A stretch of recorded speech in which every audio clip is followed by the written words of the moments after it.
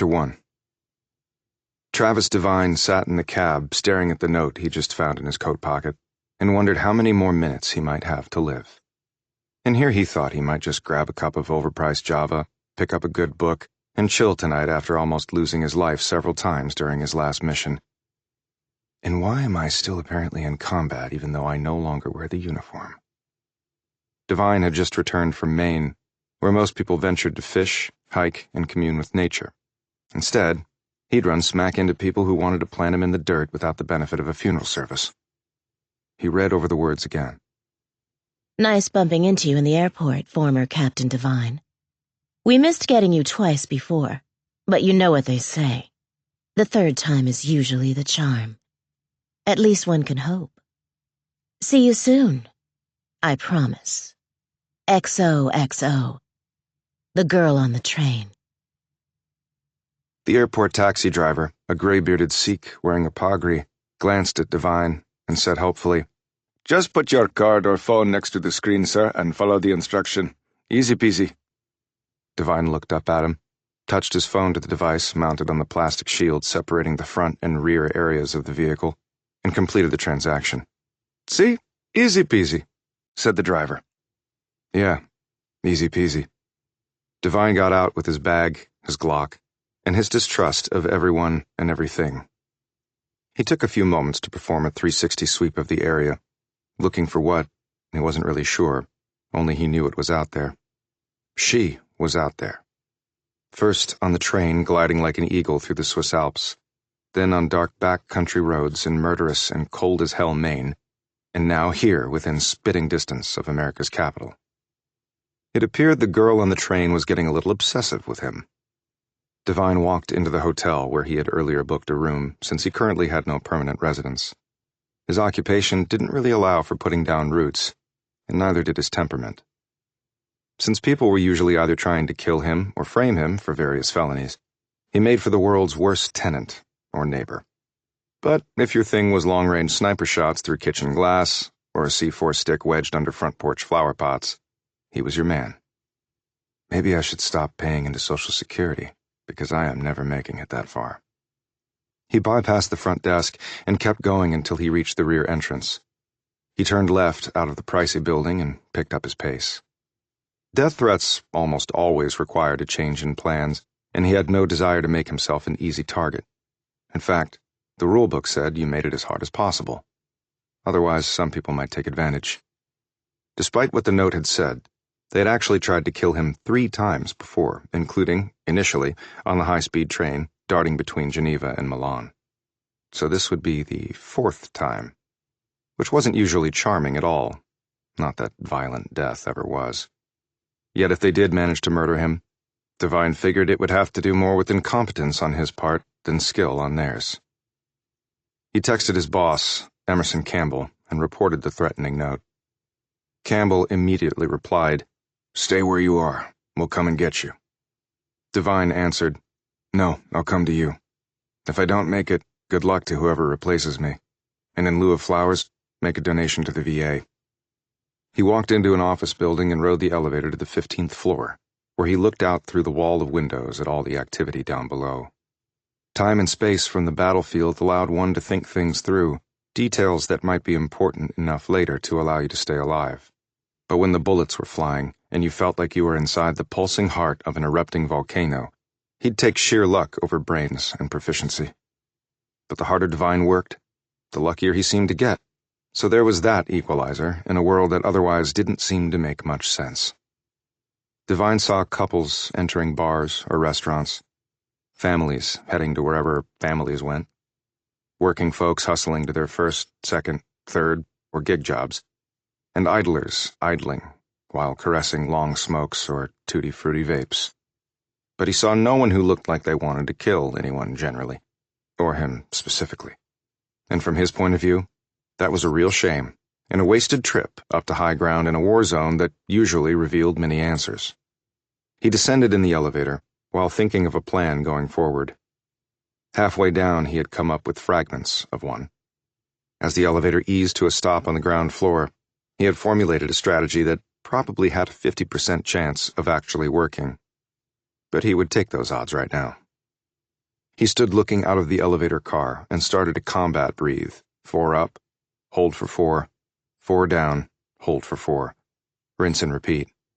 He wasn't expecting to kill or be killed as soon as he stepped clear of the elevator car, but his mind and nerves needed a reset, and sucking air in and letting it out in a controlled manner did that. Devine stepped out of the elevator thinking that these people killed for a living as he did in certain respects. He just assumed he occupied higher moral ground. Yet who really knew? Dead was dead after all, with the victors left to tell the story all their own way. He hailed a taxi, but then waved it off when his warning sensor started to tingle, perhaps simply from paranoia. Better to be safe than deceased. He walked a few blocks and watched from inside another hotel lobby as the dented silver Honda pulled up across the street in response to his Uber request. The driver on his phone may be already checking what might be next in his queue. As he continued to observe, 2 men strolled into view, one on either side of the street. The humps under their jackets signaled the weapons they carried. The bumps on their rear waistbands were clear tells of the transponders powering the squiggly-lined earpieces so they could communicate hands-free. They were trying too hard to be cool, nonchalant, and also kept their gazes dutifully averted from one another. But their guns and communication hardware and fluid synchronicity of movement were all Devine needed to conclude that they were working together with the firm goal of ending his life, unless POTUS was coming here and they were the Secret Service advance team. But they didn't look legal. They looked the opposite. Devine got confirmation of that possibility when he noticed the bulky black Lincoln SUV with all-around dark-tinted windows slide into view like a slimy snake, bellying out from its hole looking for dinner. They knew about the Uber, and they probably followed me here from the airport. And the SUV is here to take me to the girl on the train so she can say goodbye properly with a bullet to my brain. But that is not happening. Not right now, at least. I have things to do. He three-pointed his phone into the trash, since it was now clearly compromised and thus akin to a laser sight on his skull. He didn't turn it off or take the SIM card or crush it, because they would waste time tracking it, and him, they would think, to this receptacle. And without his facial recognition authenticator and password to access his cloud, the phone was a useless brick instead of a data treasure trove. Devine exited the rear of the building, found an old-fashioned cab stand in front of another expensive Northern Virginia hotel, and got into the lead taxi. He gave the driver the address and said, "Ride like the wind, friend." "I'm not looking to get a ticket," said the gent, eyeing Devine in the mirror. Devine flashed his badge. "Don't worry, you won't. Now just drive." The driver noted the embossed symbol of federal authority. "You the man?" he asked. "I am today," replied Devine. Chapter 2. All during the ride, Devine maintained a vigilant lookout as they careened along the Capitol Beltway with thousands of other vehicles on the hamster wheel known as the D.C. Metro Rush Hour, which actually extended to more hours than any weary commuter ever dared to admit. That was one reason why Devine had never wanted a 9-to-5 desk job. As they got off the highway, he wasn't so sure. Annandale was a bubbling brook of immigrant-owned mom-and-pop businesses and restaurants serving dozens of international cuisines, the smells of which constantly enticed the famished. For its part, US 50 was a perpetually bottlenecked artery of weary travelers heading directly into or out of the heart of the nation's capital. There seemed to be no reason to associate Annandale's ordinary commercial and commuter activity with anything clandestine. Which was the point, and also the only reason Devine was here. He surprised the driver by paying in actual cash and got out, his gaze sweeping fore and aft, threat assessing all the way. The outdoor strip mall looked just like thousands of other such places across America, where cheap and pointless was the signature style of a nation falling into the fragments cast off from capitalistic excess. The small office located there was so bland that one would forget its existence in 3 or 4 footfalls. That was also the intended reaction. The front window held a sign that read, "By appointment only." Devine had to smile at this prop of deceit, when he had little else to smile about. This was one of the places of operation for the Office of Special Projects, a tiny stealth subgroup under the crowded circus tent cover of DHS, the conglomerate of the government world stuffed full of acronym agencies. Devine doubted that many at Homeland Security even knew of its existence. He worked for the little boots-on-the-ground organization that could, and often did, punch above its weight. However, his service was not entirely voluntary. Devine was a closer, snooper, fixer, investigator, and sometimes he had to kill in order to keep on breathing or complete a mission. He tried not to think too much about it, just as he had when he'd worn a uniform on behalf of his country. But killing was killing, no matter the reason, noble or cruel or a combo thereof. If it didn't make you feel something, maybe you were incapable of feeling anything, becoming akin to Ted Bundy, John Wayne Gacy, or Jeffrey Dahmer, which had never been a life goal of his. Inside, he sat across from Emerson Campbell in an office outfitted with dinged governmental hand-me-downs.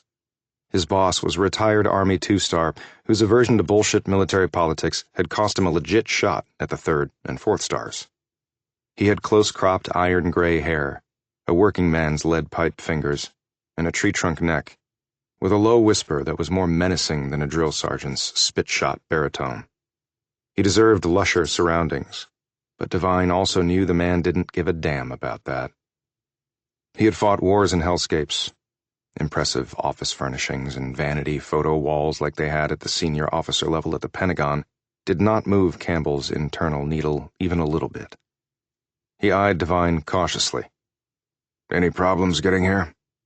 "Aside from the fact that they seem to know my every move, no problem at all. By the way, I need a new phone. My old one's in a trash can over in Reston. And new plastic, too. They've probably hacked that as well." Campbell sent a text, and a minute later Devine was presented with a new phone and credit card.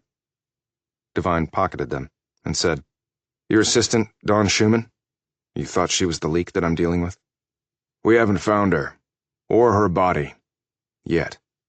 But it seems clear that she's the one. I still find it hard to believe that she was turned, but there's no other explanation for her disappearance."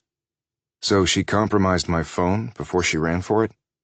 Or gave the folks she was dealing with the info they needed to crack it? I guess I'm lucky the girl on the train didn't stick a syringe filled with liquid fentanyl in my gut when she slid the note in my pocket." "I am surprised they let that opportunity go by," noted Campbell. "And hopefully relieved," added Devine coldly. Campbell gave him the military once-over, stare, glare, but then out of the blue a touch of understanding, compassion even. "Look, Devine, I know you're pissed about this, and you have every right to be, but we are doing all we can to resolve this as quickly as possible." "Good, because I'm not sure I can count on them to keep sending idiots I can kill before they kill me." "I understand your frustration, soldier, I really do." "Then my work on that is done, sir." He drew a 4-second breath to quell the fury in his chest. "What now?" "Another assignment. West Coast." "Why? To get me far, far away from here?" "And to get you to a place where you're needed. To provide security for someone." "So now I'm a glorified bodyguard?" "And maybe a blast from the past for you." "Okay, you have my full attention." "Danny Glass. Name ring a bell?" Devine nodded. "Iraq. We were thrown together during a mission. His actions helped save all our butts. I recommended him for a commendation." "What's his involvement?" "He left the Army shortly after the battle you just referred to, and his reputation is not a good one." "I'd heard some scuttlebutt way back when about him, but feel free to elaborate." "The government is going after him in a big criminal lawsuit out in Seattle. A buddy of mine at the Justice Department got in touch. Wanted to know if I had a good man for this mission. He mentioned Danny Glass's involvement, and I recalled that you had known Glass from your military days. Seemed like a good fit. I told my buddy that, and he agreed." "And do you trust your buddy?" "Yes. We served together before he jumped to the civilian side. Saved his life once." "In combat?" asked Devine. "No, on the LA freeway, road rage incident." "Okay, what else?" "Glass has a niece, Betsy Odom, age 12. Her parents recently died, and Glass is her only living relative. He wants to become her guardian and eventually adopt her." "And why does that interest DOJ?" Campbell pulled an old-fashioned paper file out of his desk and plopped it in front of him. To be perfectly candid, I don't know all of it, which I don't like one bit. It's not how we did things in uniform, but it's something we apparently have to live with in joint ops like this. But with that said, I'm going to do all I can to get a fuller picture. And anything I find out, you will know right away. I don't like sending my people into harm's way on half-assed briefings. Devine relaxed and leaned back in his chair. He greatly respected this man who, in some ways, was an older version of himself. And Campbell's last words had hit every reassuring mark for Devine. Well, what else do I have, except minutes to burn and blood to shed, sir? Let's get to it. Chapter 3. 2 nights later, Devine walked resolutely up a steep, slippery street in Seattle, while the darkness, varnished with a marine layer, shrouded him like a sheet fort laid by a child. The nearly 45-degree upward angle caused his heartbeat to accelerate. At least he wasn't carrying an 80-pound rucksack, only a 6-ounce cup of coffee. Behind him was a harbor filled with commercial, military, and recreational activities, all of a nautical kind. Ahead of him, the rest of the city was splayed out on multiple hills like a modern fortress with clear views of approaching armies. He was staying at one hotel and now heading to another to meet with someone. Well, 2 people, actually. He knew very little, but at least he knew that. The flight here had been uneventful. 5 hours on a United Airlines A320. Campbell had sprung for first class so Devine could stretch out his long legs on the narrow-bodied jet. He'd also allowed himself the luxury of a beer, since it was free in that part of the plane. In any event, it beat a vomit seat on a cram-packed Air Force C-130. But then again, riding coach, or even being out on the damn wing, would have done that. Seattle was always chilly, rainy, and foggy at this time of year. Devine had been here before, and found the city interesting and consistent in certain respects. But like any large metropolis, something could jump out and bite you with little warning. He located his destination in a part of the city that was still awaiting a full facelift. The 4-story hotel was sandwiched between a vape shop and a cannabis dispensary that had fake ivy glued to its brick exterior. The combined smells reminded him of the time he'd been thrown into a dumpster as part of a West Point meet and greet, courtesy of a half-dozen drunken upperclassmen, all of whom were now commanding armed men in uniform. The small, shabby lobby was empty, and the single banged-up elevator was out of order. There was a silver coffee urn and a stack of cups set in a round table with a sign that read, "Hot apple cider, help yourself." Devine did not help himself. He threw his coffee into a trash can and headed up the stairs. On the 3rd floor, he turned right and trudged to the end of the hall. The carpet was torn and stained. The walls needed repainting. And apparently, the fuggy cannabis smell and sickly sweet pop of the vape shop had pierced the thin exterior walls on either side of the hotel, morphing into an alchemy of intoxication for those dwelling here. Devine held his breath so he wouldn't get stoned and addicted simply by inhaling air. He thought he heard the creak of a door, the slight sound of a footstep, and Devine also seemed to sense a shadow or two here and there. Yet no threat materialized, so he assumed it had to do with the curiosity of people working or staying here. He let go of the butt of his Glock and kept going. He gave a special rap at the last door on the hall and got another one in return, which he answered with another combo of raps. He felt a bit like he was in a 1960s-era spy flick, but at least he couldn't computer hack a secret knock. The door opened by the width of the slender burglar's chain, and a woman peered out at him. Travis Devine? "Yes, ma'am." ID? He produced it. She unchained and opened the door fully and motioned him in. She poked her head out and glanced down the corridor before closing and locking the door. He noted that she held a dark, matte-finished Sig 9 mil in her right hand. She was around 5'5", a little lumpy in figure, and her features were drawn. Her stringy brown hair, with more than a few gray strands, bracketed her 40-something face. She looked sleep-deprived and unhappy, all in one dreary package. She reholstered the sidearm and showed her credentials. FBI Special Agent Ellen Saxby. Devine ran his eye over the tiny room, noting the tattered carpet, the old furnishings, and the general air of neglect. Devine next spied the half-eaten meatball sandwich from Subway on a side table. An open door off this room revealed a modest bathroom that looked like it dated back to the 1970s. He also noted a closed door apparently leading into the sole bedroom. Then there was the stained couch, with a pillow and blanket strewn across it that rested against one wall of the room. This was apparently Saxby's humble place to lay her weary head. FBI per diem gone through the shitter? He said, eyeing the woman. The government has to live within a budget too, Divine. He thought about his flying out here first class, but that was a rare thing indeed. I know, but most Americans probably wouldn't think the government even has a budget. Where's Betsy Odom? Napping. In the only bedroom. Just you here? She nodded. I've gotten about 10 hours of shut-eye total over the last few days. How do you get so lucky? Probably because I accused my supervisor's fave boy of being a misogynistic dick. My complaint got fave boy reassigned to a cushy post at the New York field office, and here I am, a glorified babysitter in a shithole masquerading as a hotel that smells like wolf's piss. Divine leaned against the wall, a bit surprised by both the woman's negative attitude and her revealing such personal information to a stranger. So tell me about what's going on. Your people didn't brief you? She said, obviously caught off guard by his query. They said they hadn't been fully read in, so I need to get updated. Tell me what you do know, and we'll go from there. On the other side of that bedroom door is, presumably, Betsy Odom, age 12. Her parents recently died. The Bureau is interested in the girl because of her uncle, Danny Glass. Okay. Do you know who Danny Glass is? I actually knew him, briefly, when he and I were in the Army. Can you elaborate on that? I was West Point, and he was enlisted, but we fought together once in Iraq. I lost track of him after that.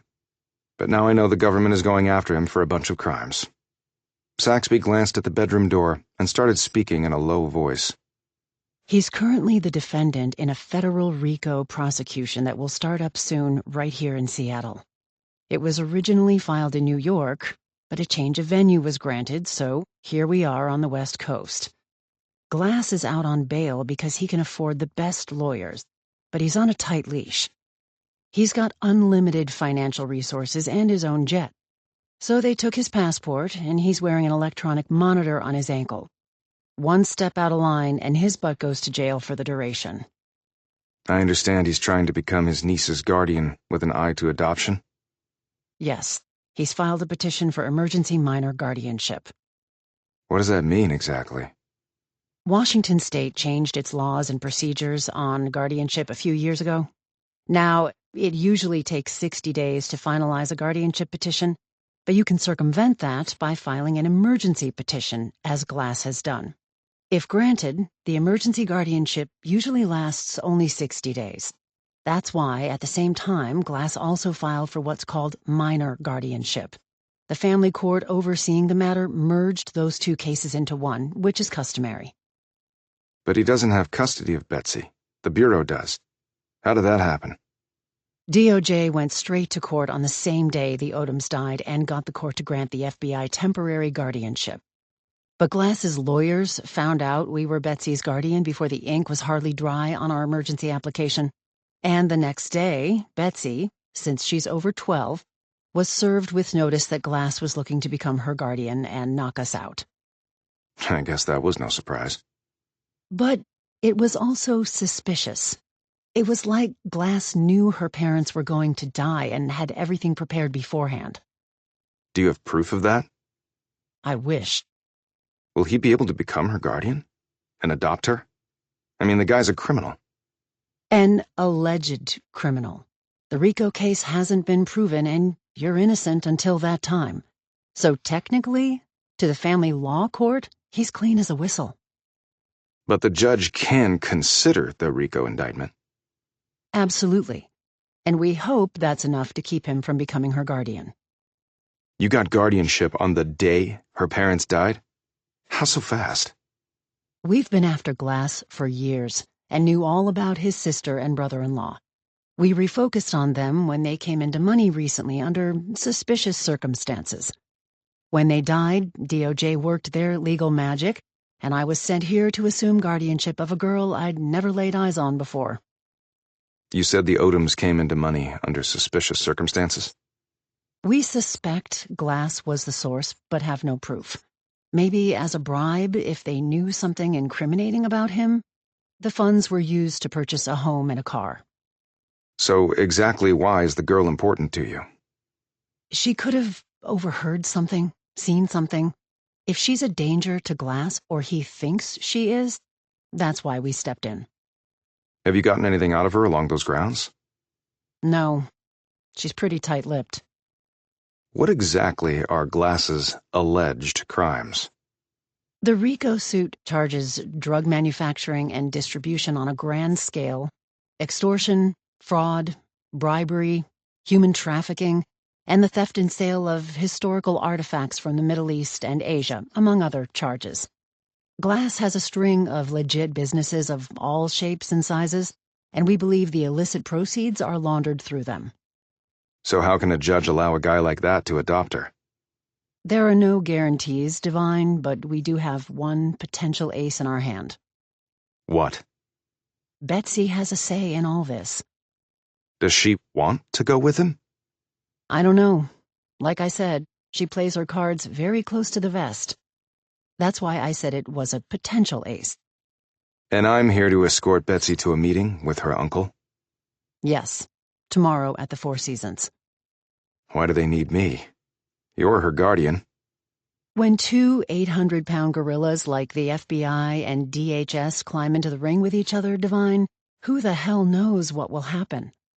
Now, what's so special about you that you got this gig? I guess it's because I knew Glass from our military days back in Iraq. I suppose the powers that be thought that might come in handy. So how did her parents die? Dwayne and Alice Odom died of drug overdoses in their car. Betsy apparently tried to revive them with Narcan. Not the first time she'd done that, I heard. Word is they ingested a heavy dose of fentanyl, so they were goners as soon as it hit their bloodstreams. Died right in front of her. Damn. Pretty traumatic for anyone, much less a kid. Their lives up till then were a bit of a shit show. Moving constantly, homeless off and on. Not sure how Betsy even managed to go to school on a consistent basis. We did learn that Glass and Dwayne Odom were not close. Glass was considerably older than his sister, sort of a big brother protector growing up. So brother and sister were tight? Apparently. But then Dwayne entered the picture when Glass was still in the Army and swept Alice right off her feet. Dwayne was also a number of years older than Alice. He'd been around in life while she was pretty cloistered and naive. I guess Alice saw something in Dwayne that she wanted. They got married and had Betsy sometime later. So can I talk to her? A slight sound made Divine glance over at the bedroom door. It was now open, and standing there was Betsy Odom, with her curly auburn hair, freckled skin, and a round face of stone, staring dead at him. Chapter 4. Betsy Odom, this is Agent Travis Divine. Divine stepped forward. You can just call me Travis, Betsy. He ran his gaze over her. She wore baggy, faded jeans with holes in the knee that looked real rather than manufactured, a pale blue Nike sweatshirt, and pink ankle socks with the right big toe showing through a tear. She was chubby in all the usual prepubescent areas, extra weight that would be used for growth spurts, and to stretch out the girl's frame. Her eyes were a muted hazel, her lips set in a firm, unyielding line. Mr. Divine would like to talk to you. I'm hungry, Said Odom, not looking at her. You can finish the other half of my meatball sub. I can get you a soda and chips from the vending machine down the hall. No, I'm not eating your shitty leftovers. I want to go out to a place to eat. What place? Any place. But Mr. Divine wants to talk to you. He said I can call him Travis. We can talk at the place. Okay, well, let me get my coat. No, not you. Just me and Travis. That is not... Divine interjected.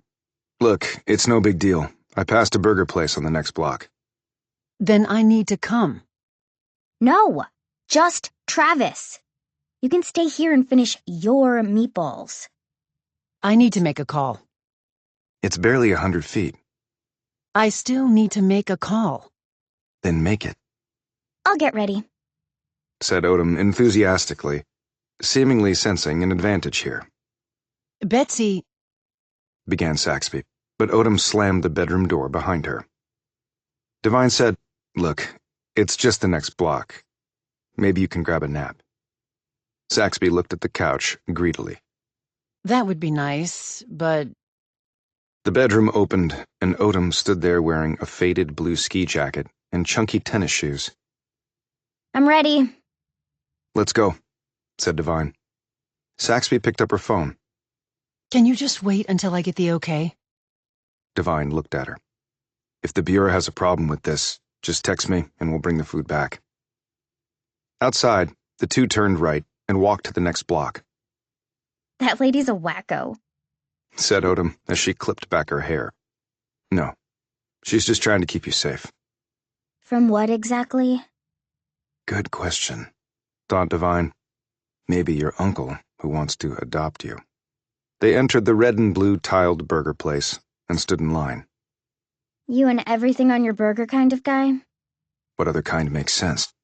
He said, while performing a threat evaluation on everyone in the place. You going for a shake and fries too? I'm already too fat. Devine didn't really know how to respond to this. His sister had been much older than he was, so he had little experience interacting with girls Odom's age, and he didn't want to in any way comment on, well, her physical appearance. But still, he felt he needed to say something because she seemed to want a response. Your body is just gearing up to grow like a weed and, well, it needs the extra weight to do that, he finished, awkwardly, and drew a deep breath. Okay, that was a mess. My mom was tall. I mean, really tall. But my dad was just average. Height is usually robustly handed down in the gene pool, so don't be surprised if you land some basketball scholarships for college, Devine added jokingly. You're tall. She said, looking up at him. And so are my dad and my siblings. I don't have any brothers or sisters.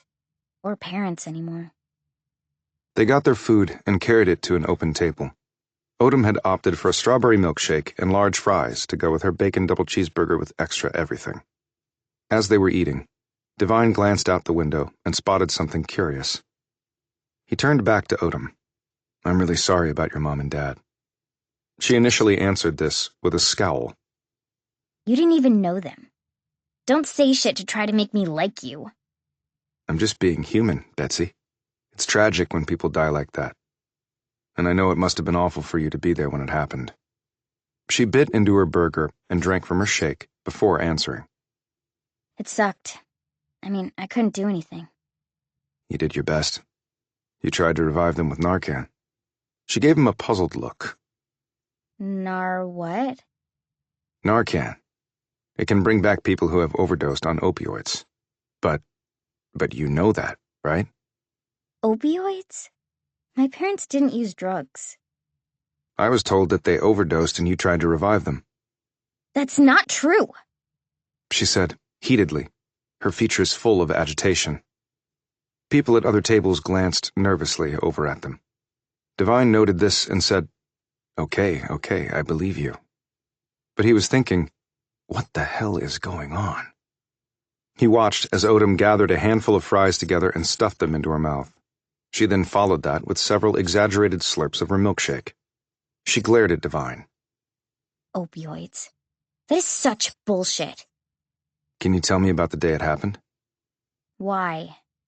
Because I'm interested, unless you have a good reason not to tell me. I don't know you. I don't know why you want to know. And I don't trust you. There you go. 3 good reasons, big guy.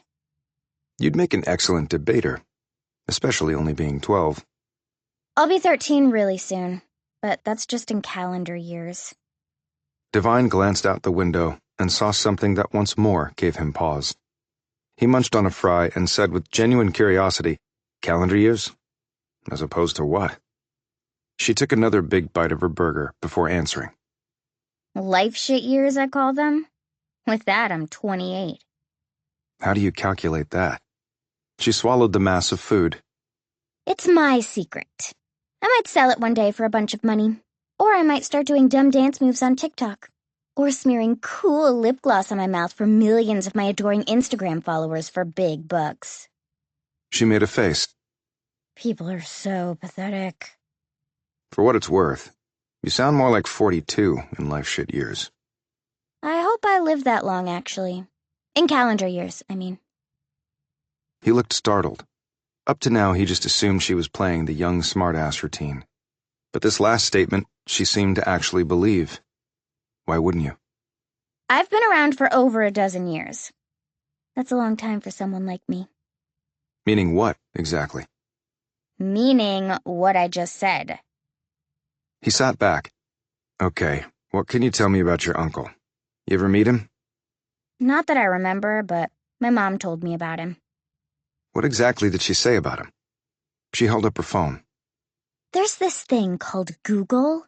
You should try it. Nice phone, he remarked. Her face fell. My dad got it for me a few months ago. It's my first one. Divine noted the utter sadness in her expression and wanted to say something supportive. But again, he didn't want to make an awkward remark that would set her off. Damn, this is tougher than interrogating terrorists. So, I heard your parents came into some money recently. You know anything about that? That earned him another glare. No, I don't, okay? So much for not setting her off. All right, do you want your uncle to adopt you? The meatball already asked me that, like 100 times. You mean Agent Saxby? So why didn't you answer her?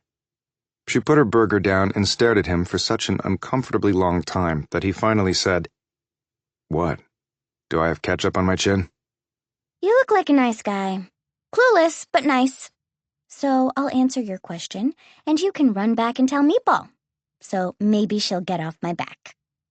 I'm listening. He marveled at how neatly the young girl had turned the tables on this conversation and, in effect, taken charge of it. Okay, here it comes. Get ready. Duh. Of course I want to be adopted by him. Why? He's loaded, has a bunch of homes, and his own freaking jet. She held up her phone again. At least according to Google. So, wealth. That's what motivates you. She picked up her burger. Who wants to be poor? Do you? No, but it doesn't drive all my decisions. Good for you, Boy Scout.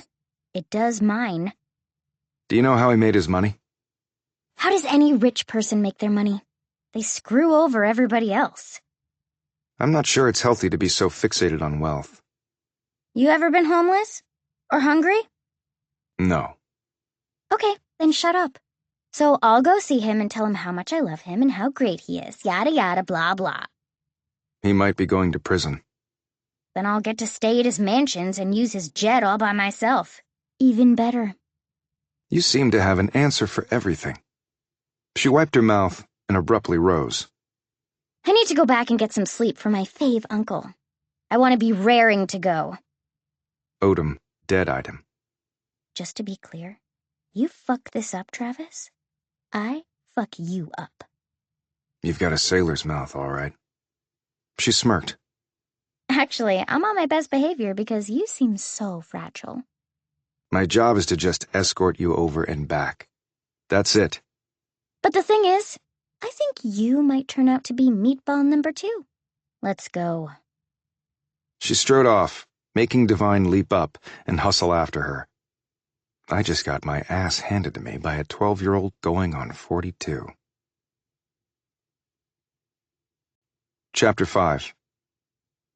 As they walked back to the hotel, Divine said, Don't look now, but 2 guys are following us. I spotted them outside the burger place, watching. Meatballs, boys? She said, casually, without looking behind her. Don't think so. They actually look homeless. Are you afraid of them? Should I be? You don't know them, or why they're following us. So yeah, you should be. Back at the hotel, she went immediately to her room and closed the door. Saxby pounced. What happened? What did you learn? Well, she told me she wants to be adopted by her uncle because he's rich. Saxby surprisingly said, Well, why not go for the brass ring? even if the brass ring is a criminal kingpin? She's a kid. What does she know? More than you probably think, replied Devine. He eyed the wrapper where the sub had been. Saxby had evidently had her dinner too. So if Odom is valuable to the feds, why only one agent assigned to protect her? We don't know if she is valuable. Yet. How's the RICO case going? It was going great until 3 of DOJ's witnesses were murdered. Devine gaped. You think Glass is behind it? Probably, but we have no proof. Speaking of proof, contrary to what you told me, Betsy said that her parents were not drug addicts, and she didn't try to revive them with Narcan. She didn't even know what it was. Well, here's a 411. That little bitch is deceitful. And the local police report was quite clear. Deceitful little bitch? Losing your objectivity, Agent Saxby? You try spending days on end with her. She's a piece of work. She's a kid who saw her parents die right in front of her, barked a visibly angered Devine. I know. Look, can you hang around here for a bit? I need a smoke. Sure. I think you need to clear your head, if not your lungs. She scowled at him, grabbed her purse, and left. Devine sat on the couch. A few moments later, the bedroom door opened and Odom stood there in gray sweats and bare feet. I thought you wanted to get your beauty sleep. I won't be beautiful when I wake up, no matter how long I sleep. So, when exactly did the FBI knock on your door? Odom sat down on the other end of the couch and rubbed at her toes. Some cops took me to the police station. No one would tell me anything. Then people in suits came and took me away. I ended up here with the meatball. That must have been really scary, Betsy. It would have been frightening for anyone. She shrugged. It's not like I could do anything. Adults just tell you what to do. Or they think they can. So if it wasn't drugs, I wonder what could have happened to your parents. Devine couldn't give the girl the 3rd degree, but he had to try to get some information from her. I don't want to talk about it, okay? What the hell does it matter now? But it's puzzling to me why the FBI is involved. She shot him a look. Aren't you one of them? No, different agency. I'm Homeland Security. They just said I had to come with them. You nervous about meeting your uncle for the first time? Devine asked. Should I be? She countered, gazing fixedly at him. I don't know, Betsy. I really don't. You don't know much. She shot back. You hit that nail right on the head. Saxby came back in, smelling of tobacco smoke. I thought you were in bed, Betsy. Without a word, Odom scooted into her room and hastily shut the bedroom door. So anything else you can tell me that might be helpful? Need to know, Devine. Always hated that phrase. I don't make the rules. He left the woman there as Saxby gazed dejectedly down at her couch bed. Chapter 6. Devine had walked about halfway to his hotel when he sensed someone following him. And it wasn't the pair of gents from before. This pursuer was traveling solo. Devine turned right at an intersection, picked up his pace slightly, and then turned right again at the next street. When the man who was tailing him mimicked these movements, Devine stepped out of a niche cut into a building facade and said, "You look lost, friend." The man gazed up at him, a smirk on his face. He was around 5'5" and a flabby $1.50 wearing a cheap suit and scuffed loafers. His hair was rapidly thinning, revealing patches of pale, flaky scalp.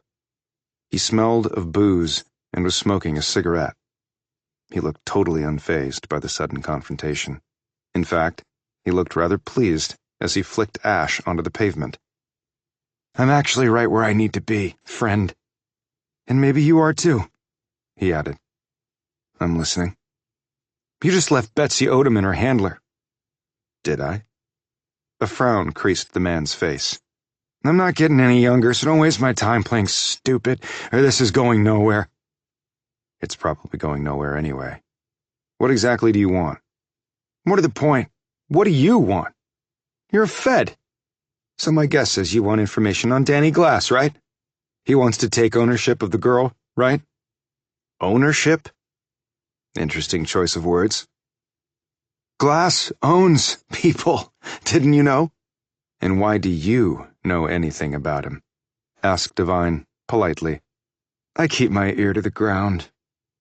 People who do that tend to know stuff. Valuable stuff. You local? Maybe, replied the man, curtly. Well, Glass isn't from here. So why would you have anything on him? I'm not from here either, and they're prosecuting his ass right here in Seattle. But if you don't want a deal, I'll find somebody else who does. See you around, sucker. He started to walk off, but Devine grabbed his thin arm, freezing the man in place. Let's start again. How about with your name? Oh, sure, it's Fred. What's yours? Okay, Fred. What do you know about Glass? Not how it works, dum-dum. You fork over money, and then I tell you. And if I don't think it's worth what I paid, said Devine, you file a complaint with the Better Business Bureau. Not to worry. I'm a member in good standing. How much money are we talking? Asked Devine. $100,000 is a nice number, don't you think? I can give you my wire transfer instructions. I don't like to carry cash. Too many criminals around here. Gut ya for a gift card. $100,000? Sure. Let me run to an ATM like 200 times and see if my government debit card will actually melt. Take it or leave it. No skin off me. That kind of money comes with at least 3 levels of approvals and a face-to-face beatdown with a battalion of government accountants. I can have a decision by this time next year, but I don't think you'll like our counteroffer, which might actually be a gift card. Boy, I thought you had a brain. My mistake. So what can you tell me for, say, $100? I already told you. My name, it's Fred. So fork over the C-note. You are one funny man, remarked Devine. And you are one unfunny loser. You know anything about Betsy Odom? I know Glass wants her. And maybe, just maybe, I know why, which I think might be valuable to you, but maybe I'm wrong. The man's look did not match his last few words. Devine processed this provocative statement, along with the man's triumphant look. Okay, maybe I can get you some money. Better make it fast. I hear he's going to take ownership of the girl real soon. You seem wired into things you shouldn't be, noted Devine. Everyone has to make a living. This is how I make mine. Which is how, exactly? Providing valuable information and receiving valuable compensation in return. Hopefully from you, if you're smart enough to seize an opportunity staring you in the face. How can I get in touch with you? Asked Devine. I'll get in touch with you, if necessary. But don't wait too long. Fred walked off, and this time, Devine did not stop him. He waited until the man was nearly out of sight, and then Devine took up the chase. Chapter 7. Through the soggy streets of Seattle, Devine tracked $1.50 Fred to a part of the city where the air was briny and humid. Some of the buildings dark, grim, and ready for rehab, and the traffic and pedestrian flows occurring in bursts before receding like an outgoing tide. Fred veered off and hurried his scuffed loafers up a set of worn and stained stone steps, disappearing through a peeling red door. Devine scooted after him and eyed the sign over the door. The Sandbar. Well, that's original. He entered a large room filled with heat and humidity, and clusters of bodies dancing, drinking, swaying, mingling, and some even crooning badly to the tunes piped overhead, probably from a Spotify account. The English pub-style bar was set against one wall. The parquet dance floor was in the middle. A wing to the right held the pinball, billiards, and foosball section of the offered entertainment. Boozed-up people were doing the age-old flirty ritual, while Devine was looking for Fred, who had disappeared into the sea of drunken groovers. Devine spotted a back hall and headed down it. He figured Fred had spied the tail and had used this place to lose him. The back door emptied into an alley. On the right was a wall with trash cans stacked in front, so Devine turned left and picked up his pace. A minute later, Devine glanced back and saw that the two men who had followed him and Odom back to the hotel were once more tracking him. He worked his way to the alley where the gum wall was located. It was so named because of all the brightly colored gum stuck to one wall by passers-by. Some of the gum had been stretched out and now resembled miniature and colorful stalagmites.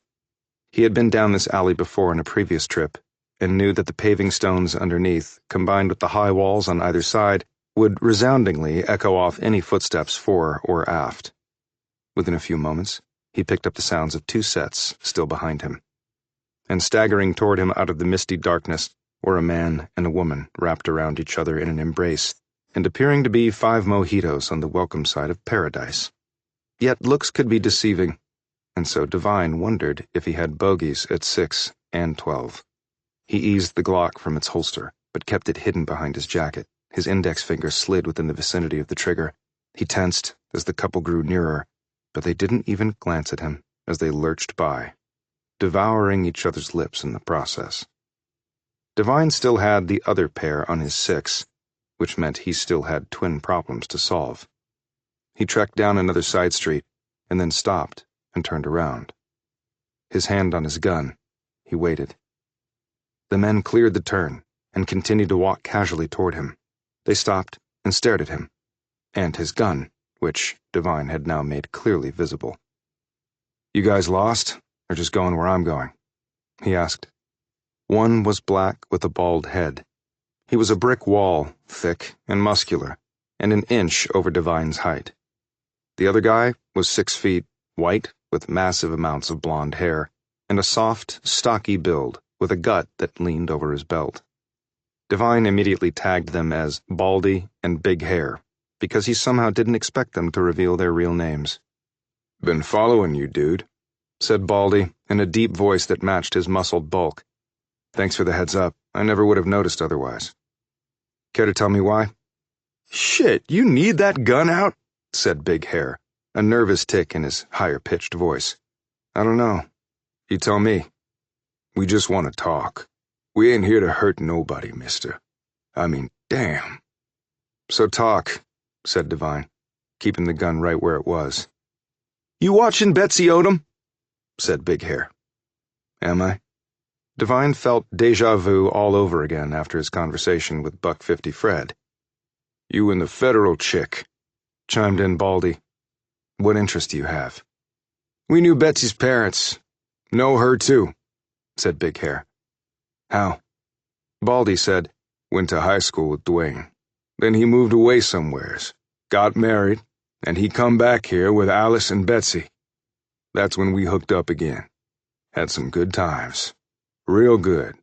Nice family." "And now they're dead," said Devine. "Any ideas on that?" Baldy said, "What do they say killed him? Wasn't it in the papers?" "We don't read no papers, dude. I mean, shit," said Big Hair, grinning. "Do we look like we get the Wall Street Journal or something?" Devine hesitated, but then decided it was worth it to maybe get some useful info in return. "Drug overdose." "That's bullshit," said Baldy. "Why?" "They ain't used no drugs." Just like Betsy had said. "How do you know?" Baldy said, "They've been back here years now. Seen a lot of 'em. Ain't seen no drugs or shit like that. And if you're using, it's sure as hell gonna be at your place, and on your skin, and in your eyes, and in your piss, and everything you got." "And how would you know that?" said Devine. Baldy held up one arm. "Zipper tracks down both arms." He pointed to his nose. "And I blew this middle part here right out snorting coke. Can't smell much no more. Except when my chef bro here uses too much bok choy or stinky-ass French cheese. Big Hair nodded and said, Meth was my devil. Popped my colon a while back. Don't remember ever doing that, man. Serious-ass shit. No pun intended. Baldy said, Point is, we know when someone's using or ain't using. And they ain't using. Police report says otherwise, and it also says Betsy used Narcan to try to bring them back. Apparently, they'd OD'd on fentanyl. Big Hair shook his head. Did Betsy say she done that? Narcan, I mean? Once more, Divine hesitated, but then said, No, she didn't. She said the opposite. Big Hair looked triumphantly at Divine. See? Told you! So what do you think happened to them? Baldy eyed Divine warily. Don't know. But if the cops making shit up, then you got your own kind doing crap they shouldn't be doing. My kind? Said Divine. You a cop, ain't you? Federal cop by the look of you. You have experience with cops, federal and otherwise? What do you think? Said Baldy defiantly. Or do I look like I gone to Harvard with a trust fund?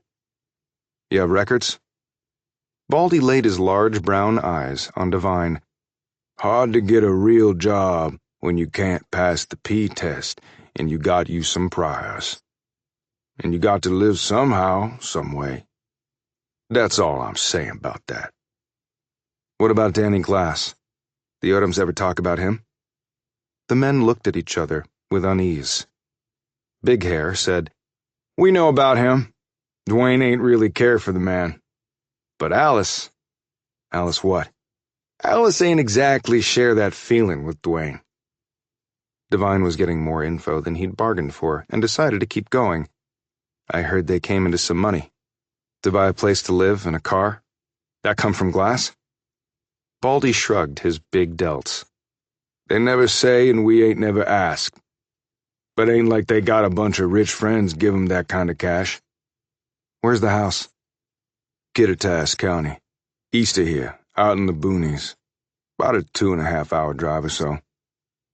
Got an address? I'd like to go see it for myself. Got a P.O. box, but that ain't help you none. But we can tell you how to get there.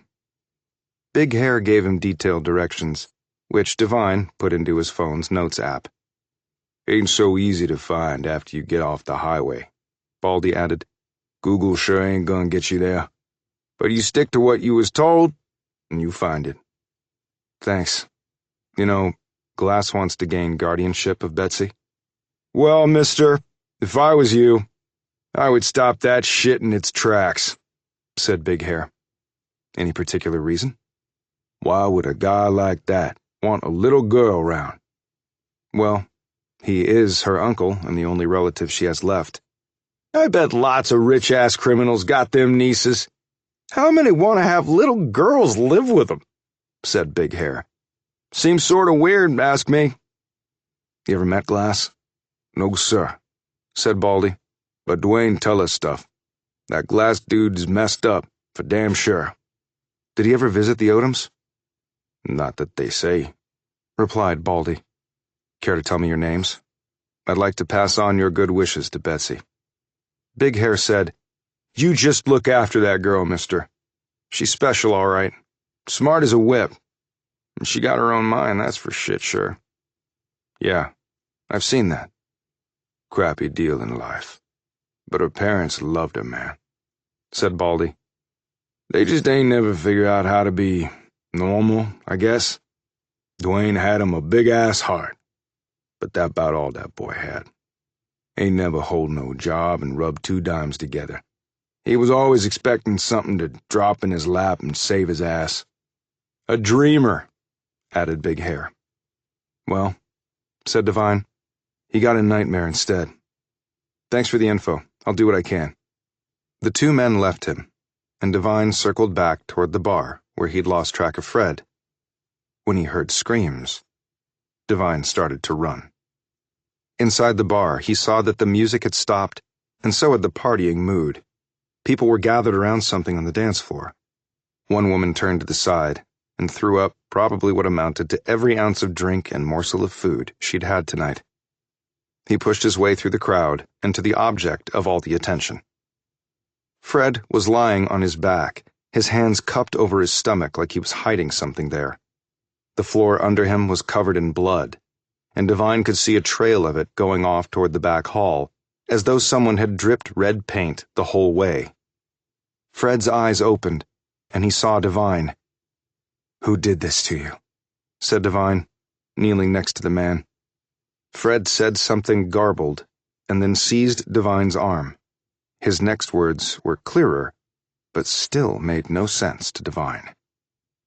Then Fred's eyes closed, his grip fell away, and the little man let out a long breath, which turned out to be his very last one. Chapter 8.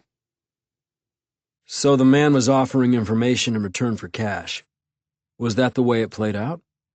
Said Detective Stephen Braddock, who was with the Seattle PD. Devine nodded as both men eyed the body of the late Perry Rollins, a.k.a. Fred, whose identity had been positively confirmed with the driver's license tucked inside his wallet. That, and 40 wrinkled bucks, and 2 quarters, and 1 expired credit card, along with a recent receipt from a local hardware store for drywall joint compound, some paint, batteries, and a mousetrap. Braddock was beefy and of middle height. His chin had a couple days' worth of stubble. The man possessed a pair of penetrating eyes, which lurched around in their sockets in an apparent attempt to miss nothing going on around the vicinity of their owner. He had chewed down 4 sticks of gum while talking to Devine. "That's pretty much it," agreed Devine. He had stayed behind to meet with the first responders, identified his federal agent status to them, and then hung around to speak to Braddock. The CSI team was all over the premises performing their forensic dance with the available evidence. The bar-goers, at least those who had not fled prior to the cops' arrival, had been shocked out of their drunkenness, and were cloistered in an upstairs room for processing and questioning. "He have any family?" asked Devine. None that we know of. FYI, Rollins has crossed our path before. I believe he came out here over a decade or so ago. He did some time in the local lockups. Just petty crap. But he kept his eyes and ears attuned to stuff. He actually provided us info on a couple of cases that helped us out. "He knew more about my situation than he should have." He apparently made a meager living out of knowing things he shouldn't. "So if he was a cop snitch, maybe whoever he ratted out took their revenge?" Maybe. Said Braddock, cautiously. "But you're thinking the timing is too coincidental," noted Devine. You're tracking him after he offers to sell you something, and then, bam, he bites it? Braddock eyed him. Couple of witnesses said Rollins might have spoken to you before he shut his eyes for the last time. "He did, but I couldn't make it out. It was garbled. Guy was gushing blood, maybe delirious." Braddock nodded. Okay, but if the garbled becomes less garbled, let me know. "Will do," said Devine. He'd actually made out some words, but they made no sense, and he decided not to disclose them yet. So he wanted to sell you info. What about exactly? That would require a call to the East Coast, Detective Braddock, and at this time of night, no one would answer. Braddock looked put off. And here I was thinking you feds with all those budget dollars were a 24/7 op. Popular myth. Uh-huh, sure. Devine stared down at the man's torn shirt. Looks to be 2 knife strokes to the gut. Painful way to die. Might mean something. Maybe only that it's quieter than a gunshot in a crowded bar. Right. Well, you have my contact info. You make that call back east tomorrow morning. I'll expect to hear from you right after. And I don't care how early it is here. With my line of work, I don't really expect to sleep much anymore. See what I can do, Detective. Braddock shook his head. I don't know how you feds live with yourselves, screwing over local law enforcement. Devine didn't know if the man was being serious or sarcastic, or somehow both. He left Braddock hovering over the bloodied body of the late Perry Rollins. But he didn't leave the premises. Devine followed the spatter trail down the hall and to its point of origin in the men's john. The other people working away had evidently seen him talking to Braddock and thus didn't challenge his movements into the heart of their investigation. Inside the restroom, 2 young female techs were dusting, photographing, measuring, and scouring for microscopic detritus with the aid of sophisticated instruments and no doubt years of training and on-site experience. "Stabbed in here, I take it?" he said. When they looked up at him, suspiciously, he flashed his creds. "I'm working with Braddock on this." He white-lied. "Inside the last stall," said one of the women, jerking her head that way.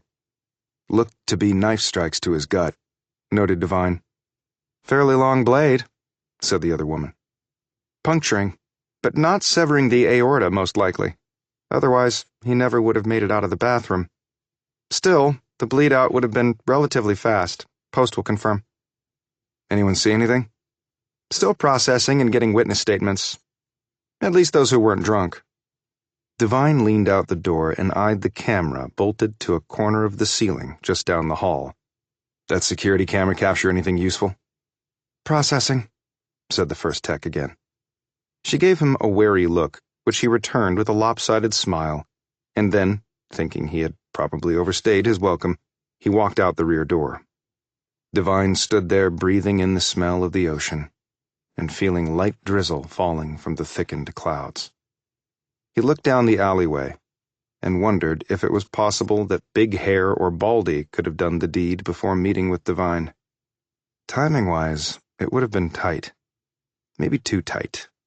And neither man had any blood on him. And they couldn't have done it after they left Devine. He'd gone straight back to the bar, while they had headed off in the opposite direction. He walked to his hotel. Luckily, the rain didn't really start pounding until he had a roof over his head. He stripped off his coat and spent 5 minutes at the bathroom sink trying to grind Rollins' blood off his jacket sleeve, but he was only partially successful. He hung it up to dry, undressed, and slipped into bed. Sleep usually came easy for him, but not tonight. Too much had happened in too short a period of time to give his mind the time and space it needed to fully shut down. He finally rose and went over to the window and looked out onto the rain and windswept streets. Devine checked his watch. In 8.5 hours, he would be picking up Betsy Odom and delivering the 12-year-old, maybe to the devil. And that devil might have had a man with damaging information on him gutted in a men's room. That thought did not make Devine's sleep come any easier. Chapter 9. Forgoing his normal morning workout, a weary and jet-lagged Devine slept in, rose, showered and dressed, and snagged a coffee and bagel from the little hotel market off the lobby. At 10 sharp, he knocked on Saxby's door. The FBI agent looked exhausted with dark rings under her eyes and a cup of black coffee in hand. "How was your evening?" he asked. You trying to be funny? How was yours? "Eventful." Meaning? He explained about the late Perry Rollins, but left out telling her about the 2 men who had said they had known the Odoms. He wasn't in a real trusting mood right now, and he wanted to see how all of this played out before fully looping in the bureau, if he ever did. A guy selling dirt on Glass goes down minutes after pitching you the business? You think Glass had him killed? "I don't know." Well, she can't go and meet with him now. A man connected to Glass has been murdered. Devine shook his head. "Like you said before, innocent until proven guilty. And if you try to put the kibosh on the meeting, your supervisor will probably transplant you permanently to a 1-person office in the wilds of Alaska. I doubt you want to earn the rest of your government pension counting down the seconds of your life." She took a gulp of coffee, ran a hand through her tangled hair, and plopped down on the couch. I really don't need this shit. "But for now, it's Tag, and I'm it. I'll take her and bring her back." She glanced up at him. Okay, here's the rundown. Glass has reservations at the Four Seasons Hotel restaurant. They meet for 2 hours max. No going anywhere else. You can leave them together, but you are to maintain visual contact at all times, no matter what. Okay. Is Betsy ready? I heard her moving around close to 6, so I'd say definitely yes. She must be excited. Or nervous? Or both, amended Divine. How do you sleep? That damn couch is older than I am, and I've had insomnia for 2 years. Army has a method for falling asleep. I can teach you. Thanks, but no thanks. Army, huh? How long were you in for? Little over 10. Then you were well on your way to a full ride and a nice pension. You know about such things? My ex was in the Marines. Did he do the full ride? Yeah, and then the asshole divorced me and married a 20-something hairstylist who I introduced him to work on his bald spot to make him feel better about himself, if you can believe the irony. Again, Divine was startled by the personal information dump and didn't respond directly to it. You have kids? She nodded, her mouth widening almost to a smile. 2 boys, 14 and 16. Who do they stay with when you're on the road? A frown swept the near smile away. They split time with me and their father and his new bride. She comes from money, but apparently sees herself as an artiste with clippers and a blow-dryer. They have a place with a pool. I take it my boys just love to watch their stepmom prance around in her itty-bitty bikini. Makes me want to puke. This was getting so uncomfortable now that Divine nearly cried out in relief when the bedroom door opened and Odom appeared there. She had on black slacks, lace-up green boots, and a dark blue turtleneck sweater. Her hair was freshly washed and done up in a way that had clearly taken the girl some time and effort to accomplish. I'm ready. How do I look? Fine, pronounced Divine. Saxby just sipped on her coffee, looking miserable. Let's go, said Divine. Odom grabbed her coat, and they started out. Before the door closed behind them, Saxby clenched his arm. Watch her like a hawk. I plan to, replied Divine evenly. Because it's my job. Divine ordered an Uber. The Kia SUV pulled up 3 minutes later, and Divine scrutinized the fresh-faced young woman at the wheel, who greeted them with a warm smile and an offer of hard candy. Both declined. As they drove away, Divine looked at Odom and said, "Good sleep?" It was okay. She glanced furtively at him. I had some butterflies. Understandable. I read some more online about my uncle last night. What's this RICO stuff? A bunch of criminal laws the government alleged he broke. I knew he was kind of a bad guy. From your parents? Or Google? He quipped. She didn't answer him. Look, anything gets hanky for you with him, just give me the high sign, and I'll end the meeting. What kind of sign? She said, casting him a curious glance. Divine rubbed his hand along the seat and leaned his head to the right. Do those two things together, and I'll swoop in, and it's over. Don't worry, I'll make up an excuse and take the blame, he added, when Odom looked ready to protest. Divine continued, Those guys who were following us last night, they said they were friends of your mom and dad. Went to high school with your father. He described big hair and baldy. Sound familiar? She looked at him warily. It struck Divine that Odom did not trust anyone. And maybe that made perfect sense. And not just for her, but for me, too. Maybe. What did they say? That they agree with you, that your parents were not drug users, and so that could not have been the cause of their deaths. See? Just because they said it does not make it true, especially when the police say otherwise. Then the police are lying. And I said my parents weren't drug users, too. Divine caught the young driver staring at them in the rear view, a startled expression on her features from what she had overheard. He flashed his badge and said, Eyes on the road, ma'am. Official government business back here. And can you turn up the radio, please?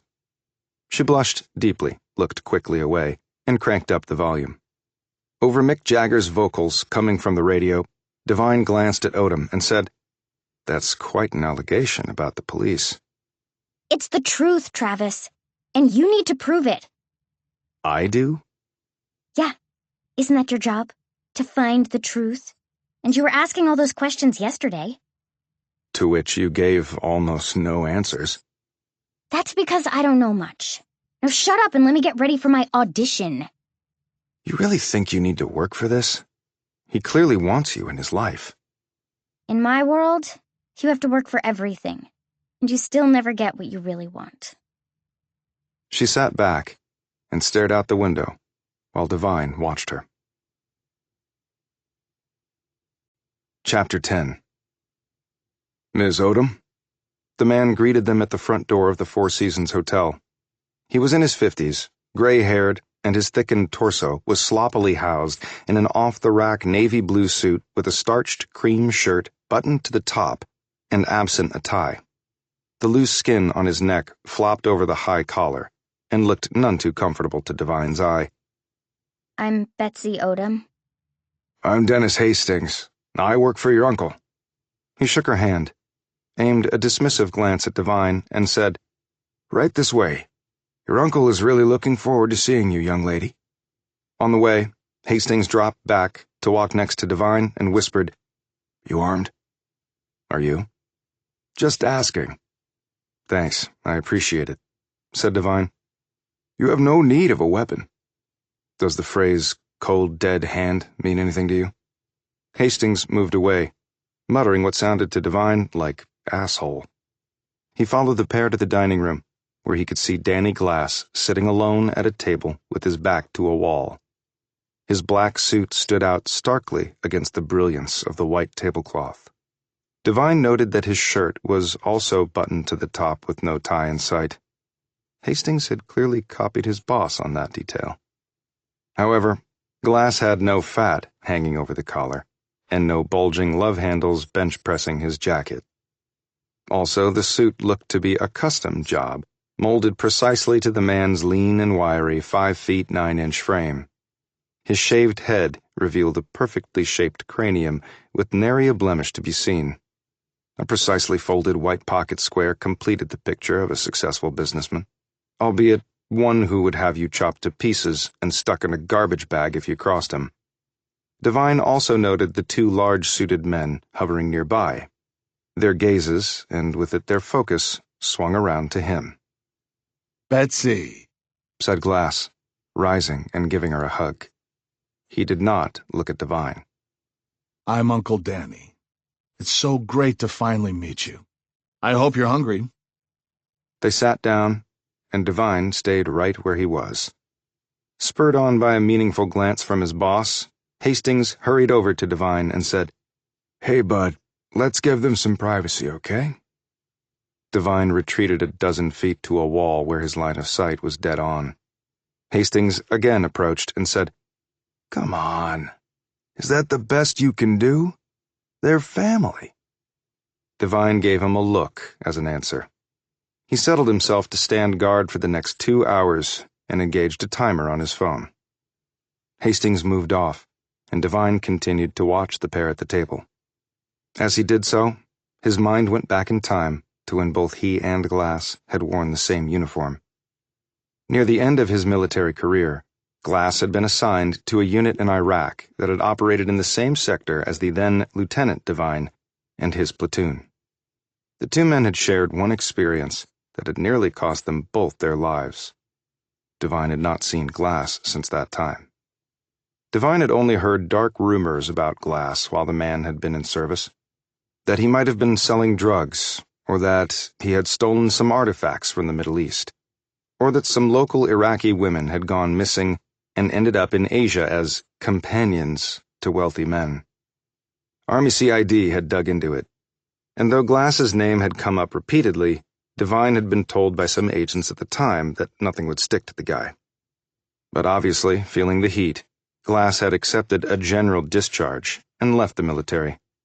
Then, apparently, he had felt liberated to lead the sort of life he had wanted to all along. The rest, as they say, was criminal history. Watching him, Divine could almost feel both the burn of unbridled ambition as well as the enormous chip on the man's shoulder. Although he could be looking at life in prison, Glass didn't seem to have a care in the world other than his niece. For that, Devine found himself with a grudging respect for the man, and they'd worn the uniform and fought and bled for their country. That also counted for something with Devine. A couple of times, the look on Odom's face appeared strained, nervous even, and once, when Glass leaned in close and was talking to her earnestly, he thought the girl might give Devine the signal to end it. He believed he could see her hand start to make the sliding motion on the table and her head start to dip to the side. But then Glass said something that made Odom laugh. The signal would not be coming after that, Devine predicted. And it didn't. When the meal was over, Devine's timer had 4 minutes left to burn. Glass escorted his niece over to Devine and put out his hand.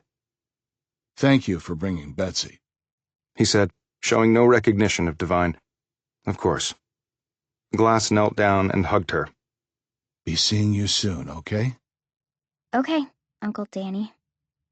And then Glass rose and walked out, with his security team scurrying after their boss.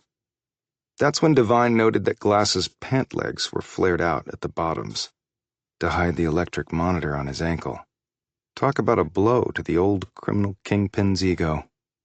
As he and Odom left, Devine said, "So, how did it go?" Fine. "Thought you were going to give me the signal for a second there." She glanced at him, and Devine couldn't really read her look. "Everything okay, Betsy?" Yeah, sure. Thanks for not screwing things up. "You're welcome." During the Uber ride back, she looked out the window with a pensive expression. Devine could tell something was eating away at the girl. She finally turned to him with a curious look. "Something on your mind?" I haven't cried. "Excuse me?" About my mom and dad. I haven't, cried. That's weird as shit, right? Devine chose his words carefully. Don't judge yourself against others when it comes to grieving. Everyone handles it differently. Her face flushed angrily. You're just saying that to make me feel better. "No, I'm just telling you my experience." She glanced at him. Her irritation transformed to curiosity. What do you mean? "I lost friends in combat, friends who were closer to me than my own family, and I processed it differently than others did." How can friends be closer than family? "Depends on the friends in the family, doesn't it?" he said bluntly. I guess so. What happened to your parents and you is hard, complicated. There are no easy answers and no right or wrong way to get through it. So you think I will cry at some point? My guess would be yes, Betsy, you will. Maybe harder than you ever thought possible," he added quietly. She turned away from him and leaned her face against the car window. She looked to Devine like the loneliest little girl in the world. "So the guardianship is a go then, I take it?" he asked after a bit. Let's hope so. "Did you talk to him about what happened to your parents?" I'm tired.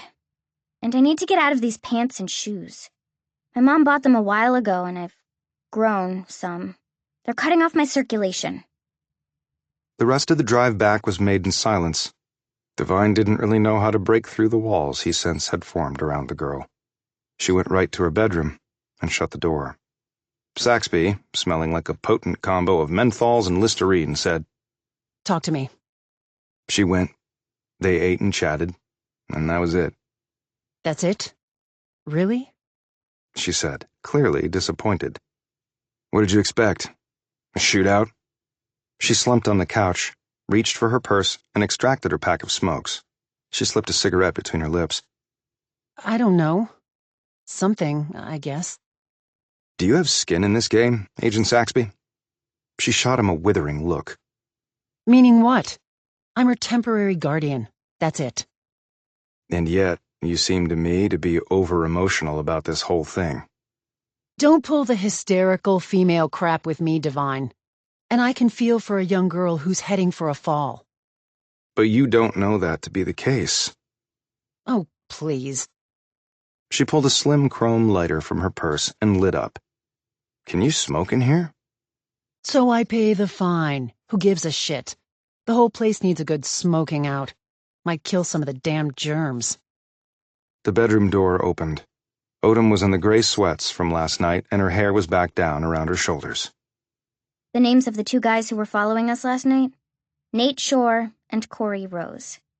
Nate is the black guy, built like a truck. Corey is super nice and a really great cook. Saxby stabbed out her smoke on the table and said, What guy's following you? She whirled on Divine. What the hell game are you trying to play? Sorry. Slipped my mind. He looked at Odom. What else can you tell me about them? They had drug problems, and my parents were helping them out. How? Asked Divine. I know they gave them some money, and they stayed over at our place a lot. Before, at our apartment. And after we got our own place. And they helped around the house. Corey would cook meals, and Nate would fix stuff. And my parents would drive them to their jobs and their rehab stuff. Did you talk to this dynamic duo last night, Divine? I did. And they told me that the Odoms were not drug users, and anyone or anything that says they were, including police reports, is wrong. Same thing I told you. So what can we do about it? Asked Divine, looking squarely at Saxby. Do? Do about what? She said, looking tired and defeated. Divine glanced at Odom. Betsy, can you give us a sec here? Agent Saxby and I have some government things to discuss. But this stuff is about me. I should be able to hear it too. And you will. Just not right this minute, replied Divine. Please, he added. She skulked off to her room and slammed the door. Divine turned to Saxby. Okay, we need to find out how they really died. That is not my jurisdiction. If you want to take it up with the locals, feel free. So the parents of someone of potential value to the Bureau are killed, and their reported cause of death may be a lie, and the Bureau wants nothing to do with it? Said Divine incredulously. Those men could be lying, pointed out Saxby. But I don't think Betsy is. What would be her motive? Saxby glanced at the remains of her cigarette. I don't know what to tell you. How about you report this up the line and request the Bureau take a look, suggested Divine in a sharp tone. 2 second-hand accounts from admitted drug users? I'd be laughed out of a career. Odom burst out of the bedroom, where she had clearly been listening to this encounter. She put her hands on her hips. Are you fucking deaf? I'm telling you the same thing. You're a child, and you watch your mouth. If you were my kid, I'd stuff a bar of soap down your damn throat. Odom's small chest started to rise and fall fast. Before Divine could react, she had picked up an empty glass Coke bottle off a table and thrown it at Saxby. Luckily, her aim was off, and the bottle shattered against the wall. The FBI agent was so astonished, she could only sit there trembling with rage. Finally, she found her voice. How dare you, you little piece of shit! Took the words right out of my mouth, you old bitch. Odom stormed back into the bedroom and slammed the door behind her. Saxby looked furiously at Divine. Can you believe that crap? That's assault against a federal agent. Come on, put yourself in her 12-year-old shoes. What would you do? Someone needs to teach her some manners. You didn't answer my question. And I'm not going to. Now, you did your job, Divine, so get the hell out of here. With any luck, the court will grant Glass the temporary guardianship and she'll be off my hands. Boy, you really did a 180 on your view about Glass taking control of her. I actually think they're meant for each other. Now go. Divine glanced at the bedroom door, where he thought he could hear Odom crying. Make sure nothing happens to the girl, okay? I'll do my job, without any help or commentary from you. She shoved Divine out the door. Divine walked out into the street and phoned Emerson Campbell. Because there is no way in hell I can leave that kid like this. Chapter 11. Divine was on the phone with Campbell all the way back to his hotel, explaining what had happened thus far and his desire to stay in town to follow up on the situation. I knew this might turn out to be a lot more complicated than it was presented, opined Campbell. There was too much unknown about it. Nice to know my instincts are still clicking. Yes, sir. This FBI agent sounds like a nut job. What's your take on her? She has her issues for sure, but I don't have a good read yet. I'll find out what I can about her from some of my bureau contacts. And Odom? Mature way beyond her years in some ways. She's had a rough time of it. And I'm still not clear on why the bureau took custody of her. What info on Glass could this Rollins guy have had? Don't know, but the cop in charge of his murder investigation wants to know what I'm doing out here. Campbell said, "Go easy on that for now, Devine. I need to speak with our folks before you reveal anything. The local cops could screw something up." And why did the bureau even need me? Saxby could have escorted Betsy to the meeting with Glass. This might have started out with you escorting someone, Devine, but now this is about you hanging around until this thing is resolved, which sounds like that's what you want to do. She asked for help, yes. I'm prepared to give it.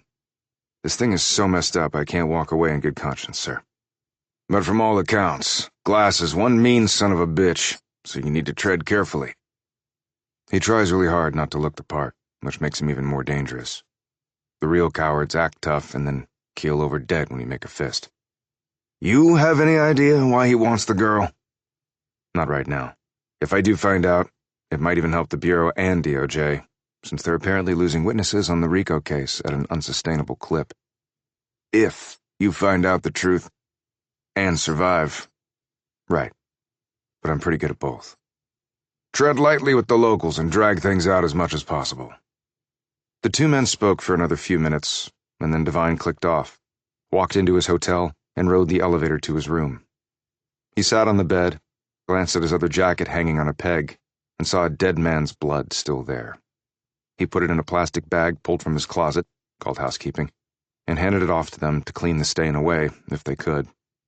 Too bad they couldn't do the same to his memory of how it had come to be that way. On the call, he had also asked Campbell to dig up all he could on Dwayne and Alice Odom and Perry Rollins. He didn't expect to get anything right away, so he figured he had time to do a little investigating on his own. But first, he had another call to make. "Hello, Detective Braddock. How goes it?" It'll either go well or not, depending on what you're about to tell me. And I expected your call this morning. The East Coast Fed should have been awake for a while now, keeping the world safe for democracy. Sorry I got tied up. You have time to meet? I don't like doing this over the phone.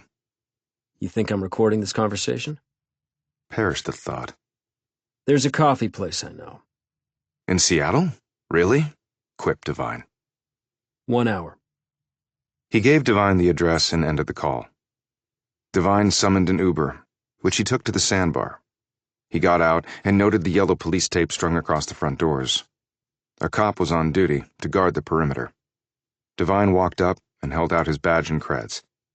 "I was here last night with Detective Braddock working on this case. Is he still around?" Devine hoped not, because he wanted to go over everything again without the detective making inconvenient inquiries of him while he was doing some private sleuthing. The young cop stared in silent reverence at the glittering DHS badge and accompanying federal credentials. "No, you left about an hour ago."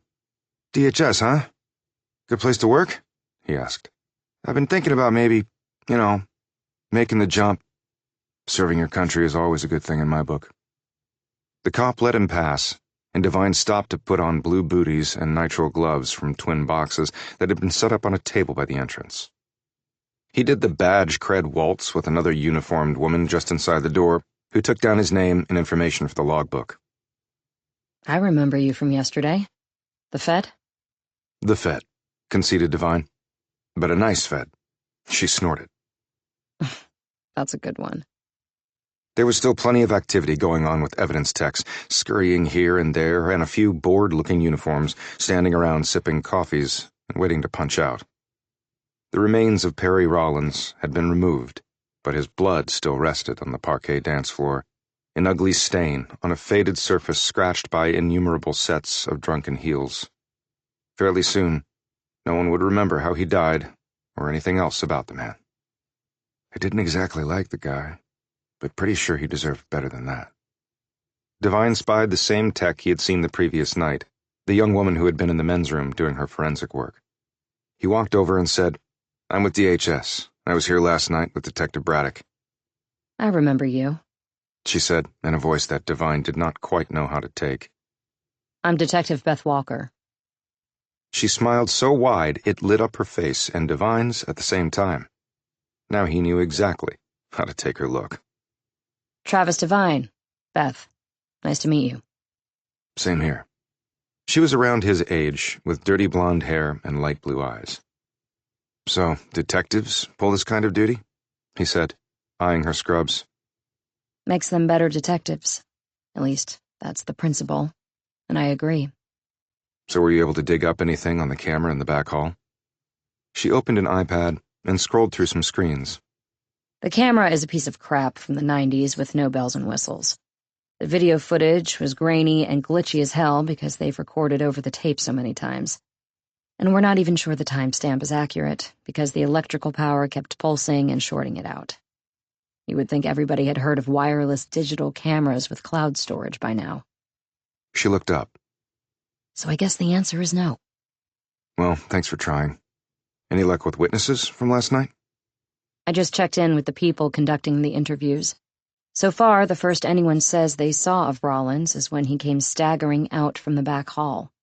But the people involved would have already fled, I imagine. However, someone did say that they tried to use the bathroom around that time, but the door wouldn't open. Any ideas on that? It was a push-swing door without a lock because it had urinals and separate toilet stalls inside. We found some curious marks on the floor right near the door.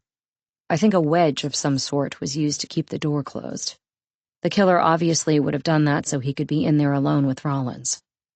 So the killer sees him go in there, waits till it clears out, and wedges the door shut. A crime of opportunity. Right. He stabs him, removes the wedge, and runs for it. But this place was packed. Someone should have seen something. My experience has been that people just don't want to get involved, particularly in a murder. If anyone did witness anything, they might have just run for it or tried their best to forget what they saw.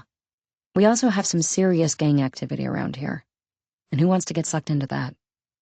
Braddock told me that he was familiar with the victim. His priors are mostly petty stuff from way back. I can email you with them. She once more graced him with a smile. I'll just need your contact info, Travis. He gave it, thanked her, and she moved on to keep doing her job, while Devine headed to the men's room and eyed the space from the open doorway. The blood trail had been marked with yellow cones. He stepped carefully around them and reached the last stall. He eased the door open and saw the yellow cone on the floor directly in front of the toilet. The blood trail was particularly heavy at this point. Devine glanced at the mirror hanging on the opposite wall and the sinks underneath. Okay, he thought, Rollins was in the stall, probably hiding from me, not knowing last night is his last one. He opens the stall door and gets stabbed. The person then knifes him again, just to make sure, turns and leaves. Rollins, bleeding profusely, staggers out, holding his belly, and makes his way down the hall to the dance floor, where he collapses and dies. If the story about the wedge under the door held up, that would explain why no one saw anything inside the men's room.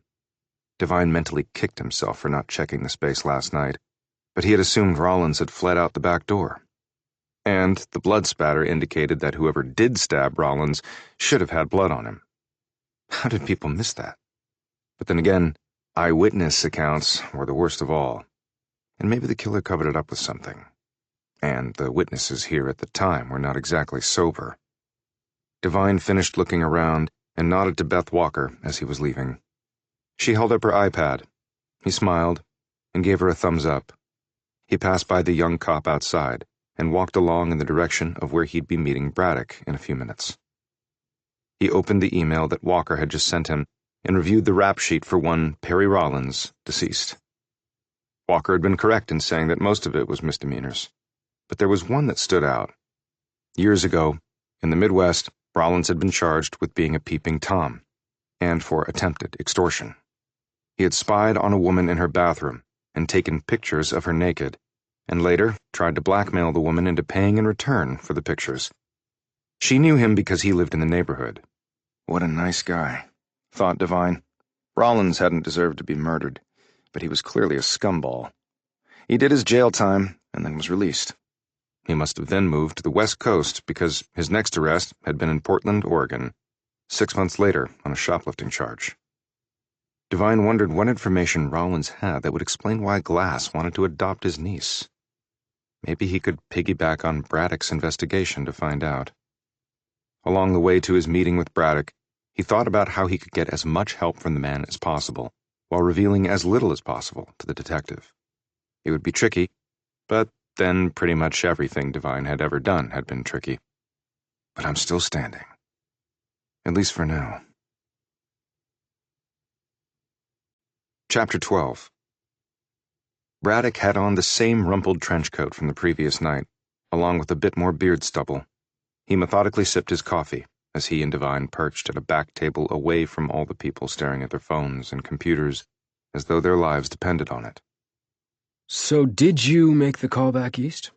Because if you didn't, I'm going to be one unhappy local detective, and you will be an even unhappier federal agent. I did, but keep in mind, I don't know everything. Braddock casually looked at his watch. Pretty early to clock the first bullshit response of the day, but go on.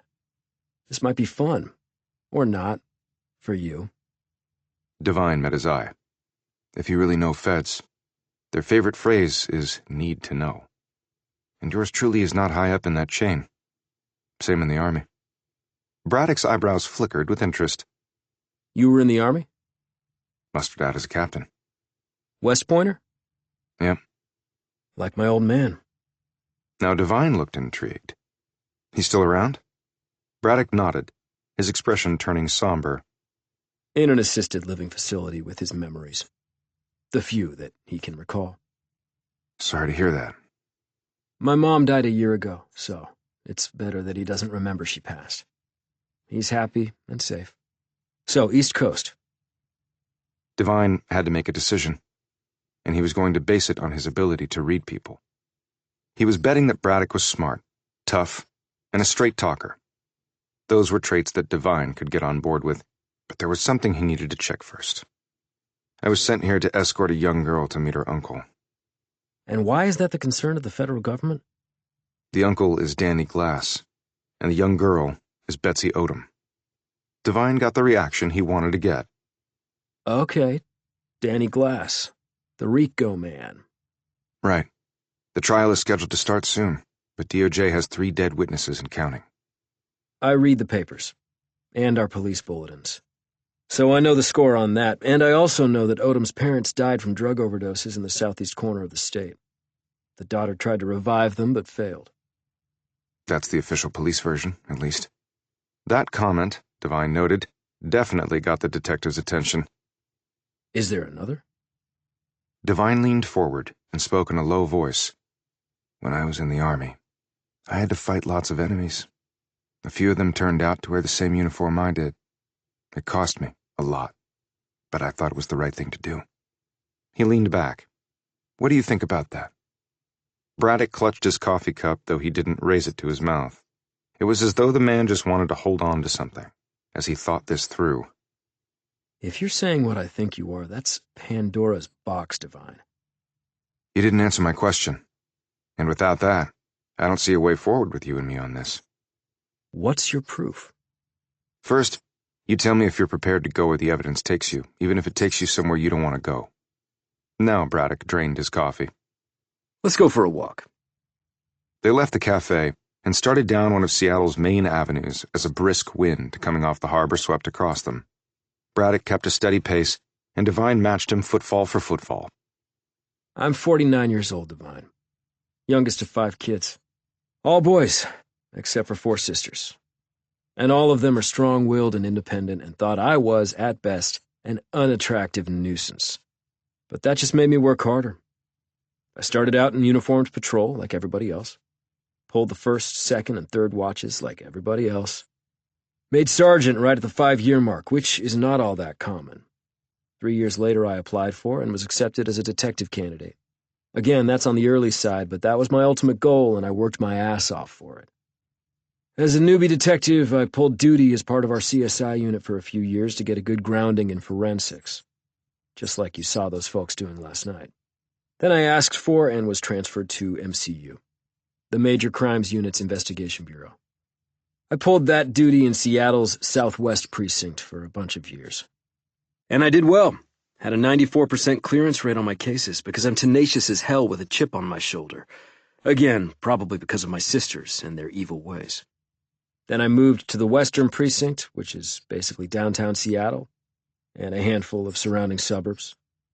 5 years ago, I was part of a joint op with the King County's MCU. Some cartel activity and related murders for hire had crossed over from county to city and vice versa. He stopped walking, and Devine did likewise. And we had some crooked cops on the payroll for the cartel. I found out and stood up to them. They threatened me and my family. What happened? Did they try to act on those threats? They firebombed my home and killed my wife. Devine had not seen that one coming. Jesus. I should have been home. And my wife shouldn't have been. She had a high school thing to go to for our youngest son. But at the last minute she couldn't go and asked me to take her place. The son of a bitches that blew up my house obviously assumed I was there and she wasn't. Though I doubt they cared about her. Thank God our other son wasn't home. Please tell me you got the pieces of shit. Every last one of them. A detective and 3 uniforms. Life without parole. I go to see them in prison every once in a while and just stare at them. Never say a word. I just look at them. And then I smile and get up and walk out the door. Something they will never be able to do for the rest of their lives. He stopped and appraised Devine. That was a long answer to your question. I go where the evidence takes me and I don't give a shit who goes down. Are we straight on that? I appreciate the candidness, Detective. And I'm truly sorry that happened to you and your family. Braddock started walking and Devine fell in step. Devine said, I have 3 people who knew the Odoms and said they never did drugs. What 3 people? 2 of Dwayne Odom's friends from high school, who are both drug addicts and know what telltale signs to look for. And the 3rd? Betsy Odom, who also says her parents never used drugs and she swears she never tried to administer Narcan to them, despite what the official report said. Braddock nodded and said, If memory serves, the Odoms were found dead in the town of Ricketts, in Asotin County. You know the police out there? Not directly. Pretty small town. I understand that the Odoms lived in Kittitas County. Is Ricketts far from there? Over a 4.5-hour drive. Though a chunk of it is on the interstate. But with a lot of snow, it can get treacherous going through the Cascades, even on the highway. And once you get off the highway, it's a lot of back roads. And the elevations crank back up once you get to Garfield and Asotin counties from 4 to over 6,000 feet. Any idea why the Odoms were in Ricketts? No, but it wasn't my case, and the statewide bulletins we get didn't say. Did the girl know why?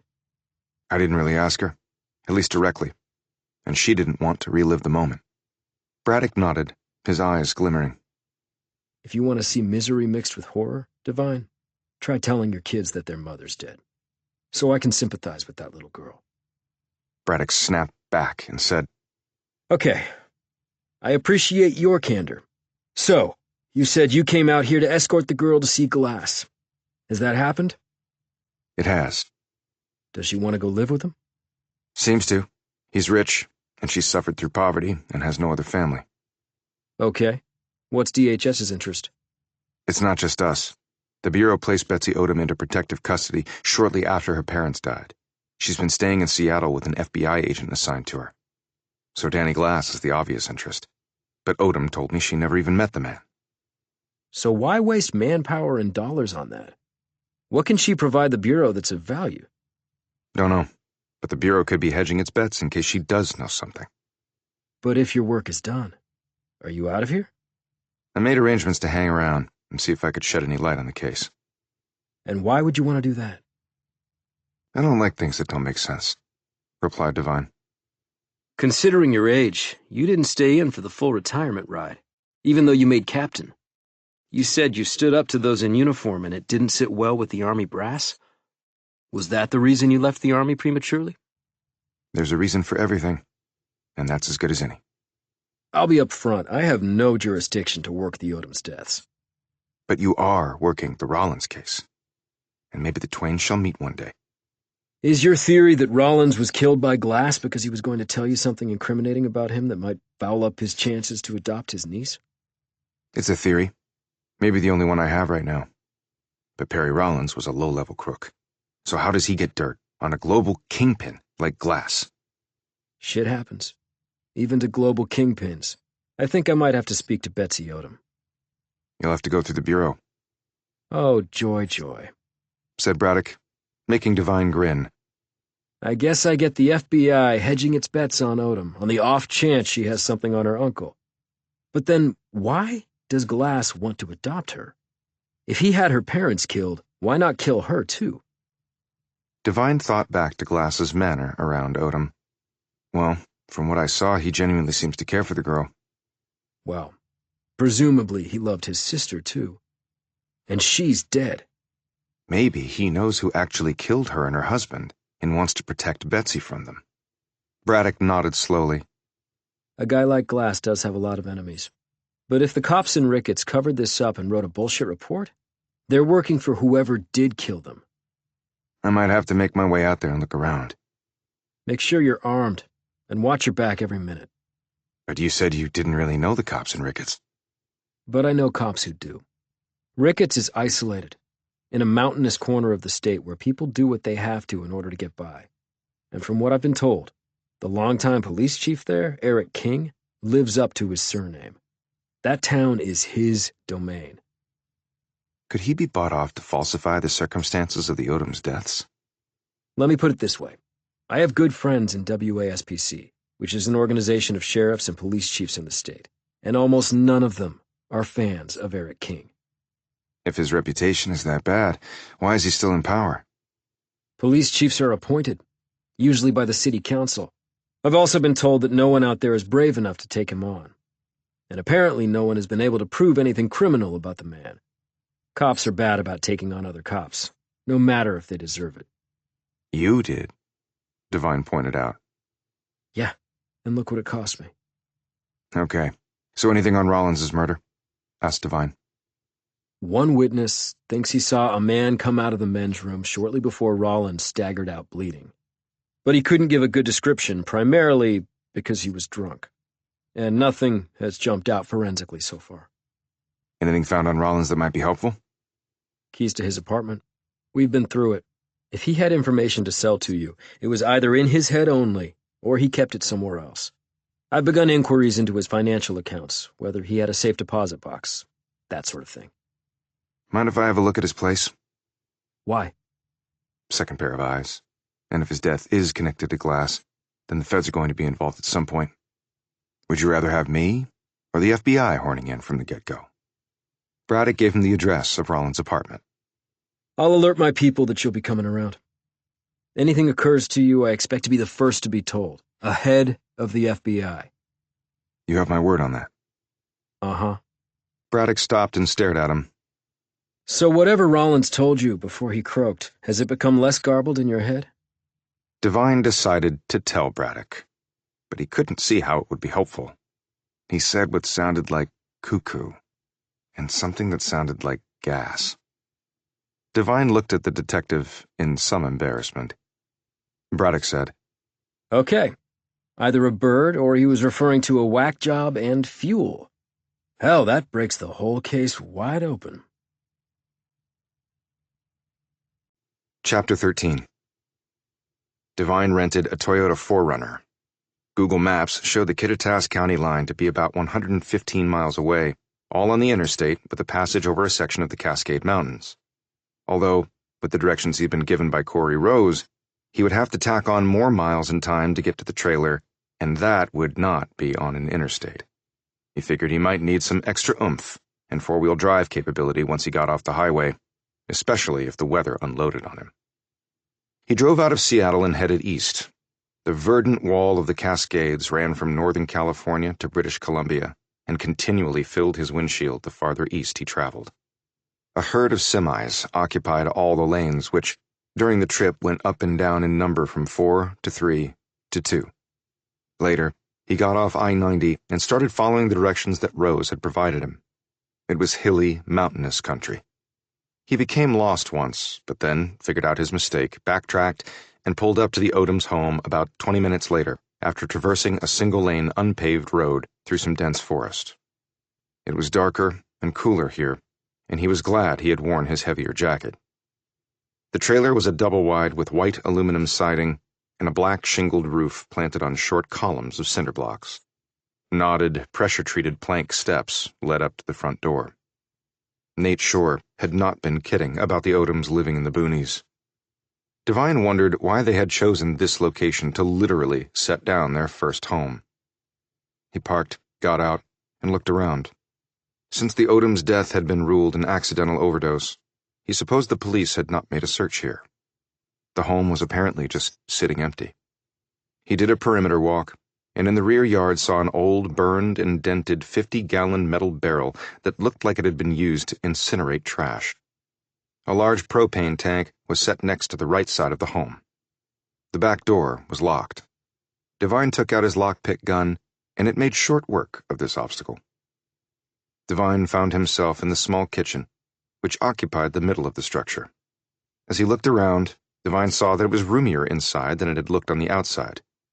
There were 3 bedrooms, 2 baths, a kitchen with a small dining room adjacent to it, and a tiny living room as an afterthought by the front entrance. Although only about 900 square feet, Devine thought it must have felt like a mansion of permanence to a family that had previously endured periods of homelessness. He did a quick search at the largest bedroom at one end, which was clearly Dwayne and Alice's space, and found nothing helpful. He also didn't find any drug paraphernalia, which bolstered Odom and her friends' claims about her parents not being users. The middle bedroom looked used, only he wasn't initially sure by whom. But when he saw some of the items in it, he had a clearer idea of the occupants. At the other end of the trailer was obviously Betsy Odom's room. It looked like a typical preteen's room, whatever that actually meant these days, although he saw no computer or other electronic device. But Devine knew she had her phone with her.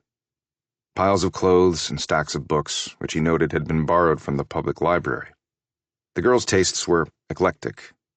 Fantasy, sci-fi, a couple of what looked to be romances, primer on flowers and herbs, a cookbook, 3 biographies on women who had pulverized glass ceilings, and he sat on the bed and looked at the last book in the stack. Think and Grow Rich. It was a revised and updated version of the longtime bestseller. He opened it and saw that there was a stamp on the inside cover, Book Cave Secondhand Books, with a price tag of $1. Devine flipped through the book and saw many underlined sentences and margin notes written presumably in Betsy Odom's hand.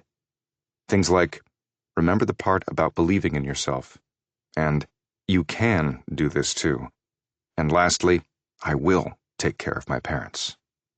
Okay, that qualifies as heart-wrenching. He slipped the book into his jacket and looked around at the mess of clothes.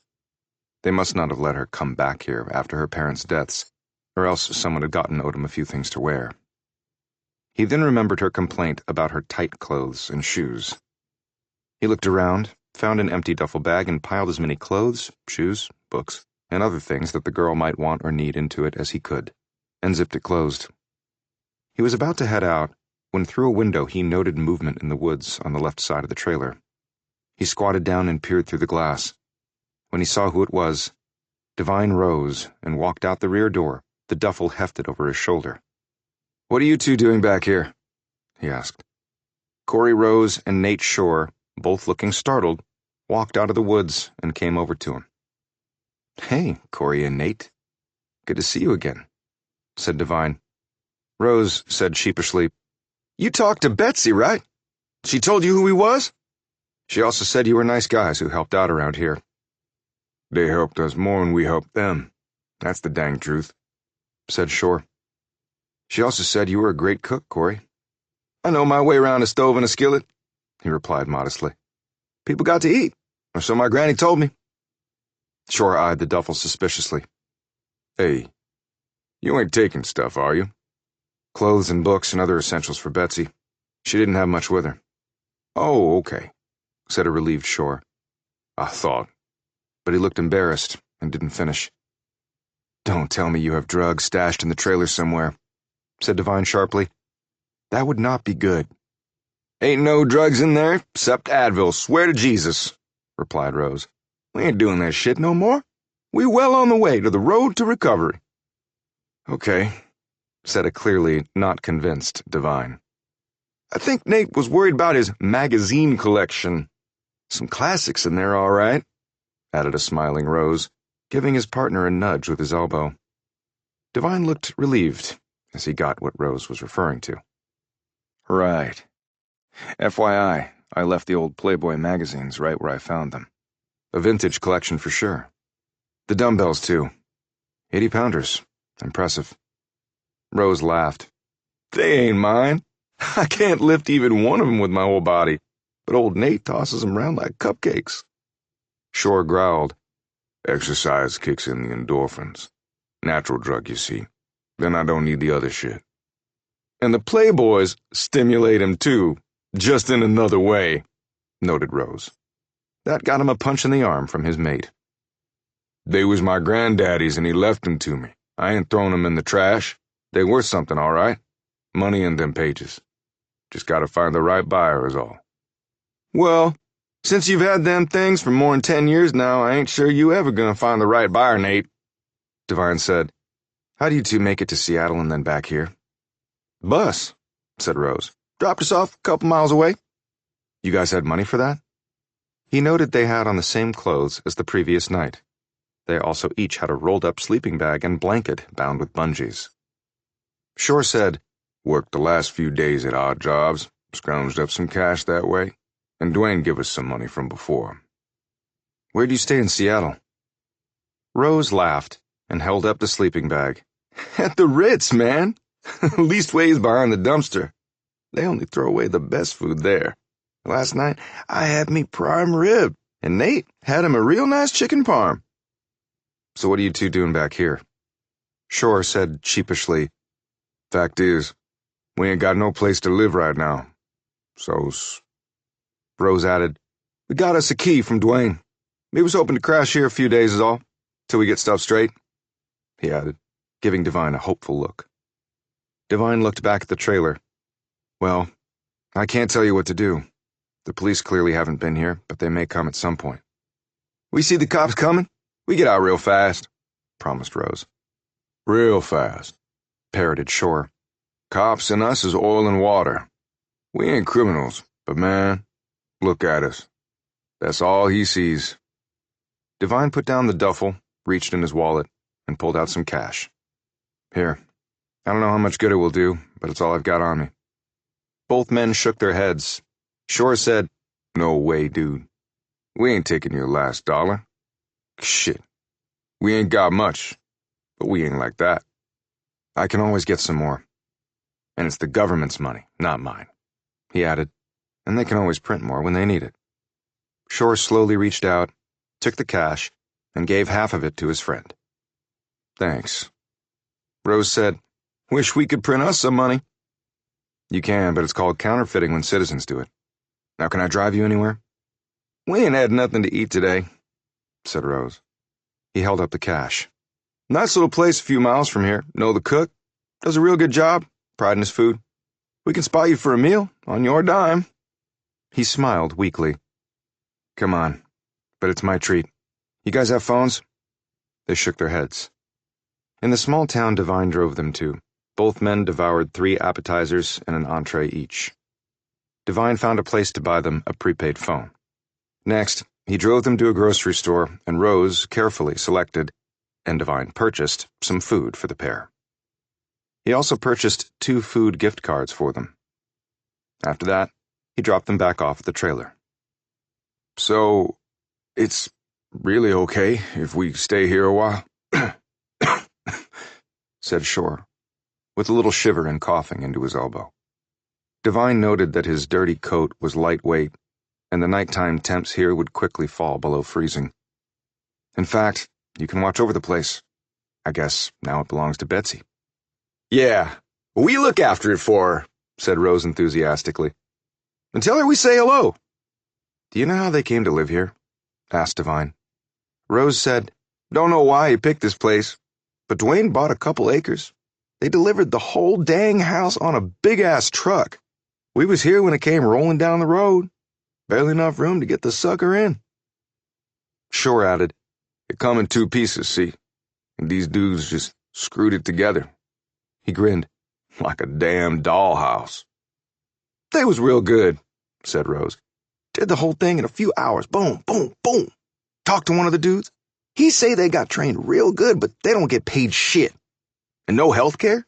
I mean, what is that about? Man works hard. He should be able to go see the doc and all if he gets hurt or sick." "All that couldn't have been cheap," noted Devine. Rose said, "Don't know how much the land cost, but Dwayne said it cost over 130,000 buckaroos for the house and to set it up and all. Still way cheaper than a regular house, I guess.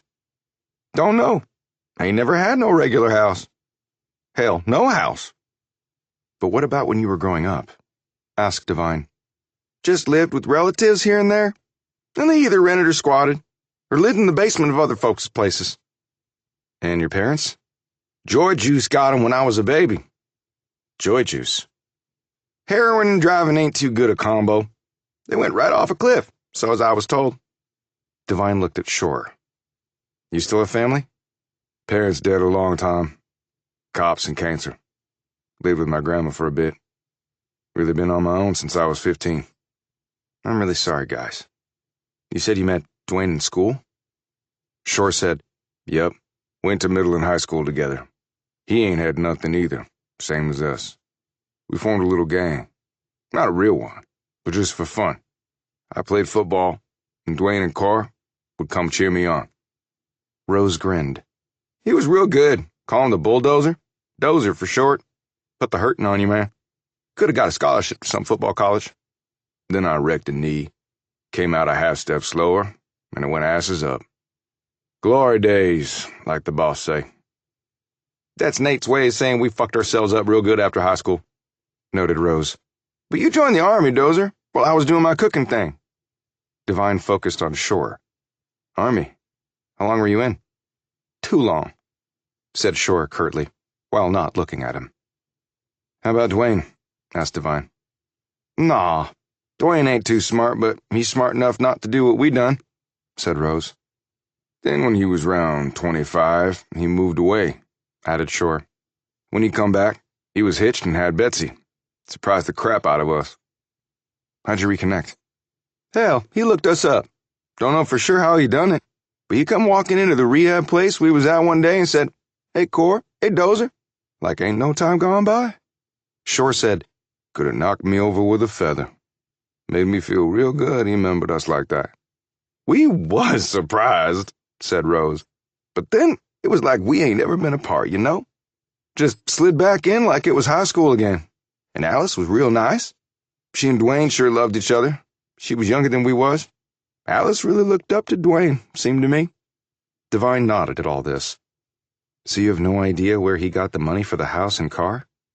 Rose glanced nervously at Shore, who said, "Look, Dwayne was a real nice guy. Give her the shirt off his back. But he would say shit, too." "Like what?" Shore shrugged. "Like he won the lottery. That how he say he got this place in the car." "The lottery? So you didn't believe him?" Rose chuckled. "When he say it, I was looking at Alice, and she done this eye-roll thing, man. And what?" "Well, she ain't look too happy is all." "And you never asked her where the money really came from?" Shore said, "Tried to, once. But man, she ain't want to go there, so as I dropped it. Alice was real nice, but you ain't want to get on her bad side. No way, no sir." Rose added, "She pretty much did what Dwayne wanted, but that don't mean she agreed with everything Dwayne wanted neither." "Okay. Thanks for the info." Devine gave them his phone number. "If someone shows up and gives you trouble, or you think of anything else helpful, or just need to get in touch for anything, call me, okay?" The men said they would, thanked him profusely, and Devine drove away thinking, "There but for the grace of God." Chapter 14. Prue Jackson slowly made the sign of the cross, just in case anyone was watching.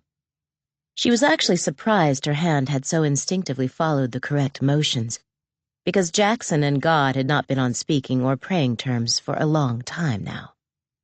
She picked up the dying woman's hand and looked down into a face that used to resemble her own. Children visited their dying mothers in hospice all the time, she told herself. However, it didn't make it any easier to navigate, knowing that she had plenty of company in her personal sorrow. There had been a definite risk in Jackson's coming here to say goodbye, but this woman was worth the risk. She had also come prepared, just in case they might still be looking for her, though they had no reason to believe she was still alive. Yet they were the sort who never stopped looking. But I'll never stop looking for them, either. Jackson was dressed as a woman around her mother's age. Every line, every wrinkle, every eye pouch was exquisitely done. Jackson's feigned slow-motion manner and wobbly gait were also spot on for an unhealthy older woman. The name she'd written down in the visitor's log was Karen Crawford, who had been a neighbor of her mother's from long ago, until Crawford had retired to Florida to live in a modest Caribbean blue-painted cottage a half-mile walk from the beach. Crawford had no idea that Molly Jackson's spitfire of a daughter had assumed her identity to visit her dying mother. Jackson had reinvented herself in a form that was not so different than the role she had occupied on behalf of the United States government. The shining beacon on the hill until it came time to kill, destroy, disrupt, displace, and generally screw over others who stood in the way of the stars and stripes. She had been very good at organizing and then executing such operations, and had been awarded plaques and promotions for her Herculean efforts on behalf of a grateful country. And then her world had come tumbling down, and years of her life had been spent in a hellish nightmare that not even Orwell could have come within 500 miles of in his deepest, darkest ruminations. Her father, now dead, had always been a non-entity in her life, fleeing the responsibility of parenting when Jackson was only 6 months old, after impregnating her 40-ish mother against her wishes. But her mother had loved her only child and raised her to be a strong, independent, resilient, and tenacious person. As an adult, Jackson had realized that her skill set and other personal qualities could help her become a once-in-a-generation superstar in the field of espionage. And when she had risen to the zenith of her profession at a relatively young age, she was sacrificed for another prize that was deemed more vital to the national interest. And at that point, when the decision had been made, nothing, not her past work or skills or connections, could save her. Basic human decency might have carried the day in her favor, but apparently no one she worked with had any. Once that symbolic door closed behind her, she had survived in brutal captivity for 2 long years that felt like 50, where the resolute, painful sameness of every day was eclipsed only by moments of terror and agony that she never managed to see coming. Jackson had endured things she had never meted out on those whom she had targeted, because Jackson possessed hard moral stops. Her captors had no such issues. It had taken another 2 years after her escape simply to rebuild her body. She had still not yet fully recalibrated her mind past the ordeal, but she no longer had any hard moral stops. Her full given name was Prudence, a term with a definite understanding. She considered herself that, but also so much more. She bent down and kissed her mother goodbye. Using a walker, she slowly made her way down the hall with clumsy motions of her seemingly diminished arms and legs. There was a man in a suit hovering near the front desk when she came into the lobby. Jackson looked at him without seeming to. He stood out so much, he might as well have been flashing his government badge to everyone passing by. So they know, or more likely suspect, I'm still alive. She worked her way up to the front desk, adjusted her glasses, and smiled at the suit. She purposefully fumbled with the pen, which government man politely picked up and handed to her. She wrote her name in an old lady's scrawl of cursive. "Thank you, young man," she said in an elderly person's croak, and then she headed out after surreptitiously palming the pen. Her prints were on a restricted database.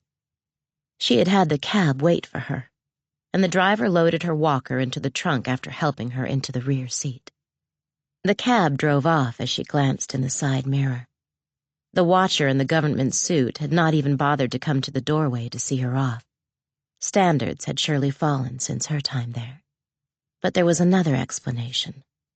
They suspect it's me and are playing dumb, and they have a tail on me right now. Well, game on. 2 hours later, she had gone through several different disguises and disruption funnels, as she termed them, which were designed to throw off any pursuers, no matter how skilled. Now safe, the old woman was gone and Prue Jackson was returned to herself, whatever that actually meant these days. Baggy clothes hid her athletically crafted and leanly muscled body. Her captors had broken bones, and they had been left to reset on their own, and had done so badly. After her liberation, they had had to be rebroken with grafts and rods used to repair the damage and bring her back from painful immobility. She often rose from sleep stiff and heavy-limbed. Passing through airport security required a doctor's note since the bells went off in the face of all the metal she now carried inside her person. That was one reason she liked to fly private, and now had the financial means with which to do so. She took an Uber to the airport and boarded a set of wings for a ride across the country. Seattle, Washington was her destination. She had someone she fervently wanted to meet there. His name was Travis Devine, formerly of the United States Army, but now just another go-along operative for the very same government that had betrayed her. She feared and respected Travis Devine, for he had also shown himself to be a survivor. We're perhaps more alike than not, former Captain Devine. So it was up to her now to end the man's life, because she was done relying on anyone else to do it. Devine could have easily killed her on that train between Geneva and Milan. And I could have killed him at Dulles Airport, when I slipped the note in his pocket. So they were even on that score. Now, one of them was going to die. We just have to see which one. Chapter 15. Jackson arrived at nearly midnight into the cold, drizzly maw of the Pacific Northwest.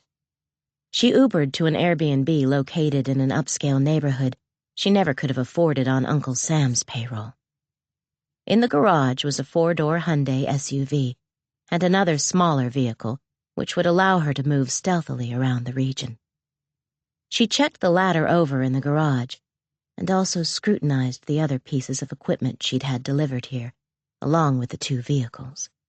All seemed in order. She unpacked the weapons case she had carried onto the plane. The kitchen was fully stocked with a list of special foods she had ordered. She made her dinner and chewed slowly, taking her time because she had to. Jackson's digestive system had been permanently wrecked by her years-long ordeal. Water was her only libation, and sometimes even that was difficult to get and hold down. She'd had grain alcohol repeatedly forced down her throat in a bastardized offshoot method of waterboarding, and as a result, couldn't even stomach looking at a bottle of wine, beer, or liquor. The GI guy in Belgium who'd examined her gut and intestines and treated her after she'd escaped had asked her 2 questions. How was she still alive? And did she want to be?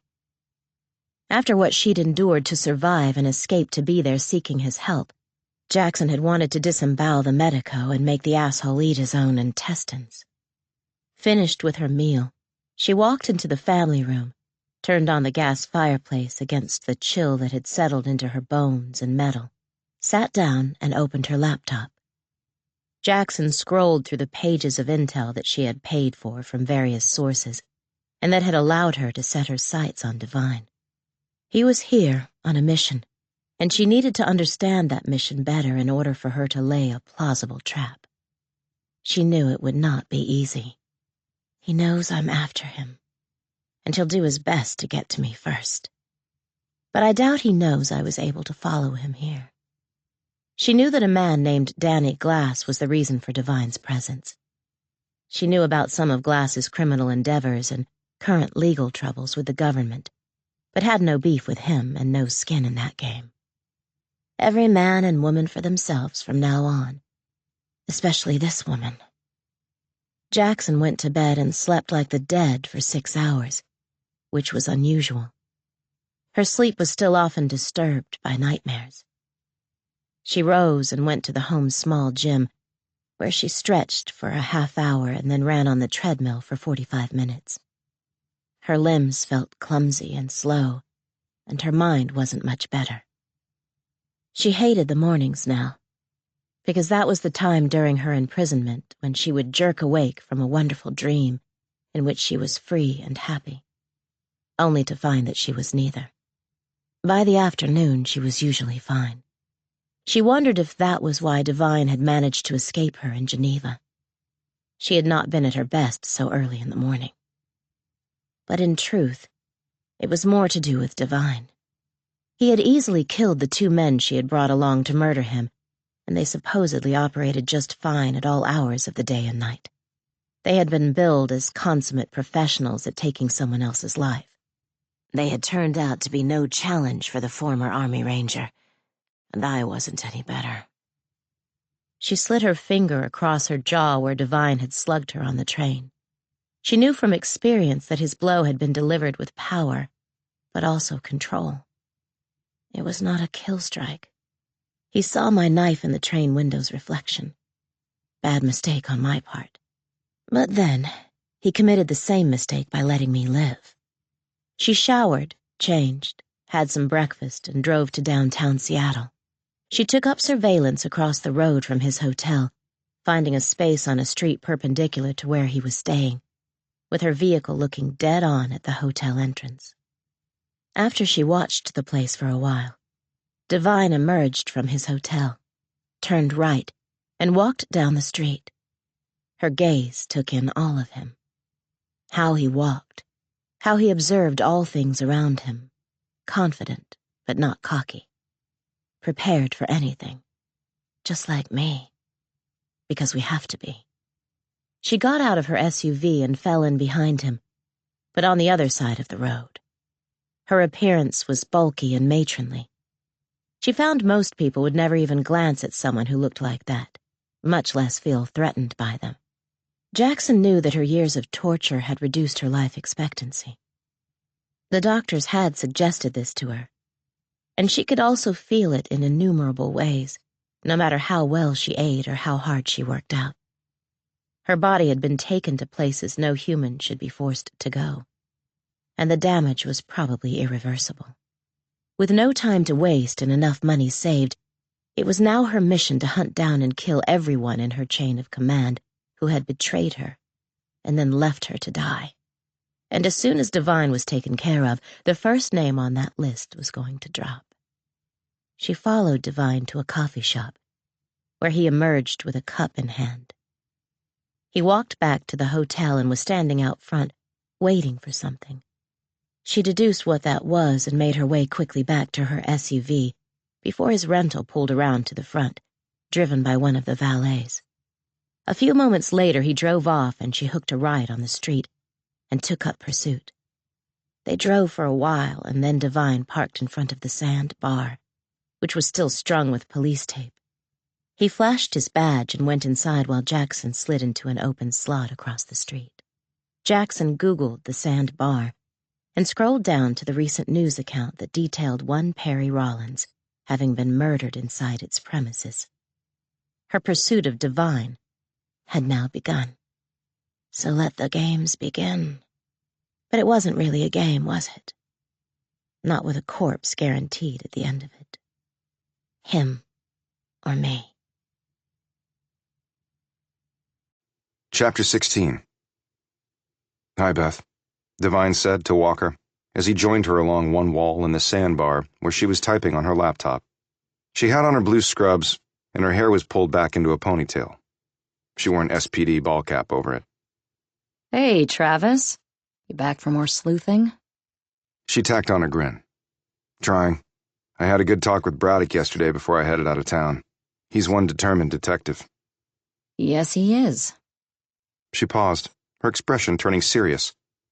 Did he tell you about... He did. I'm glad they nailed the scum. Steve's boys are both off to college on the East Coast now, so his work really is his life. And he's been a wonderful mentor to me and some of the other young detectives coming up. Speaks well of him. You said you were out of town? Just checking into something else I'm working on. So, how are things going in the Seattle cop universe? You guys holding your own? Case clearance rates have fallen across the country, and Seattle is no exception to that. Some of it is lack of resources, and our rank and file numbers are way down, just like other departments. Lots of retirements and not many recruits who want to replace them. We're down nearly a third on our uniform division. So everyone has to work harder, and that is not good for morale, even with the bump in pay we've been seeing lately. We bust our tails to get the job done. They can never pay you guys enough. Look, I was going by Rollins' apartment later to check things out. Braddock said they didn't find much, but he told me I could snoop around. You want to come along? I'm just about finished here, and I did want to take a look as well. We've been so busy here, another tech team processed his place. Nothing new here? Unfortunately, no. Give me 10 minutes, and we can head out. Sounds good. My rental is right outside. I can bring you back here.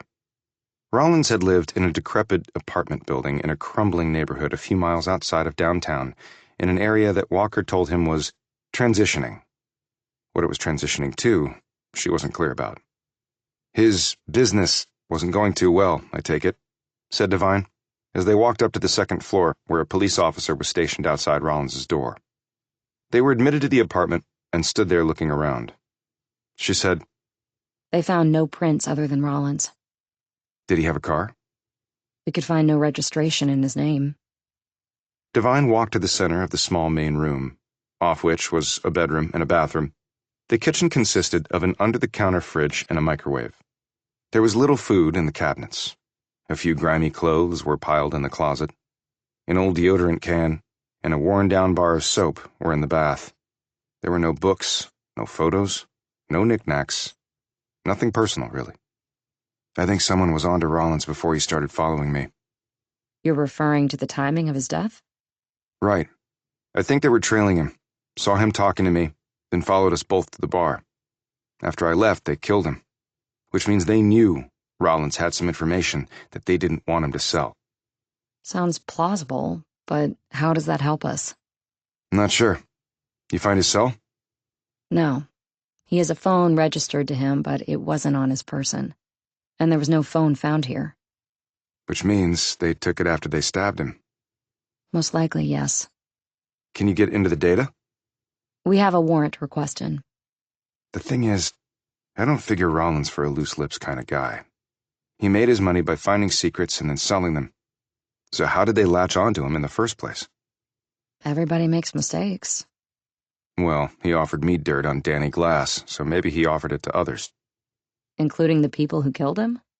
Said Walker in a skeptical tone. Devine made a show of looking around the dingy apartment. Well, it's not like the guy's business was all that lucrative, unless he's got millions socked away in some offshore 401k. So he might have been that desperate. You don't mess with a guy like Danny Glass without having some sort of plan B. Devine nodded. I think Rollins was at least smart enough to know that. So whatever info he had, he would have kept someplace safe, no matter what happened to him. As insurance, but it didn't seem to protect him in this case. So if Glass figured that out, and let's assume he did, he would want to find it before someone else does. Right. The next moment, Devine froze. He pulled out his phone and emailed something. He pointed at her pants pocket, where the outline of her phone was visible. Walker read the email he'd just sent her and glanced up at him, surprised. Devine said, Well, I'm not ashamed to admit that it's too complicated for me. We're not going to find anything out here. Let's head on. They left the apartment. The email you sent, you think they had Rollins under surveillance somehow? It would make sense, said Devine. Devine led her to the apartment door that was on the other side of Rollins's place and knocked on the door. Over the noise of a TV playing inside, they also heard a thumping sound coming toward them. When it opened, the elderly woman there was sitting on a rollator with a cane in one hand. The canes hitting the floor as she was moving along must have been the thumping sound they'd heard, Devine deduced. "Yeah?" she said in an irritated tone. "Make it snappy. I'm binge streaming." "I'm sorry, ma'am." He glanced up at the number 302 on her door. "We're looking for Doug Sims. We have information that he lives in apartment 306, but he's not answering. Do you know Doug?" "Who's asking, fella?" Walker held out her badge. Seattle PD. And you are? Scowling, she said, "Lynn Martin." "So, 306?" asked Devine. This Doug Sims, whoever the hell he is, doesn't live there. Because nobody lives there. Been empty for weeks. "How about apartment 304? "You a cop too?" asked Martin. He's working with us. Explained Walker. "Uh-huh. Seems fishy to me. Perry Rollins lived in 304, and he's not home because he's dead. Or so says the TV news." You knew Mr. Rollins? "As well as anybody, sure. He was shady, but I liked him okay. Brought some, excitement to this place. Otherwise, it's just a humdrum mausoleum, so to speak.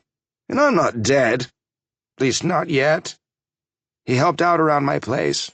Repaired stuff, leaky toilet, hole in the wall, and he repainted my kitchen. Very handy. And he didn't charge much. I mostly paid him in food. And he was always nice to Miss Persimmon." "Who?" asked Devine. "My cat." "Can we come in and talk for a few minutes?" said Devine. "No! "Why not?" I'm not wasting what little time I have left on you. And I'm streaming." She shut the door in their faces. Wouldn't want to get on her bad side. "I think we just did." They huddled in front of 306, and Devine took out his lockpick gun. I didn't see that. Noted Walker, giving him a look. "See what?" said Devine. A moment later, they were in the apartment. It didn't take long. Attached to the wall that adjoined Rollins's was a black device about 3 inches in length. Walker took a photo of it, and then they left.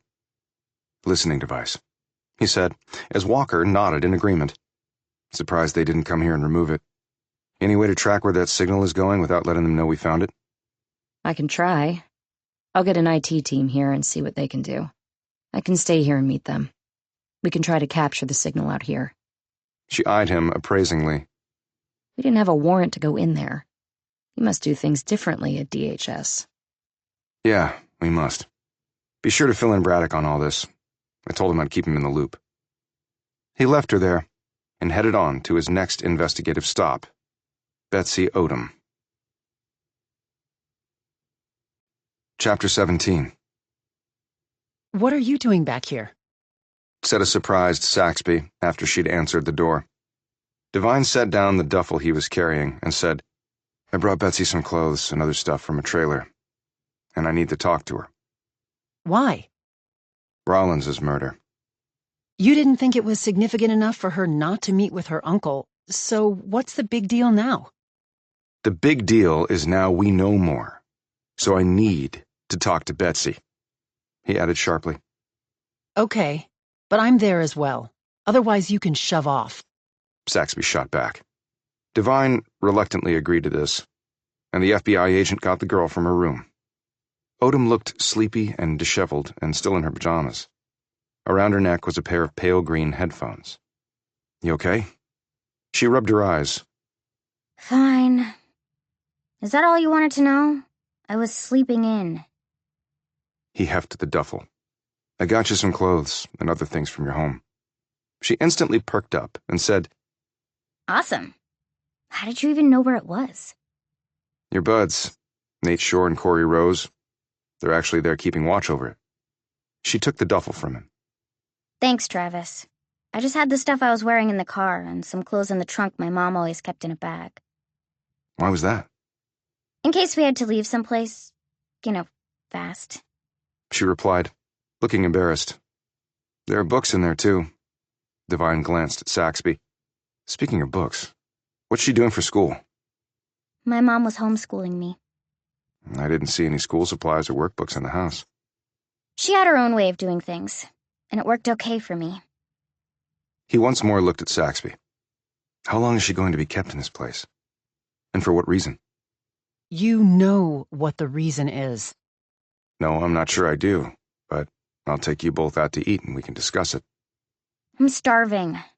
But does she have to go too? Yes, I do. And for the record, he doesn't control my actions, and neither do you. Get dressed, Betsy, and we'll head out. Not the burger place. After the 4 seasons, my stomach expects better. She went back into her bedroom. Great.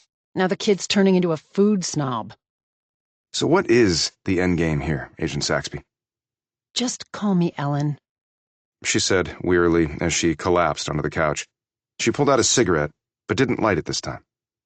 FYI, I've communicated with my superiors about what we talked about, and they have not gotten back to me yet, which tells me that there is some difference of opinion on how to proceed with the circumstances of the Odom's deaths. He sat in a chair opposite her.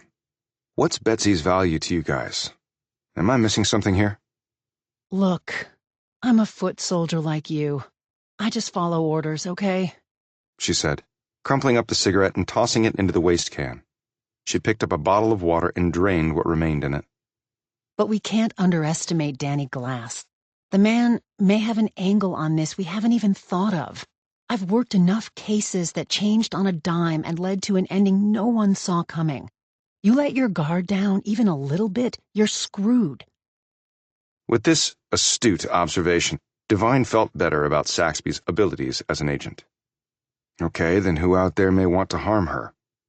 Well, if her parents didn't die from a drug overdose like she claims, then whoever killed them would certainly not be a friend of hers.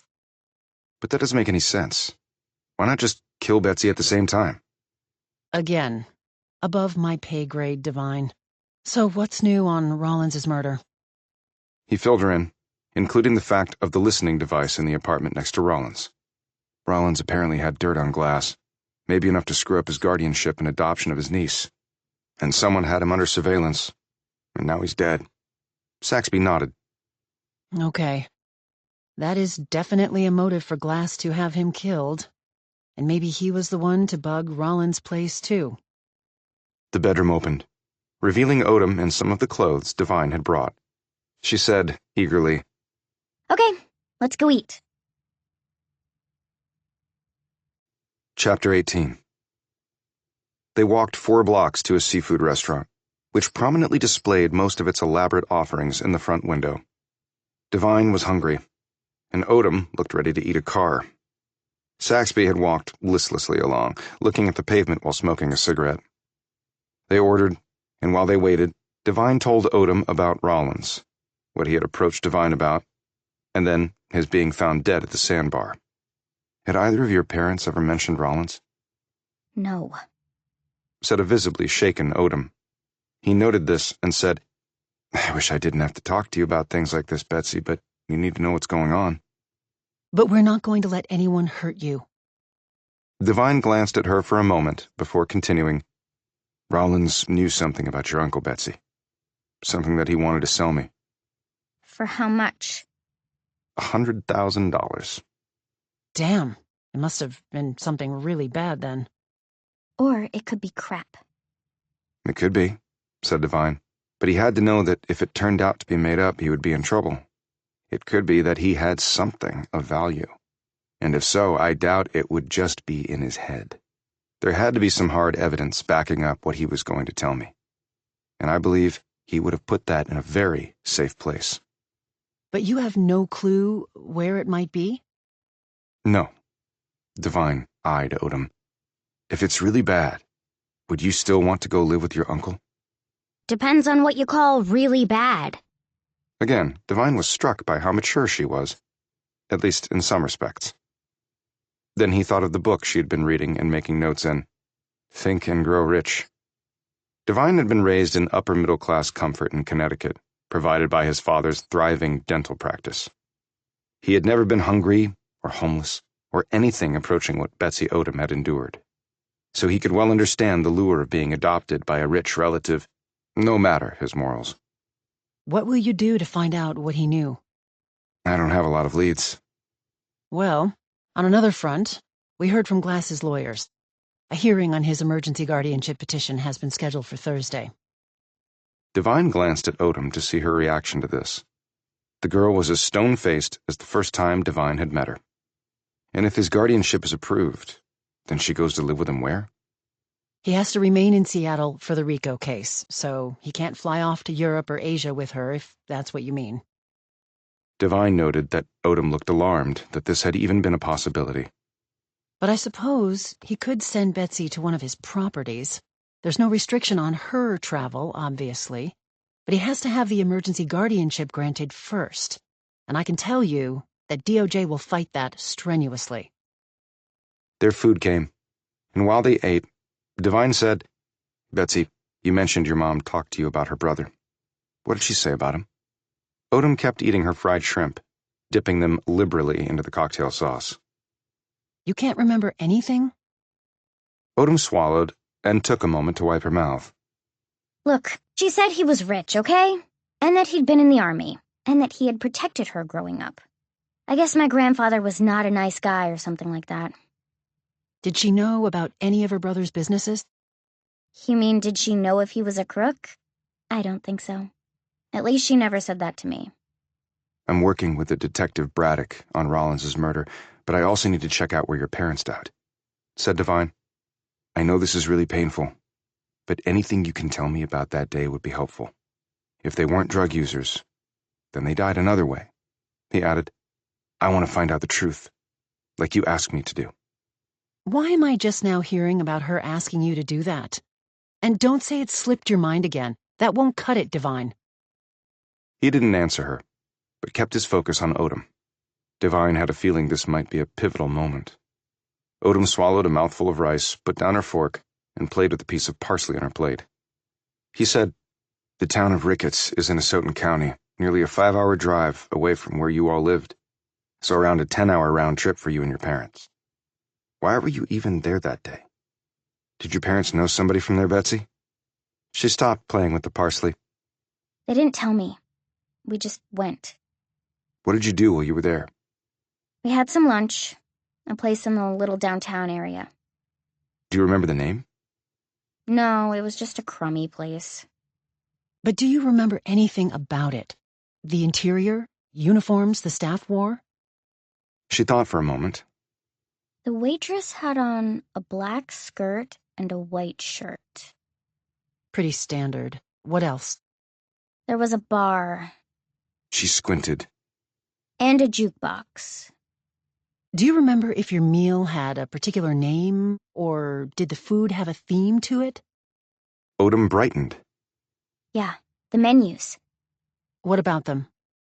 They were shaped like a hat. A cowboy hat. Devine glanced at Saxby. "Okay, that should be enough. So your parents never told you why they were there?" No, we just had lunch. Then they met some guys later while I was in the car. Devine stiffened. "Some guys. Where did they meet them?" We got in the car and drove out of town a bit. My dad pulled off. There was another car parked there. 2 guys got out, and so did my parents. They told me to wait in the car. And they talked? Right, for a few minutes. Did they just talk, or did they do anything else? One of the guys gave my dad something. Both Devine and Saxby perked up. "What?" asked Devine. It was a duffel bag. "How big?"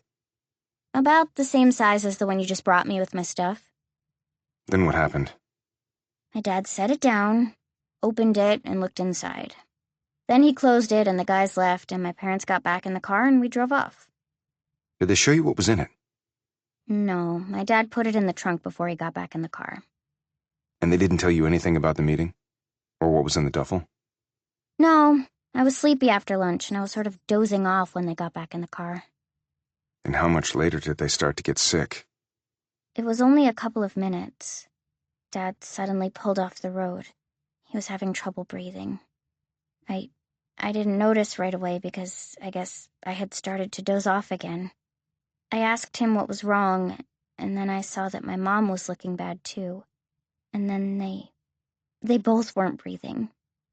She looked away. I called 911 and they came, and that's all I know.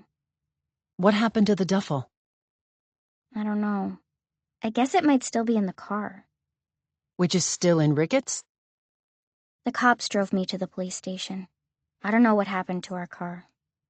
Did the two guys look like any of the men with your uncle at the Four Seasons? No, nothing like them. Did you tell the police or the FBI about your parents meeting the men and them receiving the duffel? Odom glanced at Saxby. No, they never asked. Devine shot Saxby a look. Okay, Betsy. Thanks. This has been a big help. Why does DHS care about this?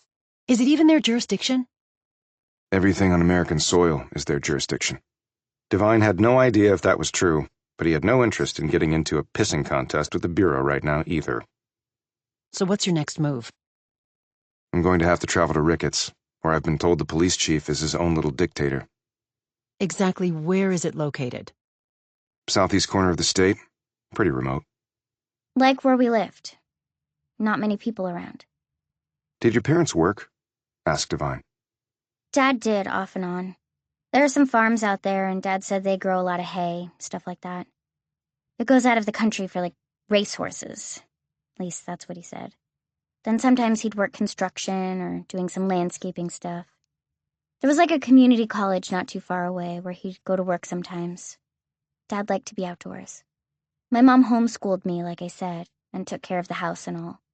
But she would work down at the local grocery store, stocking shelves and stuff in her spare time. I know it's pretty remote, but did you have any neighbors? Any friends? The closest home was miles away, and there was nobody around there my age, so I just had my parents. And Nate and Cor when they would visit. Saxby glanced at Devine. You better be careful when you visit Ricketts. Some local cops see feds as the enemy. Maybe we are, thought Devine. He was also wondering why the FBI hadn't questioned Odom about her parents' deaths, or about any strange events on their final day of life. Did they know something Devine didn't?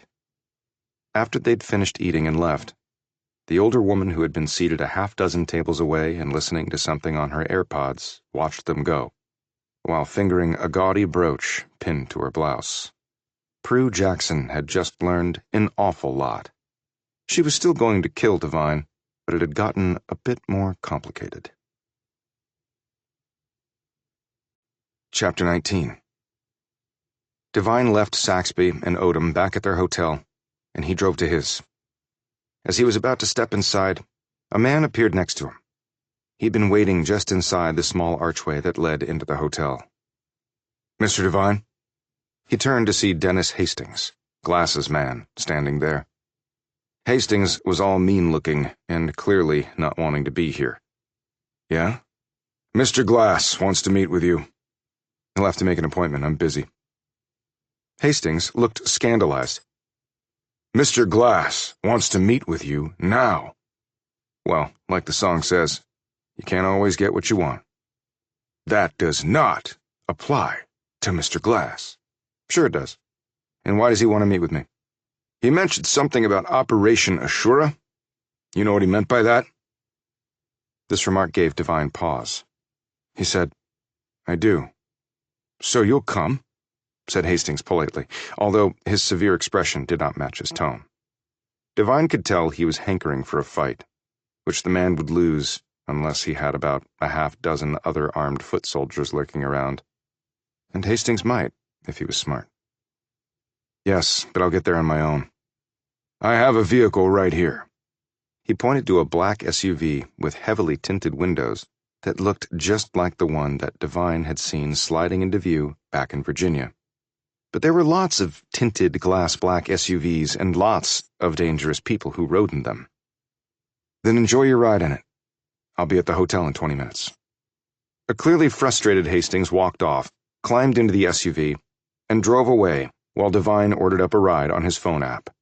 And he now knew that Danny Glass had remembered Devine from their combat days in the Middle East. That was the first and only time the two soldiers' paths had crossed.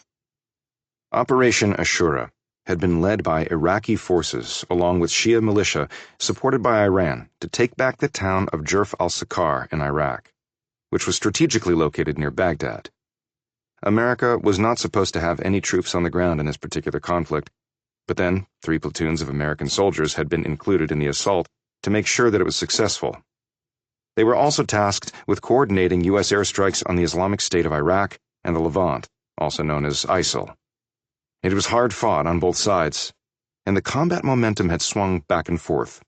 However, eventually, they had succeeded in retaking Jerf al-Sakar and driven out ISIL.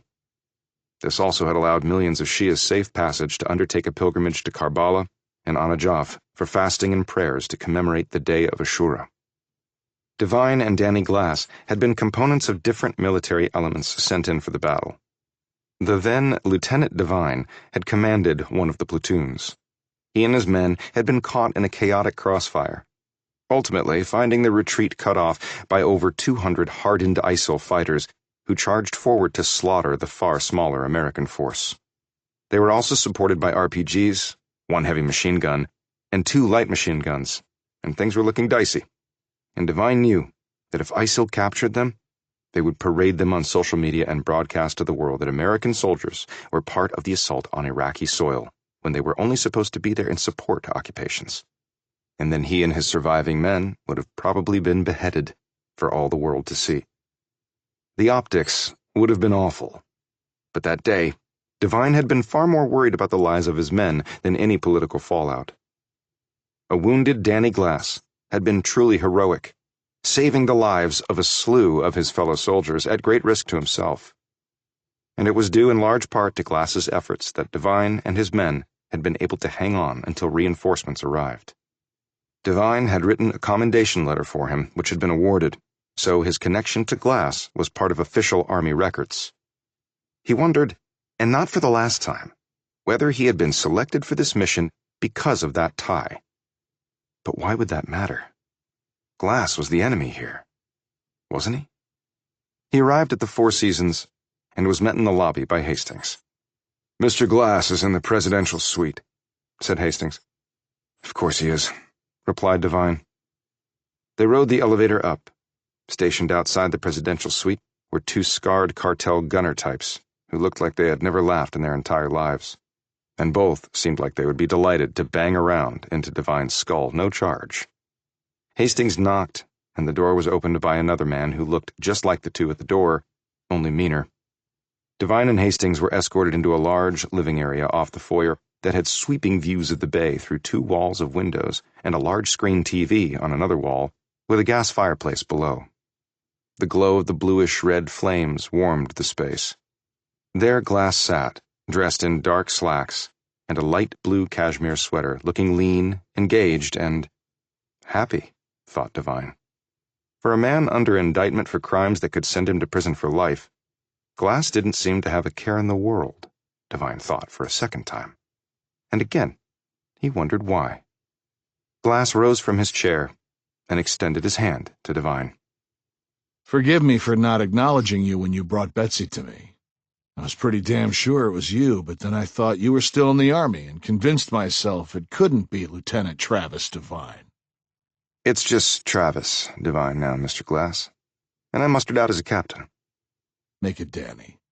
I've never been much of a mister." "Okay, Danny." Glass indicated a chair, and they sat across from one another. Devine noted that Hastings and the other side of armed beef had disappeared from view, but he doubted they had gone far. "So, you're a federal agent now?"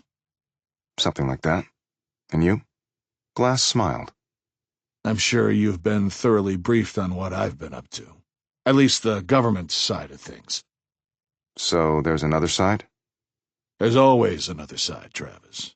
Presumed innocent and all, right?" "Right." "Why did you get out of the Army?" "I had a sense my luck was running out," replied Devine. "I can relate.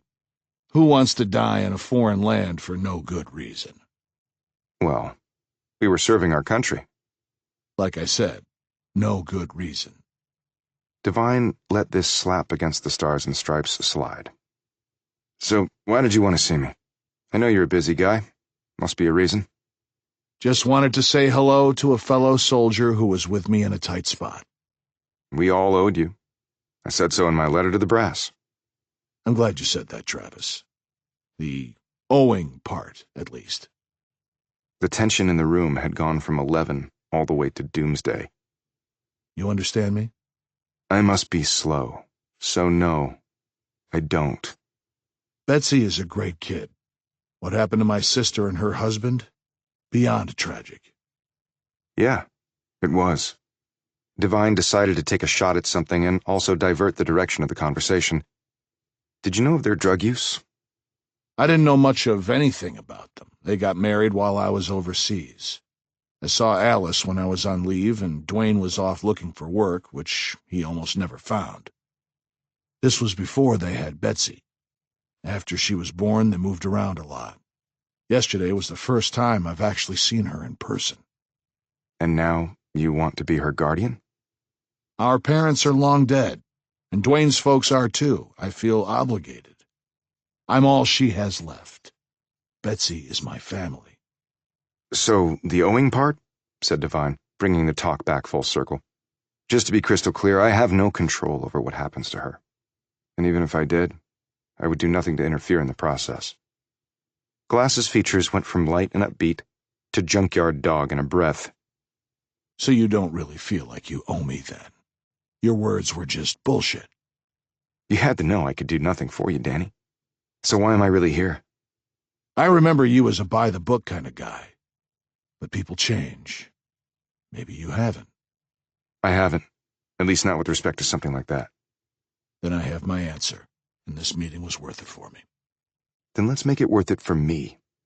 You ever hear of a guy named Perry Rollins?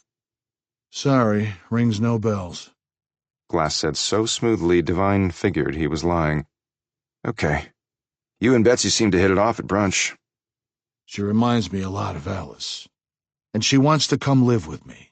I can provide for her. Even from prison? My lawyers will do their thing. We'll see how it goes. I've been in tight places before and walked out alive, as you know. But regardless, Betsy will be taken care of. I understand the government's case has been hit with some witnesses no longer breathing? If you say so. I haven't been keeping track. My focus is Betsy. If I was looking at life in prison, I'm not sure I'd be thinking about anything else. Well, that's the difference between you and me, apparently. Right. I guess I'll be going, said Devine, rising. So, what's the deal with this Rollins guy? He's dead. Somebody murdered him at the sandbar here in Seattle. Why would someone want him dead? Maybe he had something on somebody, something incriminating, and that person didn't want Rollins to spill. When was he killed? Devine told him. Glass slid up his pant leg to reveal his ankle monitor. I was here that night, and this thing will prove it. Why would you think I suspected you would have had a hand in his murder? Because the feds keep blaming me for every little goddamn thing. A guy like you has other assets to do his bidding. 4 of them are within calling distance right now. I can see you've drunk the government Kool-Aid, Mr. West Pointer. I was just a lowly grunt. You fought hard and bravely, Danny. I don't care if you didn't have bars on the shoulder. A long time ago. Apparently, a lifetime ago with how things have gone with you, said Devine. Take care, and good luck. I think you're probably going to need it.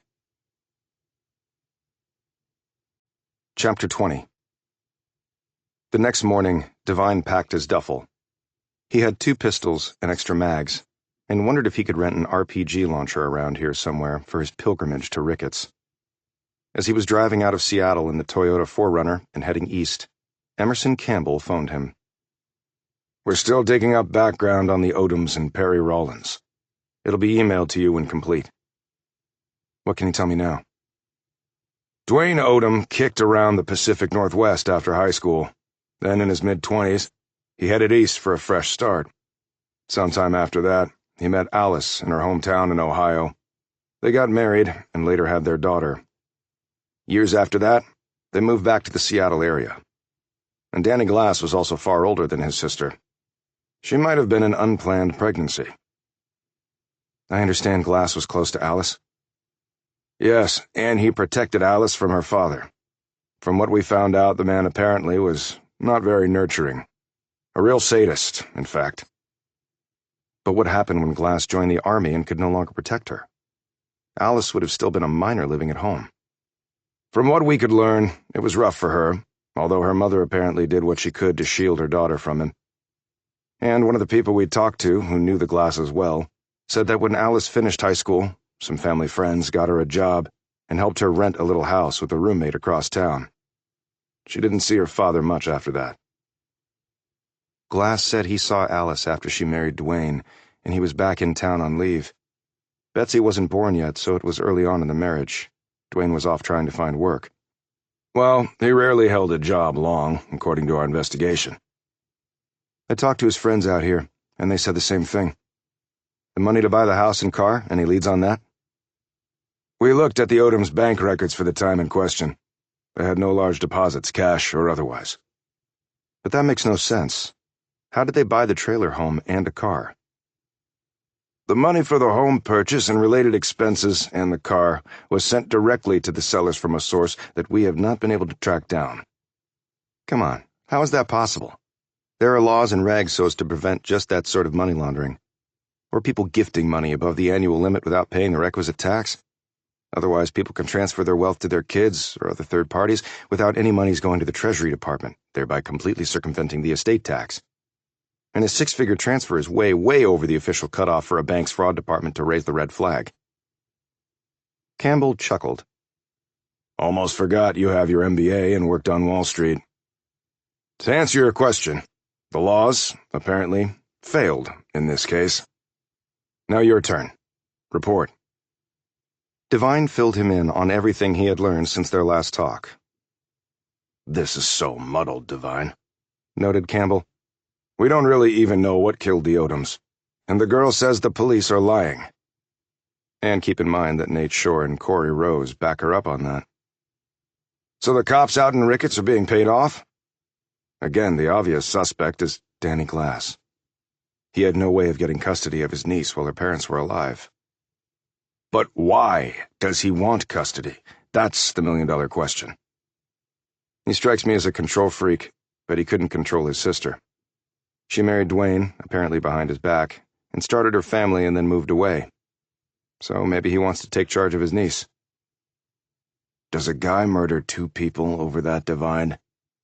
Even someone like Glass? I don't know, sir.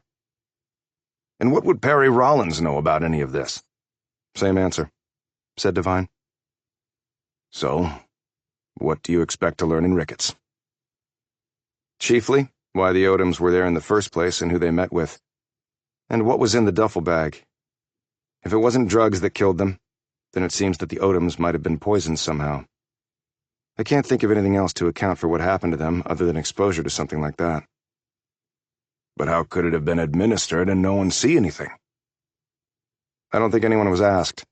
It was put down right away as a drug overdose. Even though the girl contradicts that? Asked Campbell. Something tells me that her word against the police won't cut it. And like I said, there was no criminal investigation, as far as I know. So I doubt they even asked her anything or took her statement. Watch yourself out there. Sounds like hostile territory. Will do. Anything on your wayward former PA, Dawn Schumann? Nothing. Any sign of the girl on the train out there? No. Good. Devine clicked off and kept driving. It was around 6 hours to the town of Ricketts, and he soon left all vestiges of urban life behind. He might as well have been on another planet, albeit one with beautiful views. He was actually relaxed. That lasted until he entered the town of Ricketts, when a police cruiser pulled in behind him. Chapter 21. Devine checked his speed, barely a mile over the limit. He glanced in the rear view and noted the cop car was keeping its distance, but the two men inside seemed to be unduly focused on him. Okay, they either got tipped off I was coming, or they show everybody this level of attention. And why do I think it's the former? Devine had a genuine respect for small towns, not for their quaintness, but for their potential lethality. On its surface, Putnam, Maine, had looked like an idyllic few square miles on the Atlantic coast where one could spend a pleasant vacation. However, right below that ordinary plain lay a vault full of deadly secrets and people hell-bent on keeping them that way, no matter who had to go into a grave or an urn. It seemed to Devine that in smaller numbers, people tended to get a little territorial. Once he'd reached the tiny downtown area, Devine slowed and turned right. The cruiser mimicked these movements. Okay, they know I know they're back there, so what gives? He pulled into a parking spot along the curb and sat in the Toyota, ostensibly checking his phone. The cops pulled across the street, roughly parallel with him. He mulled over what Odom had told him. The lunch at the Cowboy Hat menu place. The meeting with the two men. The duffel with something in it. The deaths of the Odoms, which might have been from some sort of poison, but if so, how had it been administered? Maybe in the food they ate, or whatever they drank for lunch. But what if Betsy had shared some of it? Was she just lucky to be alive?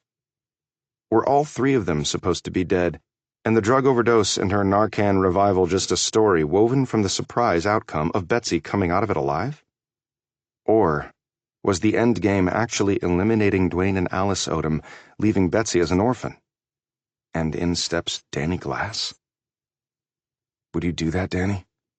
Are you that much of a piece of shit? Maybe you are. He got out of the Toyota and looked up at the business he had parked in front of.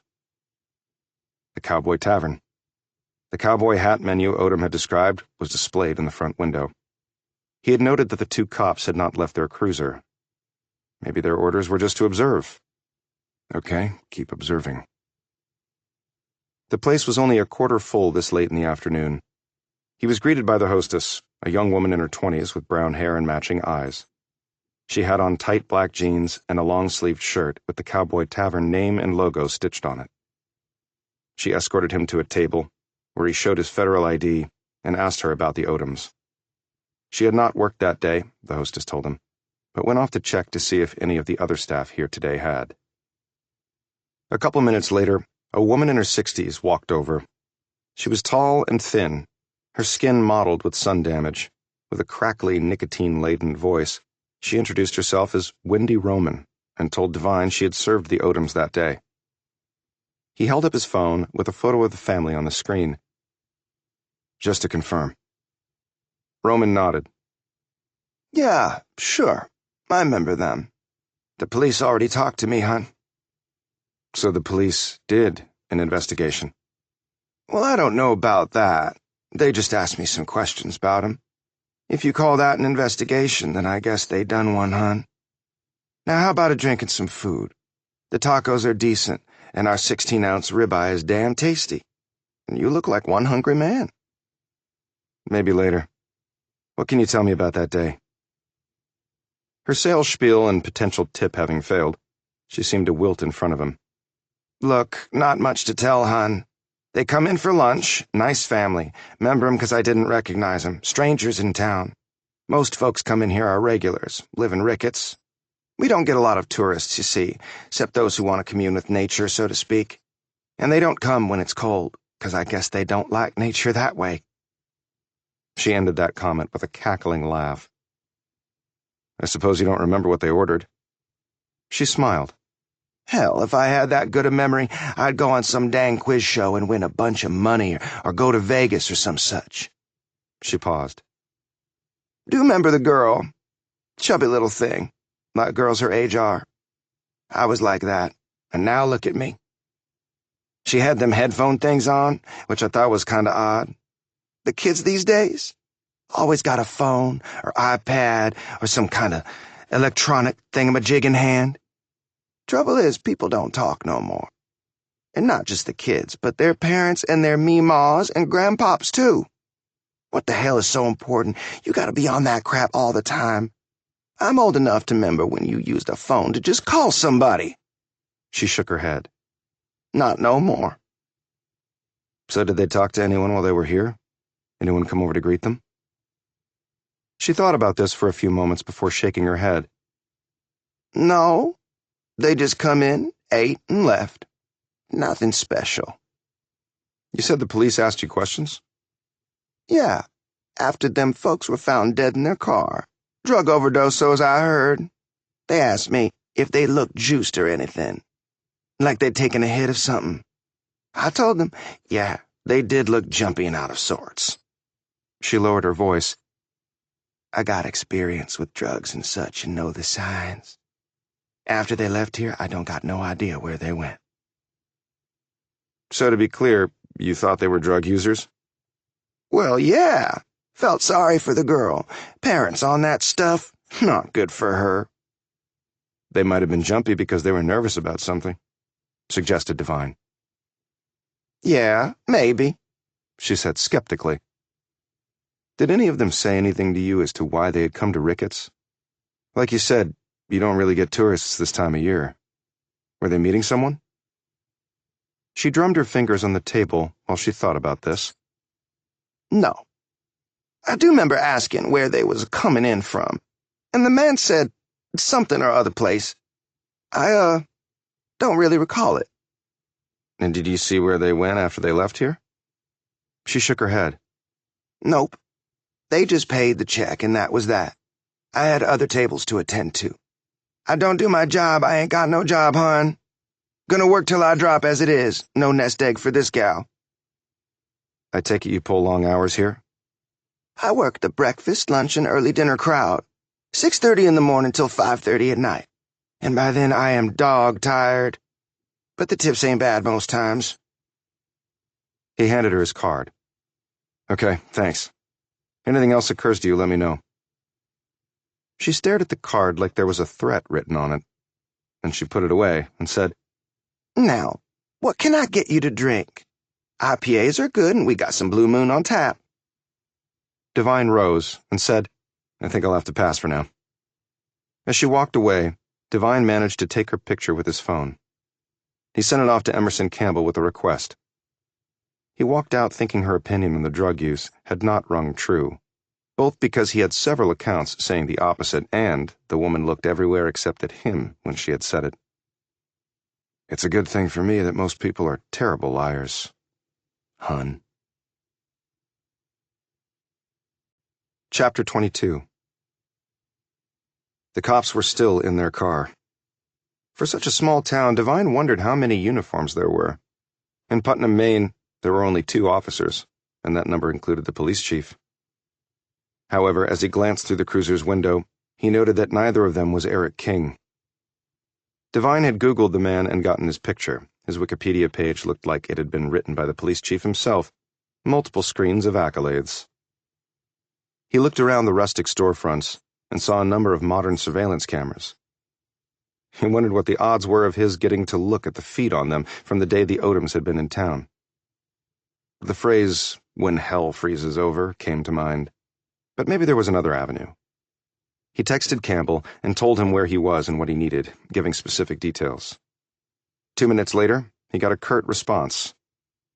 On it. He still didn't know where the meeting with the 2 men had taken place, or what was in the duffel given to the Odoms. Maybe cash? The police probably had impounded the Odoms' car, but he didn't expect much cooperation from them. So what the hell are you doing here, Devine? Well, when in doubt, surprise the enemy. Turn retreat into a full-on frontal assault. He hoped it turned out more like Teddy Roosevelt and San Juan Hill than George Pickett's charge against high ground at Gettysburg. He walked across the street to the police cruiser. The officer in the passenger seat rolled down his window. Devine showed them his official ID. I'm looking into the deaths of Dwayne and Alice Odom. Any chance I can get eyes on their car? Why are the feds interested in that case? Said the officer, who was in his 30s, with blonde hair, a long face, and suspicious eyes. Devine glanced at his partner, who looked like a carbon copy of his fellow officer. The officer added, Just a drug overdose. Happens all the time around here. Has to do with an ongoing investigation, said Devine. And then he stopped and stared at the man. We need to check in on that request, said the officer. Okay, said Devine. He remained standing where he was. The flustered officer used his radio to call in. After some back and forth, the officer said, "You can follow us to HQ, sir." As Devine tailed them in the Toyota, he very quickly found out that HQ was within walking distance of where he had been. Yet the building was not what Devine had been expecting for a small rural town. It was at least 20,000 square feet, looked new, and was constructed of red brick and glass and rose 2 stories into the sky.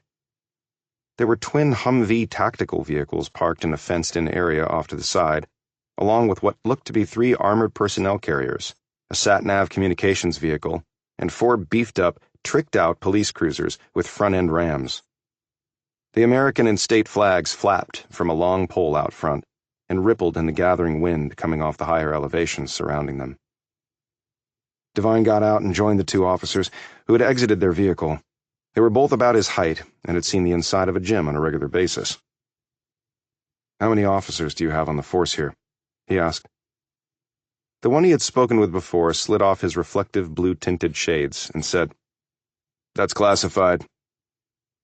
Devine thought he was joking, only it turned out he wasn't. Inside the front entrance, Devine saw a marquee with the names of prominent town officials and their office numbers. "Mercedes King is the mayor?" "Any relation to Chief King?" asked Devine. "His wife," said the other officer. "No nepotism here," he added sarcastically. "They've been great for Ricketts," said his partner defensively. Devine glanced at the other cop, who was now looking at his shoes, his expression tight. Devine was led down a broad hallway with paintings and framed photos and notice boards with local information pinned to them. They reached a double door with Chief marked on it in 4-inch metal letters, and one of the men knocked. "Come," said a male voice from inside. Devine was escorted into a large corner office. There were 2 broad windows with high-dollar custom cabinetry set below them. On another wall was a massive TV that had a news station on with the sound muted. Behind a sleek, wide zebrawood desk sat a man in uniform with 4 gold stars fastened to each shoulder epaulet. Devine felt like he'd just walked into the Pentagon to meet the chairman of the Joint Chiefs. "Agent Devine," said the man in a nasally voice. "I'm Chief King. Have a seat." He waved the 2 officers off. They immediately retreated and closed the door behind them. Devine sat and looked across the width of the desk at the police chief of Ricketts.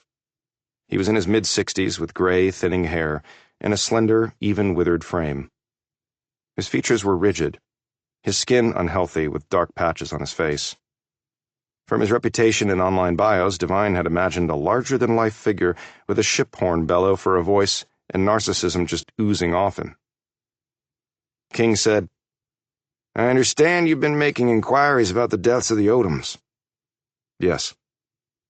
"May I ask why?" Alice Odom was Danny Glass's sister. Devine stared at the man to see if the reference to the RICO defendant sparked a reaction. "So?" said King. "His sister and her husband died, and Glass is seeking to adopt their daughter, Betsy." "Does the girl have any other relatives to take her in?" "Not that I know of." "And why is this of interest to the federal government?" "Danny Glass is a defendant in a federal RICO case in Seattle." "Okay. Anything else?" he said, his disinterest evident. "I'd like to see the autopsy reports on the Odoms." "Why?" asked King. "To look at their causes of death." "If I remember correctly, they were drug overdoses, of which we have far too many around here. Drugs of despair, they call them. And they are indeed." "So, can I look at the autopsy reports?" "If you really want to." "And would it be possible for me to talk to the first responders?" "Again, I'd like to know why," said King. "They may have some useful information." "About what?" asked King, as he drummed his fingers on the desktop. "I guess I'll know it when I hear it." "I'll see if I can get you their names," replied King, sounding distracted as he glanced at some papers in front of him. "I understand their daughter tried to revive them with Narcan," said Devine. "If you say so." "That was in the police report.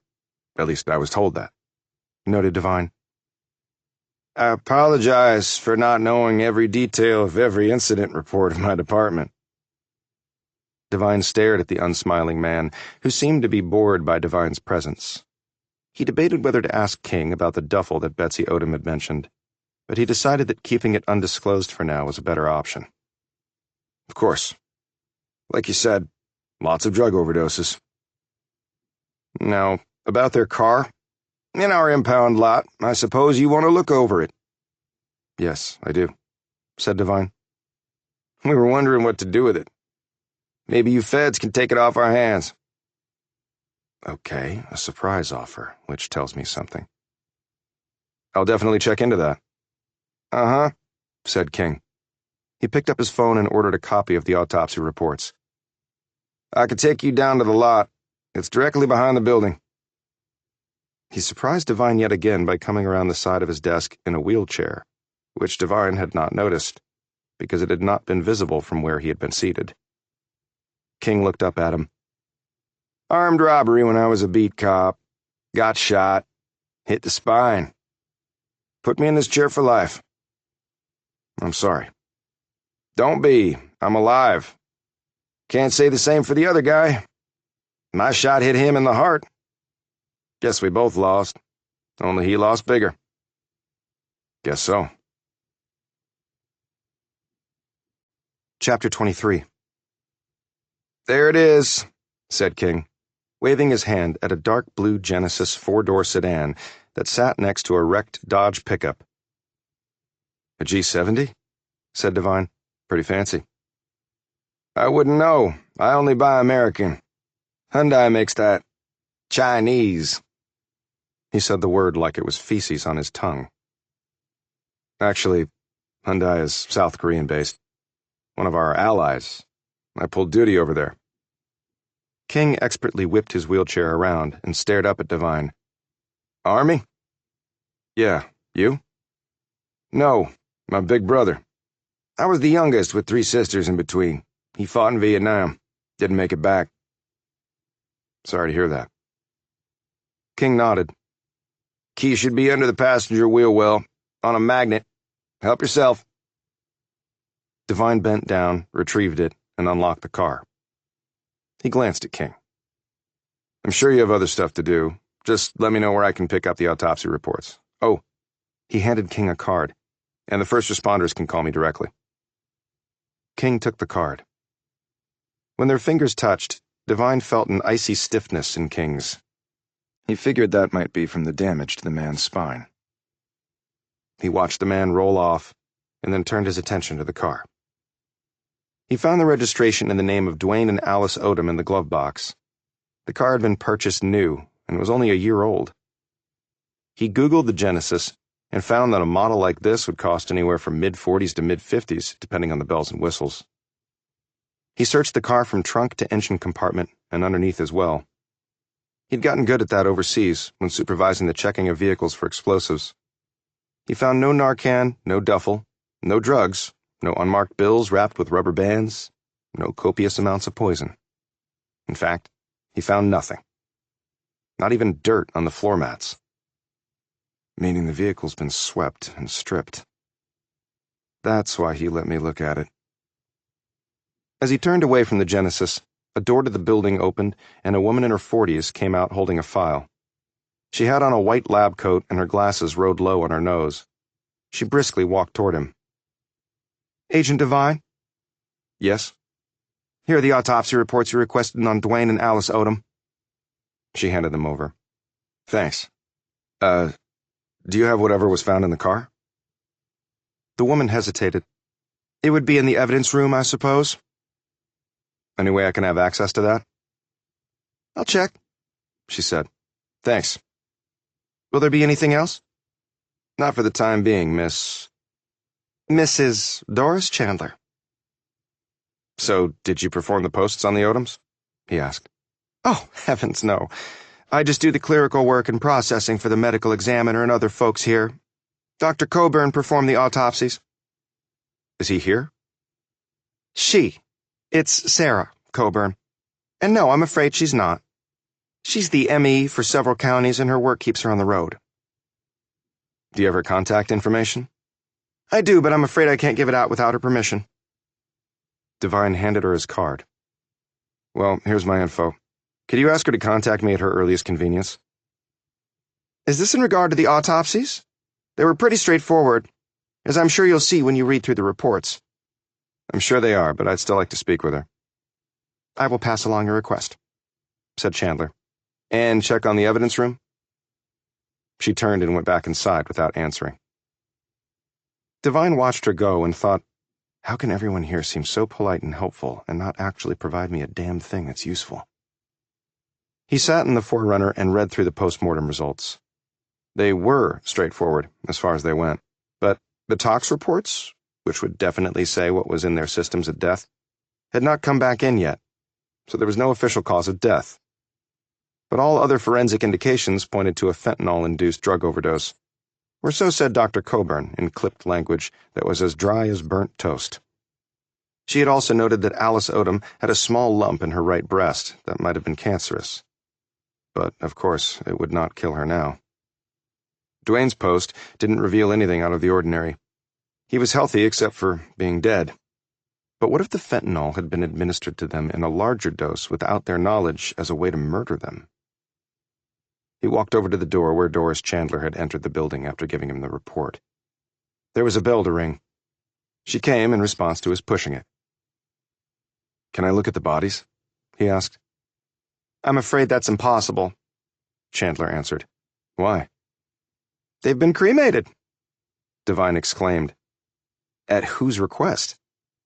The next of kin, replied Chandler. Betsy Odom is a minor, so she couldn't have authorized it. I wasn't referring to her. Then who? Said Devine. I believe the name was Daniel Glass. Chapter 24. Devine was heading back to his SUV when another woman approached him in the parking lot. She was in her late 30s, 5'6", blonde, and curvy. Her makeup was muted, and she was dressed in a black jacket and matching slacks with a white blouse framed with a long, pointed collar and French cuffs. Her fingers flashed with what looked to be high-priced jewelry, and her neck was encircled with a strand of small gray pearls. Her stiletto heels clicked over the pavement like exclamation points. Agent Devine? She said in a raspy voice, which sounded like she was coming down with a cold. Yes? I'm Mercedes King. Devine's surprise was so immediate, it was impossible to disguise or hide it. She smiled, knowingly. Eric is quite a bit older than I am.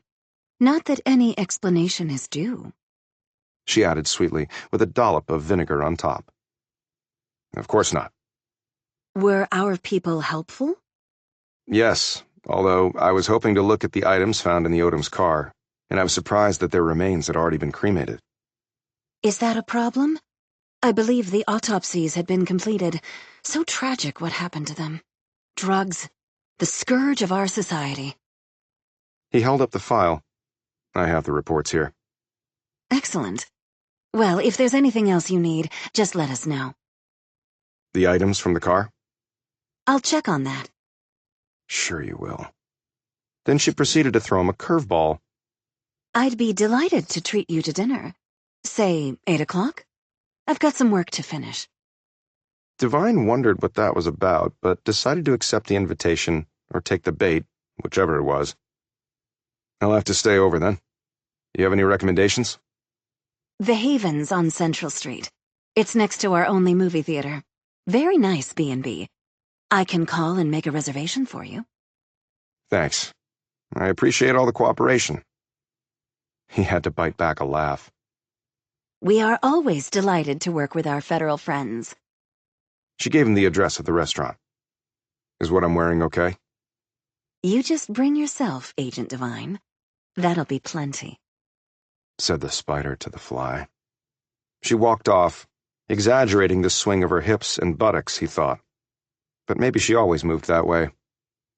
Some women he had met in the past did, and his encounters with all of them had ended badly. So where will you come out, Mayor Mercedes? He headed back to the downtown area and parked at the curb, where he texted Campbell, bringing him up to date with the latest. The cremation had ruined any chance to determine what had actually happened to the Odoms, and he was clearly not going to see what had been found in the car. He would have to attack this sucker from another angle. He checked his rearview mirror and saw the same police cruiser that had shadowed him earlier parked on the opposite curb 3 car lengths back. The same 2 cops were inside. He called Betsy Odom's number, and she answered after 2 rings. Hello? Betsy, it's Travis. Where are you? In Ricketts, like I said. I've been, well, asking questions and seeing what I can find out about what happened to your parents. It had just sunk in with Divine that he was speaking to a little girl about her parents' murders. Did you find out what happened to them? Did somebody do it? Who? Whoa, slow down. I haven't found out anything, really, at least not yet. Did you see them? My mom and dad, I mean. Shit. Divine couldn't bring himself to tell her that their bodies had been cremated.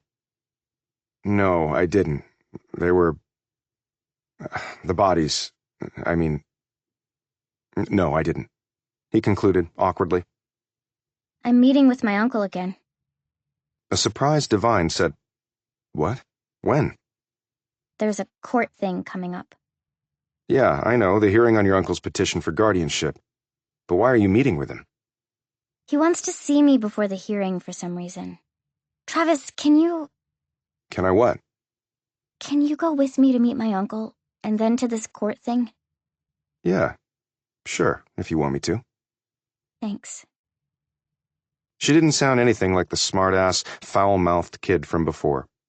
She sounded exactly like what she actually was, a scared, grieving, and confused 12-year-old.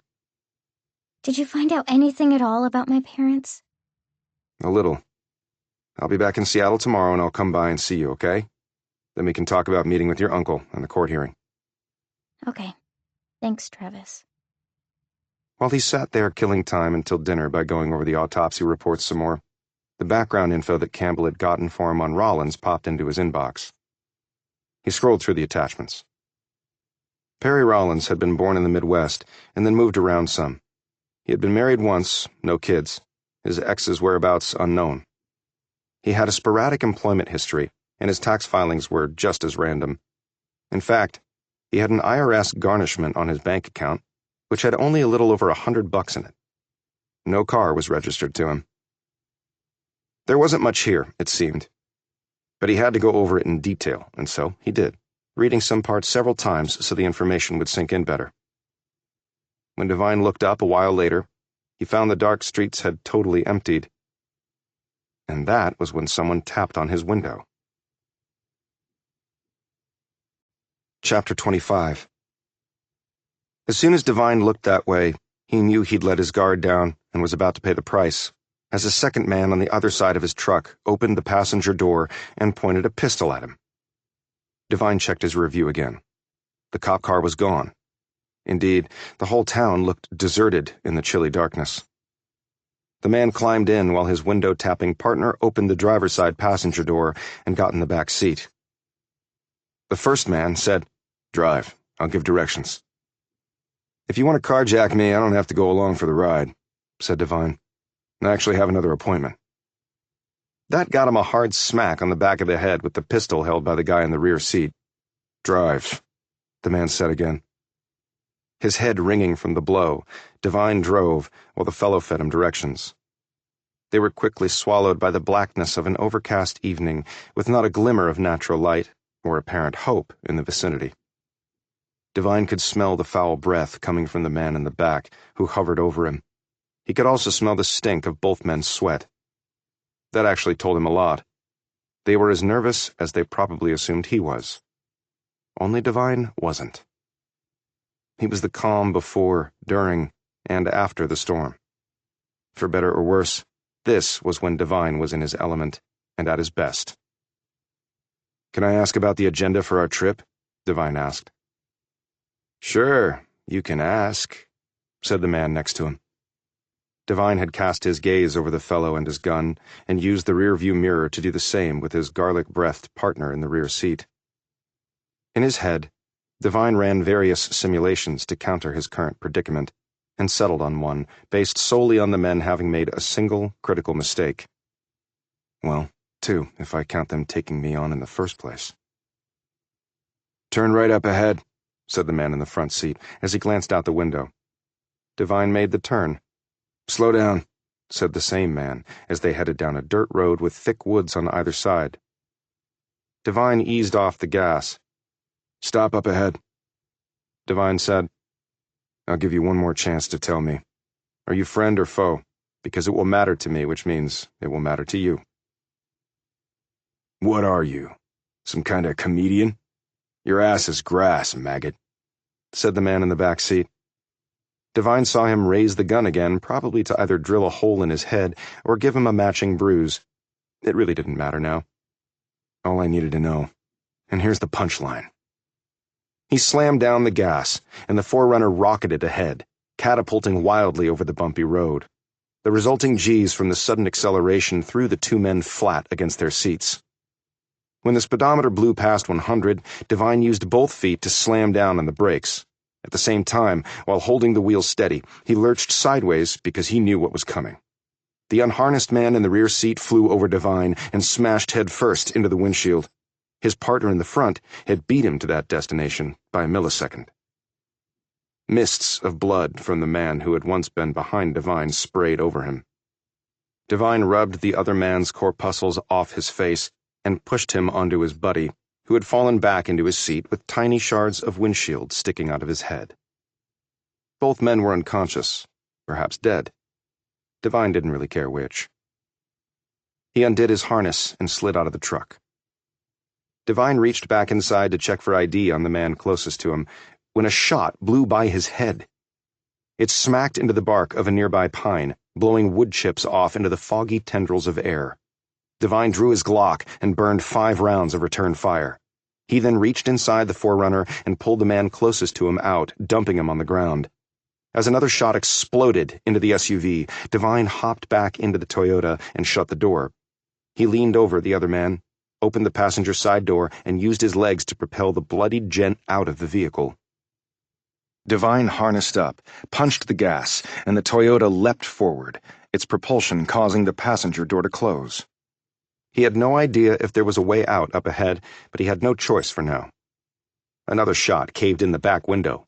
He ducked down as the bullet smacked into the already wrecked windshield, laying down fresh spiderwebs in the glass. As he looked up ahead, Devine exclaimed, "Fucking great." The dirt road ended in a wall of fallen trees and large rocks. He slammed on the brakes, threw the Toyota into reverse, and backed up with the tires spewing dirt like a ditch witch. He next tapped the brake just so, ripped the wheel to his right, slid into a J-turn, laid down on the gas again, spun the wheel straight and true, the leather skimming under his fingers, and rocketed in the opposite direction. When Devine saw the headlights up ahead coming straight at him, he lowered his window and rested his Glock on the top of the side mirror to steady his aim. They could be 2 futuristic knights, about to have a lethal joust. He emptied his mag at the oncoming vehicle, shredding windshield glass and front metal grille. As Devine crouched low, they fired back at him, rounds pinging off door frames, hood, and grille, and blowing out chunks of already shattered glass. But nothing pinged off him, which was what counted. He used a finger to pop the spent mag, and dexterously inserted a fresh one using his right hand. He took both hands off the wheel for a second to rack the slide. He put the gun on the mirror once more, but before he could fire, Devine heard dozens of rounds of rapid-fire shots. He started to duck, but then realized they weren't coming at him or from the other vehicle, which had started to swerve violently. At the last possible second, Devine cut the wheel to the right and flew past what he could now see was a large Cadillac Escalade. The blown-out right rear wheel was laying down strips of burned-off rubber. The back glass was also missing, and the tailgate looked like a target at a gun range. As he looked up ahead, he saw a single taillight ahead of him. A motorcycle speeding away from the scene? He pressed the gas to the cushioned floorboard, but the Forerunner apparently had no acceleration left to give on that end. One of the bullets must have struck something vital to the truck's performance, causing its speed to max out at 60. He zipped by where the 2 wrecked and bloodied men lay in the dirt and kept going. The taillight was farther ahead, and then disappeared as it hit the main road. When Devine got there, the motorcycle was gone. But whoever it was, had saved his life. He turned the heat up to blast level, and still it was freezing inside because of the blown-out windows fore and aft, which also created an icy wind tunnel that made it feel like he was on top of Everest. He didn't touch the scalp and hair on his broken windshield and dashboard because his ride was now a crime scene in motion. After a mile, he slowed to a moderate pace and made his way back to Ricketts to keep his dinner date with Mayor Mercedes. Devine wondered if it would be any more exciting than what had just happened to him. Chapter 26. Devine parked across the street from the steakhouse and felt the large, pulpy lump on the back of his head where the man had clobbered him with the butt of his gun. His fingers came away bloody. He grabbed his go-bag from the rear of the Toyota and pulled out a medical kit. He used it to clean the wound and then applied some antibiotic before smoothing down his hair. He checked that his clothes were relatively clean and mostly blood and glass shard free, and then crossed over to the restaurant. Whether Mercedes King was here or not might tell him a great deal. Devine figured it was all about the efficiency of the enemy lines of communication. He walked in and was greeted by a young woman dressed all in black. He mentioned the mayor's name, and she escorted him to the rear. So at least the dinner reservation had been made. If the mayor was involved in what had just happened to him, she may well be hedging her bets. The place was quiet, with only a few patrons hovering over their meals and wine. The woman said, "I'll show Mayor King back when she arrives." He sat down and checked his watch. 5 minutes past 8. Okay. He picked up the menu and his gaze flitted aimlessly down the entrees. He would have been hungry, but for almost dying a violent death and having a headache from the blow to his skull. Agent Devine? He looked up to see Mercedes King hurrying over to him. She had changed clothes, and now wore a black pleated skirt and a white blouse under a short lavender jacket. She seemed out of breath. I'm sorry I'm late. Some unexpected constituent business. I'm usually quite punctual. No problem, he said, studying her closely.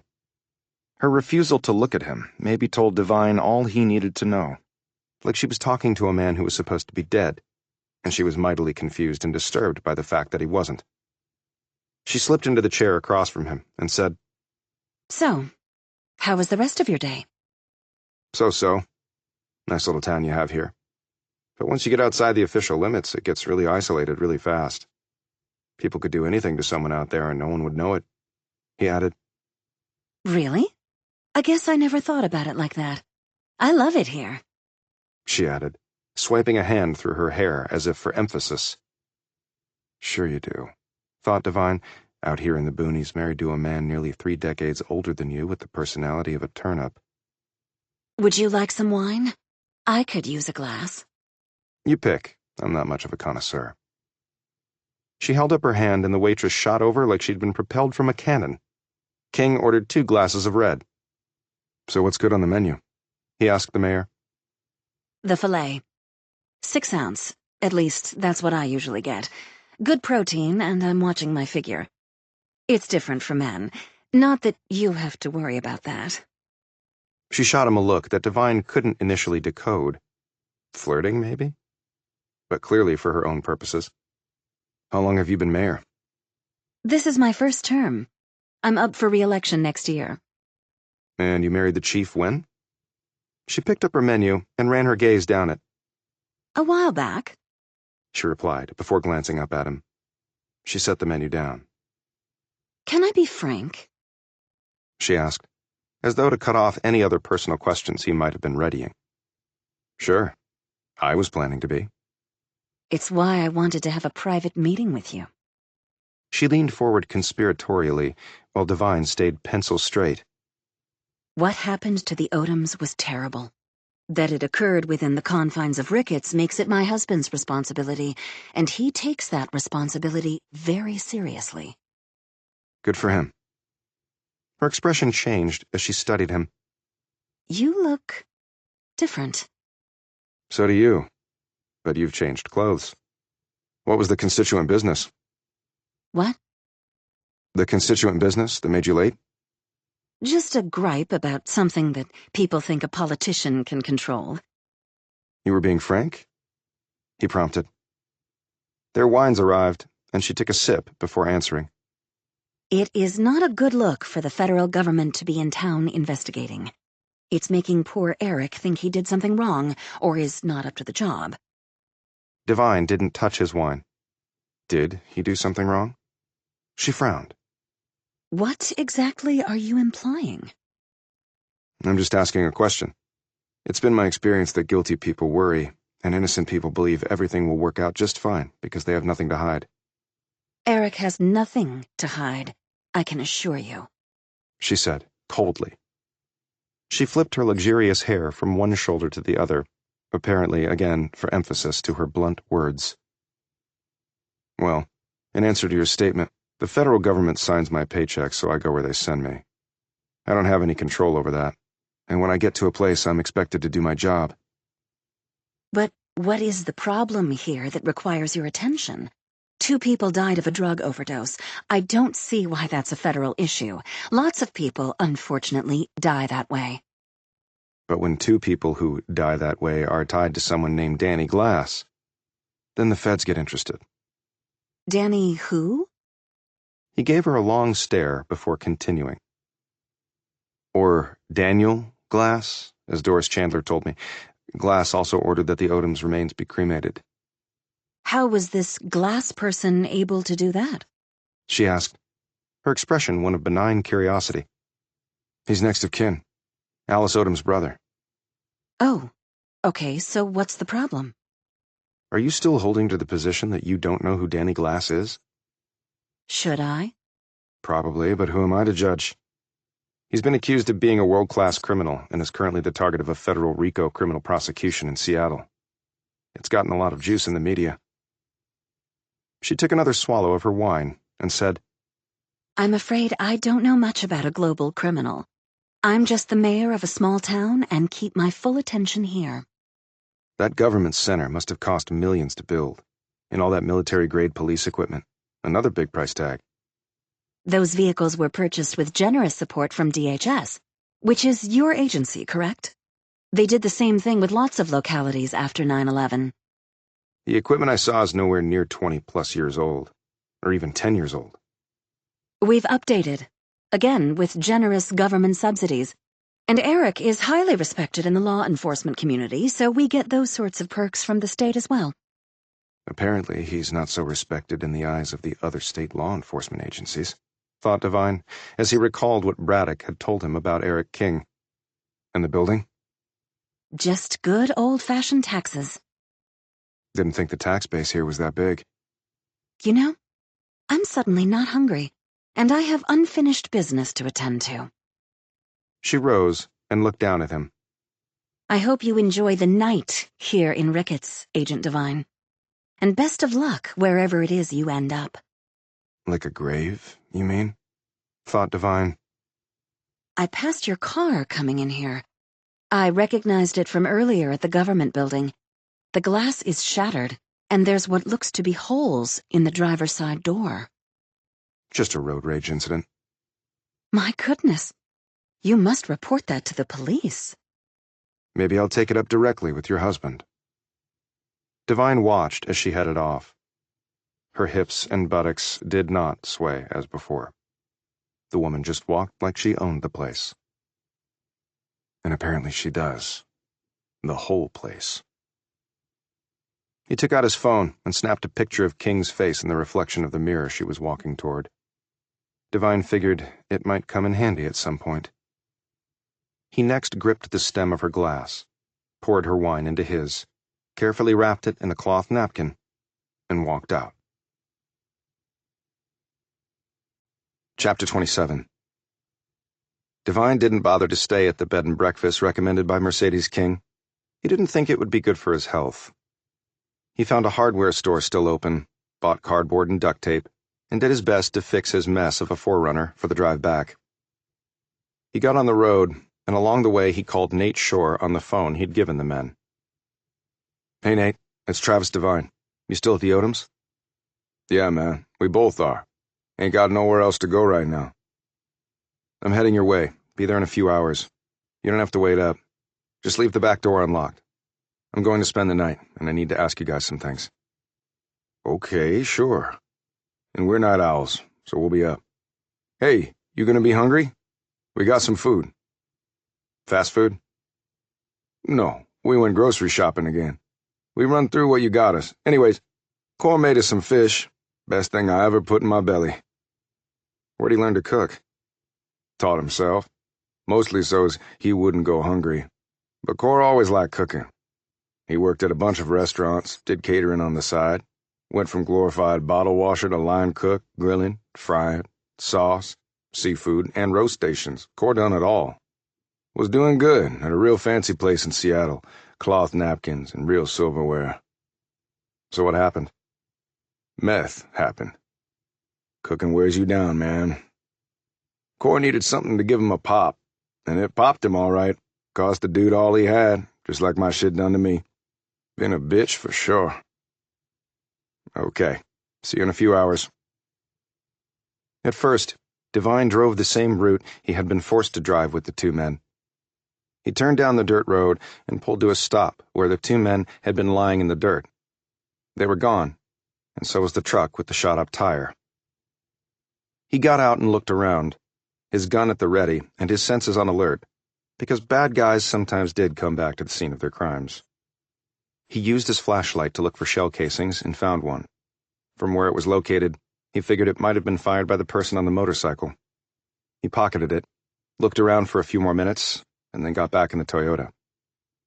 He drove down the road and then stopped right around the spot he had seen the motorcycle fleeing the scene. He shone his light on the slim tire track that could only have come from that sort of vehicle. He took a picture of it with his phone, and then got back in the 4Runner and drove off. Then something occurred to him. He hadn't heard the motorcycle. And those machines were usually pretty loud, particularly when they were wound up. Okay, that tells me a lot. The tape and cardboard mostly did their job, and he didn't freeze to death by the time he pulled in front of the Odom's home hours later. Nor did he get stopped by the police, who might have had some difficult queries about his shot-up ride. Nate Shore answered the door. He had on a white tank top that showed off impressive sets of delts, triceps, and biceps, and a pair of cami pants that looked like the real deal to Devine.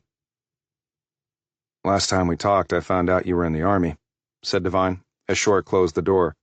But you got out? Yeah, I joined up right out of high school. Figured I could get me some college money or learn a skill I could use to make some bucks after I got out. Made it to Sergeant E5. Finished my contract with the Army, and then came home and hooked back up with Cor. He was doing his cooking thing and I was working construction. We was doing okay, till we had our troubles. So you didn't re-up, even though you made it to E5? What, Army wasn't for you?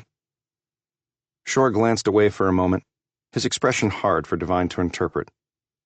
I liked it okay. Even qualified for Delta Force after I made Sergeant. Hardest damn thing I've ever done. They beat you up, man, no lie. Didn't know I could even do some of the stuff they made us do, and I had to jump my ass out of perfectly good planes. Had some damn smart suckers in that group, way smarter than me. Some of them dudes were real good at foreign languages, and we also had some guys who were hot shit with counterterrorism stuff. Me? My wheelhouse was weapons, hand-to-hand, and blowing shit up. Delta? Damn, Nate, that's an elite status, noted an impressed Devine. Most of the Delta recruits come from the 75th Ranger Regiment, but I had some Ranger buddies who were fine soldiers who tried to qualify but couldn't cut it. Yeah, it was something all right. Pushed me right to the wall, and then through the wall. So what happened? You don't make Delta and then walk away. I didn't walk away. I don't understand. Truth is, some rednecks in Delta had a problem with guys who looked like me. Made my life pretty damn miserable. And the brass just looked the other way, so's I didn't re-up. I don't mind busting my butt to get somewhere, but I ain't spending my life taking that kind of shit from a bunch of assholes. I'm truly sorry that happened, Nate. Shore shrugged. Ain't like I don't see that stuff on the outside, too. Corey Rose popped his head into the room. Hungry? Devine smiled. I am, yeah, very. Devine's last meal had been breakfast, which seemed days ago. Got it all set up for you in the dining room. Be right in. The dining room was only 2 strides away. There was a place setting for one. We already ate, explained Shore, rubbing his 6-pack belly. You want a beer? Yeah, I would. I had a glass of wine earlier, but didn't drink a drop of it. Bad wine? Asked Shore. Bad company. Shore left, and then came back with a bottle of Guinness and handed it to him. They was having a sale. You're not drinking? Drugs ain't the only thing we got problems with. The booze, too. So why'd you buy it?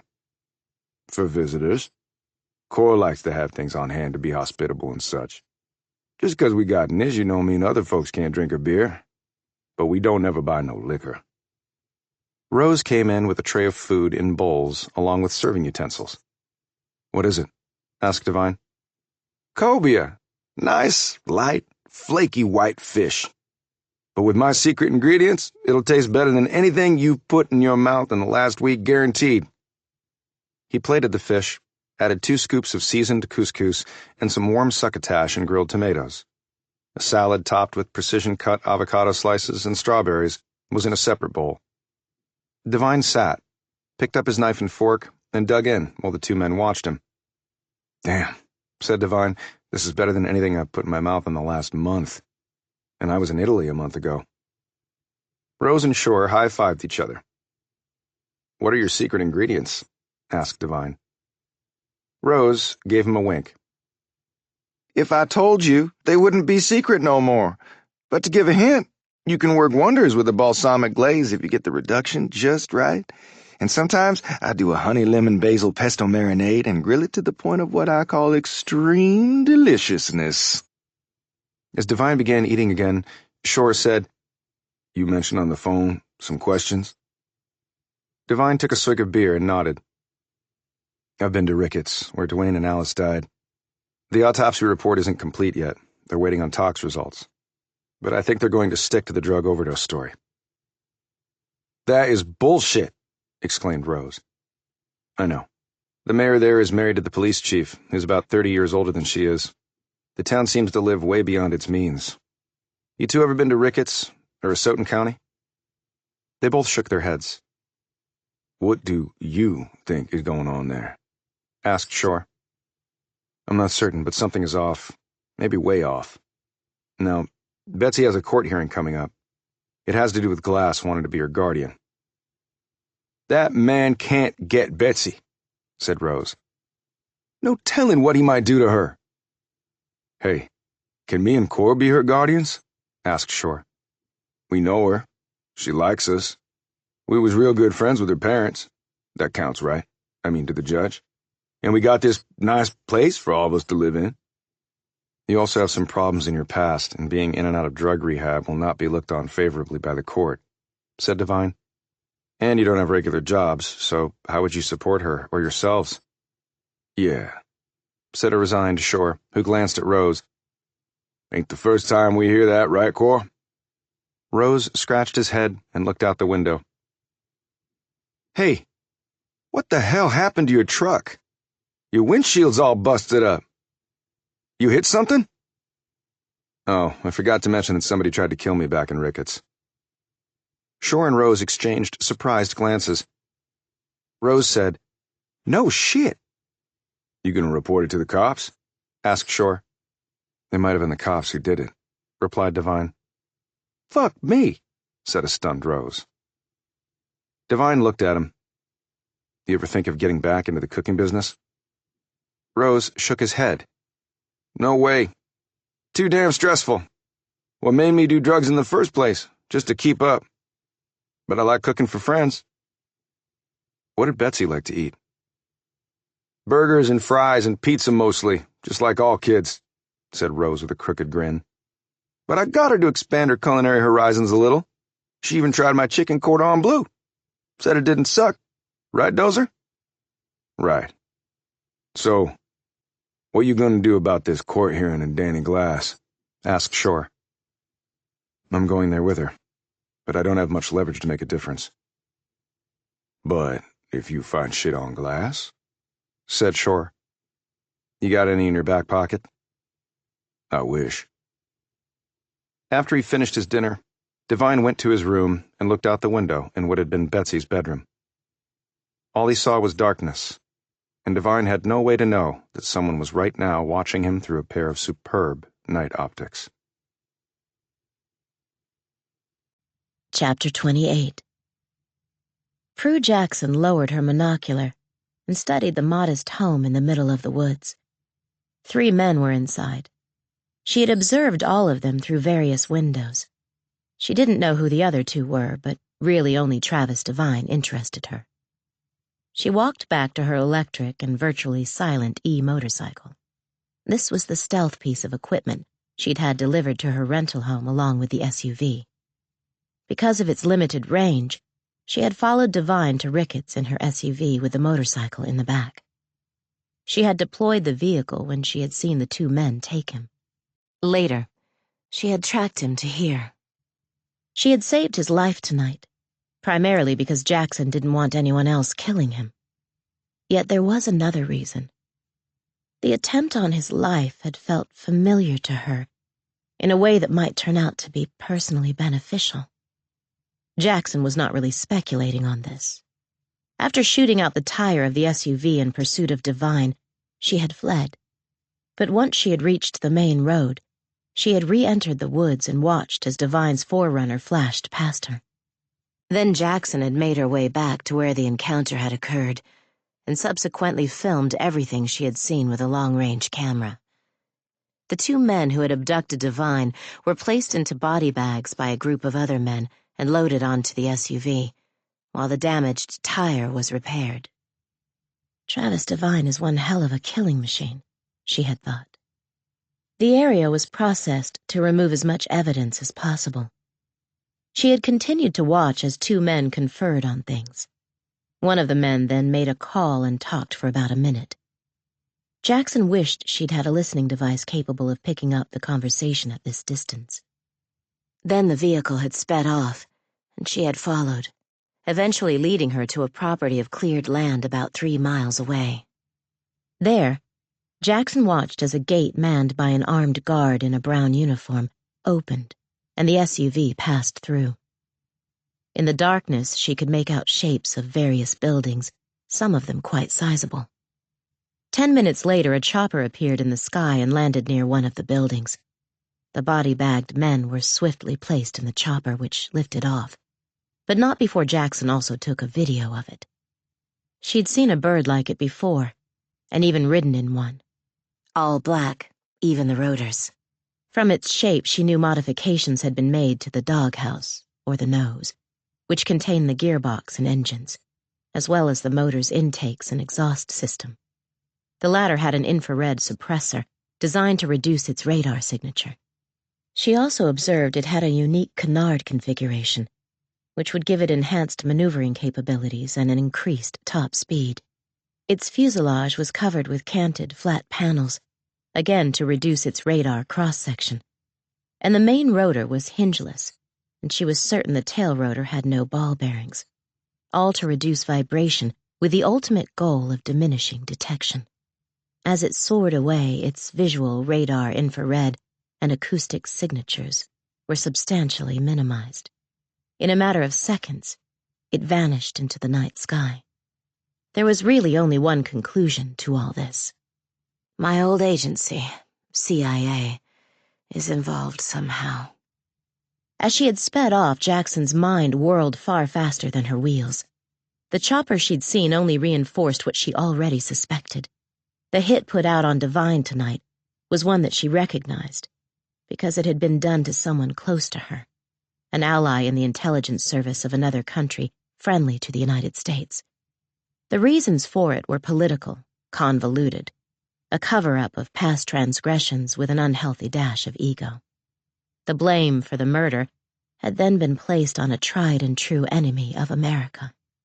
Jackson had told her superiors about some of their own colleagues' involvement in the person's death. and she had been assured that heads would roll. And unfortunately, hers eventually had. They set me up all the way. The very next week, Prue Jackson had been left behind in hostile foreign territory because she had blamed some at her agency for the murder of her ally. With that knowledge, she could bring down people in high places. High enough that those very same people would probably gut their own grandmother to save themselves. That was what power did to you. It allowed you to rationalize anything you ever did or would ever do, no matter how wrong or cruel. As she stood here now observing the trailer, Jackson mused. So why is CIA apparently involved in this family drama of the Odoms, with their little house in the woods on one end, and big bad Danny Glass on the other, and Travis Devine trapped smack in the middle?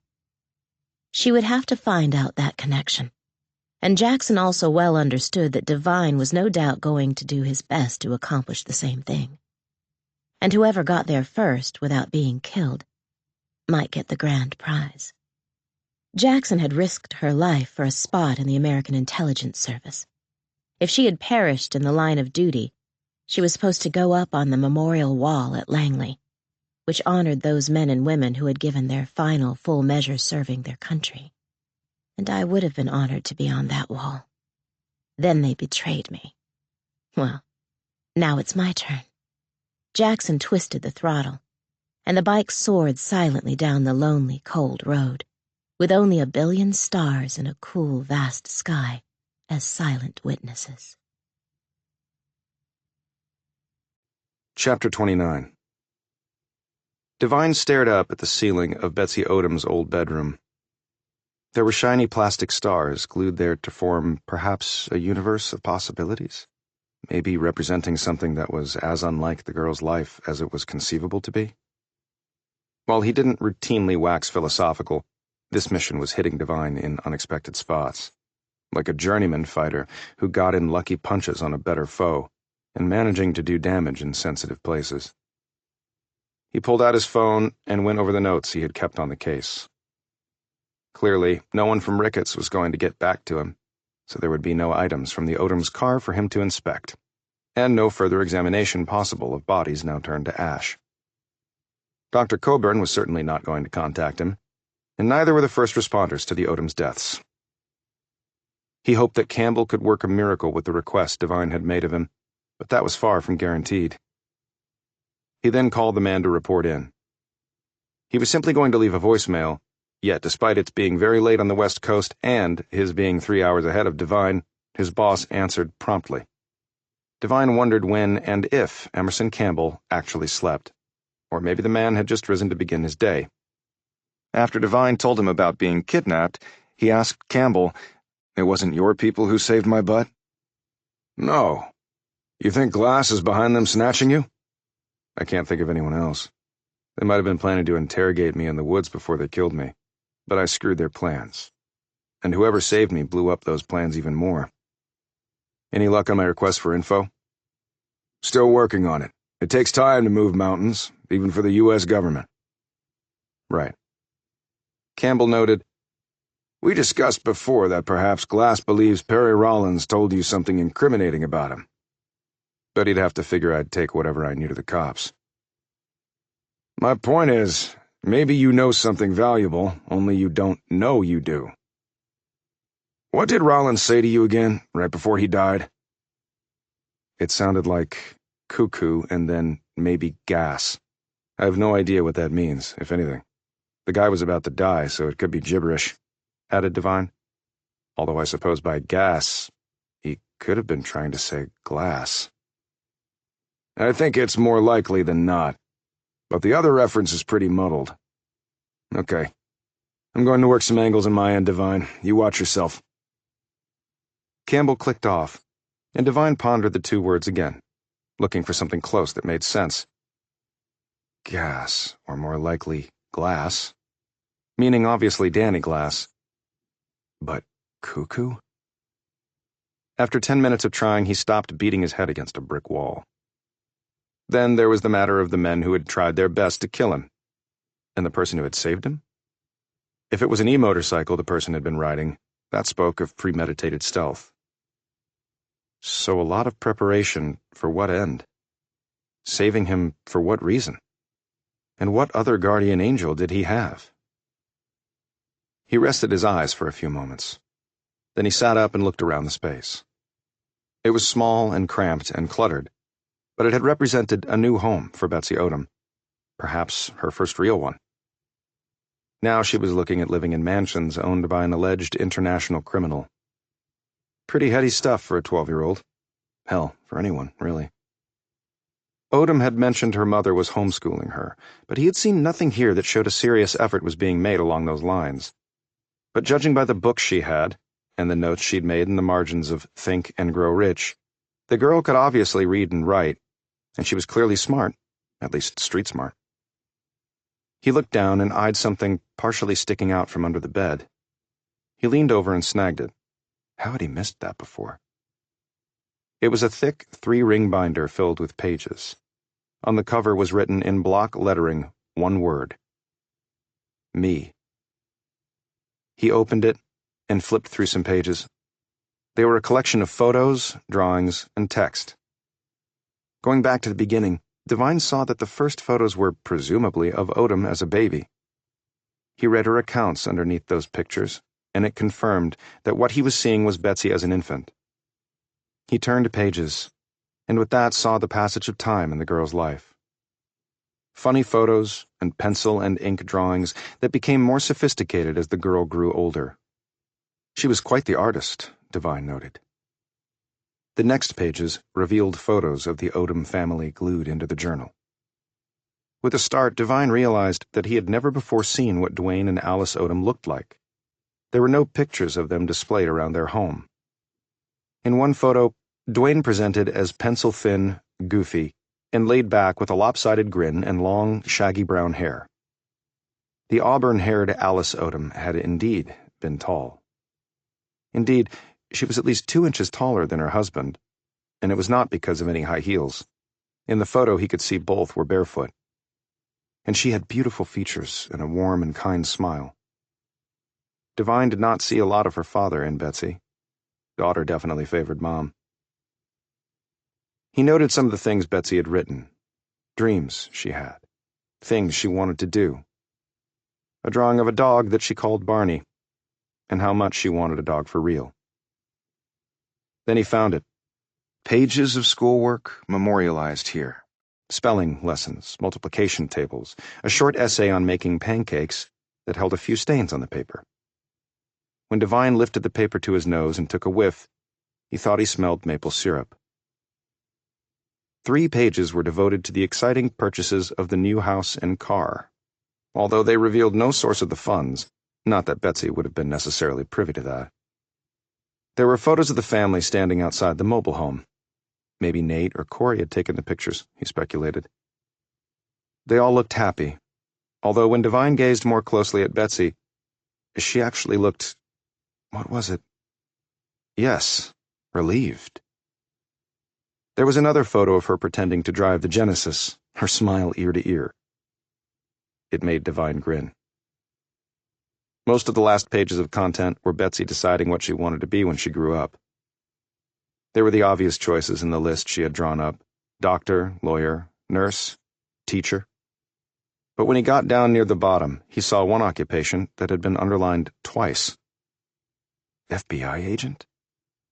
Without meaning to stereotype, Devine still thought, what young girl listed that as her dream job? When he turned to the final page, Devine jolted up from the bed. There were only 7 words. Danny Glass, my uncle. Good or bad? Why the hell had she written that? Danny Glass had only come into the picture as her potential guardian after Odom's parents had died. She couldn't have written this after that had happened. She hadn't been back here. Odom had told him so herself. Then she had been thinking about her uncle. Maybe her mother had told her more about Danny Glass than she had let on to Devine, or anyone else. Now the questions became clearer. What did she know? Who had told her, and why had she withheld it? Devine thought back to that moment in the Four Seasons when Odom had looked ready to give him the high sign. What had Glass said to make her reconsider ending the meeting? Devine closed the journal, lay back on the bed, but didn't really get a wink of sleep the whole night. Chapter 30. His hair disheveled, his slept-in clothes heavily wrinkled, and with darkened pouches under his bloodshot eyes and stubble on his chin, Devine, carrying the binder, walked into the kitchen the next morning. Well, it was actually nearly the afternoon, he thought, as he checked his watch. He was instantly flooded with the mingled smells of coffee, eggs, bacon, and toast that Rose was overseeing on the stovetop. "You sleeping too?" asked Devine. "Yep," said Rose. "Me and Dozer are definitely night owls." "Yeah, Nate mentioned that before."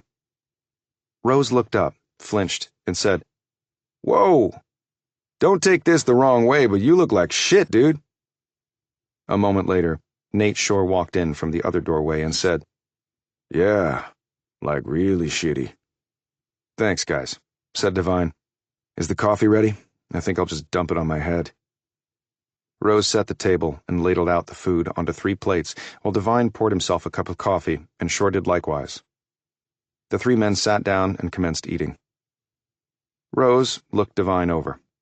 "Didn't sleep well, huh? I got something to help that. Nothing to get you hooked on," he added quickly. "I'm talking meditation, breathing exercises, stuff like that. It works, no lie. It ain't heroin, but sometimes it comes close." "Thanks, but I'm fine." Devine held up the binder. "You two ever seen this before?" Rose said, "Yeah, Betsy puts stuff in that thing all the time. She's a good drawer, too." Shore cracked his thick neck and nodded. "And she puts photos in there. Her mom had one of them old cameras where the pictures pop out and then come to life in about a minute." "Yeah, a Polaroid," noted Devine. "You two made the cut." He held the binder open to a particular page where there was a picture of Betsy and Shore and Rose. "Damn! Am I really that fat?" said Rose, peering closely at his image. "Good cooks always fat," noted Shore with a grin. "See, they always eatin' fine. But I look pretty damn buff, if I do say so myself," he added with a chuckle. A dejected Rose looked at his unfinished fried eggs, buttered toast, and crispy bacon, and slowly pushed his plate away. Devine opened the binder to the last entry. "She wrote this about her uncle. Any thoughts? Keep in mind this was before her parents died, and before she knew Glass was going to try to adopt her." Rose and Shore looked at the words on the page and exchanged a nervous glance, but neither man spoke. Devine put the binder down, sat back, and gazed at them both. "Okay, guys. You say you want me to protect Betsy? Well, guess what? To do that, I need you to tell me what you know. All of it." Shore fingered his coffee, while Rose listlessly poked at his eggs. "Some guys come to see Dwayne and Alice last year," began Shore. "What guys?" "Men in suits. Dwayne and them ain't living here then. They was in a little crappy apartment in a town called Roslyn. They was about to get kicked out of there 'cause Dwayne couldn't hold a job like always, and they was behind on their rent and such." Rose chimed in. "Roslyn's where they filmed that TV show, Northern Exposure. Watched it when I was a kid. Good show. What you call quirky?" He grinned at Shore. "Like us, Dozer. Quirky." Shore didn't crack a smile. "Anyway, they was living there, and some men come by." "Wait, you mean you two were there when they visited?" asked Devine. Shore nodded. "We just finished up some drug counseling, and we had jobs too. We slept on the floor, but it beat living on the street. We helped with the rent and bills and such, but we ain't making much, and the dude that owned it wanted to sell the whole shebang. Some guy was gonna knock it all down and put up a big-ass gas station or some such.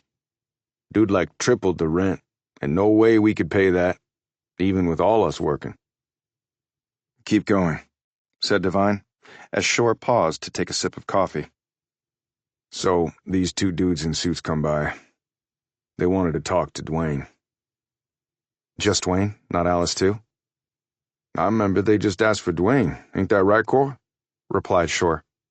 Yep. Dwayne told us to go get us some ice cream. It was hot that day, so we all liked that idea. The men didn't announce who they were or show some ID? No, but Dwayne seemed to be expecting them, said Shore.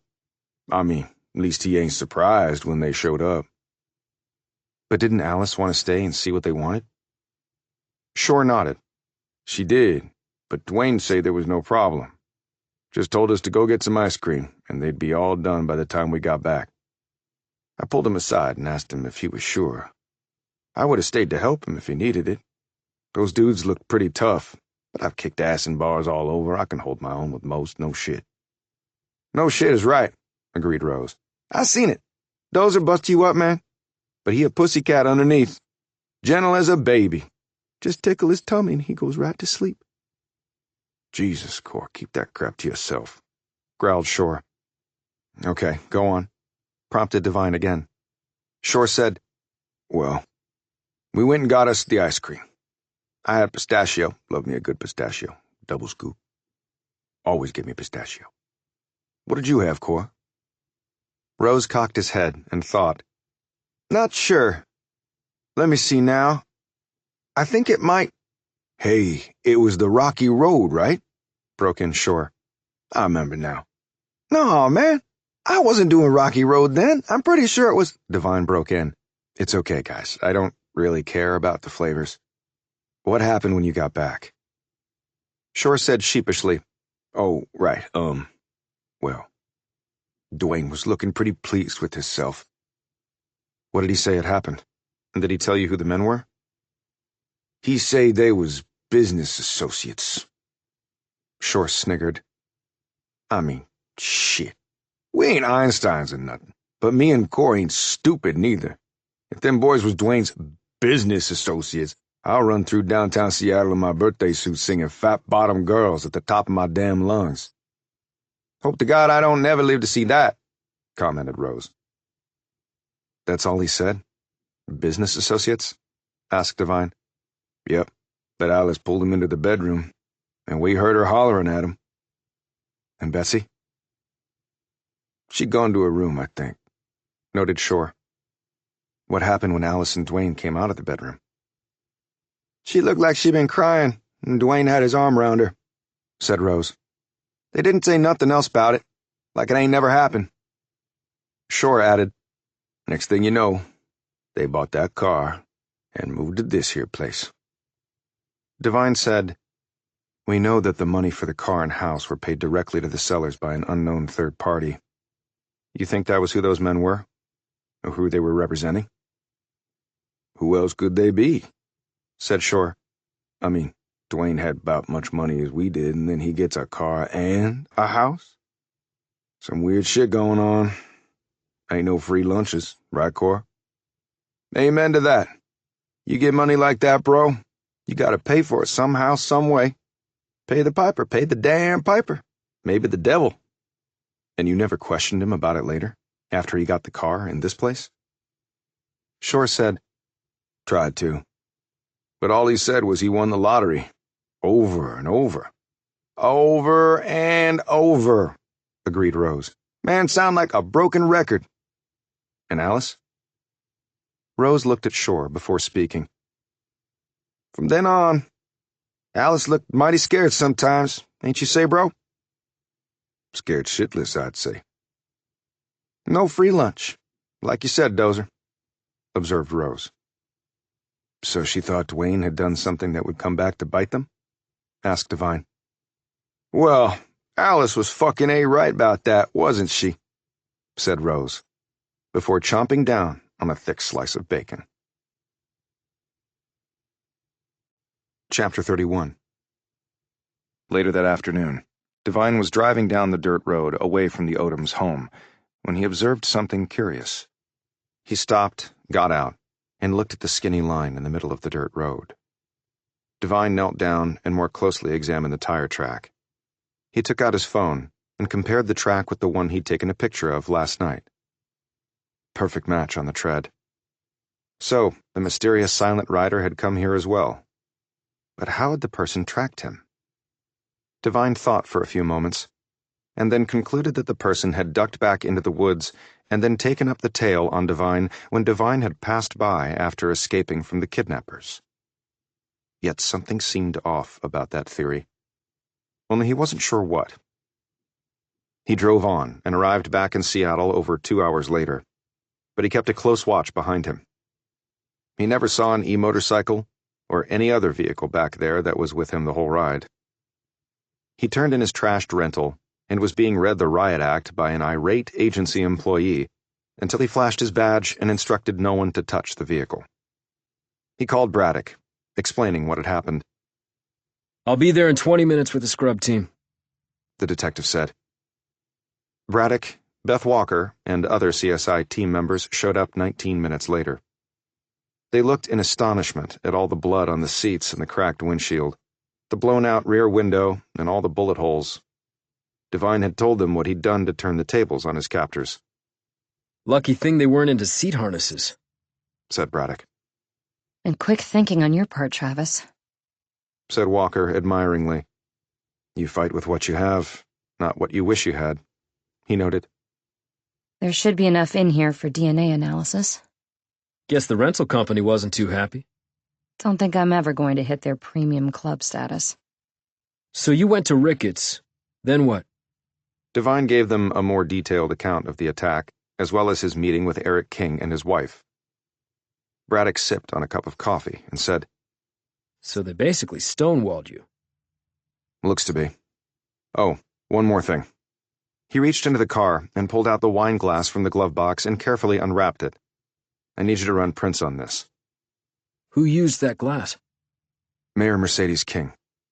I just want to know if she is who she says she is. How did you come by this evidence? She willingly left it behind in a public place that I had access to. Braddock stared hard at him for a few moments before nodding at Walker, who put the glass in an evidence bag and marked it. We'll run the prints. But I don't have any pull on this, Devine. My superiors will not want to get into a pissing contest with Eric King. It's enough that you go over the car for me and run the prints. You could get a warrant to access the evidence the Ricketts folks collected. They already closed the case, and they'll say they found nothing in the car, and the bodies have been cremated. So even if I get a warrant for the remains, can you get DNA, anything really, from ashes? No. The cremation process shuts all of that down for the most part. And Glass authorized it? What I was told, yeah. But not by a person I necessarily find credible, and her statement has not been corroborated. So you really think King had something to do with this? Braddock said, indicating the shot-up Toyota. Which King, the police chief or the mayor? Either. Or both. I have no proof of either one being involved, but the timing is a little coincidental. I don't think Mayor King was planning on having dinner with me, primarily because I wasn't supposed to be breathing.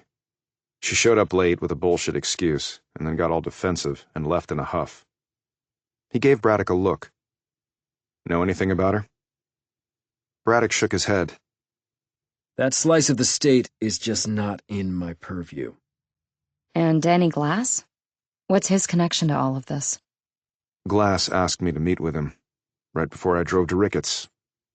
What did he want? He intimated that I owed him because he helped out my platoon when we were both in the Army. And what did you tell him? That I could and would do nothing for him when it came to Betsy Odom. And his response? That the meeting had been worth it because he knew where he stood with me. And then you go to Ricketts, and somebody tries to kill you. I'd call that the mother of all coincidences, which means it isn't. But there's no proof he was involved in what happened to me, Devine pointed out. Walker slapped on a pair of nitrile gloves. Well, let's see if we can find some. She headed over to the battered Toyota. Chapter 32. Devine went to his hotel, showered, peeled off his soiled clothes and put on fresh ones. His jacket with the blood stain removed was back from the hotel laundry, so he put that on. Then he took an Uber to Odom's hotel. He had phoned Saxby before heading over. Betsy's been asking about you all day. The FBI agent had told him on the phone. What the hell is going on? I'll tell you when I get there. Saxby opened the door at his knock, Odom was waiting on the couch. She jumped up when Divine walked in. I'm so glad you're here, Travis. The hearing is tomorrow, and like I said, my uncle wants to meet with me before. He looked at Saxby. The Bureau okay with that? Yes, but I'm coming along too, to see Glass and attend the court hearing. Divine held up Odom's binder. Stopped at your home last night and found this. My journal! Yeah. When she reached for it, he held it back. One thing, What? she said fearfully, as though she knew what was coming. He opened it to the last page. You apparently had doubts about your uncle before your parents died. How come? Saxby read off the line and then looked in confusion at Odom. Betsy? Odom snatched the binder and plunked down on the couch, crossing one leg defiantly over the other. What? What do you have to say about that? About what? Divine sat at the other end of the couch. By those words, you were trying to make up your mind about your uncle, so someone must have told you something about him. Odom fingered the binder and wouldn't look at him. Divine finally glanced at Saxby. When and where tomorrow? We meet Glass at 9 at his hotel. The court hearing is at 11 at the King County Superior Court. It's right here in downtown Seattle. But the Odoms resided in Kittitas County. Saxby said, Yes, but there was an agreement among the parties that the case would be transferred here. Kittitas didn't want a media circus, what with Glass being involved. And DOJ didn't want Glass traveling out there. Just all around easier to do it here. Okay. He looked over to catch Odom staring at him, but then she quickly looked away. So how will the hearing run? The judge will probably take testimony from at least Betsy and maybe Glass. The lawyers may have motions or statements to make. We'll just have to play it by ear. You said the DOJ will contest Glass's petition for the emergency guardianship? They absolutely will. And I have no say? You have a lot of say, actually. But you're also only 12, and so the law says you need others to help you with this. No, I don't. I just want everybody to leave me the hell alone. Including your uncle? Asked Divine. And have you decided if he's good or bad? She made an ugly face and looked away. Divine turned to Saxby. I went to Ricketts yesterday. I phoned Betsy from there. What did you find out? Divine glanced nervously at Odom but decided to say it. I was told that Danny Glass had Dwayne and Alice's remains cremated. What? Barked Saxby. Divine looked at Odom. The girl's mouth was hanging open and she didn't even look like she was breathing. He said, I'm sorry I didn't tell you before. It was just awkward trying to do it over the phone.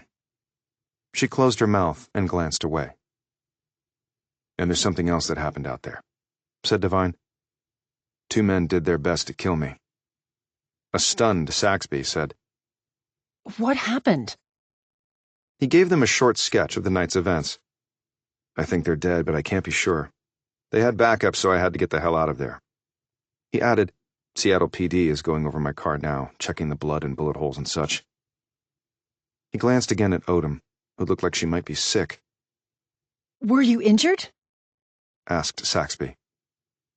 He rubbed the back of his head. Just where one of the guys decided to use my head and his gun to play whack-a-mole. Good God. Why would they want to hurt you? Maybe because I'm trying to find out who killed your parents, and someone doesn't want that. You really think they didn't die from an overdose? No. Too much weird stuff going on. And the folks in Ricketts were about as unhelpful as they could be. He paused. So, Betsy, you wanted to see me? She set her binder aside and composed herself. Like I said, my uncle wants to meet with me. And I want you to be there. I thought you'd made up your mind that you wanted him to adopt you. So, why do I need to come with you? I'd just feel better if you did. She said, not meeting his eye. For a moment, Divine thought the girl was actually going to say what was really on her mind. But then she grabbed her binder, rose, and went to her bedroom and shut the door. In a low voice, Devine said, "Has she mentioned anything to you about Glass?" Not specifically, no. But there's something bothering her. I just don't know what. And she's unlikely to confide in me. She seems to trust you better. So, I think it's up to you to crack the code with her. Me? Look, you've got kids. I don't know how to handle this stuff. Saxby gave him a weary smile. Being a parent doesn't make you an expert, Devine. It just allows you to better understand your severe shortcomings on a daily basis, because your kids just relish reminding you of them in both large and small ways. As they get older, the shortcomings just get bigger until, presto, you're no longer a moron, but instead transform into a genius from whom they want all sorts of advice. I'm actually anxiously waiting for that last stage to kick in. Now, Betsy seemed to want to tell you something, and what you found in her journal clearly shows that her doubts about her uncle predated her parents' deaths.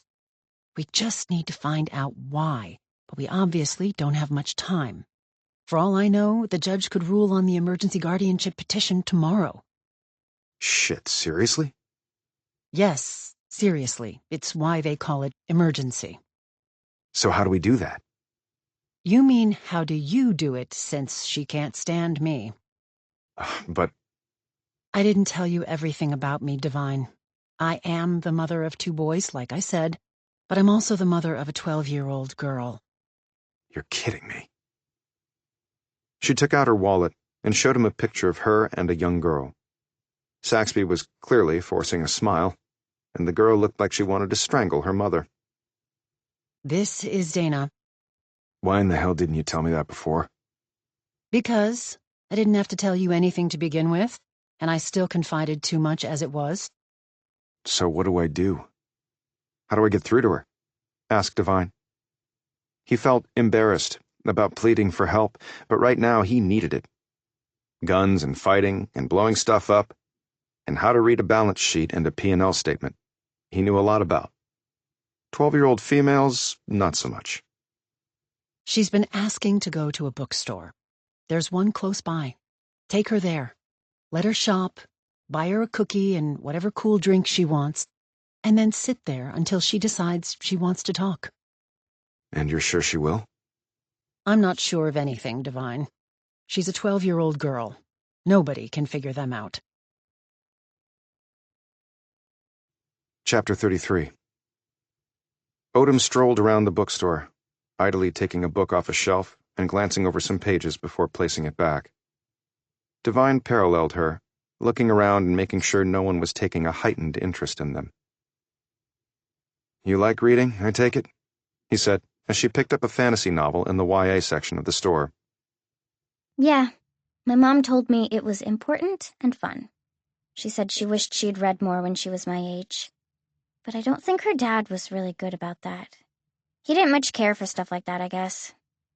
Did she tell you anything else about your grandfather? She glanced up at him from the book she had been checking out. Not too many good things. He was apparently not too nice to her or my uncle. I never knew him, or my mom's mom. They're dead. And your dad? Was he a reader? She smiled wistfully. Dad couldn't sit still long enough to read a food label on the cereal box, much less a book. Did you know your other grandparents? No. My dad's parents were in a car accident or something before I was born. He had a sister, but she died in the car crash too. That's really awful. Yeah. I think it made my dad feel like helpless, you know? Like, what happens, happens. So he just didn't worry much about stuff. Just thought if it was supposed to work out, it would, you know? Maybe that's why he never found something that he, for a job and all. But he was always there for me and stuff. We would play and talk all the time. Sometimes it was like having an older brother, you know? Her tone was so poignant, and her look so wistful that Devine's heart went out to her. Yeah, I know. Do you know how your parents met?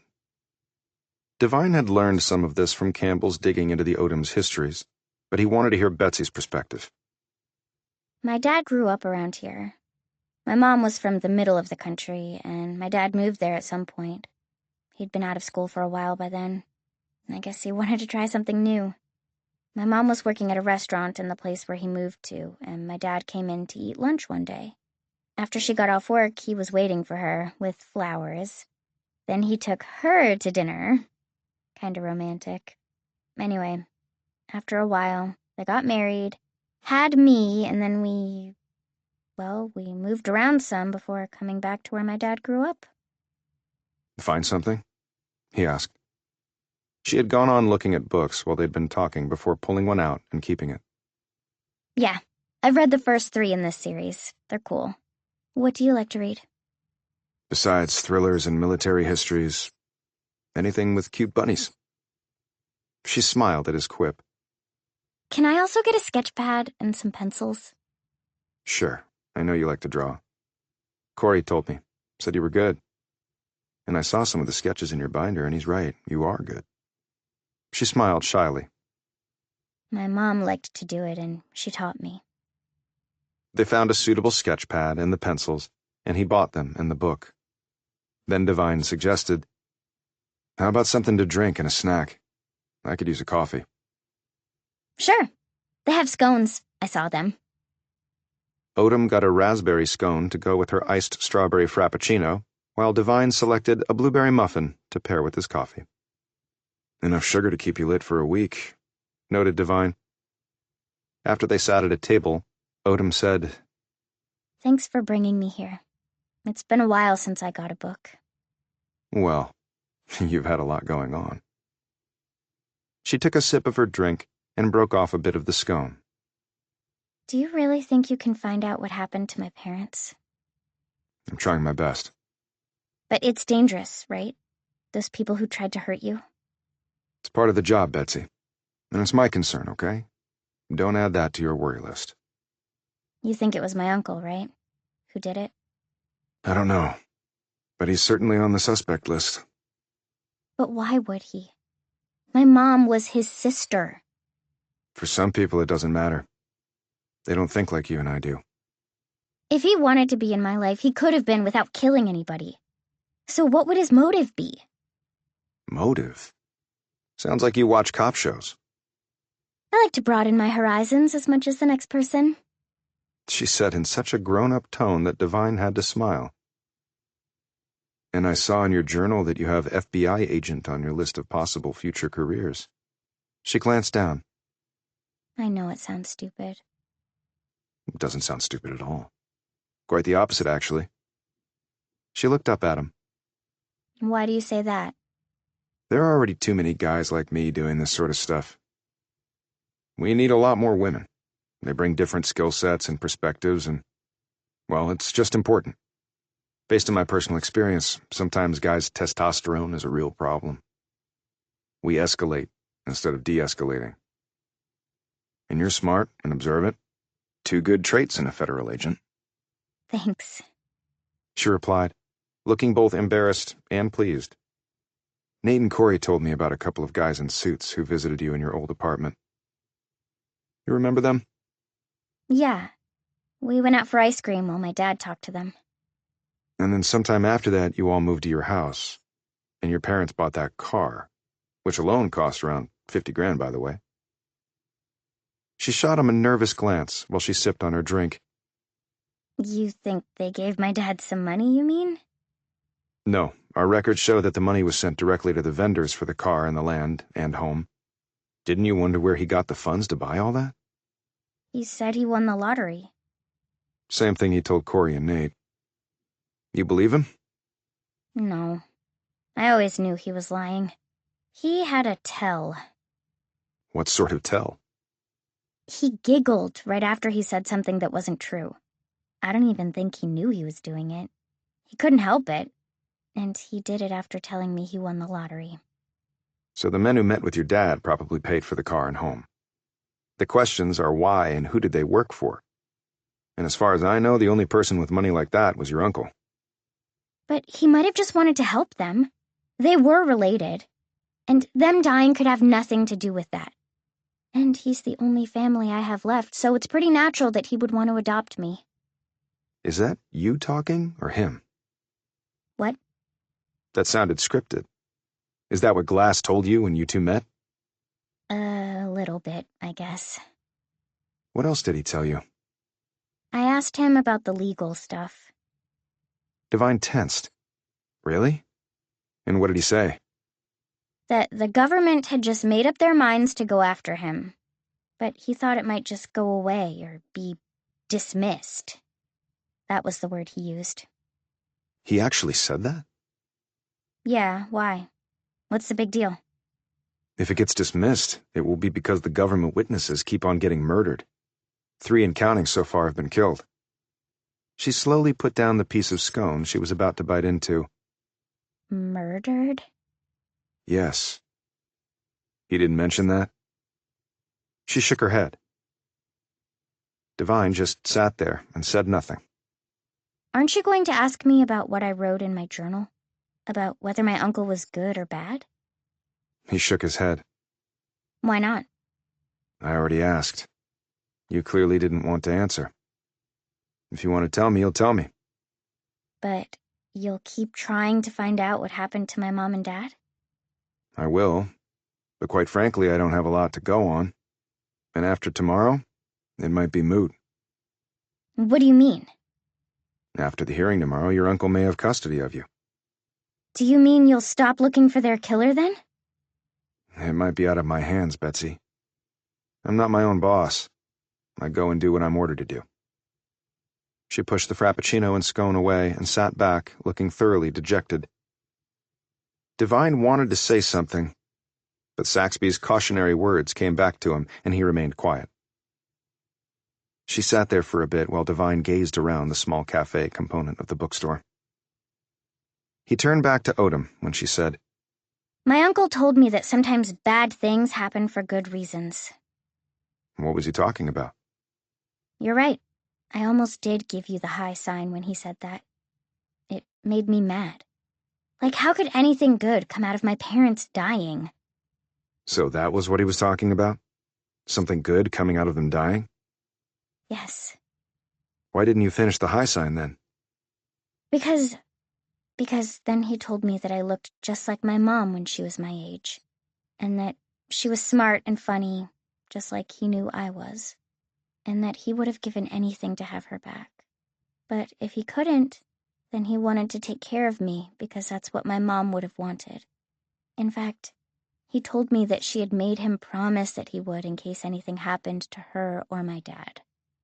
When did she tell him that? Asked Divine. All his senses were on high alert now, because her answer could be significant. He said he had talked to her a while back, when my dad wasn't doing too well. Was this before or after he didn't win the lottery? Asked Divine. She smiled weakly. It was before we moved to the trailer. Do you think it's possible that your mother asked her brother for help? I don't know. Maybe? I knew we were having money problems. My dad had lost his job again, and we were going to have to leave our apartment. Did your mother like her brother? I think she did like him, yeah. Divine recalled what Shore and Rose had told him about Dwayne not liking Glass, but that Alice had a different opinion of her brother. But was it something she told you that made you write what you did in your journal about your uncle? She remained quiet for a few seconds, and he wasn't sure she was even going to answer. Not my mother, no. Who then? I don't want to say. Okay. I think you already told me the answer. But do you still want to be adopted by your uncle? She didn't answer right away. In fact, he had to wait a couple of minutes while he watched her debate this internally, and he could tell it was not an easy process for the girl. Finally, she said, I don't know, Travis. Part of me wants it, and part of me... He gripped her hand. This wouldn't be easy for anyone, Betsy, okay? So don't beat yourself up over it. She nodded, and he released his grip and sat back. It was then that Divine noticed for a second time what he had glimpsed before. The woman at the far table who had glanced their way not once, but now twice. She looked to be in her 50s, broad-hipped, pale skin, longish brown hair with lots of gray. She was dressed in jeans and a pullover sweater with hunter green boots. A white tennis visor rode on her head. She looked normal and benign and seemed to be right in her element. Perfect. Maybe too perfect. As Odom finished her drink and scone, something occurred to Devine, and he phoned Beth Walker. She told him she was still going over the Forerunner. Nothing to report yet, but we might have a few things to go on. In a low voice that could not be overheard, he said, "Do me a favor. Check under the chassis for a tracking device." A tracking device? Yeah, can you do it now? It's a little time-sensitive. Devine never looked at the woman at the table again, but he was keeping watch on her via her reflection in a large mirror behind the cash registers. 2 minutes later, a breathless Walker said, How did you know? "Thanks. I'll see you in a while. Things are starting to make a lot more sense." He clicked off and looked at Odom. "I'm going to call Saxby and have her meet us outside. She can take you back to the hotel." What? But where are you going? "I just need to check out something. Or rather, someone." Chapter 34. The cafe was on the second floor, so they rode down the escalator to the ground floor after Devine had phoned Saxby. She was taking a taxi over to pick up Odom. They waited by the glass front doors. In the reflection, Devine could see the same woman, who had also ridden down the escalator after them, as she browsed through a shelf of magazines. She was good, thought Devine. She never looked their way, but somehow he knew the woman was still watching them. When Saxby showed up, Devine took Odom out to the car and she got in. "I'll be by later, and we can get ready for tomorrow," he told them. Devine returned to the bookstore and headed toward where he had seen the woman last. Only she wasn't there, and she had not come outside. The escalators were clear of customers, but there was an elevator. He noted that the doors had just closed, and it was heading up to the second floor. He hurried up the escalator and was waiting by the elevator when it arrived on the second floor. The doors opened, but no one was inside it. He heard a door close somewhere close by. He saw the exit sign at the rear of the floor, and Devine ran for it.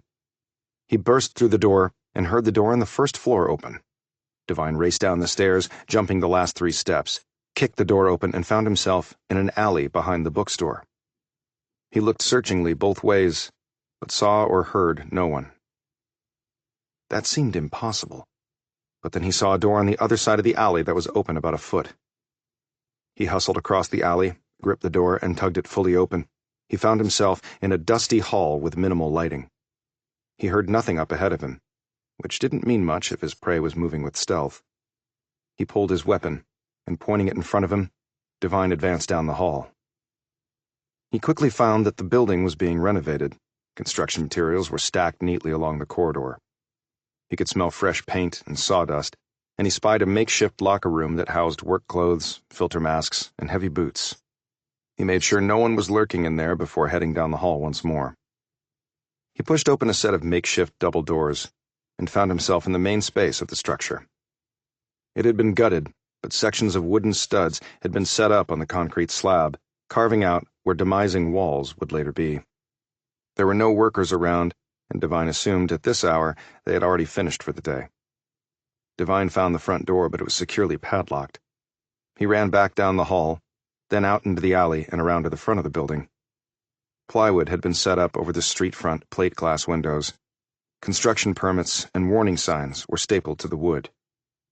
So she followed us to the bookstore, then took the time to set this place up for her escape, then returned to the bookstore and took up her surveillance. Then when she saw I had made her, she sent the elevator up without her in it, followed me up the escalator, and while I was spinning my wheels waiting for the car to open, she commenced her escape, and I gave chase. But there was a problem with that theory. Namely, where had she gone?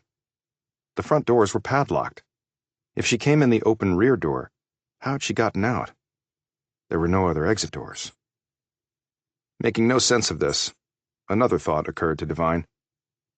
She might have made a mistake based on something that Devine had noted at the bookstore. He hurried back over there, found a manager, flashed his badge and ID, and made his demand about the woman he was seeking. He was led into a back, cluttered room where a computer monitor was set up on a metal desk piled with books. The manager, a woman in her 40s with sandy hair and an excited expression, said, "The security camera's footage is fed into here, Agent Devine."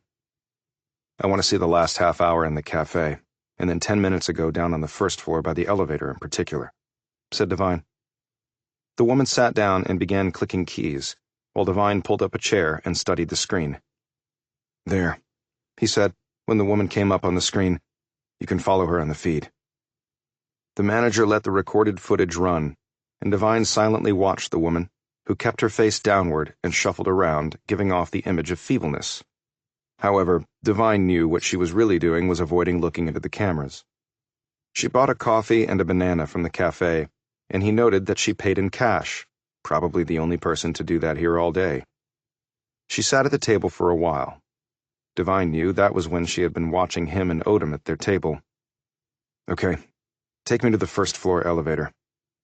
She did so, and he watched, as just as he had predicted, she stepped into the elevator car, pushed a key, and then got off. She moved behind a shelf. The next moment, Devine ran up, paused, and then hustled for the escalator. The woman emerged from hiding and followed him up the escalator. While Devine broke for the elevator, she went to the exit door and left that way. She was now moving far more swiftly and without a hint of any physical impediment. "I'll need a copy of what we just saw." She downloaded one onto a USB stick and handed it to him. "You got plastic, scissors, tape, and some paper?" he asked the woman. "Yes." "Go get them, please." She brought the items back, and Devine used the plastic and tape to cover the elevator button on the first floor and the exit door handle on the second. He made signs stating that both the elevator and the door were out of order. He then called Walker. She didn't answer. She was probably still working away on the Forerunner. He left her a message to get a print lift team over to the bookstore. He gave her the manager's name and contact info, along with exactly what he wanted done. Then he told the manager to expect them. He walked up to the second floor and taped off the table where the woman had sat, for Walker to later process. He next questioned the employee who had rung up the purchase of the coffee and banana, getting a description of her that he figured was of negligible value at best, since she was clearly in disguise. But any bit of information was more than what he'd had previously. Devine noted that she had left neither the cup nor the banana peel behind. "Okay, you've been all action up till now. Slow it down and think it through." He closed his eyes and went over everything that had happened in the last hour. It was like doing battlefield reenactments in the army to see what had gone right and, more important, what had gone to hell. Something was off. He could feel it. Now he just had to locate it. 2 minutes went by, then 5, then 5 more. On the next click of his mental clock, Devine opened his eyes. The best way was usually the most direct and simplest. This held true in pretty much any task or mission, because simple meant there were fewer opportunities to screw it up. From meal recipes, to building anything, to running for your life. So the woman could have simply walked out the main floor exit once she had decoyed Devine to the second floor elevator area. Her clever plan had worked, and she would have plenty of time for a leisurely stroll to anywhere she wanted. So why waste time going up the escalator after him, and then exiting out a door, and while doing so, making enough noise for Devine to notice? He followed her exit route once more, looking for something he might have missed before. In the alleyway, he stared at the open door into the space being renovated through which he had gone earlier, as had, presumably, the woman. Up and down the alley, he saw tradesmen entrances and several large dumpsters. All the doors were closed, no doubt for security purposes. So why didn't she close this door? It would have taken all of a second. And if she had, there would have been no way for Devine to know where she had gone. Then it struck him. She wanted me to go in there, which means there's something she wants me to find. So Devine went to find it. Chapter 35. His gun at the ready, because this could be a trap, He moved slowly along the dusty interior hall, again checking everything along the way. He came out into the main front area and started going foot by foot, corner to corner. He stopped at the second corner, halting in front of a rolling easel set against the wall, and on which were written the rules of the workplace along with tasks assigned to a list of workers. Based on the list of tasks set out, Bill, Dave, Mark, and Wanda were going to be really busy tomorrow, thought Devine. Then he noticed that the easel was the sort that was two-sided and was designed to be flipped to reveal the opposite side. He pulled it away from the wall and did so. Devine stepped back and read what had been written on the other side in block letters using a blue Sharpie. Memo to TD. If you're reading this, you're a bit cleverer than I gave you credit for. So, well done. FYI, please erase so none of the construction workers arriving tomorrow will be unduly distressed, curious, or looking to post this on social media for their 15 minutes of fame. This is far bigger than DG and his problem, or the girl and her problems, or you and your mission, or me and what I came here to do. The men who you met last night are ones I recognize. Not them particularly, but how they handle things. By the way, congratulations on surviving, with a big assist from yours truly. After they cleaned up the mess, I followed the SUV to a remote property miles away. A bird was waiting to whisk 2 bodies away. Yes, they did not survive your counterattack. It was a pretty special bird. I've seen one before. I've even ridden in one. There are only 2 agencies in this country that use them. I'll leave it to you to figure out which ones. This is something more than 3D chess, so watch your back. I don't want you to die. Yet. I want to be there when that happens. You know why. Devine looked at the name at the bottom. The girl on the train. P.S. You're welcome. Devine took a picture of the writing with his phone, and then erased all of it. He walked outside and ordered up a ride to the hotel where Saxby and Odom were staying. On the way, he phoned Campbell. When he got to the part about the girl on the train and what she'd written, he heard Campbell bark, "Son of a bitch!" Devine could understand why. "The mole is still there, sir," he said. "Dawn Schumann was a red herring." "To let us think we'd ferreted out the real spy," said Campbell, "which probably means you're never going to find her body." "And it also means she was innocent," noted Campbell. "And someone else there is as guilty as hell." "But Devine, why would she have divulged all that to you? By doing that, she as good as told us the mole is still around." "Because she doesn't need the mole anymore, sir." "So she saved your butt just so she can kill you herself? The lady must hold a grudge." "I think it's only partly that." "And the rest?" "She had a mission. She failed. She's the sort who will push through every wall, run over anyone she has to, endure all the shit in the world to make it right and complete the mission. Reminds me of you, actually. And she has principles. She could have let me die in those woods, and later claimed credit for it. A killer with a sense of honor. And her warning to you? Why?" "I will take the woman at her word. She says this is bigger than glass, bigger than my mission." "The chopper she mentioned, ring any bells?" "I have to make inquiries. Very, very discreet ones." Devine quickly noted that there was suddenly a level of apprehension in the other man's voice that he had never noticed before. "She must have gone to that building while Betsy and I were in the bookstore and wrote out the message. Then she came back, let me make her, and then did what she did. I don't think she even went back into that building when I was chasing her.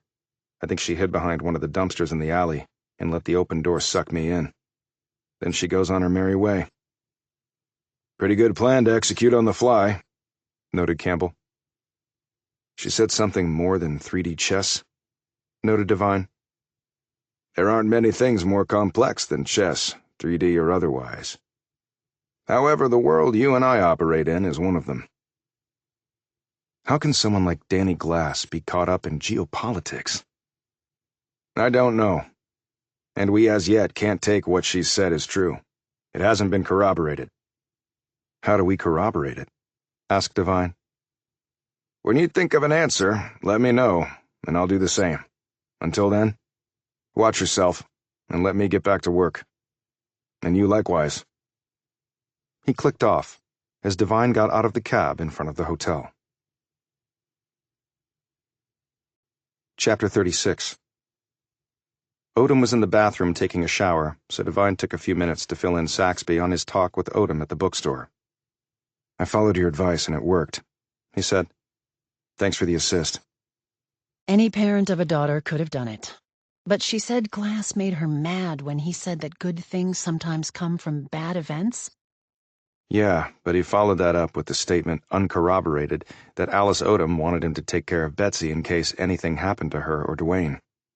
Pretty convenient for him. My sources also tell me that Alice was really upset when two men showed up where they were living before they moved to Kittitas. I think those men, or whoever they were working for, directly paid for the Odom's car and home. You think they worked for Glass, and he was the one who actually paid for it? I can't think of anyone else. So Glass gave Dwayne and Alice a car and home? They are his family. Dwayne didn't like Glass. I'm not sure he would have just let the man buy him that stuff. From what we found out, they've been in precarious financial circumstances for quite a long time. So why wait until recently to help them out, or have Dwayne reach out? Maybe Dwayne Odom had something on his brother-in-law? Like Rollins did? Blackmail? Could be. And my same sources tell me that Alice was scared from that moment on. Are your sources the two drug users? Look, they're actually good guys who mean well. Life just threw them some curveballs. As it does to us all. Replied Saxby, a comment that surprised Devine. Odom appeared wrapped in a large, fluffy towel in the bathroom doorway. Her wet hair lay straight down her back. Travis, when did you get here? Just walked in. Let me change and we can talk. She rushed to her room, and 5 minutes later, after they heard a hairdryer running for about a minute, Odom reappeared dressed in jeans and a sweatshirt that were part of the clothes he had brought from her home. She sat next to Devine and said, I don't see why I have to meet with my uncle before the hearing. Just because he requested it doesn't mean you have to accept. Odom looked conflicted. But if I don't, he'll probably be mad. Devine said, That's his problem, not yours. They all sat there in silence for a few moments, until Odom spoke. Well, he asked me questions when we met. Now maybe I can ask him some. Like what? Like where I'll live if he does adopt me, where I'll go to school, whether I'll get an allowance, whether he'll set up a trust for me and put me in his will, and if so, for how much. Devine glanced sharply at Saxby. Okay, you've obviously given this some thought. Then he remembered her heavily marked-up copy of Think and Grow Rich. It is my life, after all. And while you're questioning him, why don't you ask him why he had his sister and brother-in-law cremated so fast? Saxby let out a sharp breath. Devine, do you really want her to go there? Why not? He'll know that I told her. He'll blame me, not her. And it's a natural question. Betsy never even got to say goodbye, right? He added, looking at the girl. I'll ask him, because I want to know the answer. But the real question is, do you want to be adopted by him? The judge will probably ask you that, and you have to have some sort of answer. I know, said Odom, now looking miserable and uncertain. Saxby suddenly chimed in. Well, since you're going to court tomorrow, you need some proper clothes. What? Exclaimed Odom, looking at her in surprise. Clothes. The ones you have are not going to cut it for court. I'll take you shopping. I don't have any money. It's on the bureau. Seriously? Said Odom, while Devine was giving the FBI agent a look that asked the same question. Seriously. Well, okay, but I don't want any old lady clothes. She ran her gaze down Saxby's outfit. I have a daughter your age. Odom looked stunned. You do? I know you think I'm clueless about young girls, but wait until you're a mother. The wars you'll go through? Well, what doesn't kill you makes you stronger, right? At least according to Kelly Clarkson. Okay. There's an Aeropostal store near here. There were some cute things in the window. Go get your coat. It's getting late. We don't have a lot of time. Odom looked at Devine. Do you want to go? He held up his hands and shook his head. You're in far better hands with Agent Saxby. Odom rushed to her room to get her coat. Devine turned to Saxby. Where did that come from? My own daughter won't let me take her shopping because I'm not cool. And every female, regardless of age or economic bracket, deserves some nice clothes to wear that she can feel confident in. Devine smiled. I think I might have misjudged you, Agent Saxby. It's Ellen, remember? And I think I did some misjudging of my own. I'll be back in time to go with you to the meeting tomorrow. And what will you do now? Places to go and people to interrogate. Someone wants you dead, Travis. Don't forget that. I never do. Ellen. Chapter 37. Devine cabbed over to a rental place and got another car. It was a Subaru crossover that handled nicely. He had freaked out the rental agent by asking if the windows were bulletproof. On the way back to his hotel, he got a call from Campbell. Want some good news? His boss asked. It would be different, at least. As you requested, we pulled video from stores along the main road in Ricketts. Everyone uses the cloud now, so no more having to go in and extract a hard drive or worry about it being taped over. We didn't exactly get a warrant, but speed is of the essence. I'll send you the feed now. We used an AI filter to drill down to the pertinent time in question. Took seconds instead of days. Did they find anything? I'll let you see for yourself. We also accessed street camera feeds for Seattle when you were at the bookstore and ran it through the AI filter. There is no one who matches your person's description on any of them. What you got in the bookstore is all there is, meaning she knew where the cameras were and worked her way around them. Any progress on finding the real mole in your group? Not yet. But we will find the person, I promise you. He clicked off, and Devine drove the rest of the way to his hotel, went up to his room, ordered dinner, and sat there eating while he looked over the video feed he'd gotten from Campbell that showed the main road in Ricketts. He watched as the two men approached him while he sat in his SUV, distracted. A sitting duck. You better up your game, Devine, or you are dead next time. He had noted that the police cruiser had slid away from its place at the curb 2 minutes before the hit team approached. Coincidence? I think not. Indeed, the whole street had emptied out, so maybe the entire town of Ricketts was on somebody's payroll. As his Forerunner rolled off with him and the two men in it, he saw the black SUV appear. He checked for the license plate, only it didn't have one. They weren't going to get tripped up on something that simple. He was about to turn off the feed when he saw it. Ostensibly, a woman astride what appeared to be an e-motorcycle. She didn't look anything like a matronly purveyor of books, with long stringy hair hanging in her face and bulky clothing that hid any evidence of her actual body. Here, she looked lean and lethal, just like she had on the train. The helmet covered her head, so no ID possible there. But he closed his eyes and thought back to that train ride on Trenitalia between Geneva and Milan. The girl on the train. The college student, or at least that was the role she was playing. She'd worn shades, even that early in the morning. Should have been a tip-off, and eventually was. The hair you could change a million different ways. The eye color, too. But the curve of the jaw, no.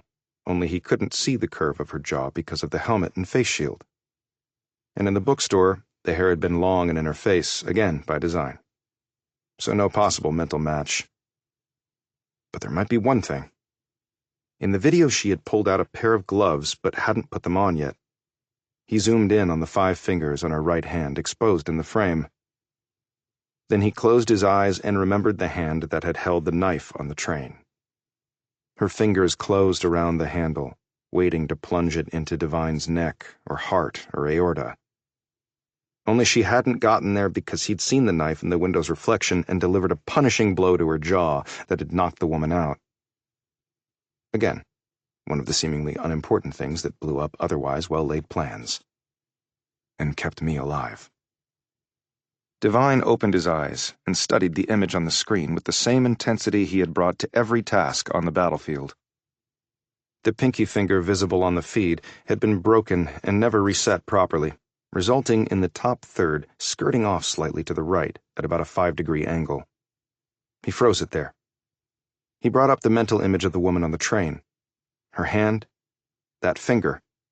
Same injury, same tilt. The girl on the train was now in the state of Washington. She had told him this already on the easel in the building being renovated, but Divine believed nothing without corroboration, and now he'd just gotten it. So out there, aligned against him, he had whoever had tried to kill him in Ricketts. It wasn't the train girl, because she had saved his life. The police chief, his department, and the mayor of Ricketts seemed to be in the bank with those people, whoever the hell they were. Which might have been the reason why Ricketts was chosen as the place for the Odoms to meet the two men, with the duffel being another payoff, perhaps? Straight cash instead of a gift of a house and car? Divine worked through this in his head. They had lured the Odoms out with the promise of something, perhaps money. That money was given, but then they were poisoned somehow. Next, the duffel and what was in it, which Betsy said had gone into the trunk, would have been taken back. The killers had gotten away with murder, and it hadn't cost them a penny. And Betsy had been left an orphan, and easy pickings for the uncle to step in. So was Glass the other force out there behind the assassins? Was Ricketts Glass's town? Had he bought and paid for it? And when you bought and paid for something, you owned it. And maybe you owned everybody who lived there, too. And then gave them military-grade war machines and a brand-new government building to boot. A moment later, a call from Walker interrupted these thoughts. She said she had been to the bookstore and checked all the areas for prints. They were all clean, Travis. Sorry. He thanked her and clicked off. It seemed the girl on the train also sweated the small details pretty well. He finished his meal and was thinking about turning in when his phone buzzed again. He didn't recognize the number, but answered it anyway. Agent Divine? Yes, who is this? Dr. Deborah Coburn. I performed the autopsies on the Odoms. Divine forgot all about sleep. He had assumed he would never hear from her. But then he recalled being told that she was a circuit medical examiner. So Ricketts might not be her hometown. And maybe she wasn't on Danny Glass's payroll. Yes, Dr. Coburn, I do need to speak with you. Where are you now? I'm in downtown Seattle. I'm actually in the Seattle area. There's a conference here on forensic pathology starting tomorrow. I know it's late, but can you meet with me now? I'm scared. Where do you want to meet? She gave him the address of where she was staying. I'm on my way. Chapter 38. It took Divine about 20 minutes to reach the house. He drove east on Interstate 90, over Lake Washington and through Mercer Island, and then turned north toward Bellevue. The house was a fairly new 2-story with a white brick front and a 2-car front-load garage, situated all by itself in a cul-de-sac in a wooded area. A fine mist had formed on the way over that might, at some point, turn to rain or sleet. There were lights on in the house, and a gray Lexus coupe with Washington plates was parked in the driveway. He knocked on the front door, and a woman's voice said fearfully, Who is it? Dr. Coburn? It's Travis Divine. Hold up your credentials to the door camera.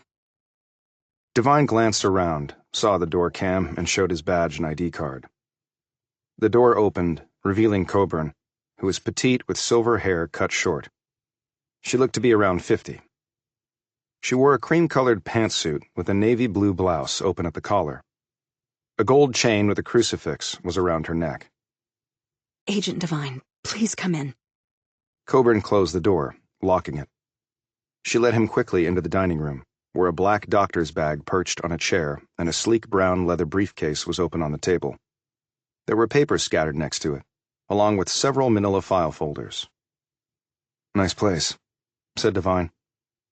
I don't live here. My home is in Spokane. That's the reason I'm one of the medical examiners for that part of the state. A friend who's out of town let me use her home while I'm attending the conference in Seattle. It's a forensic science smorgasbord. She smiled faintly. But it actually feels good to catch up with colleagues, and the technology is changing so fast. "You said you were scared?" prompted Devine. "Does this have to do with the autopsies you performed?" Coburn motioned him to a seat while she sat down across from him. I'm still awaiting tox screens on Dwayne and Alice Odom, and those can take a while. Without that, I could make no definitive cause of death determination. I can't quite put my finger on it, but something weird is going on. Devine said, "Wait a minute, I don't understand. Your reports list accidental drug overdose as the preliminary COD of both, and they also said you found indications of prolonged substance abuse in both their bodies." She looked stunned. I didn't find any signs of a drug overdose, or that the Odoms were addicted to drugs. She looked at him, dread on her features. Do you have the reports with you? He slipped the pages from his jacket pocket and handed them across. Coburn read through them carefully before handing them back to him. He noted that her hands were now trembling.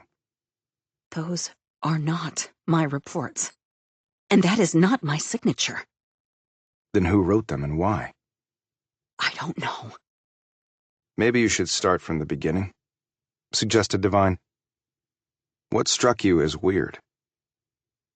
The woman looked close to losing all emotional control. He reached over and gripped Coburn's wrist. She glanced up at him. "I'm not going to let anything happen to you, Dr. Coburn. Take a few deep belly breaths in through the nose, out through the mouth. Compose yourself, and let me hear your story." He let go of her wrist and sat back while she breathed exactly as he had told her to. Calmed, she began.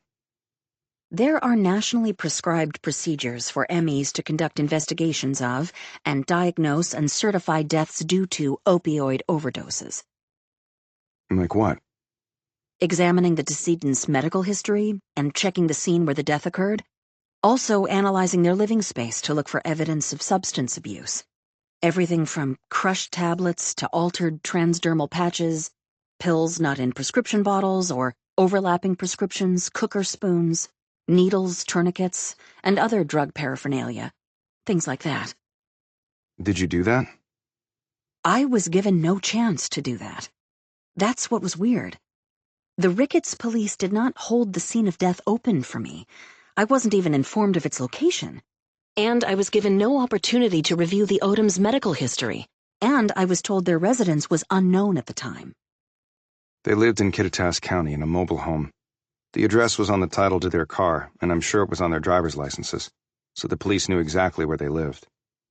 I was not told or given any of that. I was told that all indications were of an accidental drug overdose, and that Narcan was administered at the scene by the Odom's daughter, but was unsuccessful. Who told you that? The officers who found them. Their names? I'd have to check my notes. Which are where? She looked hopelessly at him. Back in Ricketts. Go on with your story, prompted Devine. Protocols also call for the collection of blood, urine, and vitreous humor as toxicology specimens, as well as stomach contents and bile, of course. Vitreous humor? Gelatinous mass in the eye between the retina and the lens. And with a suspected drug death, blood from the iliofemoral vein is routinely considered best. It's due to the post-mortem redistribution of drugs in the blood. I know this is more detail than you want, and I don't want to get too far out into the forensic weeds, but I need you to understand the situation. So you did all that? Yes. The stomach contents showed they had just eaten lunch. They had, at a restaurant in town. You said you ordered a tox screen? Yes, but you do a tox screen for a case of suspected drug overdose only if certain elements are present. Such as?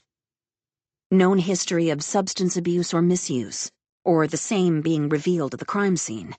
Having had no access to that info, I couldn't rely on that, but just on anecdotal evidence from the first responders.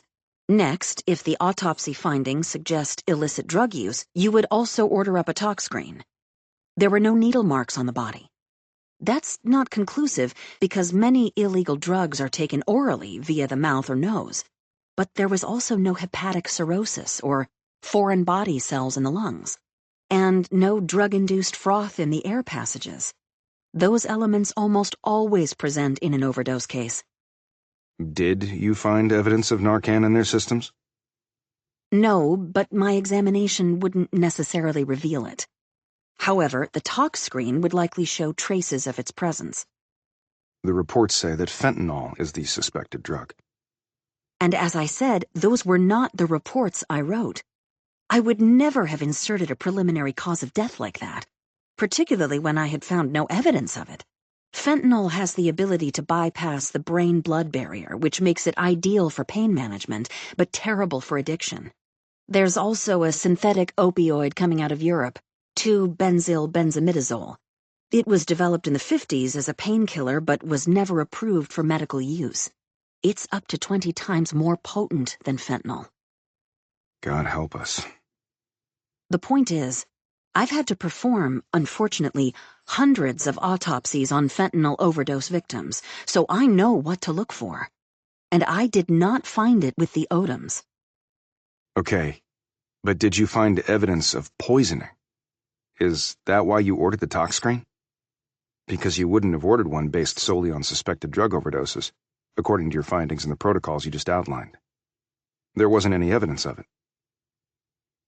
She didn't answer right away. You're absolutely right, Agent Devine. I actually suspected cyanide poisoning. Like in an Agatha Christie novel? What, did you smell bitter almonds? No, I smelled garlic, Agent Devine. Chapter 39. Devine gaped. Garlic? Am I missing something here? Despite being a deadly poison, cyanide is actually naturally occurring, found in the soil, water, air. Those types are not typically lethal, at least not in unconcentrated doses. It's also heavily used in various industries like photography, chemical research, synthetic plastics manufacturing, and jewelry polishing. Okay, so it's all around us, but how does it actually kill? By preventing cells from using oxygen to make energy molecules. Deprived of that, the heart and nerve cells rapidly shut down. Now, you can inhale it, be injected with it, or absorb it through your skin. Inhalation is the most lethal because it's the fastest acting. That's also why people die inhaling smoke in fires. Plastic and other industrial products are full of cyanide. Now, ingestion of a concentrated dose is also bad, but it may give time for treatment. The Jonestown mass suicide used cyanide in the Kool-Aid. Other things being equal, poisoning via adsorption is probably the most survivable because it's the slowest acting. What are the symptoms? Immediate ones are headache, dizziness, fatigue, weakness, shortness of breath. Longer exposure results in low blood pressure, convulsions, slow pulse, lung damage, respiratory failure, unconsciousness, coma, and then death, which is almost always by respiratory cardiofailure. What made you suspect it was cyanide? There was no detectable smell of bitter almonds, as you alluded to, but the bitter almond smell is not always present, and here it might have been overwhelmed by the garlic odor I encountered.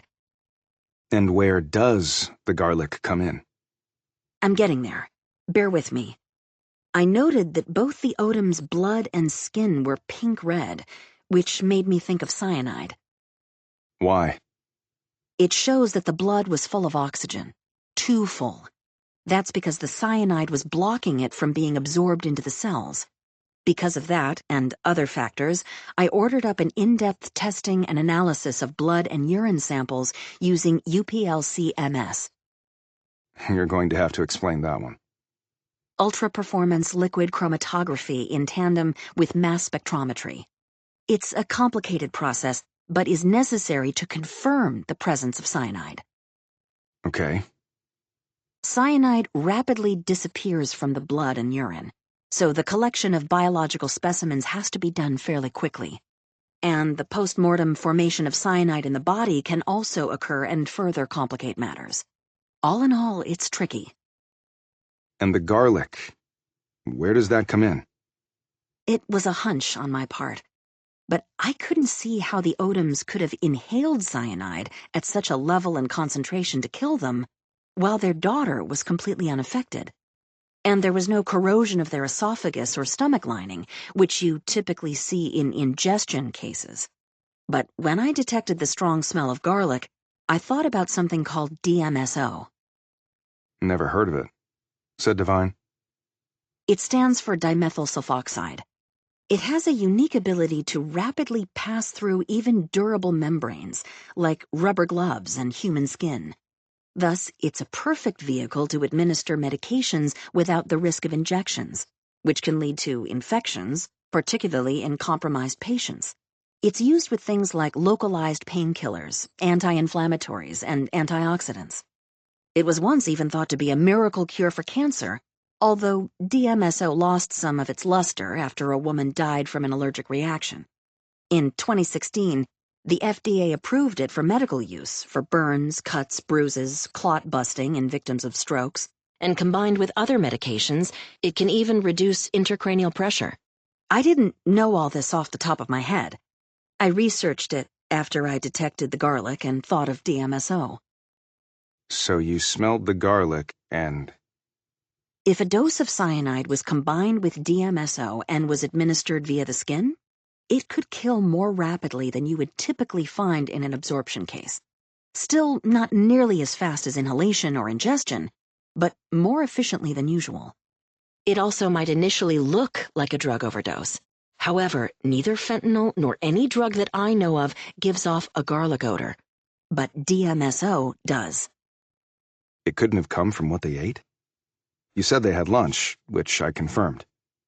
What they ate for lunch was still largely undigested. A tuna salad sandwich and a side of berries for Mr. Odom, and a waffle and scrambled eggs for Mrs. Odom.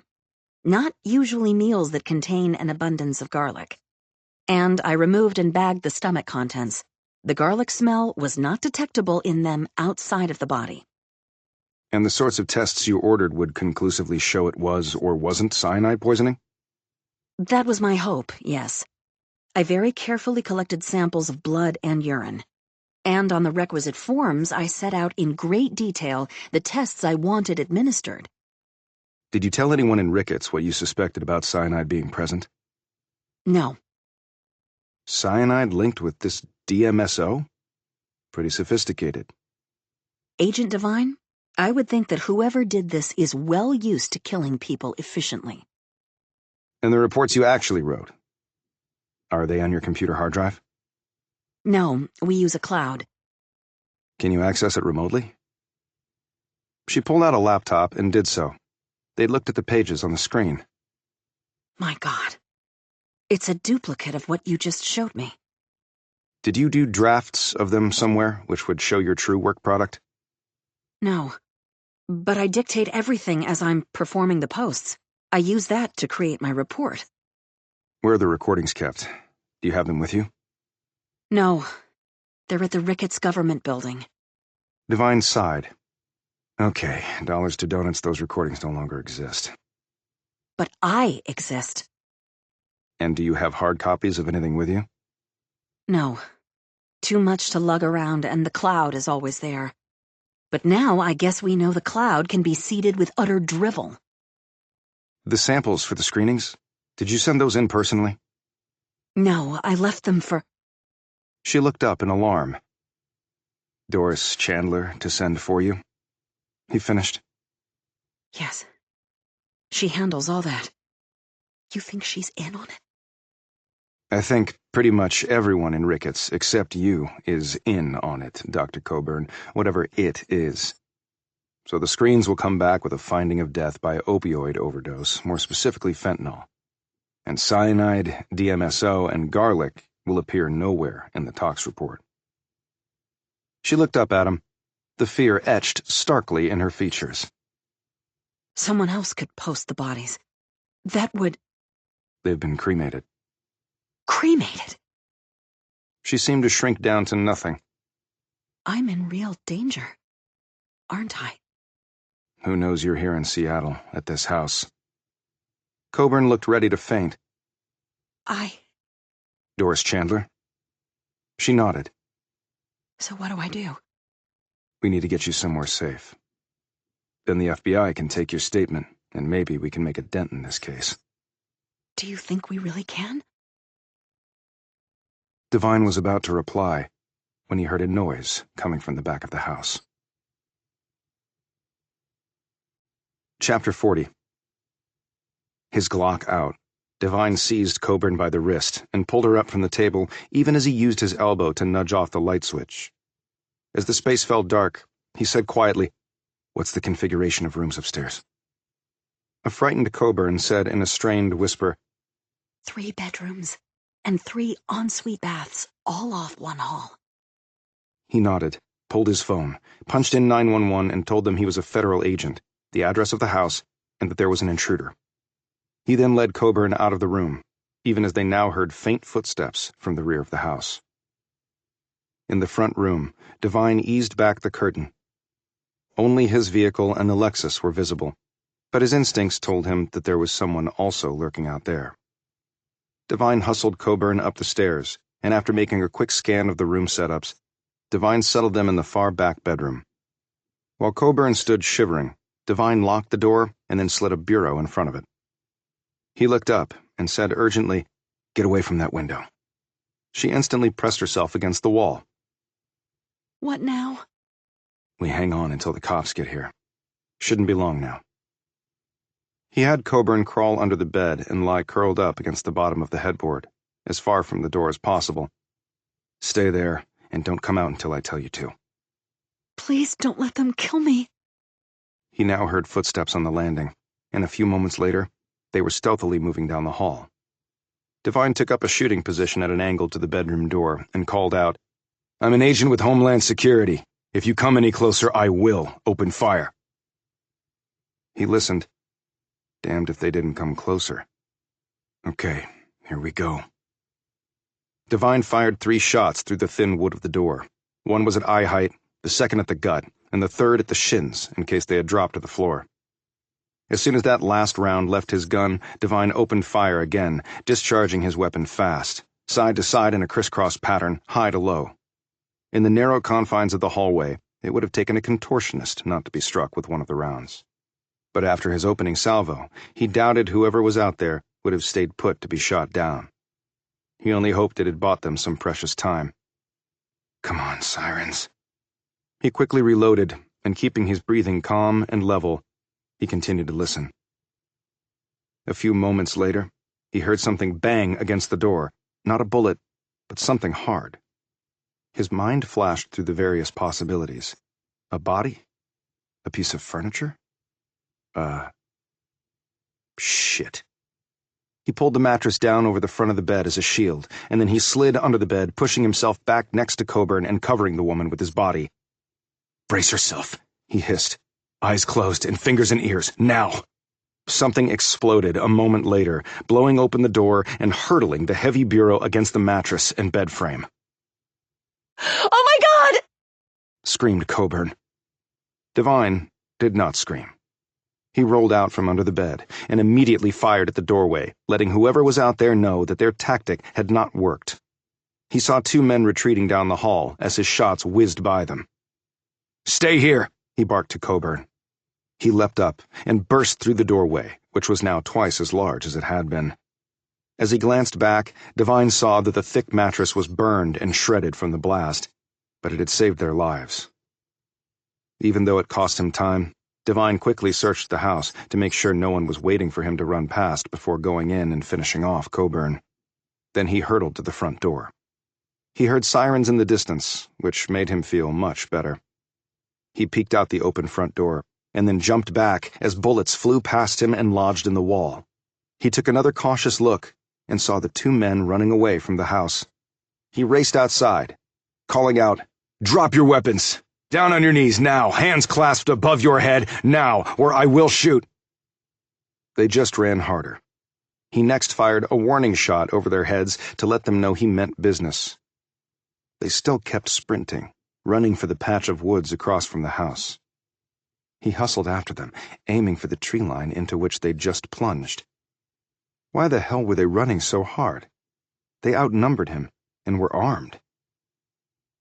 Oh, shit. He stopped so fast he almost fell over. He turned back to the house, but had taken only a single step toward it when the structure disappeared in front of him, blowing upward and outward. Devine was thrown backward at least 10 feet, landing in the dirt next to the tree line. As he lay there, concussed and bruised and fighting to catch his breath, debris hit all around him. He heard a car start up from somewhere. Seconds later, a vehicle shot past him. He once more heard sirens, closer this time. The cavalry was showing up, only far too late. He rolled to his right, stood, and tried to open fire at the car, but he couldn't manage it. His vision was blurred, his face flushed, his lungs seized up, and his heart was racing. A sharp pain then hit his frontal lobe. A moment later, Travis Devine toppled to the dirt.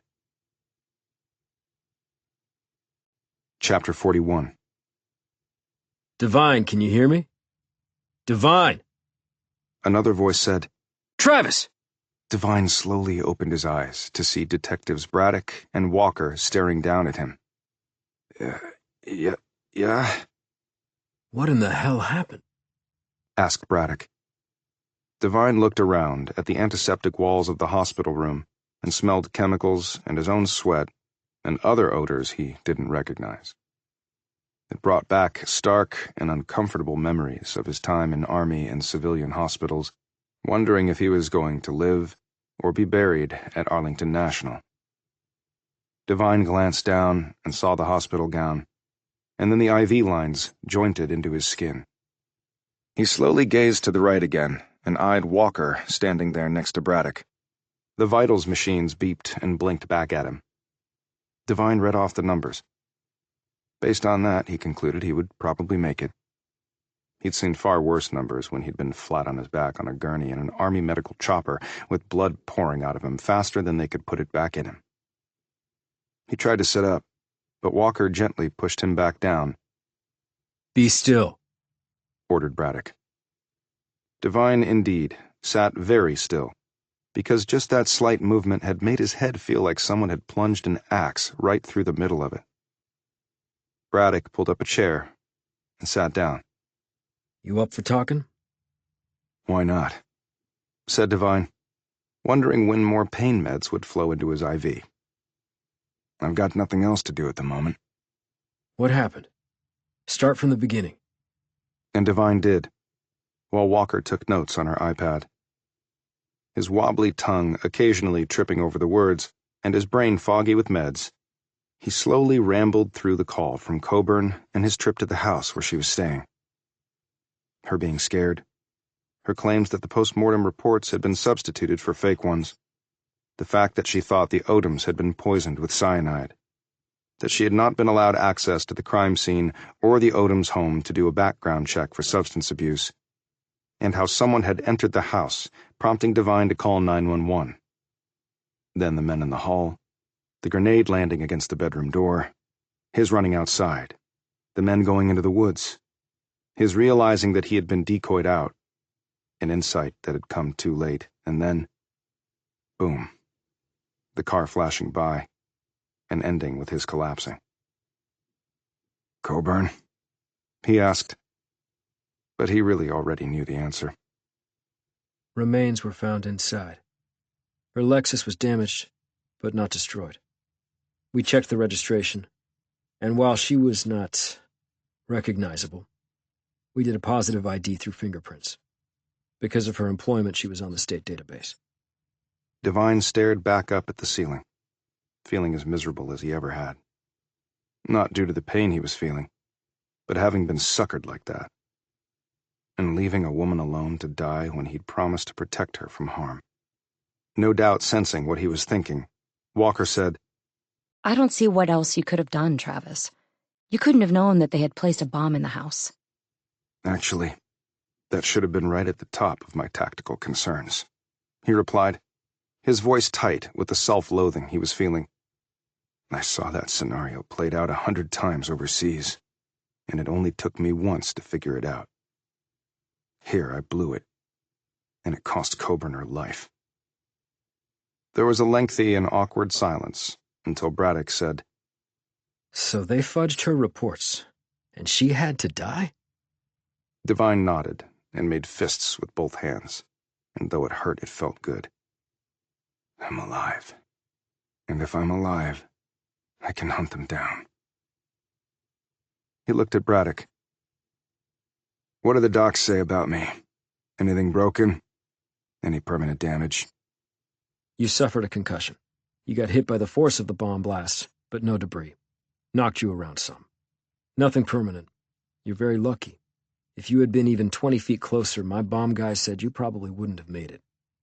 "What did they use to blow the house?" They're still working on it. My guys said it was sophisticated, so the people were not amateurs. "So when do I get out of here?" You're at least staying overnight for observation. "Who says?" The docs do. Barked Braddock, giving Walker an incredulous look. "What time is it?" Devine asked. After midnight. "I've got an appointment tomorrow morning with Danny Glass and Betsy Odom. Then a court hearing after that." Newsflash. You're not going to make it. "The hell I'm not." Travis, listen to reason. You're lucky to be alive. "Get the doc in here." Devine!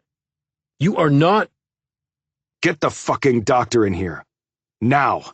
I'm not letting Betsy down, too." The hospitalist, a woman in her 30s with dark hair and a calm expression, was summoned. "If you leave, it will be against medical advice," she said. "Am I going to drop dead from any of this?" "No, but you're going to be sore as hell. Stiff as a board. Ears ringing. And you're going to have the mother of all migraines, even with the pain meds. And that's going to be for the next 24 to possibly 48 hours. I've got a high tolerance for pain due to my own stupidity. So just give me the meds and cut me loose. I'll sign what I have to." "Are you quite sure?" said the doctor. "Where are my clothes?" demanded Devine. "And my gun." Chapter 42. Devine's rental had luckily suffered no serious damage, having been mostly blocked from the bomb blast by Coburn's Lexus. That was fortunate, because there probably wasn't a car leasing place left in the state of Washington that would do business with him. The police had brought it to the hospital. Escorted by a nurse and Braddock and Walker, Devine was wheeled to the exit. With his pain meds in a plastic bag, he rose unsteadily from the chair. Braddock said, Do you really think this is a good idea? "I'll get back to you on that," said Devine, wheezing a bit. Walker gripped a wobbly Devine's arm. This is ridiculous. I'm coming with you. "I'm fine." The hell you are! And you're on heavy pain meds, which means you're legally impaired and not allowed to operate a motor vehicle. "Look, Beth." No, you look. She held up his car key. Either I drive you, or this gets chucked into that storm drain over there. And then I'll arrest you for being an idiot. Devine looked at her and then glanced at Braddock, who said, Don't think she won't. She'll out-stubborn you, Devine, guaranteed. Devine sighed. "Okay. Let's go." Braddock loaded him into the passenger side, and Walker drove them off. Devine eased back in the seat. He'd taken one of the pain meds, but it hadn't kicked in yet. He was praying it would any second. Walker glanced worriedly over at him. I'm sorry about Dr. Coburn. I actually heard her speak at a forensics conference I attended last year. She really knew her field. "She came to me for help, and I screwed it up." He shook his head and closed his eyes. Well, unless you take care of yourself, you won't have a chance to avenge her. Devine was about to shoot some comment back, but then he didn't, because she was right. "What are you doing tomorrow?" he asked. Visibly surprised, she said, I actually have the day off. "Would you like to come with me to my meeting and court hearing?" I would. Tell me about them. Devine filled her in on the latest, having to do with Danny Glass and his efforts to gain guardianship of Betsy Odom with an intent to formally adopt her. He also told her about his trip to Ricketts and almost being killed, though he did not go into detail about the person who had saved him. My God, Travis. You are one trouble magnet. Noted Walker. "I've been called worse." So you think Glass had his sister and brother-in-law murdered? "I can't think of anyone else with a motive." But the Ricketts folks stonewalled you. And now Coburn is dead. Coburn's report was altered on the official police file. So to the world, it will seem that the Odoms died of a drug overdose. And now that Coburn's been murdered, there's no one to refute that. But she told you. That's not evidence. It's hearsay. And if she had any evidence on her, it was in a house that no longer exists. He thought of something. How about her car? Nothing was found in there related to her work. But we're having her residence in Spokane checked by the local cops. There might be something there. Whoever killed her probably already thought of that and searched it. He looked out the window at the dark clouds and said, "Did you find anything in my Toyota?" We're running DNA samples we collected through our usual databases. There were no prints in the car. They were wearing gloves. Yes, but we recovered their weapons inside the vehicle, and I was able to get a usable print off one of the bullets in the magazine. He looked at her, impressed. "And?" We've also run that through the usual databases without success. Now we're expanding that search. "Be good to know who those guys worked for. Maybe we can..." He yawned. She said firmly, Okay, start to dial it back. You need to get some sleep if you're going to be ready for tomorrow, which is already here, actually. She paused, and then said decisively, And there's a change in plan. I'll get some things from your hotel room, and then we can drive to my place. "Beth, you don't have to..." I'm going to anyway. It's near downtown, and I have a guest bedroom. Feeling the meds kick in, and not having the energy to argue, Devine nodded resignedly. She took his key card and grabbed what he needed from his hotel room. Then she drove them to her home in a quiet neighborhood in the suburbs. It was a small cottage with a broad front porch, all on one floor. Walker helped a visibly struggling Devine down the hall to the spare bedroom. She helped him undress and got him into bed. "You didn't need to do that." In for a dime, and the muscle relaxants should kick in soon. She had obviously noted the scars from old wounds, one on each shoulder and one on his calf, because she said, 3 purples? "Nope, 2. He tapped one shoulder. "This one is not from combat. Civilian mission that went ass up." She shook her head. Wow. Okay. You need anything else? "No, Beth. I'm fine. And thank you." I'm just glad you're okay, Travis. "Yeah." I promise to wake you up in plenty of time and help you get ready. I hung a clean set of clothes in the closet. Toiletry bags on the bathroom counter. I make a mean cup of coffee. And how about pancakes and eggs for breakfast? "Sounds good." You need anything during the night? I'm right next door. They said their goodnights, and she turned the light out and left.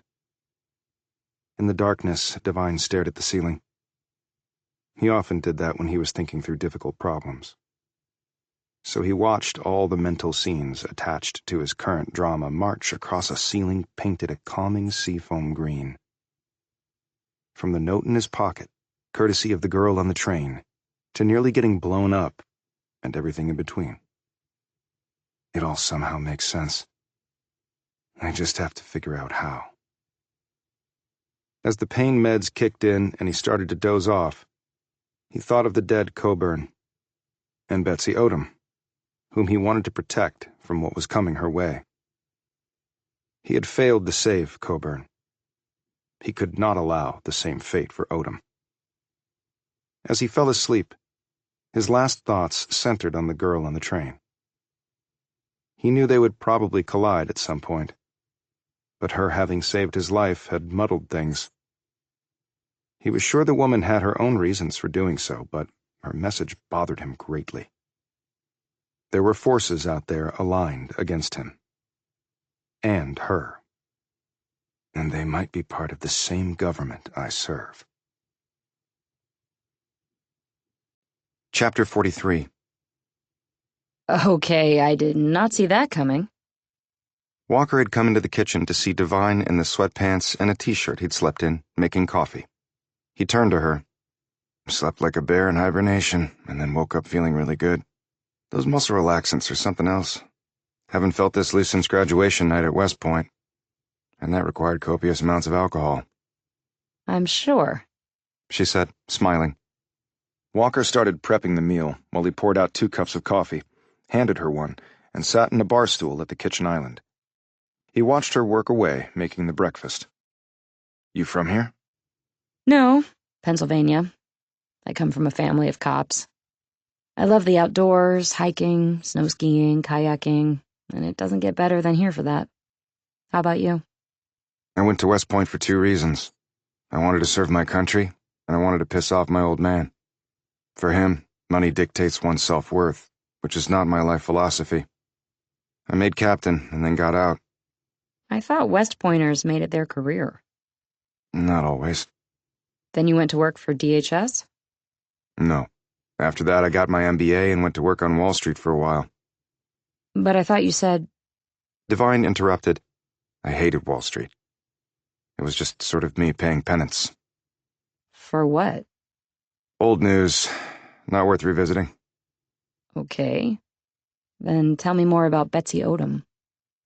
He did, including the girl's past, the struggles of her parents, and her dilemma with her uncle wanting to adopt her. But you said she's under the protection of the FBI. Why? She's Danny Glass's only living relative. Her mom and dad might have told her stuff about him. He's the defendant in a big RICO case. They're probably hedging their bets. Pretty rough for the kid. Yeah. Someone murdered her parents, and the prime suspect wants to adopt her. And she's been poor her whole life, and now she can be rich. I don't think I'd be able to work that one out. And I'm not 12. Noted Walker. She's mature beyond those years, at least in some ways. In other ways, she's just a scared little kid. So what do you think comes out of the meeting with Glass? He's obviously hell-bent on becoming her guardian. And he probably wants to make sure Betsy is on the same page, so there are no surprises. But if he is this global criminal, why does he want that sort of responsibility? Devine said, Glass strikes me as a transactional guy. So what value does his niece have for him?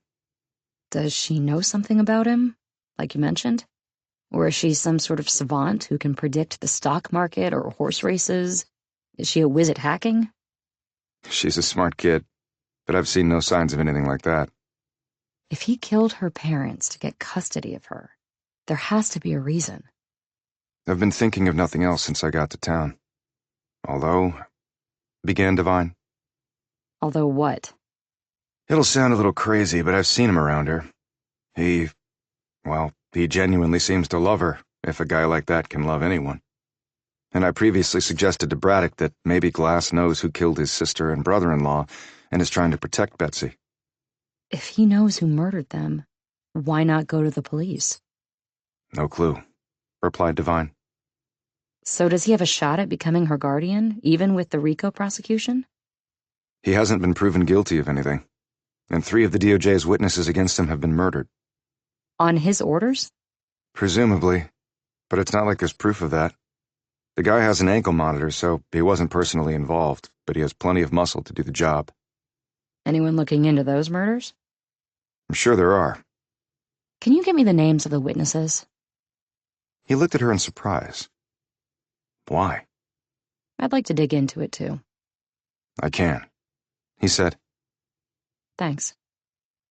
After they had finished eating, Walker said, You better shower and change, and I'll do the same. I'll drive us over in my car. As Devine walked off, he prayed that today would go better than yesterday had. Chapter 44. When they arrived at the hotel, Devine made introductions with Beth Walker and Saxby and Odom. Saxby at first had seemed leery about a local police officer in the mix, but Walker's cordial manner soon put her at ease. What happened to your face, Devine? It's all bruised and scratched, and you're moving a little stiff. Please don't tell me someone else tried to kill you. Devine glanced at Walker before saying, Just a little blow-up. No big deal. Walker hiked her eyebrows at this comment, but then she turned to Odom. I'm so sorry about your parents, Betsy. Thanks. Devine said, You ready to meet with your uncle? Yeah, I guess. He noted that she had on new clothes, presumably from her shopping trip with Saxby. He could tell that the pair seemed to have reached a truce of sorts. At least their manner toward each other appeared relaxed and amiable. And the court hearing? Asked Devine. Agent Saxby sort of walked me through what it will be like. I'm just going to tell the truth if I have to say anything. Always a good idea. And have you decided on your uncle being your guardian? Asked Devine. She didn't answer him, but simply put on her new coat and headed to the door. They drove over to the Four Seasons in Walker's car. They were met at the entrance by Glass's majordomo, Dennis Hastings. He was dressed in a suit, but with a tie this time.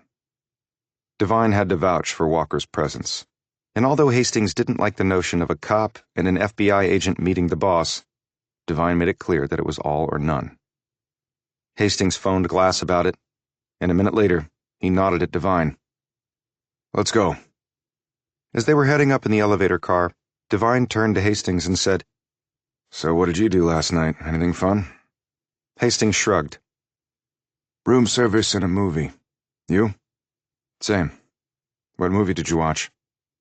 It was so bad I forgot. You? I forget the name too, but I know it opened with a house blowing up. Walker caught his eye but said nothing. Hastings said, Really? Sounds like something I'd watch. You know, exciting. Yeah, I bet. Anybody die? Asked Hastings. Somebody always dies, replied Devine curtly.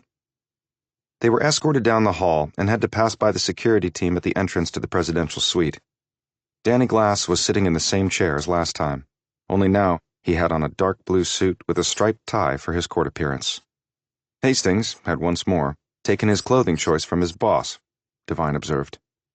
Devine also noted that Odom looked around in awe at the luxurious space and the sweeping views out over the water. Think and grow rich. He could almost see the wheels spinning in her head. Glass rose, greeted and embraced Odom, and then was introduced by Devine to Saxby and Walker. Glass smiled. I've never felt so safe in my life with so many cops and federal agents around. Coffee, tea, water? They all declined. So what do we talk about? Began Saxby, looking directly at Glass. You a smoker? How'd you guess? The sweet aroma on my clothes? No, you just have that certain look. But this is a non-smoking room in case you start getting itchy. That's okay. I don't think this meeting will take all that long. Glass glanced at Odom. So why does the FBI have my niece in your custody? As her guardian-to-be, I have the right to know, because once I am appointed her guardian, she will be coming to live with me. We'll answer that question when and if the court grants your petition. I'd like to plan ahead for the inevitable. So do I. But I hate to go spouting off willy-nilly if I don't have to. Glass sat and motioned for them all to do the same. Okay. I'm told that this hearing is pretty much perfunctory, with all the high-priced attorneys present and everybody represented, but that a decision on my emergency guardianship petition could be rendered today. Are you planning to make a statement to the court? Said Devine. If the judge has any questions, I'll be more than happy to answer them. Including questions about your RICO prosecutions for 86 felonies? Said Saxby. Glass glanced sharply at Odom, apparently to see her reaction to this. The girl just sat there with her gaze on the floor. Glass looked back at Saxby. My lawyers have told me that in this country one is innocent until proven guilty. Maybe you heard something like that in FBI school. So right now, I'm as pure as the Pope. But I look forward to my day in court and telling my side of things. But a family court judge will take the charges into consideration nonetheless, because the only concern is the welfare of the child, not whether you can beat the case leveled against you. Que sera, sera. Glass said dismissively. So moving forward, I really need to know that if I am granted guardianship, the FBI will release Betsy into my custody. Otherwise, what's the point of the hearing if the judge decides in my favor? I still won't have Betsy. As I said, we'll cross that bridge if we come to it. Glass shook his head. No, I don't think so. Glass clicked his fingers, and a dark-suited man came into the room. He was tall and cadaverous, with thinning hair and a pointy chin. His eyes were light gray, his mouth shaped into a smirk. He walked over and handed a blue-backed packet of documents to Saxby. He said, "I'm one of Mr. Glass's attorneys. The FBI is hereby served." He paused and grinned. "Always wanted to say that." Saxby didn't bother to look at the papers. Served with what exactly? From the smell of it, maybe horse shit? Odom snorted at that, and Walker raised a hand to her face to hide the smile. The cadaver said stiffly, "No. It's a petition to show cause regarding the FBI holding Betsy Odom pretty much hostage. Regardless of whether Mr. Glass is appointed guardian or not, as her sole remaining blood relative, he has a vested interest in and standing to insist that the FBI offer clear and convincing evidence as to why Miss Odom is subject to continued physical detainment." I'll be sure to alert DOJ, said Saxby casually, though Devine could tell the woman had been caught off guard by this. They all had. "Be sure you do," said the lawyer. "I doubt the Justice Department wants a default judgment entered against them. With egg on face, jobs and federal careers tumble." He added snidely, Well, at least on our side, they don't end up in the river with chains and cement blocks for screwing up. So make sure you don't mess up and give your boss a reason to tumble your career. And you. The lawyer's smirk vanished. He gave his boss a tremulous glance, and then he quietly removed himself from the room. Devine looked at Glass. "So this was the reason for the meeting? To serve papers and talk tough?" That, and I wanted to see my niece again, and to assure her and you that I have her best interests at heart, and that I will do everything in my power to keep her happy, healthy, and safe. Odom glanced up at this, and locked gazes with her uncle. To Devine, the girl seemed supremely confused, and it was no wonder. He was too. Is there anything else? Or are we done here? Unless Betsy has something to say. They all looked at her. Devine wondered if she was going to bring up her parents being cremated at Glass's instruction, and ask the other questions she had told them she had. But Odom merely shook her head, and gazed down at her shoes. They left Glass sitting there. Back in the car, Saxby said, Well, I have to hand it to the guy. That was slickly done.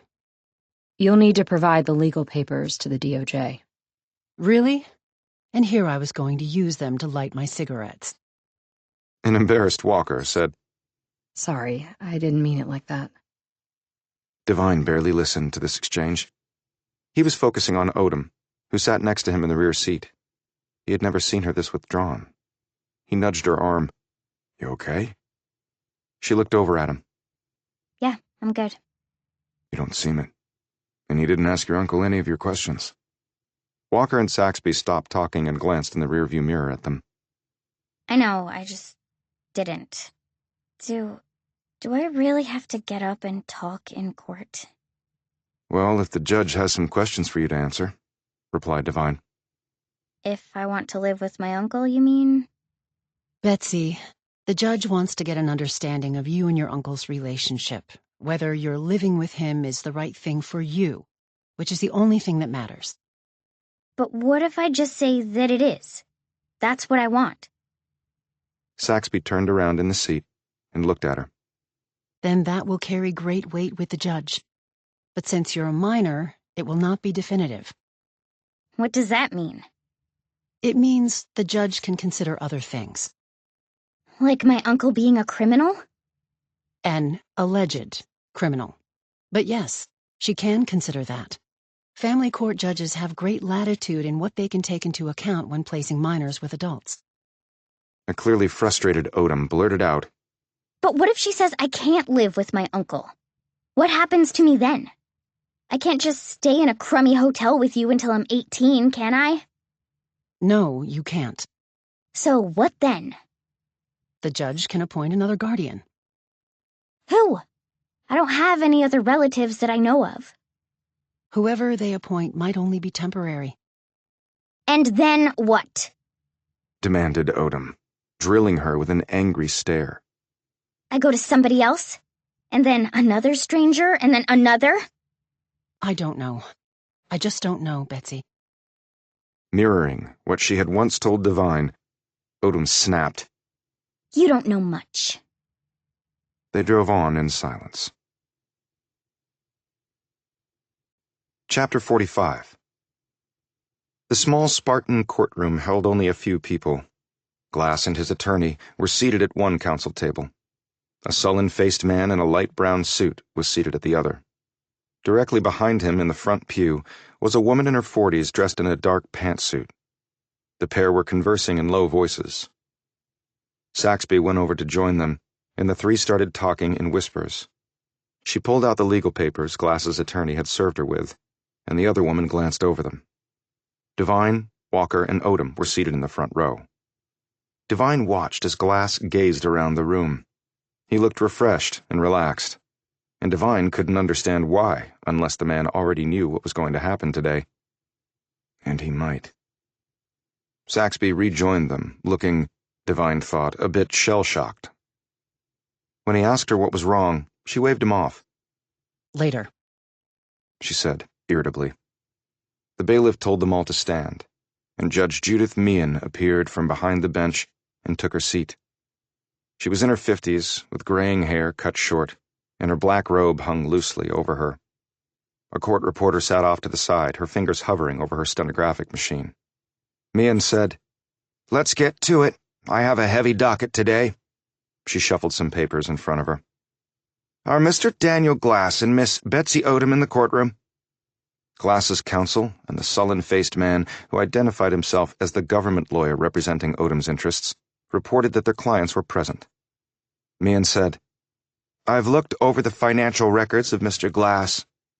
He clearly has the resources to provide for his niece. However, I understand that there is a pending criminal case against him. I obviously would like to hear more details about that." The woman in the dark pantsuit rose and said, "Your Honor, my name is Nancy Fine, and I'm a United States attorney. I represent both the Department of Justice and the FBI in this matter, and have material knowledge of the RICO case that has been filed against Mr. Glass." "Then let's hear from you, Ms. Fine, and I'll need to look at the relevant court filings." Divine glanced at Glass. He did not seem bothered by this at all. Then he looked at Saxby and noted that the woman looked, well, ill. "Your Honor, that is all a moot point," said Fine. "Why?" exclaimed the judge.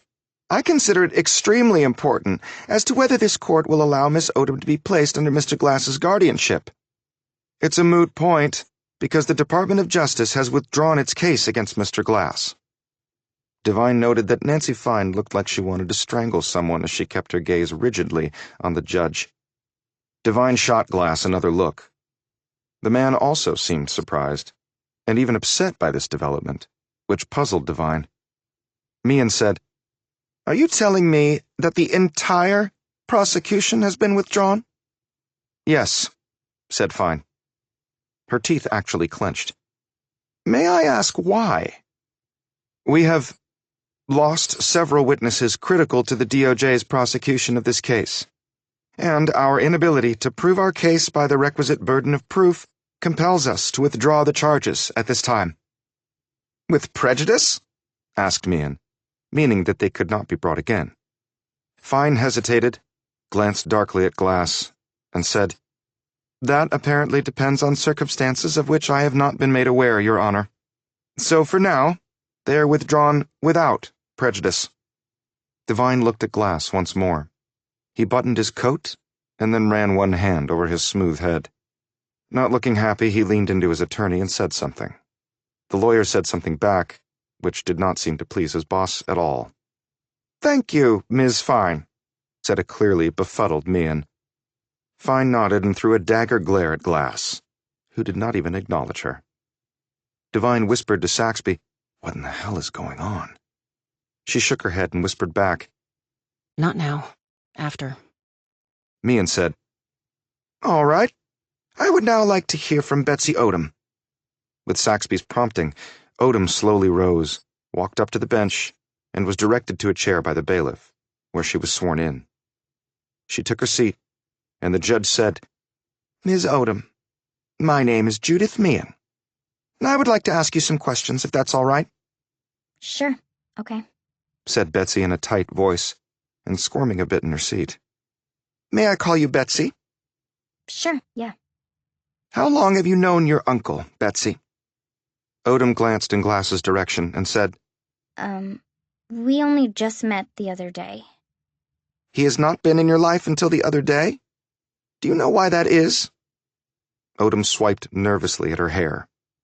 Not really. We moved around a lot. I mean, me and my mom and dad, and I had to keep making new friends, although I really wasn't good at that. So, it was really just me and my parents, you know? She looked so uncomfortable by this admission that Devine's heart went out to her. "Did your parents ever discuss your uncle with you? Why he was never around, or part of the extended family?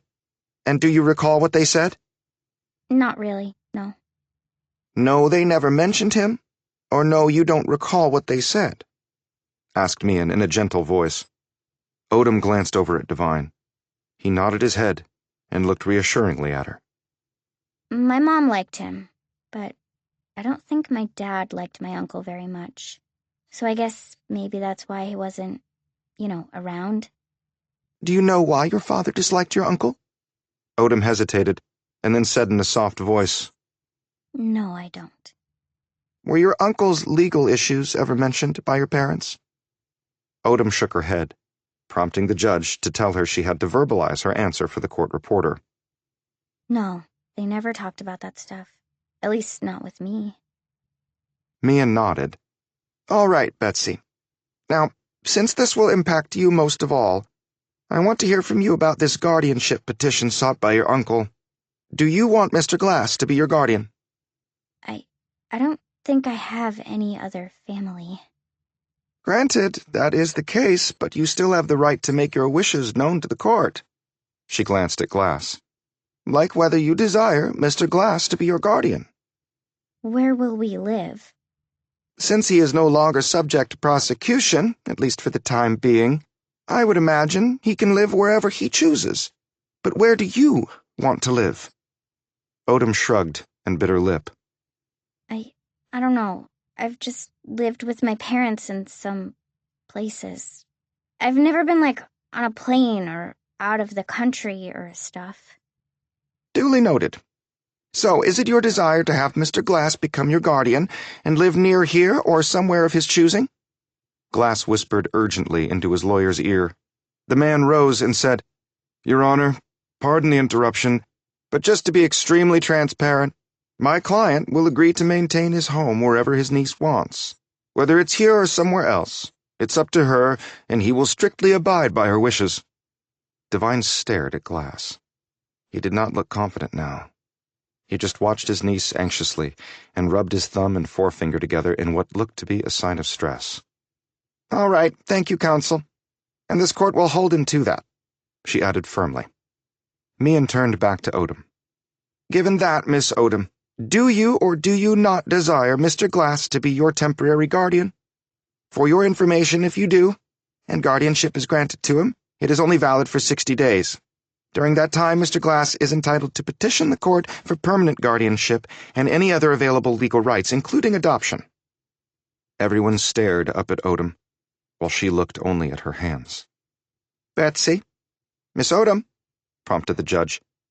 I know this is very difficult, and if you're not prepared to provide an answer now, that is perfectly— Odom straightened up, looked at the judge, and announced, I want Travis Devine to be my guardian. Chapter 46. Devine, Walker, and Saxby were out in the hallway of the courthouse. Saxby said, Okay. I thought Glass's head was going to explode in there. Devine glanced over at where Odom was sitting on a bench with her headphones on. She had not uttered a word after making her startling statement in court. She had her sketch pad out and was using a pencil to draw something.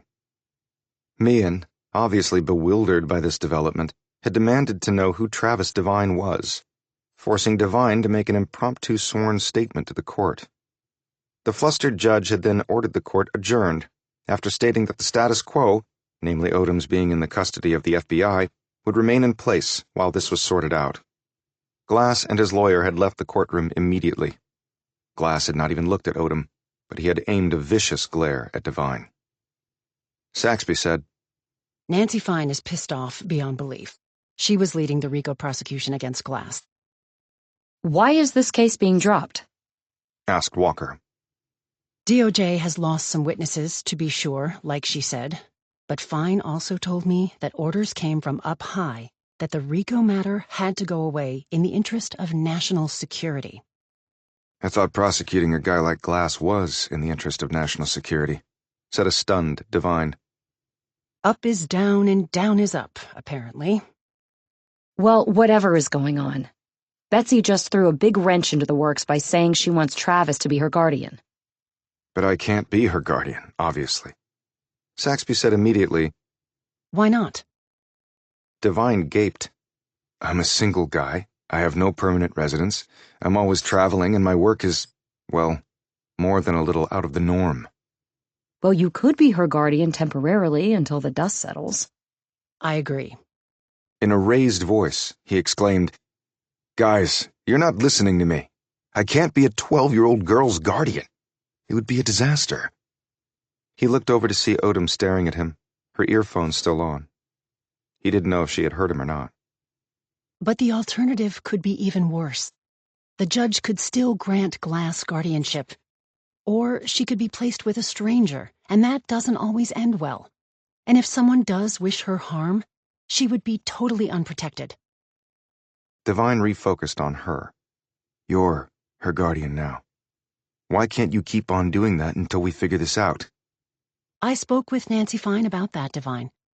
She said they won't allow the FBI to pursue an extension of its guardianship. So, I'm out of the running. Why the hell won't she allow it? Demanded Devine. Well, there she is. Why don't you ask her? Nancy Fine was storming past and on her phone when Devine and Saxby stopped her. Saxby formally introduced Devine and Walker and said, DHS wants to know why DOJ and the Bureau are walking away from all of this. Fine held up a finger and said into the phone, I'll call you back. She clicked off and ran her gaze over Devine. Why does the girl want you to be her guardian? She said suspiciously. I guess because I treated her with kindness and listened to her. Fine gave him a long stare before turning to Saxby. We're walking away from all of this because we were ordered to. I already had this discussion with you, Ellen. I don't have time to have it again. Devine said, To my thinking, Danny Glass is a national security issue. So why are you letting him off scot-free? Fine got right in his face. He could smell coffee on the woman's breath. For your fucking information, I'm not letting anybody off scot-free, okay? But I have bosses, just like you, and I have to obey them, or else I don't have a job. Are we clear on that? I'm not saying it's your fault. I'm just trying to understand this, that's all. Wouldn't you, if the positions were reversed? She stepped back, and her aggressive manner faded. Look, I'm as pissed about this as you are. I was given my marching orders and specifically told to come here today and announce to the judge that the RICO prosecution against Glass is kaput. I don't know why, but I'm guessing it's so all impediments to his gaining guardianship over the kid are now gone. I don't know why he wants her that badly, but he clearly does. But why would the Justice Department do anything to make it easier for him to gain control over Betsy Odom? Asked Devine. Why would they even care about that? My boss works for the AG. The AG has a boss too. Devine glanced sharply at Saxby and said, Are we talking at the very top of the government? I'm not going to dignify that with a response, said Fine, even as she nodded. Why would that level of leadership give a crap about saving Danny Glass? Said Saxby. Fine shrugged. Glass is a big prize, but if he can help deliver a bigger one? Devine said quickly. You speculating, or do you know for sure? It's just a theory, Devine, but it's the only one that makes sense. And we trade up all the time at Justice, cut deals with the Barracudas to snag the Great White, meaning the sorts of people Glass does business with or allegedly does business with. If you have a better theory, I'd love to hear it, said Fine. Devine said, But the thing is, if that is the case, the Great White Shark has a lot of incentive to survive, and a lot of incentive to take out its revenge on Glass. Walker added, And maybe use Betsy Odom to do that. Devine glanced over at the bench where Odom was sitting. Only the girl was no longer there. Chapter 47. Where the hell did she go? Exclaimed Saxby. They all rushed over to the empty bench and looked around. Devine eyed both ends of the hall. There were numerous people scurrying here and there, but Odom was not among them. Devine looked at Saxby. You go that way. Beth and I will head in the other direction. Text if you find her.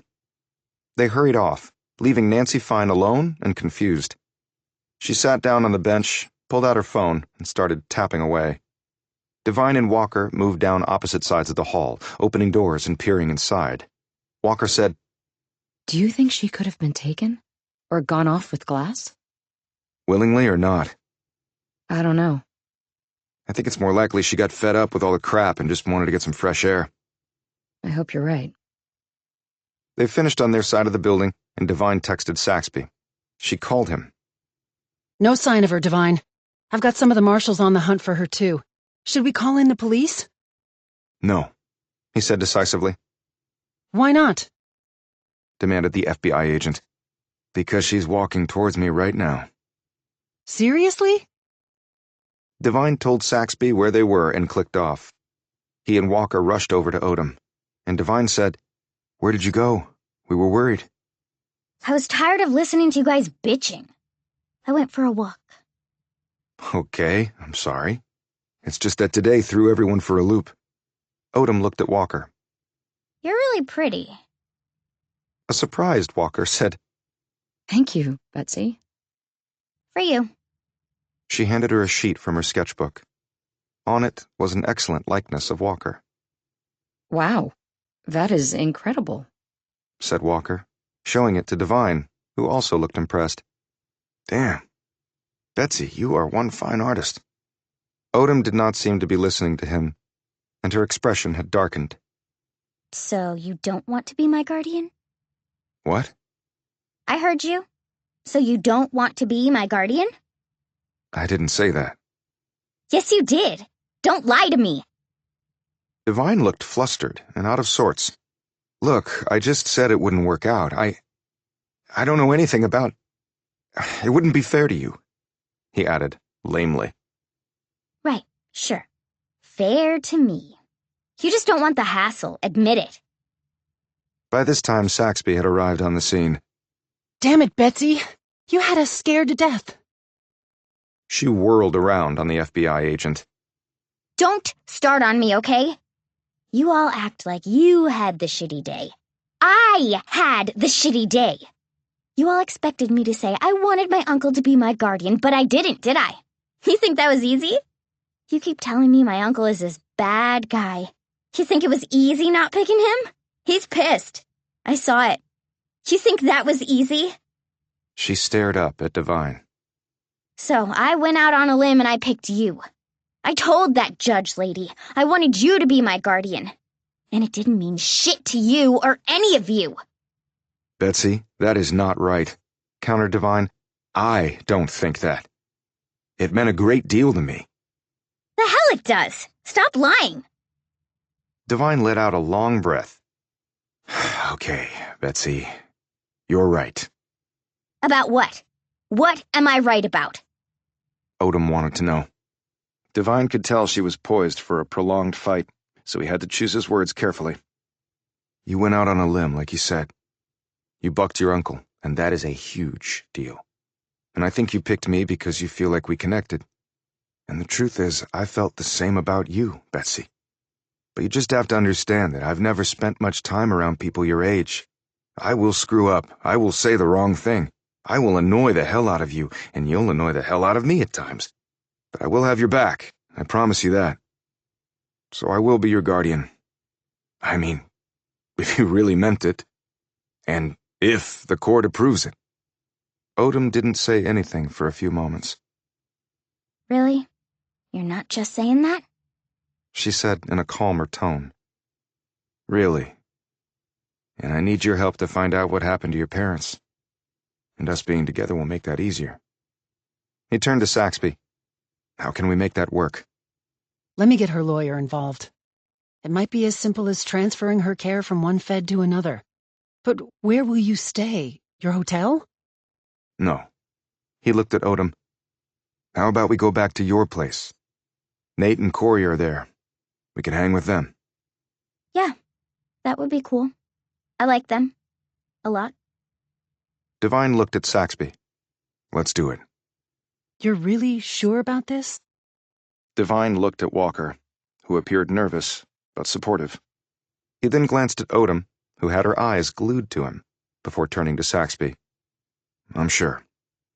Judge Meehan adjourned the hearing today so she could consider Betsy's wanting you to be her guardian. She'll be doing a deeper dive into your background. But I may be able to pull some strings in the interim and speed up the process. Saxby slipped out her phone and hurried off. Odom said, Hey, Travis, can I talk to you for a minute? In private? she added, glancing at Walker. She led him over to a corner, where she took a sealed envelope out of her pocket and handed it to him. What's this? Asked Divine. Some old lady came up to me and asked me to give it to you. What? What old lady? He said sharply, looking all around. I don't know her, just some old lady. What did she look like? Like, a really old lady. How old is that? Really, really old. Like, she must have been at least 50 or something. Okay, where did you see her? When I was heading outside. What did she say? She knew who I was and asked me to give you this. Said it was really important. Where is she now? I don't know. She walked off right after she gave me the envelope. Divine unsealed the envelope and took out the folded paper inside. He read the contents 3 times through. Meet me tonight at the gum wall, 11 sharp. Come alone. I see everything, so you involve the police, I will never show, and you will be really sorry. I know things about your case that you need to know too. Some of it might be mutually beneficial. A win-win if you don't try to screw me. And you might get to live a little longer too. And the same goes for me. The girl on the train. Is it important? Asked Odom. Divine looked at her. Yeah, it is.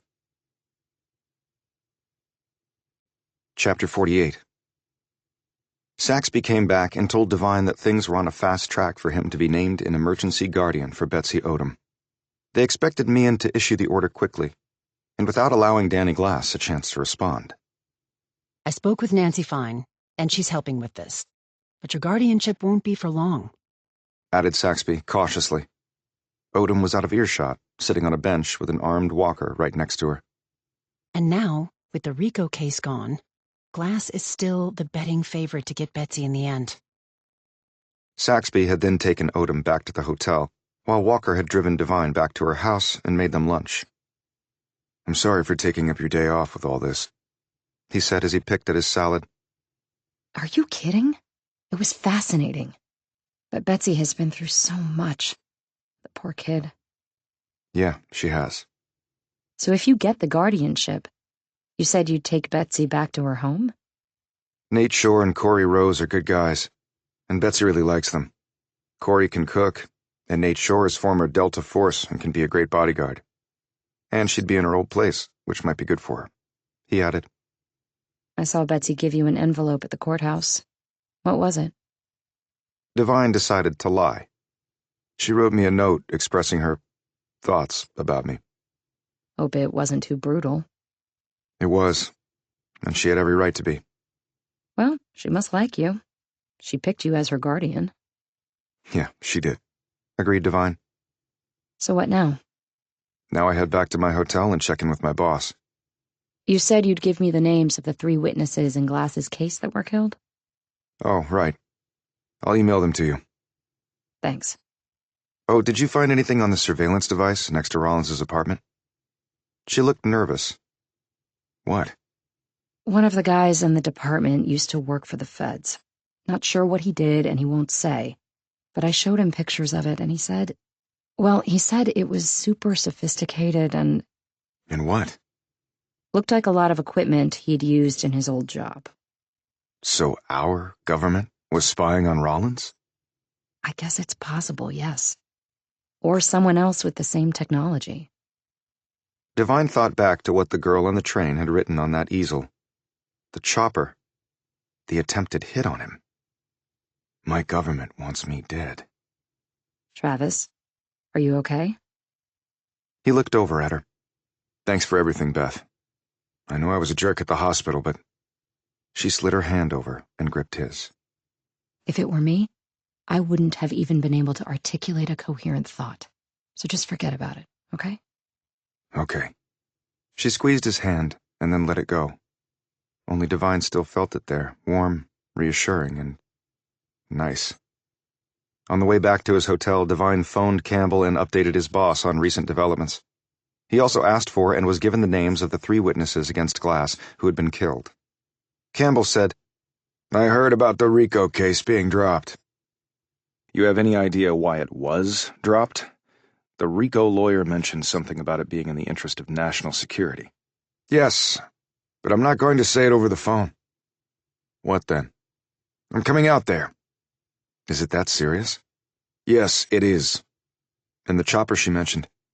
If it's the bird I think she's talking about, there are only 2 agencies that currently deploy it, at least that I know of. DHS and CIA. Great. The spooks at Langley are playing their stupid games again. Don't jump to conclusions. We don't know for sure. What might they have to do with Glass? Sleeping with the enemy? We'll discuss when I get there. I'm coming to Seattle tonight and staying at your hotel. Divine debated whether to tell him about the meeting with the girl on the train, but decided against it. Campbell might deploy men to follow him, and that would blow up any chance of Divine getting to the bottom of this. She did save my life, and she could have killed me at the airport. I can't completely trust her, of course, but maybe I can listen. And your mole? We're almost there, Divine. Almost there. Campbell clicked off, and Divine pulled over and texted the names of the dead witnesses to Beth Walker. Then he drove on to his hotel. When he opened the door to his room, Divine found that there was someone already there. Danny Glass said, We need to talk. Right now. Chapter 49. Hastings and 2 of Glass's other men stepped out of the bathroom and surrounded Divine. No worries, guys, said Divine. You can skip cleaning the room today, and I won't be needing turn-down service either. Shut up and sit down, barked Glass. And why should I do either one? Hastings and the men pulled their weapons and pointed them at Divine. Okay, I'll give you 10 minutes, but only because I don't want any of you to get hurt. Divine sat on the edge of the bed. Then Glass did something unexpected. He ordered his men out of the room. When they were alone, Divine said, I'm listening. What did you say to Betsy to make her pick you as her guardian? It was a complete surprise to me. Bullshit. No, it's the truth, Divine replied calmly. You're gonna tell me why right this second. Do you really think I want to be her guardian, Danny? Or that I consider myself capable of taking care of a 12-year-old girl? Didn't you see how shocked I was in the courtroom? I had no damn clue she was going to do that. I was certain she was going to say that she wanted you to be her guardian. Glass looked as if he was going to really lose his shit, and Devine suddenly wondered if the man was armed. Instead, Glass rose from the chair and looked out the window. Devine glanced down at the man's pant leg and saw that the monitor was gone. Danny Glass, a free man, for now. Glass turned to look at him. Before he could speak, Devine said, "I was nice to her, okay? I took her out to buy a book and a frappuccino. I listened to her. I didn't judge her. I brought her clothes and some of her other things from her home. I guess those things count with Betsy. Not all that complicated, really, if you've just lost your parents and are scared and feeling vulnerable." Glass dropped down in the chair. He looked weak and defeated. Two things Devine had never before seen in the man, in or out of uniform. This whole thing is so messed up, Devine, I can't see a way out. For who? You or me? For everybody. I need to understand the situation. Then I might be able to find a way out. For all of us. Glass snorted. Right. Like you're looking out for me all of a sudden. I'm looking out for Betsy. I actually believe you care about her. So if helping you helps her, I'm all in. Glass's wall of opaqueness cracked just a bit, and Devine for the first time might have glimpsed the real man behind it. I do love Betsy. I always have, always will. But you just met her, right? Not for lack of trying. Dwayne did not want me in her life. Ever since she was born, I tried to visit many times. And this was when I was still in uniform. I sent money when I didn't have a dime to spare. When I got out of the Army and was building up my business, I offered to pay for Betsy's schooling. As the years passed, I offered to buy them a home, cars, set up a college fund for Betsy, find Dwayne a good-paying job that would have allowed him to support his family, but he refused it all. Told me to stick my job offer where the sun doesn't shine. Wouldn't let me near Betsy. And I didn't want to force it because I didn't want Betsy... To hate you for that? What can I say? She loved Dwayne, warts and all. Why did he dislike you so much? Because of what you do for a living? Glass slowly shook his head, his expression becoming bitter. I don't think Dwayne gave a damn about how I made my money. If I'd been a cookie-cutter billionaire on Wall Street, it would have been the same result. Why then? Glass shrugged. Who knows? The guy was never playing with a full deck. They were given an expensive car and a mobile home. Was that you? Glass shook his head. No. I tried, believe me, like I said, but Dwayne wouldn't do it. Not with me. Who then? He spread his hands and shrugged. Come on, Danny. How could you not know? I didn't say I didn't know, did I? But you couldn't do anything about it? Glass made no comment. I really need to know who's behind this. Glass just stared at him and said nothing. Okay, said a visibly frustrated Devine. And your sister? How did she feel about you being in their lives? Alice and I were always close. We communicated over the years. She actually let me send money and other things without Dwayne knowing. Not much, or else he would have caught on, but enough so they didn't starve, since Dwayne couldn't hold a damn job to save his life. But I made sure they never fell too low. I had people watching over them. I wanted to do more. A lot more. It made me sick how they were living hand to mouth because I could have given them so much. I loved Alice. I would have done anything for her. Our old man was a real bastard to her. I heard that you protected her. Who'd you hear that from? Just someone who knew Dwayne and Alice well. Glass smiled, knowingly. Nate Shore and Corey Rose, right? You know them? Never met them, but my people did a deep dive on them when I learned they were close to Alice and Betsy. And your conclusion? They've got their own personal demons, but they're both solid as rocks, and they care about Betsy.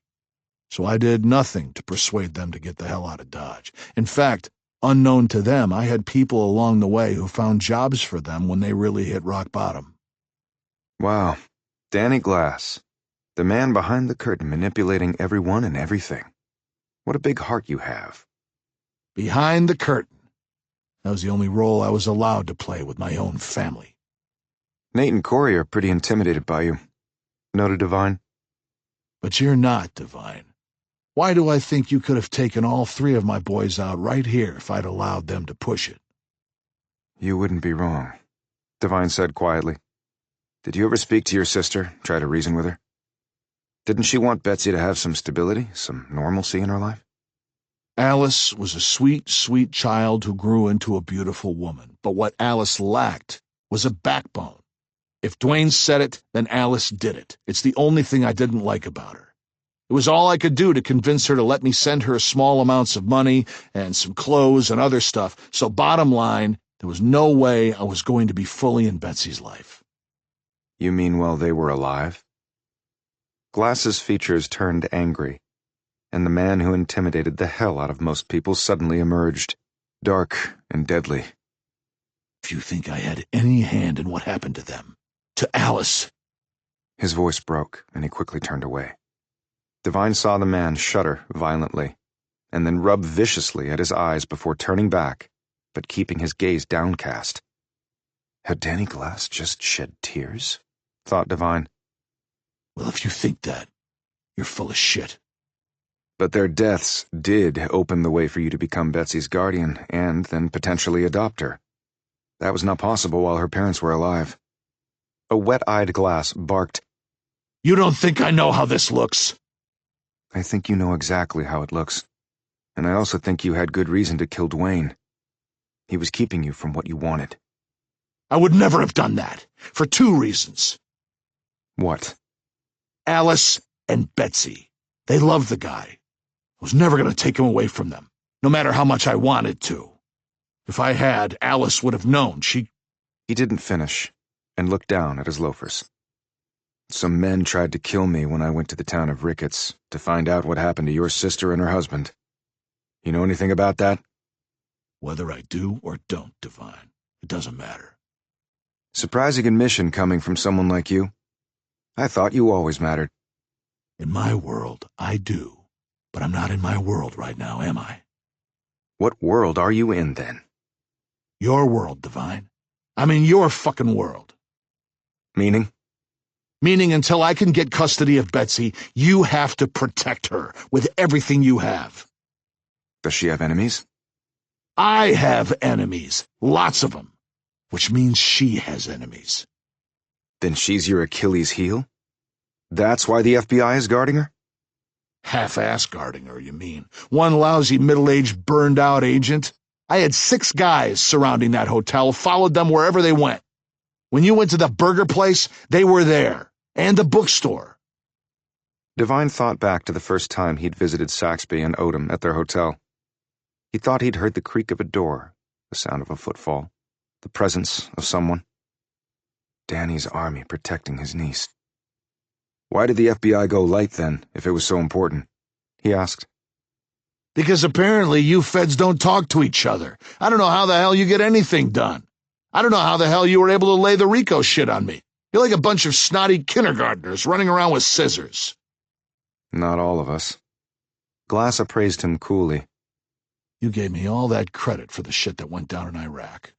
But we both know you had just as much to do with the outcome as I did. Only I was a grunt, and you were an officer. You wrote me up for the commendation and the medal, and you got a pat on the back.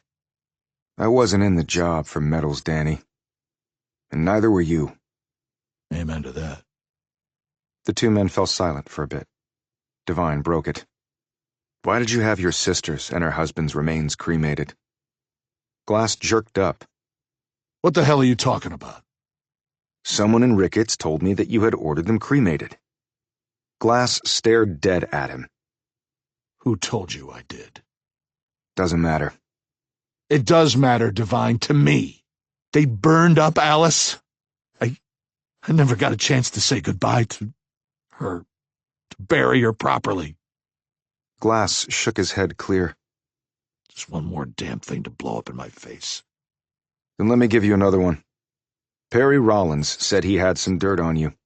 He wanted to sell it to me. Then he got gutted in a men's bathroom at a bar. I already told you I knew nothing about that. But were you lying or telling the truth? Don't push it, Devine. So who's after you, Danny? Some people. and Devine finally had corroboration as to why, according to Nancy Fine, the Rico suit had really been dropped. And these people are even more dangerous than you are? And so you cut a deal to deliver them to us in exchange for the prosecution against you being dropped. By not answering, Glass answered this question. Only they discovered you were ratting them out, and now they're coming for you. And Betsy. He paused. So that's who killed Allison Duane? Your enemies? Glass glanced up at him. Maybe. You don't know? Like I said, Devine, this is not my world. I'm a little out of my depth. If it was your enemy, why leave Betsy alive? I don't know. Come on, Danny. You've always been a smart guy. Always one step ahead. So how about now? I have my theories. Theories that I don't want to think about right now because they might make me do something I will regret. But I can tell you this. The feds did me no favors today. They withdrew the charges against you. But they can bring them again if I don't toe the line. They're forcing my hand when I don't need my damn hand forced. Meaning? Some folks will now believe I've agreed to cooperate, which ups the ante all around. Putting you in more danger, you mean? It puts Betsy in more danger. She's the last wild card in the whole deck. So what now? Glass rose. Now, you take care of Betsy, Mr. Guardian. Anything happens to her, you get the same 100 times over.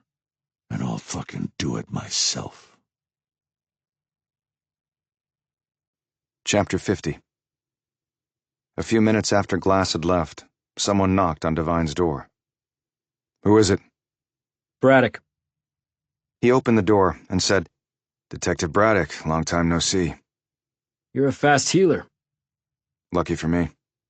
Devine sat on the bed and Braddock on the one chair. Let me guess, your men followed Glass and his goons here and you came along to see if I was still in one piece. So what did he want with you? Devine explained what had happened in court. Braddock shook his head. So he gets off on the RICO charges, and you get stuck with the girl, and Glass is pissed. There are other forces at work here. Glass has heat coming his way. He's apparently in bed with our government against a mutual adversary. And I'm not sure how this is all going to play out. You're DHS, so you should have some idea. And if that adversary is here in Seattle looking to bury Glass, I need to know. I'm not in the loop with stuff like that, Detective. Sorry. Then you need to get in the loop, Devine. For all I know, terrorists are descending on the Pacific Northwest even as we speak. I don't know what to tell you. Then tell me this. When will you take guardianship of Betsy Odom? Tomorrow. If I'm still alive. He thought. I can provide you some protection.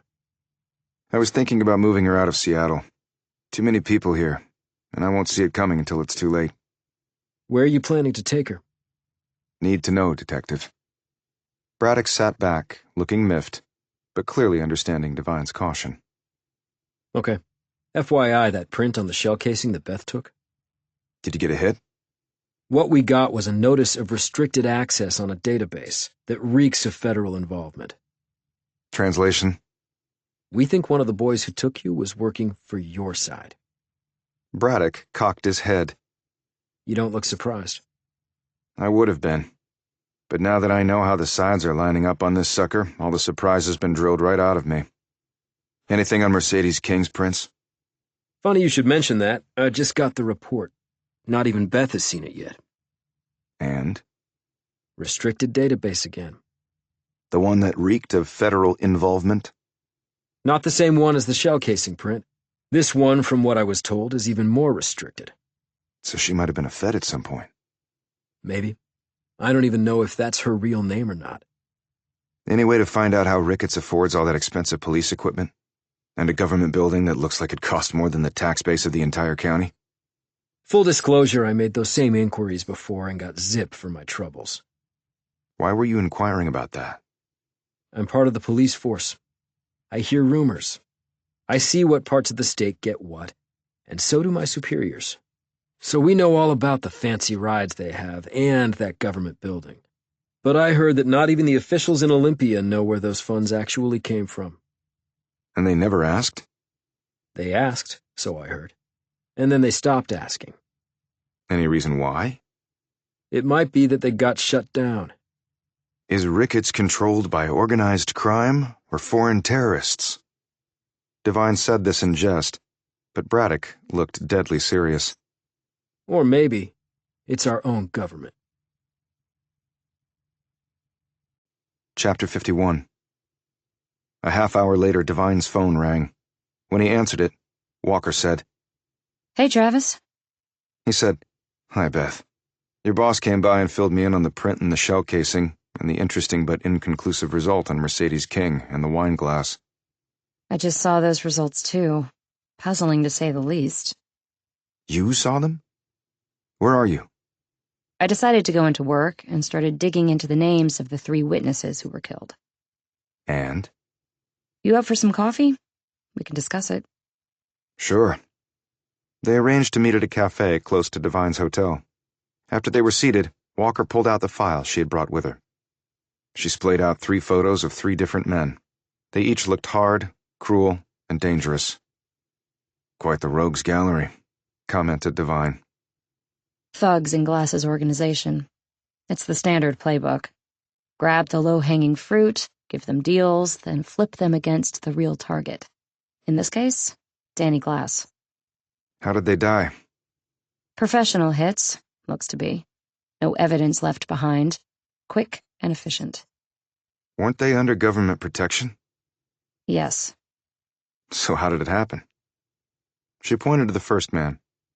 Todd Granger, 42, one of Glass's enforcers, up to his elbows in blood. He screws up, gets arrested. Glass's lawyers can't get him loose. He's looking at life. DOJ cuts him a deal. Testify, and your ticket gets punched for WITSEC. Same deal for the other 2, who were also killers to the nth degree. All standard government deal-making. When did it become non-standard? Asked Devine. All 3 men were being moved at the same time. This was in preparation for their traveling here to testify. And They were exposed for about 30 seconds at most, leaving the house to getting to the secure motorcade for Granger and one of the others. The third was actually about to board a government jet to fly here when the hammer came down. And most critically, they were each taken out within seconds of the others. So there was no opportunity to send out warnings or shut down travel plans. how were they killed? In each case, a long-range sniper shot. And I mean long-range. In the case of the airport hit, about 3,000 meters, they estimate. Devine looked impressed. There are only a handful of snipers who operate in that range. Army snipers I knew could consistently kill from 1,000 meters. SEAL sniper Chris Kyle's longest confirmed kill shot was around 2,000 meters, and he was one of the best in the business. No great loss for humanity. The 3 men were collectively responsible for over 40 murders. So you figure Glass is behind this? I'm not sure. Who else could it be? Your boss was here earlier. We had a similar discussion about something related. And you know what his answer was? What? That he thought maybe it was our government in play here. Walker sat back. What is going on, Travis? You find it strange that Mercedes King's prints are in a super-restricted database? I find it terrifying, actually. And if she is tied to the feds somehow, they could be behind how a poor rural town gets jacked-up military-grade policing equipment and a government building that you'd usually see in a much bigger city. So, the feds are clandestinely funding Ricketts? Said a visibly shaken Walker. Why? That's the question at the top of my list. Oh, and Danny Glass came to visit me in my hotel room. Glass? What did he want? He basically told me if I let anything happen to Betsy, he'll kill me personally. And that he had nothing to do with his sister's and brother-in-law's deaths. And you believe him? Yeah, I think I do, actually. Then who killed them? Either someone who wanted to hurt Glass, or someone who wanted to help him. Help him? By killing his sister and her husband? How does that make sense? There are lots of ways to help people, Beth. Meaning their deaths opened up the opportunity for him to adopt Betsy? Yes. Dr. Coburn thought they were killed with cyanide and another compound called DMSO, allowing absorption to be quickly fatal. And they couldn't risk inhalation or ingestion of the poison because Betsy might have been killed too. It was highly sophisticated. Like killing 3 guys from thousands of meters away, because that required a lot of prep and inside intel. Wait, you think whoever did that also killed the Odoms? Maybe not the exact same people, but the same organization, replied Devine. You mean our government, don't you? She said, the dread clear in her voice. In answer, he said, "You ever watch Stranger Things? Yeah. Welcome to the Upside Down. For real." Chapter 52. That night, Emerson Campbell arrived, alone, at the hotel where Devine was staying. Devine met him in Campbell's room. The burly former general hadn't even bothered to unpack his bag. He poured out a scotch from the minibar and offered one to Devine, who accepted. "I don't like this, soldier. Crap is going on here that I don't understand, and I can't effectively fight what I can't see or understand." "Do you have any inkling as to what is going on, sir?" Campbell collapsed into a chair. "I'm not sure it amounts to even an inkling.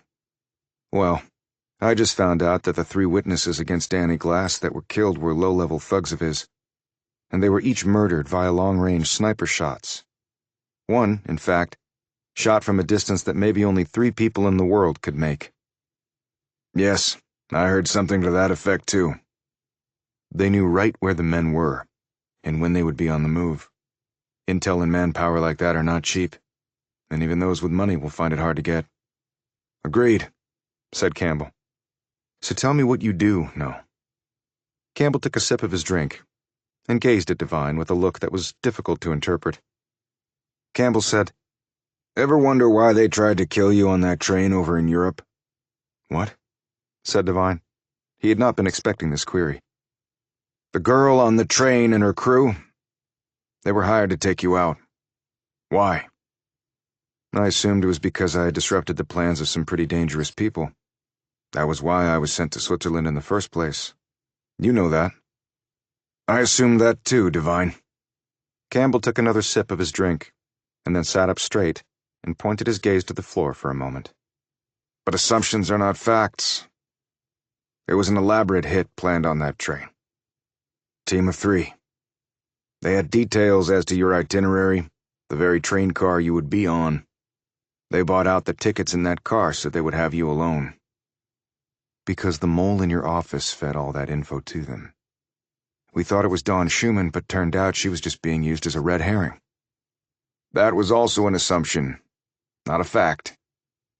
"But Dawn Schumann disappeared. That is a fact. She's probably dead." "Actually, the fact is, Dawn Schumann was found very much alive in a drunk tank in Pennsylvania, right before I was wheels up here." "A drunk tank?" "I told you she had financial and marital problems. Apparently, they became too much for her and she just lost it. Went on a bender. Drugs, drinks, more drugs, more drinks, until the police outside Harrisburg picked her up passed out behind a bar and called us after finding her credentials." "Okay, she wasn't a red herring. But we still don't know who the mole is." "I don't think we had a mole, Devine." "I don't understand." "The mission we were doing in Switzerland was a joint op. We worked closely with another agency, CIA specifically." "That's right. I had a point of contact there. He helped me a lot." "Yeah, he did. I also think, probably under orders, that he almost helped you into an early grave." The 2 men stared at each other across the width of brown commercial carpet. Why would a sister agency throw me under the bus for pulling off a successful mission in which they were involved and desired the outcome that occurred? "We're not in the Army anymore, Devine.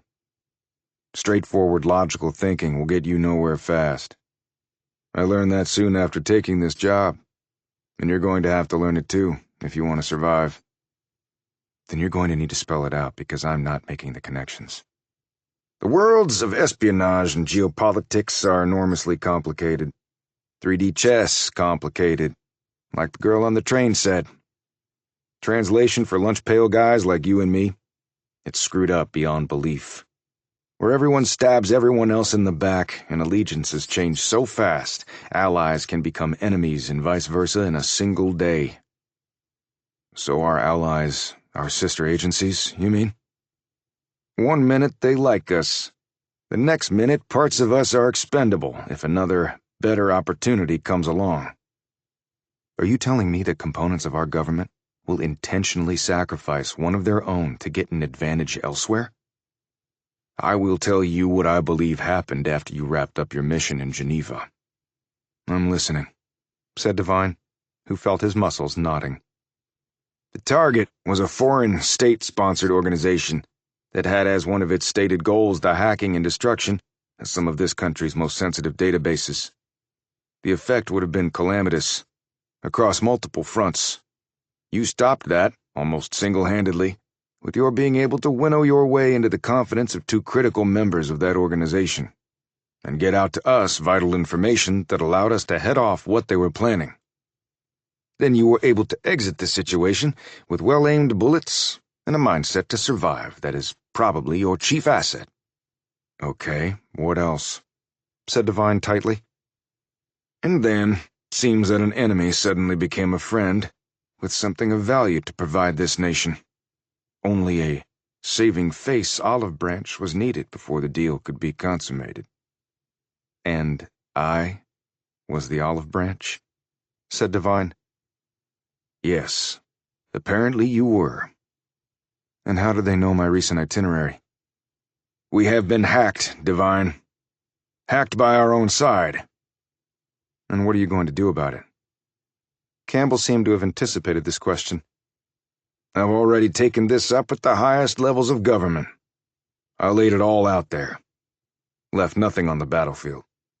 And they have not responded. Nor does it seem likely that they will. So what now? We will finish this mission. Together. And then, I am tendering my resignation. I'm done playing the bullshit games. I'm too old, and I have too much damn dignity to wrestle with pigs in the mud. Yes, sir. Chapter 53. At 10 minutes to 11, Devine was nearing Gum Alley. It was cold, breezy, and a marine fog had settled in from the harbor, glazing Seattle into the Victorian London of Sherlock Holmes. Devine pulled up his coat collar and kept his gaze roaming. He'd left the hotel early and performed a zigzag in and out of buildings trek across the city to throw off anyone attempting to follow him. When he entered the alley, he glanced at the hardened gum revealed through the threads of fog and thought this was all beyond surreal. Beyond even the battles he'd fought in, where he'd seen things he could never unsee. Combat was horrible, but straightforward. You tried to kill the enemy while they tried to do the same to you. Here there were no sets of rules, no obvious goals, only puddles of darkness and shifting allegiances. He kept walking, his fogs of breath joining the firmament of the marine layer. He glanced at his watch. It was 1 minute to 11. There was no one else around, because who would want to be out on such a foul night? Devine had no idea what to expect. Maybe even a bullet in the back. Only he didn't have much choice in the matter. He needed help to crack this case, and ironically, the woman who had tried to kill him a trio of times seemed to be his best bet. He made it halfway down the alley and stopped. He was armed, but did not intend to draw his weapon unless it was necessary. He knew he was putting a lot of trust in the woman, and he hoped it would be rewarded. Devine's attention turned to a shadowy figure standing along a part of the alley that was just beyond the gum on the wall. You want to come out where I can see you as well as you can see me? He said. 1 foot emerged, and then another. Prue Jackson took 3 slow strides and stopped in the center of the alley facing him. She was a bit shorter than he remembered from the train, and her figure was bundled under protective layers, her long coat sleeves hiding her hands. A ball cap covered her hair. Dark glasses did the same with her eyes. She looked at him, but said nothing. "I'm not in a real trusting mood, so how do I know you are who you say you are?" he asked, sensibly enough. The knife I was going to kill you with on the train was a Wander tactical megalodon with a fixed 100mm blade. Black micarta handle. Wander tactical. They're more of an outdoorsy hunter's carry, aren't they? Well, I wasn't outdoors on that train, but I was definitely hunting. And I find that the Italians really know their knives. It cost me a packet. I don't suppose you still have it. I assumed you took it because it wasn't there when I woke up from your little love tap to my jaw. I must have dropped it somewhere. Thanks for confirming your identity. You working with spotters tonight, or did you just trust me to come alone? Intel I don't divulge. You put a tracker on my car. Lucky for you that I did. Otherwise you wouldn't be here talking to me, or anyone else. Okay. What's on the program for tonight? Jackson drew closer. A while back, you and I were on the same side. So you alluded to on the construction site easel. Feel free to elaborate. I won't tell you my name. That would be too easy. But let's just say that I have a rather large grudge against my former employer. Why? Because of them, for 2 years, my home was in a prison in a country that is no friend of ours, and has no designs on treating their own citizens humanely, much less someone like me. If I hadn't managed to escape, that would have been the end of me. And why would your employer, Former employer. former employer, do that to you? Because I believe an opportunity of collaboration came along with this same enemy. On top of that, I had discovered that certain people of my former employer had conspired to murder an agent of one of our allies. So to save themselves, my former employer offered me up as... An olive branch? She studied him. Why did that particular term occur to you? Because it's exactly the one I was going to use. The hit with me on the train? For the first time, Jackson visibly reacted to his words. Yes? Apparently, your former employer once more got a better offer and extended me as an olive branch. So you were hired to do to me what had once been done to you. Devine watched the woman closely. Cold-blooded killers were a dime a dozen. And while the woman in front of him was definitely a killer, he believed she was the rare one with principles. Like me. She said in a tight voice, The client was not made known to me, nor the reason. It was a kill on demand. Half the fee up front, the rest on photo confirmation. Would it have made a difference if you'd known? I would have had no problem killing you, Devine, under most circumstances. But not under those. No. I appreciate the candor. You mentioned the chopper. I'm sure you've investigated that. 2 agencies use it.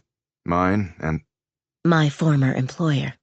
As I told you before, I saw them load 2 bodies into it. Recognize anyone? Asked Devine. No. But I've been out of that world for some time now. Do you understand my current mission? Danny Glass, Betsy Odom, who seems a wonderful girl full of spirit and people who want you dead. And do those same people want you dead? He asked. They think I am dead. So she wants you to be her guardian? Betsy told you that? Asked Devine. No. I had other means. I may end up being her guardian. At least temporarily. Do you know who killed her parents? No. But apparently higher-ups in the government got DOJ to bag the RICO indictments. Noted Devine. They would only do that for some platinum treasure in return. And I think Glass told someone he wanted to have custody of his niece. And maybe they decided to get him that, the hard way. Perhaps as a sweetener to whatever deal they wanted him to take. Glass strikes me as a man who doesn't depend on the largesse of others to get what he wants. I would think that, except I saw the man's reaction when I pretty much accused him of killing the Odoms. It was not what I was expecting. He could have snookered you. Devine said, but I doubt he can or would cry on demand. So agents of the U.S. killed 2 American citizens? Even in my former world, that is not usual. They apparently had no trouble throwing us to the wolves. True. You said it had to be worth platinum.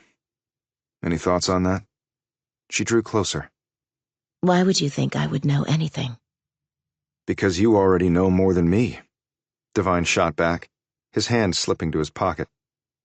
And a smart person seeks out those smarter because they can make him look brilliant. She studied him for a moment. I knew about Danny Glass before all this. Just idle curiosity. His name kept popping up in certain sectors I paid attention to.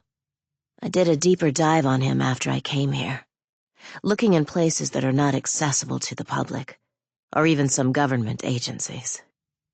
Glass lives in another world, a dark one, where there are predators and there are victims, and lives get snuffed every second of every day. And those still alive just keep on rolling like nothing important happened, because for them nothing important has. The murders of others is just another day at the office. So what did you find out? He said. Glass operates around the world, but he has a large footprint in the Middle East. So we're talking Middle Eastern terrorists? No, I don't think that's it. The U.S. has intel sources all over that area. We know what shit will happen before the people doing the shit are even thinking about doing it. Not on 9/11, they didn't. Which is why the U.S. upped its game and uses laser microscopes on that space now. Where else, then? The usual cartels are always a possibility. But why give one major drug operator a get-out-of-jail-free card to catch another major drug operator? No, that doesn't work. Organized crime isn't nearly as organized as it used to be. So check that one off, too. She took a step closer, and Devine's hand closed around the grip of his Glock. He edged the muzzle forward, in her direction.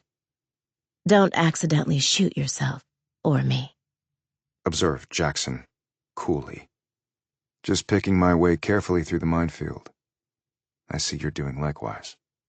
He pointed to the bulge in her wide coat sleeve that covered her hand. And something else. Great minds, Devine. You were saying? Other things being equal, I would look internally. Meaning? He said. To my mind and in the minds of the people whose job it is to protect this country, the chief threats right now are homegrown groups that pledge allegiance like you and me. They just point that allegiance in a different direction. Domestic terrorists, then? You could throw a rock in any direction in any part of this country, and hit somebody who wants this country to look and taste vanilla, and never come close to having a scoop of cherry or chocolate anywhere near the horizon of possibility. And some of these people will not stop until what we have today is replaced with something more 1930s Germany than 2020s America. Can you be more specific? No, I can't. Because that's not my job. But if Glass knows about something big being planned like that, my former employer will move heaven and earth to stop it. And blowing up a RICO indictment and offing 2 citizens would just be seen as a cheap price to pay. I don't think I like the world you used to play in, said Devine grimly. Neither do I, but it's the only one I know. And there's still the matter of Perry Rollins. The man killed at the sandbar? The one who approached you with dirt for sale? And how did you know about that? Asked Devine. I'm an excellent eavesdropper. And recently I've taken it to an elevated art form augmented by the latest in surveillance technology. So, any idea on what the dirt on Glass is? No. But someone bought the Odoms a mobile trailer and the land around it, and an expensive car. And Betsy said when they went to Ricketts, her parents met up with 2 men who gave them a duffel bag, maybe full of money. Minutes after that, they were dead. And the pair? I thought it was your former employer. Maybe as a conduit for Glass, since he told me Dwayne Odom refused any help from him. But why pay and then kill them, Devine? I don't know. And was the money found? Not to my knowledge. The police chief of Ricketts is a hard-ass named Eric King. The town has military-grade vehicles and a government building it can't afford. His wife is the mayor. She's attractive, about 3 decades younger than her husband. Walks with a swagger, is as ruthless as they come and ambitious as hell. I'm pretty sure she knew about the attempt on my life in Ricketts. And I can still hear her weird, raspy voice. What? Devine had noted a discernible shift in the woman's body language. Describe the wife to me in greater detail. Her name is Mercedes King. She's around 35 to 40, 5'5", blonde, curvy, if I can still use that term, confident, assertive, all the things people love in men and hate in women, for the usual stupid reasons. She can change her persona on a dime, from flirty to flinty. Right, but you said her voice was raspy? Yeah, like a hoarseness to it. I got her prints and had a friend run them through the usual databases. Then they ran up against a wall that we believe had a federal cloud behind it. Jackson nodded at all this. Were you able to get the prints of the men who abducted you and run them through the same databases? Yes. The locals here in Seattle were handling that. And did they get a hit on the men? Sort of. There was one database where something popped, but it was restricted. Sort of like with Mercedes King. I actually know that database well. How? Because my prints are on it. And I'm pretty sure so are those of the woman calling herself Mercedes King. Chapter 54. Devine took his hand from his pocket and drew closer to the woman, while Jackson stood her ground. Why are you so sure about that? He wanted to know. My description of King could apply to lots of women. Your description of her was mostly generic. But the odd voice and the no prints available? The woman I'm thinking of suffered a serious throat injury a number of years ago, and her fingerprints would definitely be on that database. how do you know that? Asked Devine. Because I was the one who slit her throat. They clearly repaired her vocal cords, but apparently they never came all the way back. And why did you do that? I was trying to kill her before she could kill me. Care to explain? We had differences of opinion on how our agency work should be done. She pulled a knife, only I was quicker and used it against her. What's her real name? Anne Cassidy. Just to make sure. He took out his phone and showed her the photo he'd taken of Mercedes King leaving the restaurant in Ricketts. Recognize her? He said. Jackson took the phone and enlarged the image. That's her. You're sure? She's changed her look a lot. Colored her hair. She's actually a brunette. Had work done on her face. Good work. Top dollar. Her eyes are blue now. They were brown.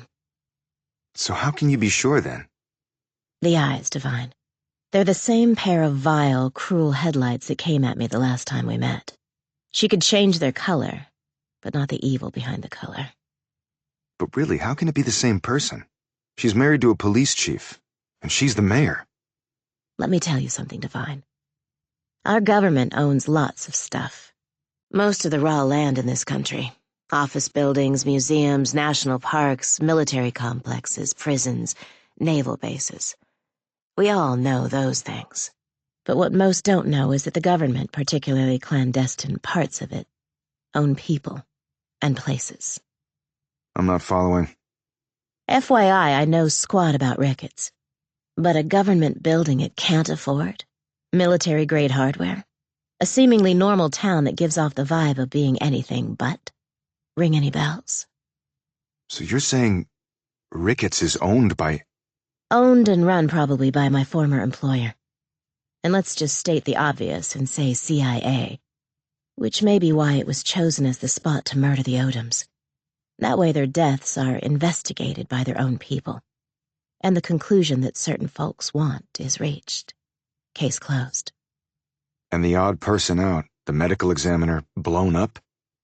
What? Devine explained what had happened to Dr. Coburn, but what you're laying out makes perfect sense. King invited me to dinner that night, probably just to keep me in town so they could get a shot at me. She was late getting there and obviously surprised I was still breathing. They wanted me dead because I was throwing sand into their arrangement with glass. Never pegged the woman for a spy, though. After 9/11, this country and its intel services took a good hard look at itself. The 9/11 terrorists got their pilot training in a small town with few resources. Mistakes were made that should have sounded alarm bells. So CIA, which is not supposed to operate domestically, has set up its own strategic outposts where it can gain intel, which is then fed to other agencies who do operate domestically. The stakes are high, because when I was active with the agency, there were domestic groups that wanted to topple the U.S. government, and they've only grown increasingly active over time. And they could succeed. She paused and ran her gaze over him. It's a different world, Divine.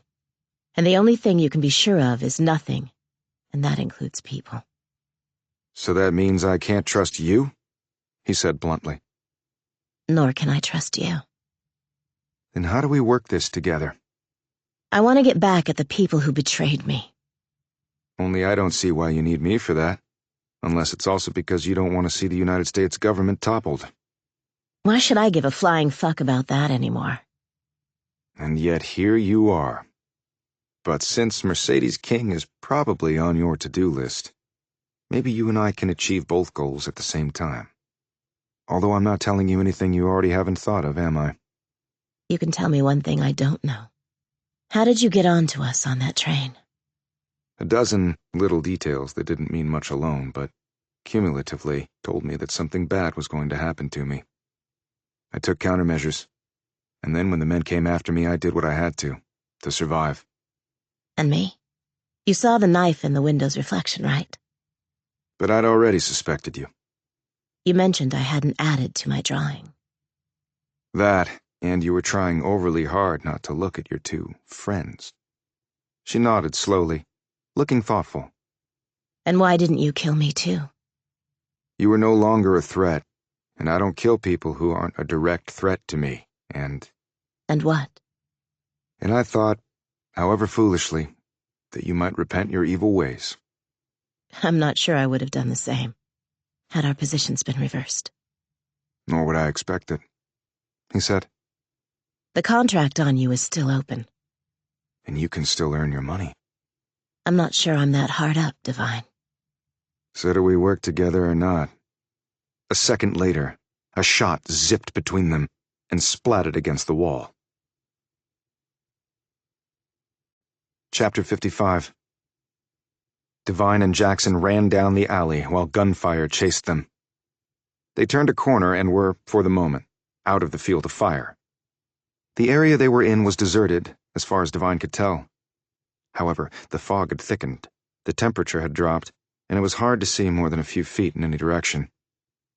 Divine looked around. Okay, let's get behind that wall over there and see if whoever was shooting at us shows themselves. Their guns at the ready, the pair eyed the foggy area in front of them from the relative safety of the wall. When Divine slipped out his phone, Jackson asked, Who are you calling? 911. Don't bother. Whoever's out there will be long gone by the time they get here. But the sirens might scare them off. I'd actually rather try to find out who they are, wouldn't you? And I would really rather not have to answer uncomfortable questions from Seattle's finest. This gave him pause, and he looked back out at the fog as he heard footsteps. In a low voice, he said, The witnesses against Glass were taken out by snipers operating on the extreme edge of long-range shooting. Well, at least there are too many buildings in the way here for them to line up a shot from 2 miles away. I'm impressed with your knowledge of long-range killing. Jackson eyed the foggy darkness. The more you know, the fewer surprises life holds, Divine. And in our line of work, I don't much care for surprises. And just for the record, CIA deployed some of the best snipers in the world by poaching from military and foreign sources. And women make extremely deadly snipers. Fine motor skills and attention to detail. It's evolutionary, from picking all those berries, taking care of babies, and sewing all those clothes, while the men were out chucking spears at mastodons. You always make small talk while someone's trying to kill you, he said. Also evolutionary. Women can multitask. As soon as she said this, Jackson took aim and fired 3 rounds. An instant later, they both heard someone scream out in pain. Divine now saw the nearly invisible target, who had been lurking behind a trash can with his gun pointed at them. The man leapt up and staggered away, dragging his left leg behind him, and slipped into an alley. "I didn't think CIA spent much time on weapons training," he said. After I escaped from my hellhole, I mapped out every skill I'd need to survive. So I spent considerable time training with one of the best shots in the world. She taught me a lot. "Congrats. Now stay here," instructed Devine. I can take care of myself. I did shoot him. "You're my cover. Anybody else goes into that alley, shoot them too. I'll see you back here." Before she could answer, Devine was sprinting off into the fog line. For a moment, Devine did think about the wisdom of exposing his back to a crack shot, but after a few moments he was at the mouth of the alley and out of her line of fire. Part of him wanted to call Braddock, but he knew that the woman back there would see that as a stark betrayal when he desperately needed her help to get to the bottom of this. He eyed the length of the dirty alley. Trash cans, dumpsters, recycling bins, various tradesmen entrances. So lots of places to hide and then leap out and shoot, even for someone wounded. He moved forward cautiously, his old training kicking in. Devine was focused on his sense of hearing.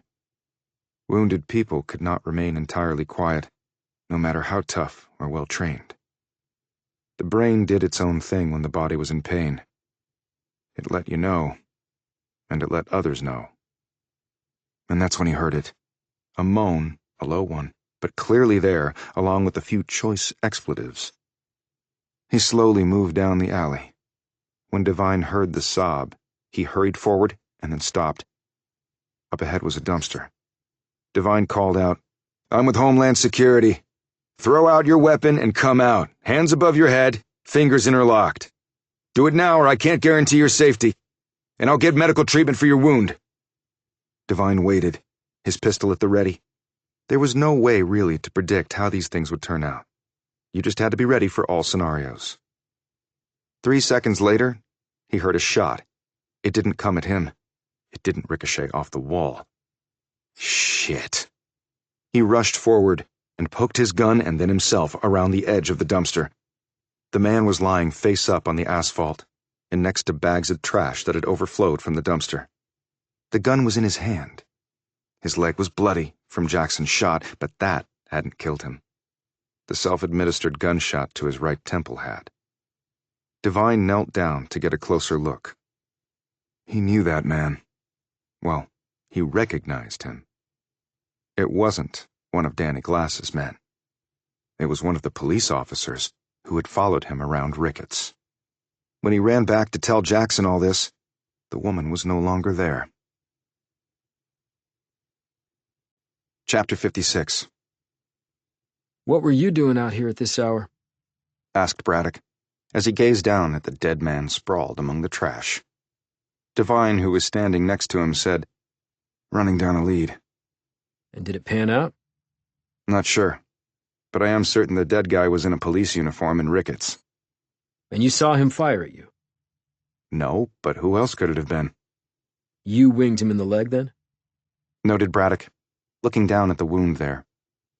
Devine knew he hadn't fired his gun, and for all he knew, Jackson's slug was still in the man's leg. "I don't know."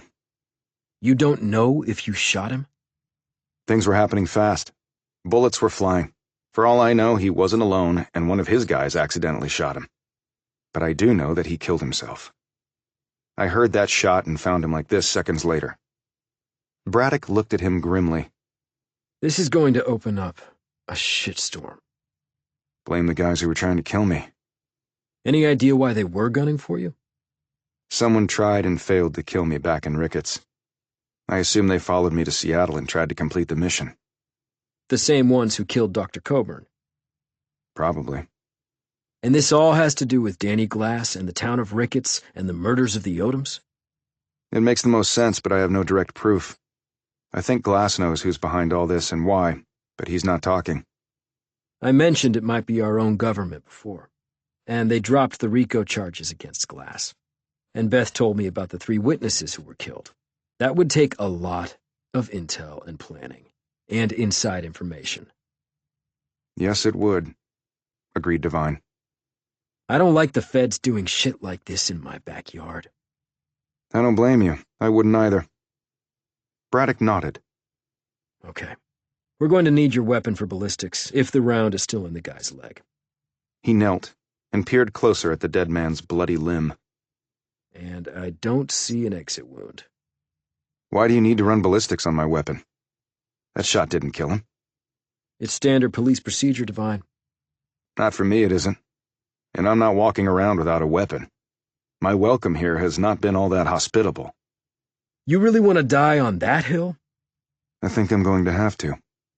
And I think I'm going to have to insist. Okay, but then I need to talk to my DHS superiors, and they're going to need to check with agency lawyers. Until then, I am not authorized to relinquish my weapon to you or anyone else for any reason. Where'd you get that line? It's in pretty much every cop show I've ever watched. I thought everyone knew that. Don't mess with me, Divine. I'm not, Detective, but I'm not giving up my weapon. If you or your men try to take it by force, I have every right to defend myself. No threats, just for information purposes. Okay. I'll table that for the next couple of minutes. FYI, I made a request to the FBI to interview Betsy Odom. I've heard nothing back. Divine suddenly had an idea. Let's make a deal, then. What sort of deal? I'm about to be named Betsy's guardian. When Braddock started to speak, Divine headed him off. So if you won't push on taking my weapon, I'll let you interview Betsy. I'll be able to do that anyway. It'll be a lot faster than going through normal channels. Why do I think I'm getting played? If I really thought your checking my weapon for ballistics would help your case, Detective, I'd turn it over now. But it won't. Guaranteed. Braddock, seeming to sense what Divine was implying, peered out into the foggy darkness before settling his gaze back on Divine. At some point, you're going to have to tell me what really happened tonight. And everybody involved. You have my word that I will. Now, unless you need me for something else, I'd like to get a little shut-eye. Big day tomorrow. Really? What do you have planned? Staying alive, of course. Chapter 57. Back at his hotel, he phoned Campbell, woke the man up, and they met in the latter's room.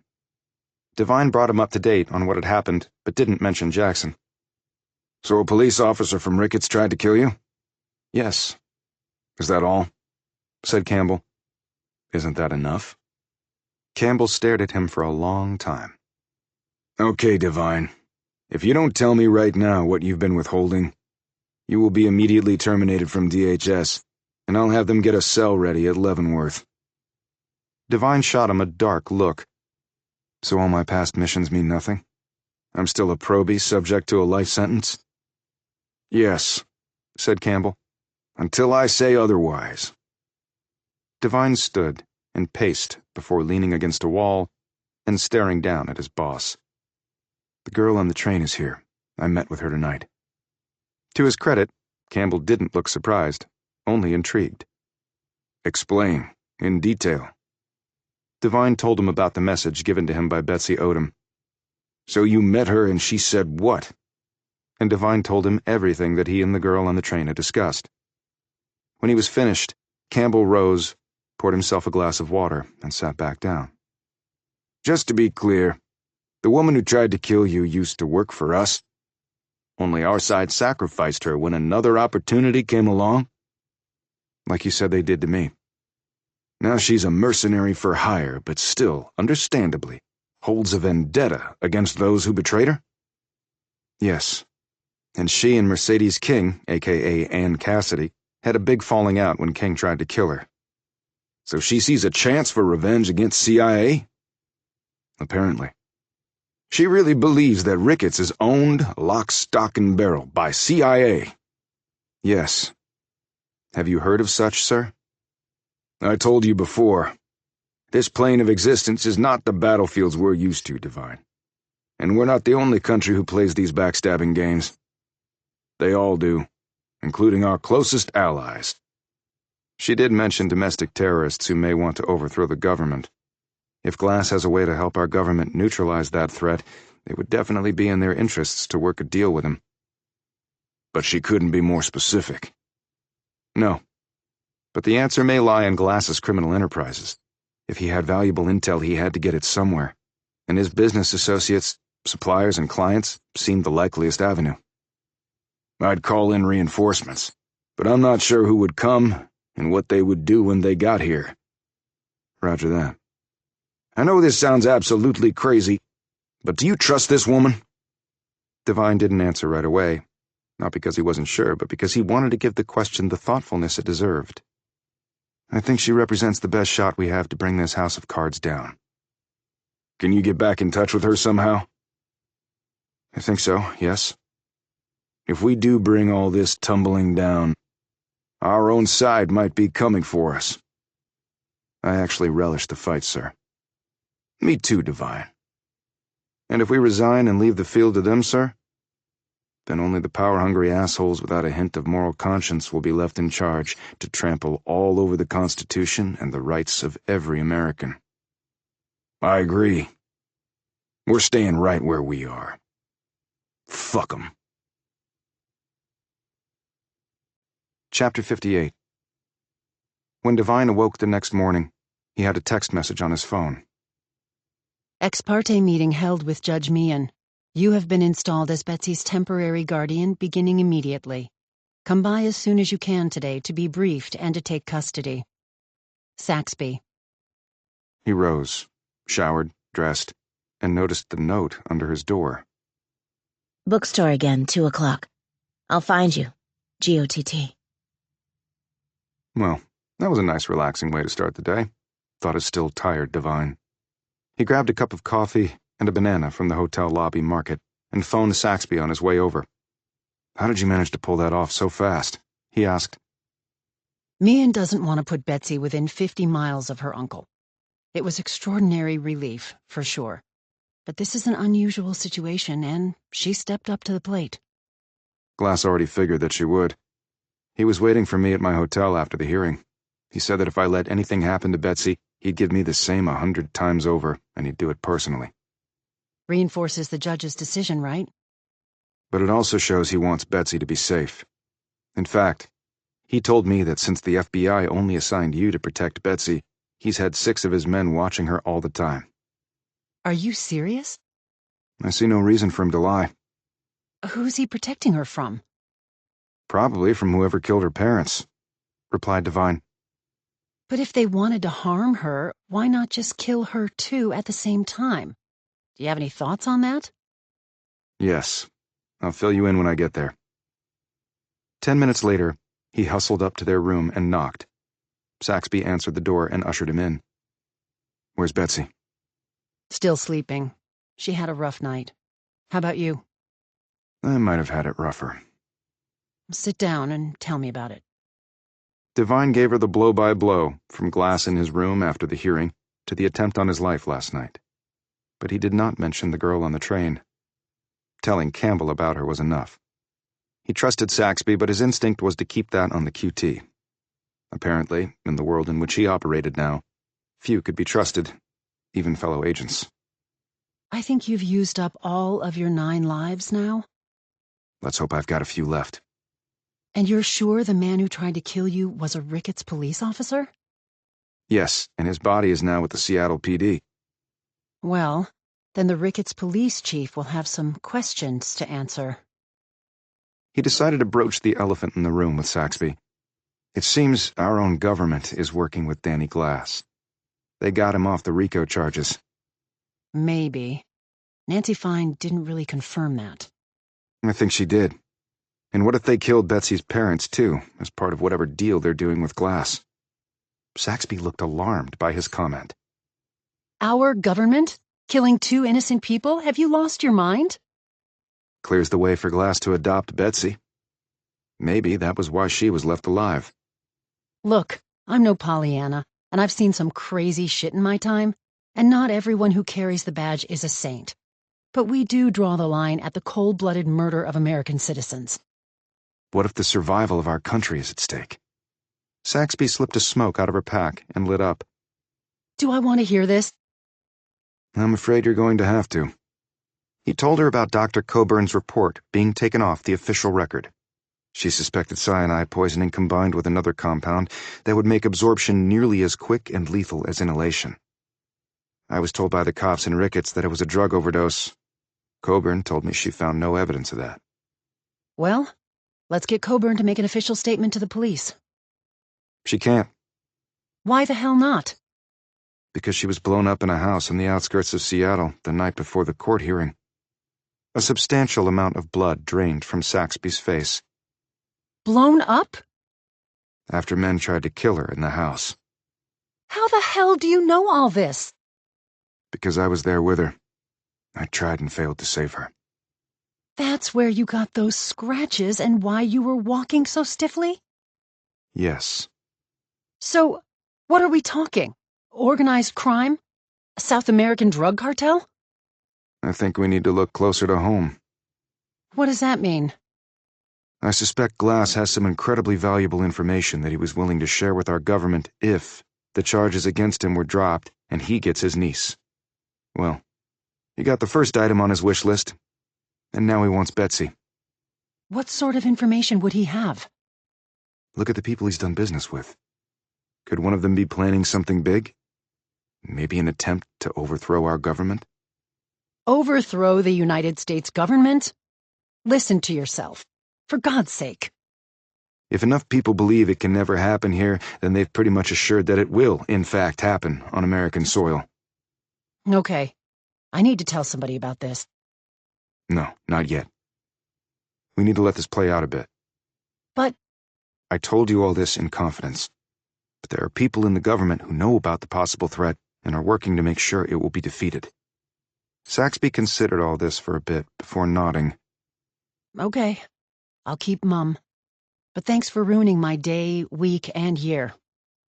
Hey, welcome to my world. Chapter 59.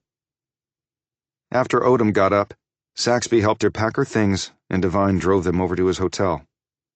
He had upgraded to a 2-bedroom, 2-bathroom residence at the hotel, on Uncle Sam's dime, and with Campbell's blessing. He wasn't planning on staying there long, though. Odom wandered around the spacious hotel room, and then stood looking out the window. Devine sat watching her. "So how are you doing?" he asked. She remained staring out the glass. Seems like I'm always tired, even when I get plenty of sleep. "It's called puberty and stress. They both wear you out." She sat down. So, what now? I stay in this hotel room with you until... "Tomorrow, we're going to your home in Kittitas. We've already confirmed with the judge, and I let Corey and Nate know." It will be nice to go home, even if Mom and Dad won't be there. She said, her look one of sudden misery. Devine decided to try to change the subject to pull Odom out of the despair that she seemed to be falling into. "So, why did you want me to be your guardian?" She turned to him. Because I like you, and I trust you. I don't think you'll mess stuff up for me. "Does this mean you don't want your uncle's wealthy lifestyle?" If he wants to give me money and things, fine. That doesn't mean I have to live with him. And why would he even want me around? It seems, I don't know, weird.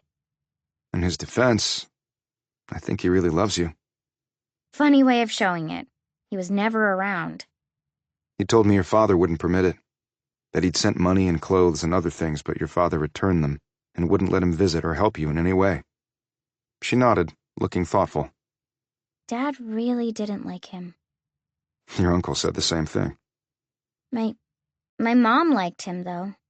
She said he took care of her when she was young. Their father was, well, an asshole, I guess. I've met a lot of them in my life. I'm sure you have too. Why did this Rico thing go away? I'm not sure, Devine said delicately. He couldn't tell Odom things that might get her and him in trouble, but he could sense how vulnerable she was right now. And he didn't want to lie to her, because the bond of trust he had delicately formed with her could easily be destroyed with any misstep of his. "I think your uncle has some really good lawyers, and like I told you before, the government lost some witnesses that they really needed. So maybe they didn't have enough evidence to keep going." You think he had those witnesses killed, don't you? You mentioned it before. With what he now knew, Devine wasn't so sure about that. Betsy, I can't say one way or another, but if your uncle is guilty of the things they say he is, then yes, he certainly could have had those people killed. Are you going to keep looking for who murdered my parents? Yes, and I'm going to find them, I promise. And then they'll go to prison, right? I mean, you can't kill people like that and get away with it, can you? No, you can't, said Devine, even though he was thinking that, in this instance, that could happen. Do you think my uncle had anything to do with it? Devine was on increasingly shaky ground here, yet he answered as truthfully as he could. I did think that. But you don't think that anymore? Your uncle came to meet me after the court hearing. I asked him that very question, accused him of it, really. Odom stared at him with such intensity that Devine wanted to look away but didn't. And what did he say? It wasn't so much what he said as how he said it. The bottom line is I believed him when he denied any involvement in their deaths. He was shattered, I guess is the word. Like you, he loved your mother very much. Then who could have done it? Do you remember anything else from that day? Anything at all? Devine thought of what Dr. Coburn had told him about the cyanide combined with the DMSO. I know this will sound weird, but did your parents touch something that you didn't? Or were they touched by people who didn't touch you? She stared at him in confusion. Touched? He decided to be straight with her. Your parents may have been poisoned with cyanide. If inhaled, it can be deadly in less than a minute. But absorbed in the skin, it takes a while to kill someone, unless it's combined with another substance that can make it quickly absorbed into the bloodstream. Is that what you think happened? Yes. So is there anything you remember along those lines? She looked out the window and sighed. Then she closed her eyes and appeared to be concentrating, perhaps taking herself back to that awful moment in time. She opened her eyes. I remember seeing that the two men who gave my parents the duffels shook hands with them. They did? Wait, did your parents have gloves on? Did the two men? She closed her eyes again, apparently trying to get a firmer mental image of that moment in time. Odom opened her eyes. My parents never wore gloves, but the two men had gloves on. Thick ones, I think. Devine sat back. That must have been it. You said your dad put the duffel bag in the trunk? He didn't show you what was in there? No. They got back in the car, and my dad drove off, and that's when he started getting sick. And then my mom. They couldn't breathe, you said. Were they also convulsing? Jerking around? She looked at him, her lips quivering. Yes, they were. Do you think the duffel was poisoned or something? Or maybe when they shook hands? The gloves the guys wore? Yes, I think those two men poisoned your parents that way. Do you remember anything about them? They were both tall, about your height. They had on big overcoats. One had dark hair and the other one was blonde. Age? About your age. Had you ever seen them before? She nodded. Devine's features tightened. I asked you that before and you said no. No, you asked me if they looked like any of my uncle's guys, and they didn't. A frustrated Devine rubbed at his face. Okay, where had you seen them before? They were the same two guys who showed up at where we lived before. They were meeting with my dad when we went out for ice cream. Damn, thought Devine. Contrary to what Ellen Saxby had said, CIA possibly had murdered two American citizens. Does that help you? He looked up at her. She appeared fragile and on edge. Yes, Betsy, it was a huge help. Thank you. She said nervously, Travis, what's going to happen to me? I mean, you've got a job and stuff, and I can't live with Cor and Nate in that trailer till I'm grown. I wish I had all the answers, but I do know that when someone is going through a tough time, like you are right now, it's better to take small steps. If you try to think everything through, you'll become paralyzed. But what I can promise you is that I'm going to do everything I can to help you all the way through this, okay? Why? I mean, you don't even really know me. I know you're a good person who got dealt a crappy hand in life. No adult I know would be handling this situation as well as you are. And I like to help people who are fighters, who get back up when they get knocked down. And you are a fighter, Betsy Odom. Never doubt that. What she did next surprised Divine. She sat next to him and hugged him, and the tears finally came from the girl, until Odom was shaking with the force of her sobs. Divine didn't really know what to do, so he just held her as tightly as he could. Chapter 60. While he went to his meeting with the girl on the train, Divine had Emerson Campbell stay with Odom. He explained to her who Campbell was, and, to his credit, the older man immediately seemed at ease with the girl, and she with him. When Odom had gone out of the room for a minute, Divine had asked him why he was so relaxed. Campbell had smiled knowingly and said, "I married right after West Point and had my first of 4 daughters a year later, Divine. I also have 8 grandchildren. 6 of them girls, and 4 of them between the ages of 8 and 13. And hell, I thought combat was tough." Divine went to the hotel garage to get his car. "Where's Betsy?" said a voice. Dennis Hastings was staring at him from next to a parked car. Divine looked at the man. "Are you authorized to know?" "Cut the shit. The boss wants to know." "And the boss always gets what he wants, like you told me before." "Like he got the feds to back off. Pretty impressive, wouldn't you say?" "I guess it's all in how you look at it." "So tell me, now, or it will get rough. For you." Divine really didn't have time to argue, so he decided to swallow his anger and said, "She's being guarded by a combat veteran who could kill every single guy you have around this place without breaking a sweat." Hastings drew close. "You better hope that's right, Divine. Anything happens to her..."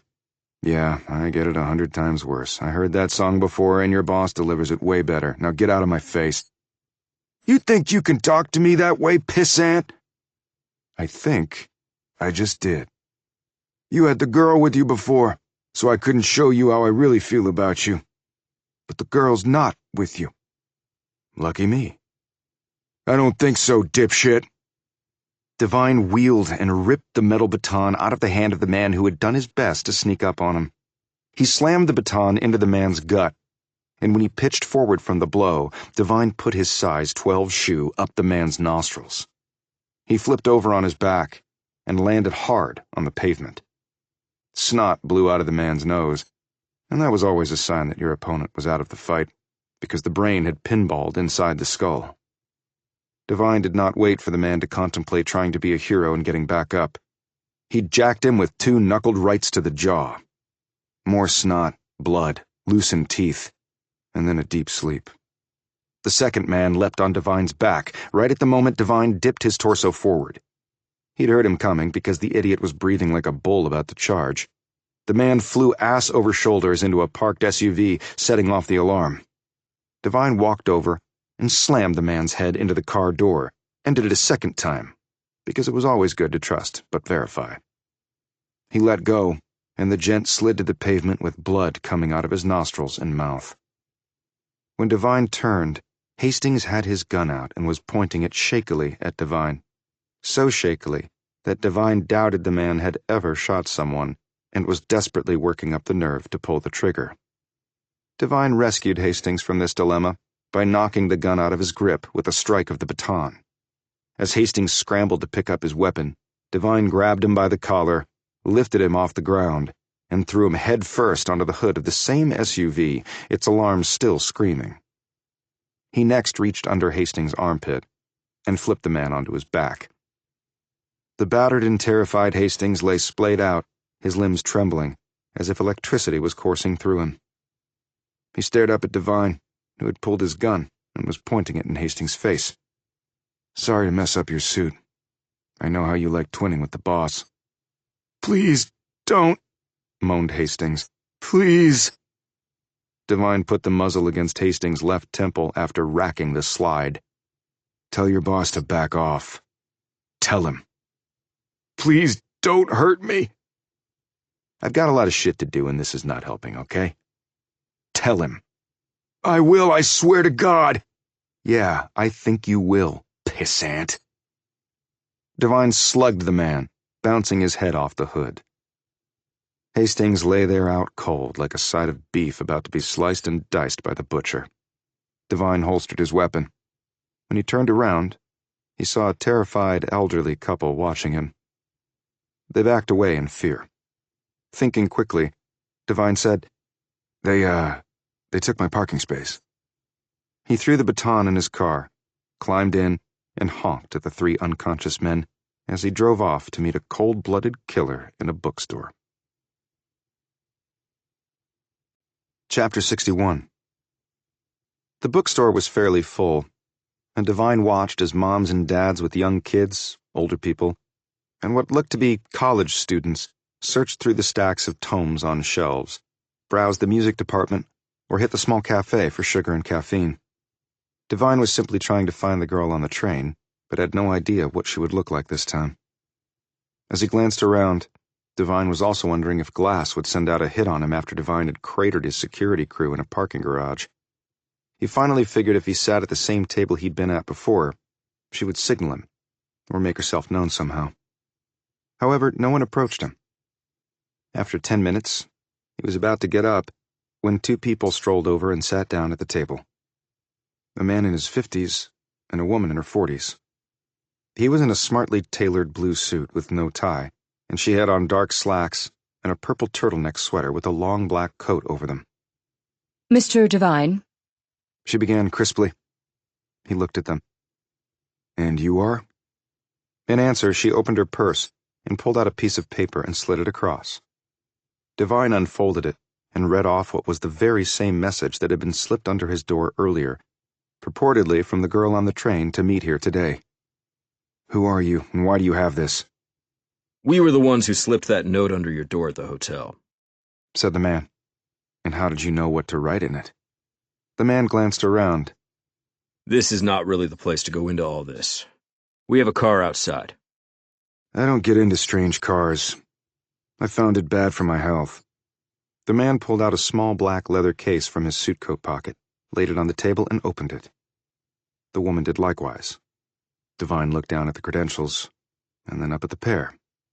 "That confirms I will never get into your car," he said. "Central Intelligence is not really on my best buds list at the moment." "We always do get the bad rap," said the man with mock jocularity. "In the movies, we're looking to murder half the world, and on TV, we kill the other half.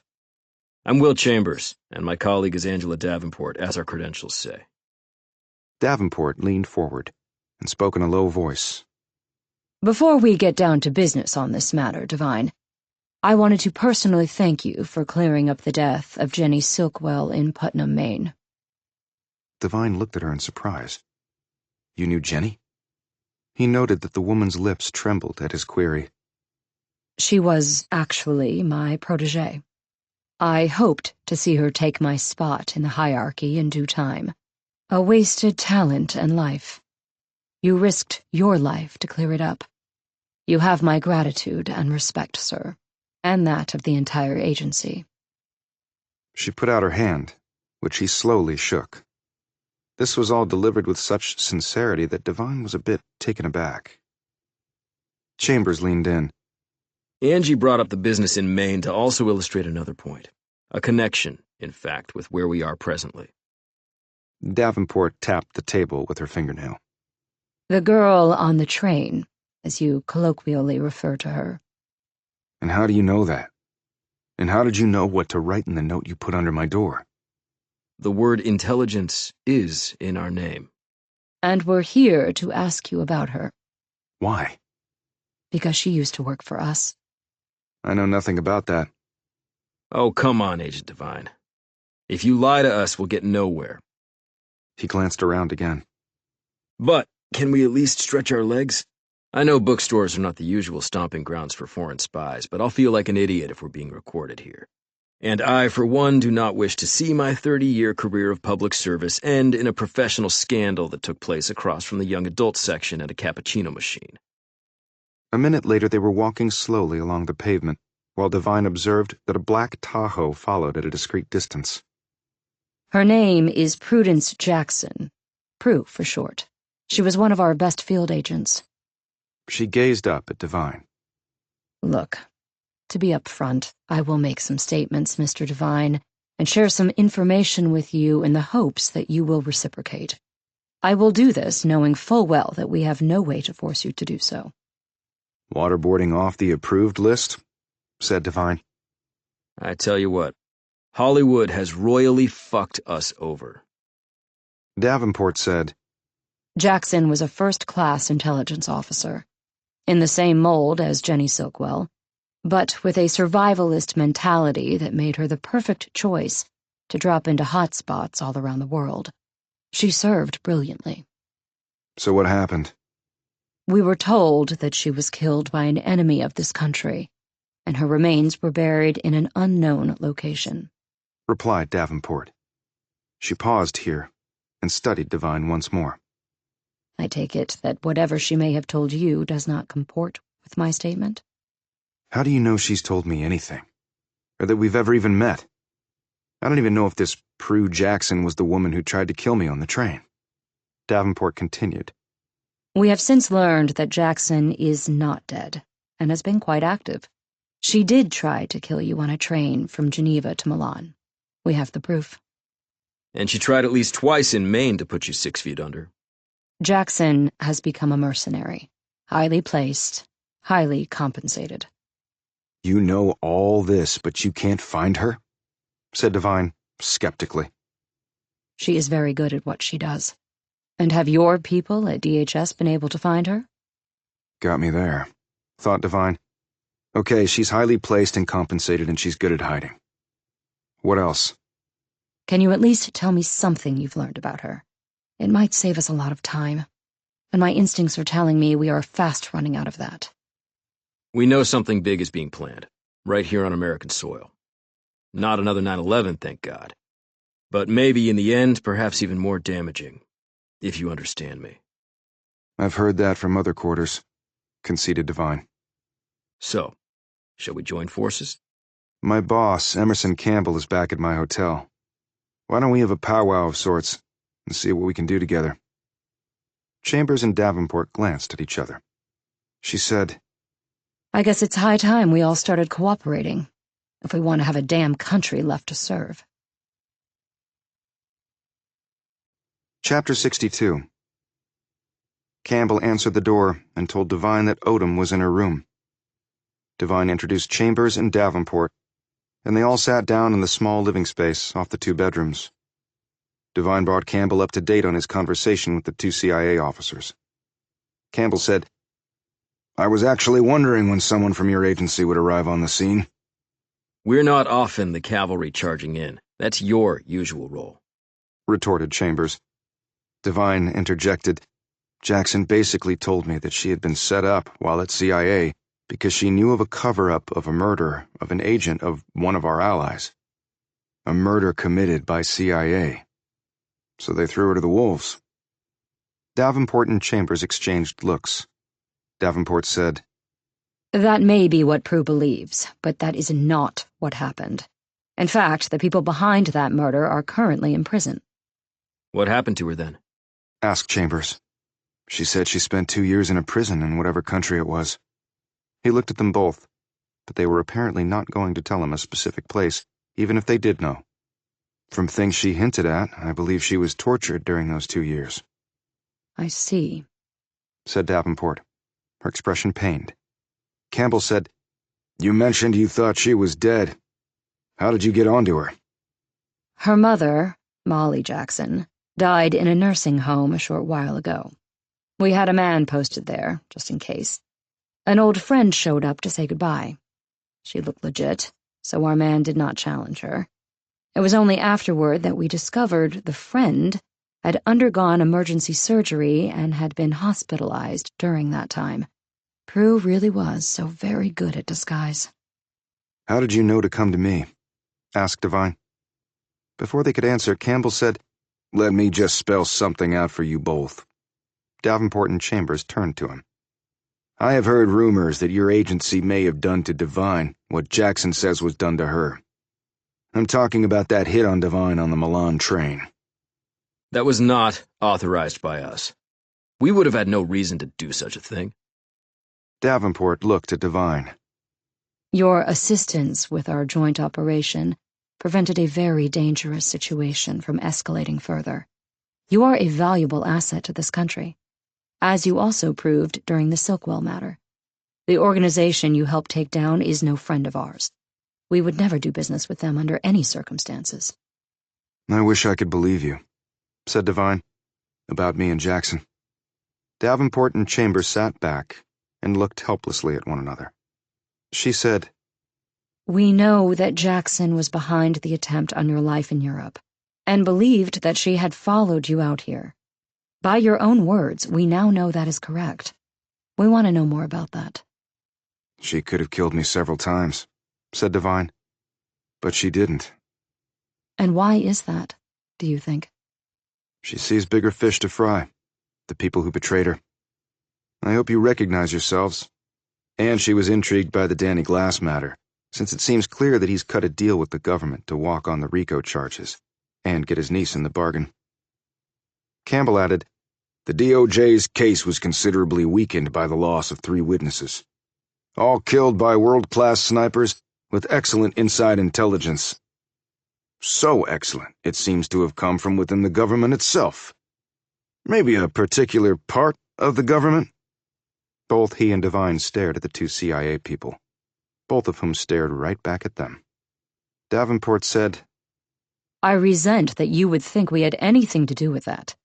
We do not murder American citizens, even those who have collectively murdered dozens of people. On Glass's orders, countered Devine. I am not going to waste a minute of my life defending Danny Glass.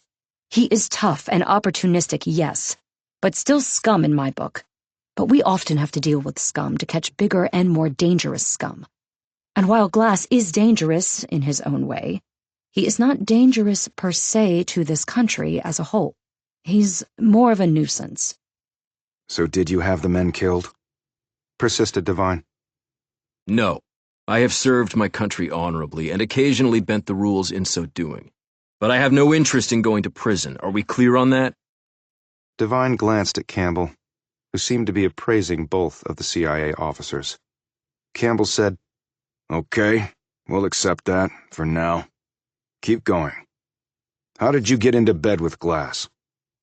Davenport said, Glass became valuable to us because he did considerable business with people and companies that have close ties to an organization both we and the FBI have been tracking for close on 2 years now. What organization? They are known as 122465. Christmas Eve, 1965? Asked Campbell. Wrong century. It's 1865. Replied Davenport. And the date's significance? Asked Devine. It's the day the Ku Klux Klan was founded by Confederate veterans in Tennessee. The KKK? That's what we're talking about? In 2024? Said an incredulous Devine. Davenport said, The more things change, the more they stay the same. Or regress in this case. And FYI, there are now more hate groups and well-organized and funded militia groups in this country than ever before. Some want to secede from the country. Others want to take over the country and then run it in accordance with their twisted beliefs. And 1224 is clearly in the latter camp.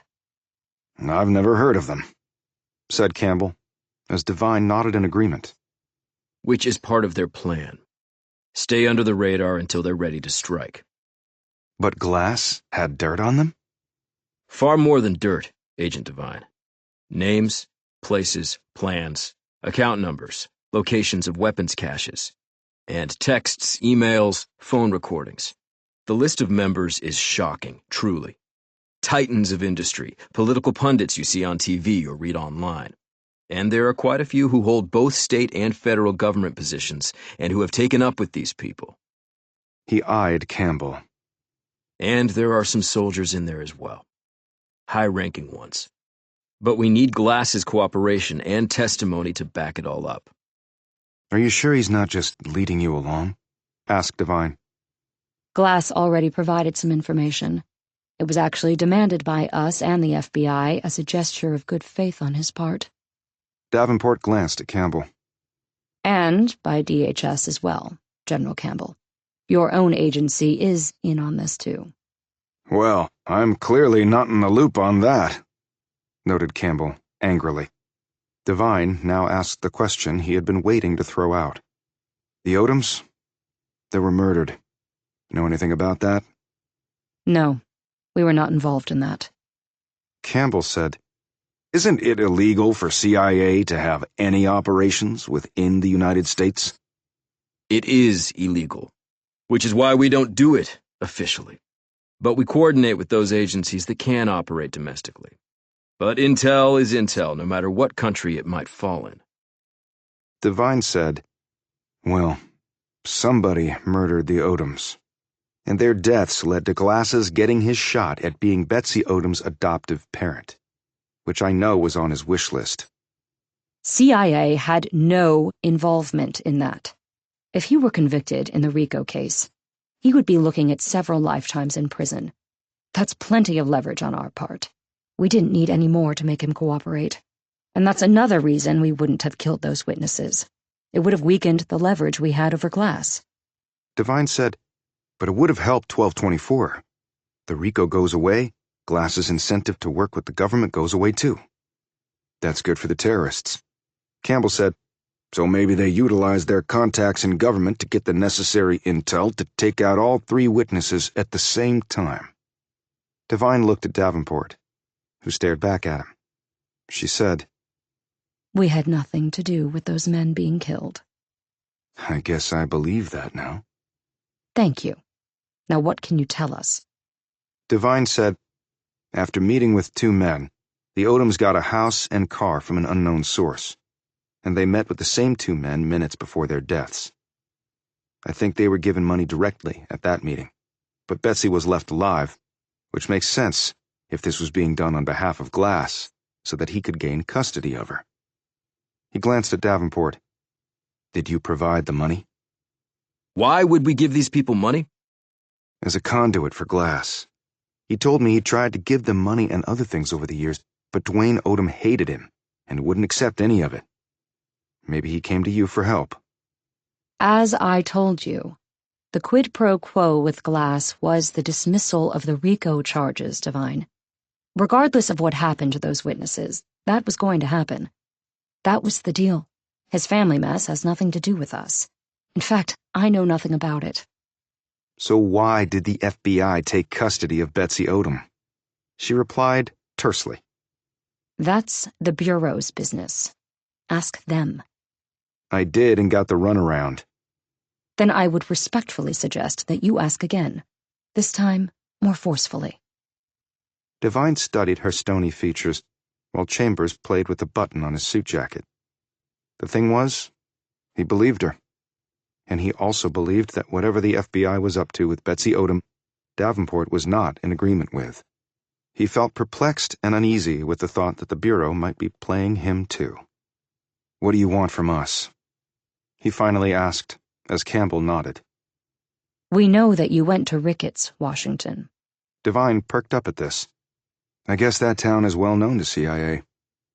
I don't know what you mean. Prue Jackson told me that the government owns lots of things, people, and places, and Ricketts has lots of toys it can't afford. Courtesy of Uncle Sam? Or CIA? And even though I'm sure you'll deny it, some of your goons kidnapped me and probably would have tortured and then killed me if Prue Jackson hadn't come to the rescue. And why do you think it was us? Asked Davenport curiously. Jackson followed the truck after it picked up the 2 guys I turned the tables on after they snatched me. She saw them flown out in body bags in a very special helicopter that apparently only DHS and your agency use.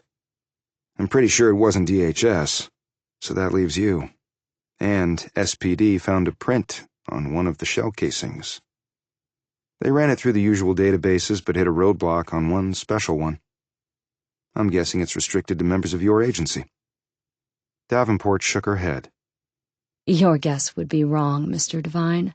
We were alerted to the print search when it hit that database, but that database is restricted because it contains the prints of people known to associate with terrorist organizations, both foreign and domestic. So you're saying you deny access to forensic evidence results sought by the police when they run across really bad guys? Said Devine incredulously. You just let them walk? In no way do we let them walk. We monitor them to see if we can catch even bigger fish and learn about their ops and intentions. We also will go back to the police in certain instances and inform them discreetly of who they are dealing with. In this particular case, the print hit was on a man named Albert Russell. He is a known member of 1224 at an enforcer level. We did not inform the Seattle police of this because we did not want them to blow up our plan to bring the entire organization down in order to ID one dead bottom feeder's involvement. And the chopper? Said Devine. It was not our chopper and not our people. That sort of aircraft is also used by the other side, Devine. They are incredibly well-funded. And... Chapter 63. Davenport and Chambers had finished their talk with Devine and Campbell and left. Plans were apparently being laid by the feds, complex and dangerous plans, which to Devine's mind had little chance of actual success. The thoroughly frustrated Campbell had eventually gone back to his room while Devine sat in a chair staring out the window at the Seattle darkness. It was quiet, and he needed the solitude to process everything. And Davenport's advice kept coming back to him. That is the Bureau's business. Ask them. 20 minutes later, certain things had crystallized in his mind. Possible answers to questions that had been troubling him clicked into place. It was like the final few pieces of an exasperating puzzle coming together. And I made assumptions I shouldn't have. And now I have to make sure, or as sure as I can be, when everyone keeps lying to me. He called Campbell and asked the man about some inquiries he said he was going to make. Campbell said, "Right, Devine, sorry. With everything going on, I forgot to fill you in. It will interest you greatly, I think." After Campbell finished telling him what he'd uncovered, Devine clicked off and immediately made another call. FBI Special Agent Ellen Saxby answered on the second ring. "Enjoying the quiet and your cigarettes?" he asked. I'm actually a little lonely. "Want some company?" What about Betsy? "I called in reinforcements." All right. "That coffee shop right down the street from your place? 20 minutes?" Without letting her answer, Devine clicked off and called Campbell to once more look after Betsy. He also had one question for his boss before he met with Saxby. "How exactly did my getting assigned to this mission go down?" "Like I told you." "In more detail, it's important." Campbell eyed him for a moment before saying, "Well, actually, my friend at the Bureau said he'd heard of a former ranger I'd recently brought on who'd done good work overseas. I asked him if he was referring to you, and he said yes. So, off you went." Campbell stopped and stared hard at Devine. "So, you're thinking—" "Yeah, I am." "And where are you going now?" "To find out the truth." Saxby was already waiting for him. The place was half full, and they sat at a booth away from the other customers. They ordered their coffees, and Devine remained silent until their drinks arrived. He took a sip and said, "I came to talk about 12-24-65. See, I figured it was time to cut to the chase. You up for it? Because I don't think it's going to be pretty." She had been stirring sugar into her coffee, and he saw her hand tremble at his words. It was subtle, but it didn't escape his notice, because he had been looking for just that sort of visceral reaction. She put her spoon down and took a swallow of coffee. FYI, I'm not really into Christmas, and I wasn't even born until 1980. He stared at her for a long time before speaking, because he wanted her to understand the gravitas of the moment. "I'll let you take another swing at that, Ellen. You answer with more bullshit, I'll take matters into my own hands, and to hell with whatever the Bureau's planning." I'll blow the whole thing up. Is that what you want? She broke off eye contact and took a sip of her coffee. Now, if you're referring to a certain organization that goes by that name? I am. She shifted her gaze to meet his eye. What do you want to know? Everything. That's a big word. Just start with the basics then. I think I'm entitled to that. She dropped her gaze and nodded. Okay. Generally speaking, we've seen connections to them in large-scale marches with followers in hoods and carrying guns, and also interference in local elections. They are suspected of having ties to robust social media presences and indoctrination campaigns, and have even gained influence and a presence in myriad private school academies. And we believe that affiliates of theirs have their very own tax-exempt and so-called religious platforms that illegally funnel money to them. But again, we've never been able to run the thread directly back to any verifiable source. So you really can't make a case against them?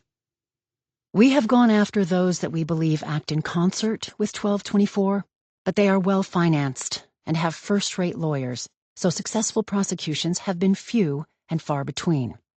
Witnesses get scared or die, or evidence goes missing because local cops are members. But no one has ever truly spilled on them. Saxby seemed to be getting really worked up, and Devine just decided to let her keep rolling. And? He said, You ever hear of the Black Hand back in the 1920s? No. Sort of the precursor to Cosa Nostra. Hundreds of murders, bombings, kidnappings, from citizens on the street to the wealthiest in the land to top-tier politicians. Even the U.S. president back then was targeted. There was fear in all 50 states, and they damn near toppled the federal government. We would have been a banana republic, or else like Nazi Germany. So that's the blueprint for these guys? The Black Hand? They're actually more sophisticated. They exhibit a mainstream, reasonable-looking facade in many quarters to draw in as many ordinary folks as possible. And then they lead them down the rabbit hole conspiracy track, mostly on social media or in their indoctrination academies to capture the youth, until they'll believe anything these people tell them. You see, even though our society is economically inequitable, the government does pass and enforce laws that try to keep some of that domination in check, and these people don't like that. They want all the wealth and power, along with a population that looks the same, prays the same, speaks the same, and where white men dominate everything, just like the KKK. But now you have a shot to really take them down. Yes, thanks to Danny Glass, of all people. So why did the FBI take custody of Betsy Odom? Come on, Divine. We've been through this. No, I've asked the question and got bullshit in response time and time again. And that needs to stop. Now. I don't know what to tell you. Well, let me tell you what I think. How about that? Go right ahead, but I make no commitments. One guard around Betsy? I told you. Let me finish. You presented to me like you were a washed-up, has-been agent in full midlife crisis. A sometimes bumbling, chain-smoking, fly-off-the-handle time bomb with a gun. She took a sip of coffee and looked away. But my boss checked on you with some buddies of his at the bureau, and he just filled me in on what he learned about you. Really? And you're none of those things. You're happily married, got 3 great kids. You didn't get assigned here because your boss dumped on you for calling out his misogynistic fave boy. You were assigned to this because you're one of the Bureau's best, which, by the way, despite your best efforts, you allowed flashes of to show through at times. She looked at him, her eyebrows peaked. And what? Now you want some sort of explanation? No, I doubt you're allowed to give it. So let me just keep going. Fine by me. I have nothing else to do today. Then I come into the picture. I wonder why. You tell me, Divine. You're going so good now, got quite the head of steam up.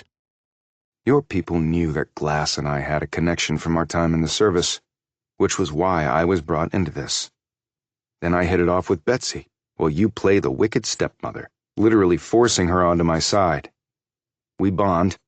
You subtly give up more and more territory to me.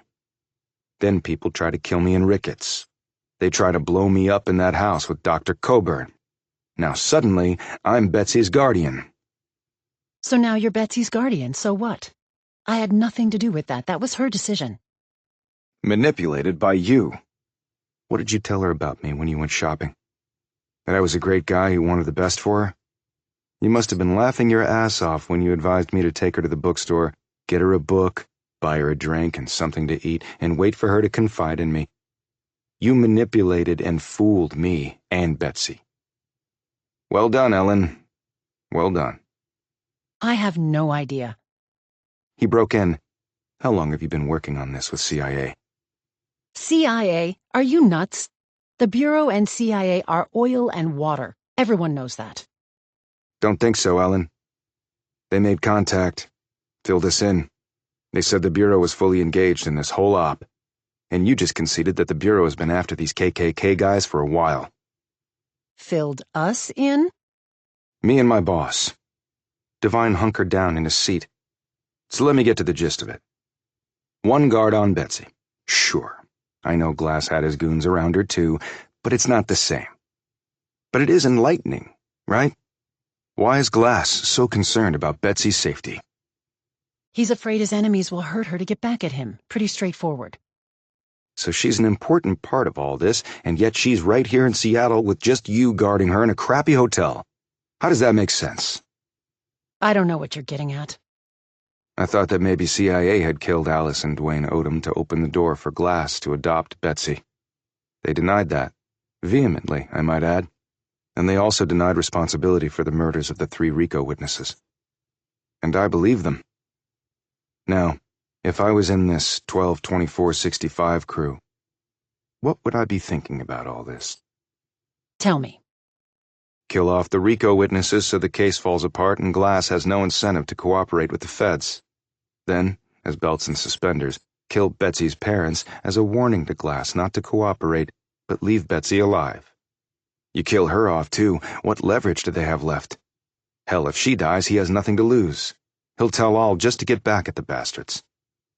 Saxby cleared her throat, and now appeared uncomfortable. Look, Travis, He didn't let her finish. You were setting Betsy up, making her look to be an easy target. Your feigning surprise and anger at DOJ's dropping the RICO charges was bullshit. You knew all along they were going to be ordered from up high to do exactly that. And when I said I didn't want to be Betsy's guardian, you jumped all over me, telling me I had to do it. Travis, please. But Devine kept right on going. The FBI wants Betsy to die, so that there would be no question that Glass will cooperate. That's why you got the court to grant me guardianship. The Bureau walks away. I take Betsy to some place where not even Glass's goons can protect her.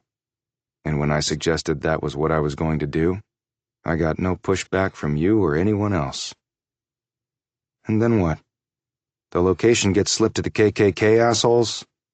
Betsy and I end up dead, and are classified as collateral damage for the greater good, right? And Glass becomes the star witness in the federal prosecution of the century that will make all of your career highlight reels.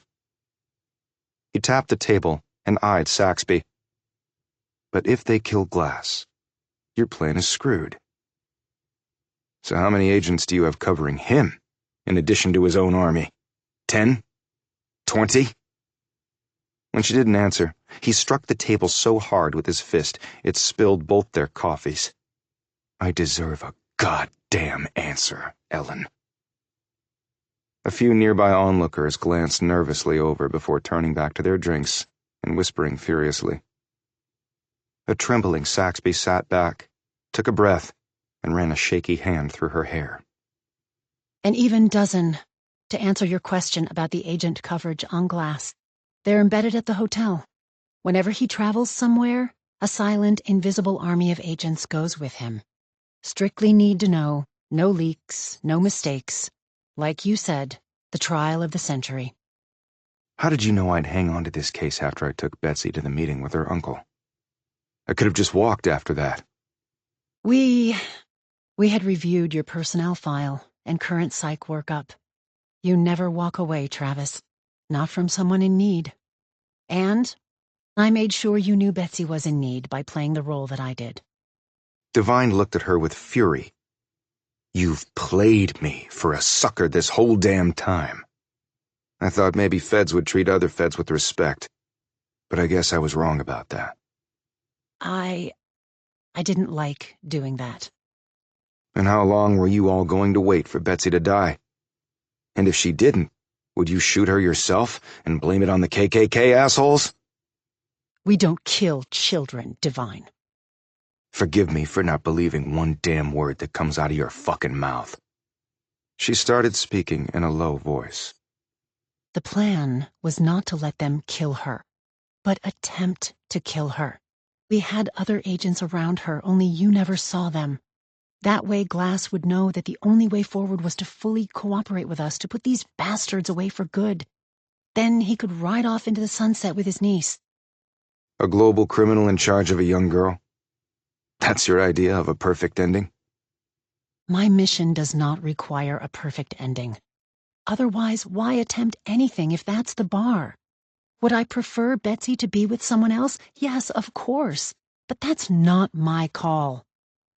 I need to know everything, because my ass is on the line along with Betsy's. Saxby now looked truly torn. I can't tell you anything more.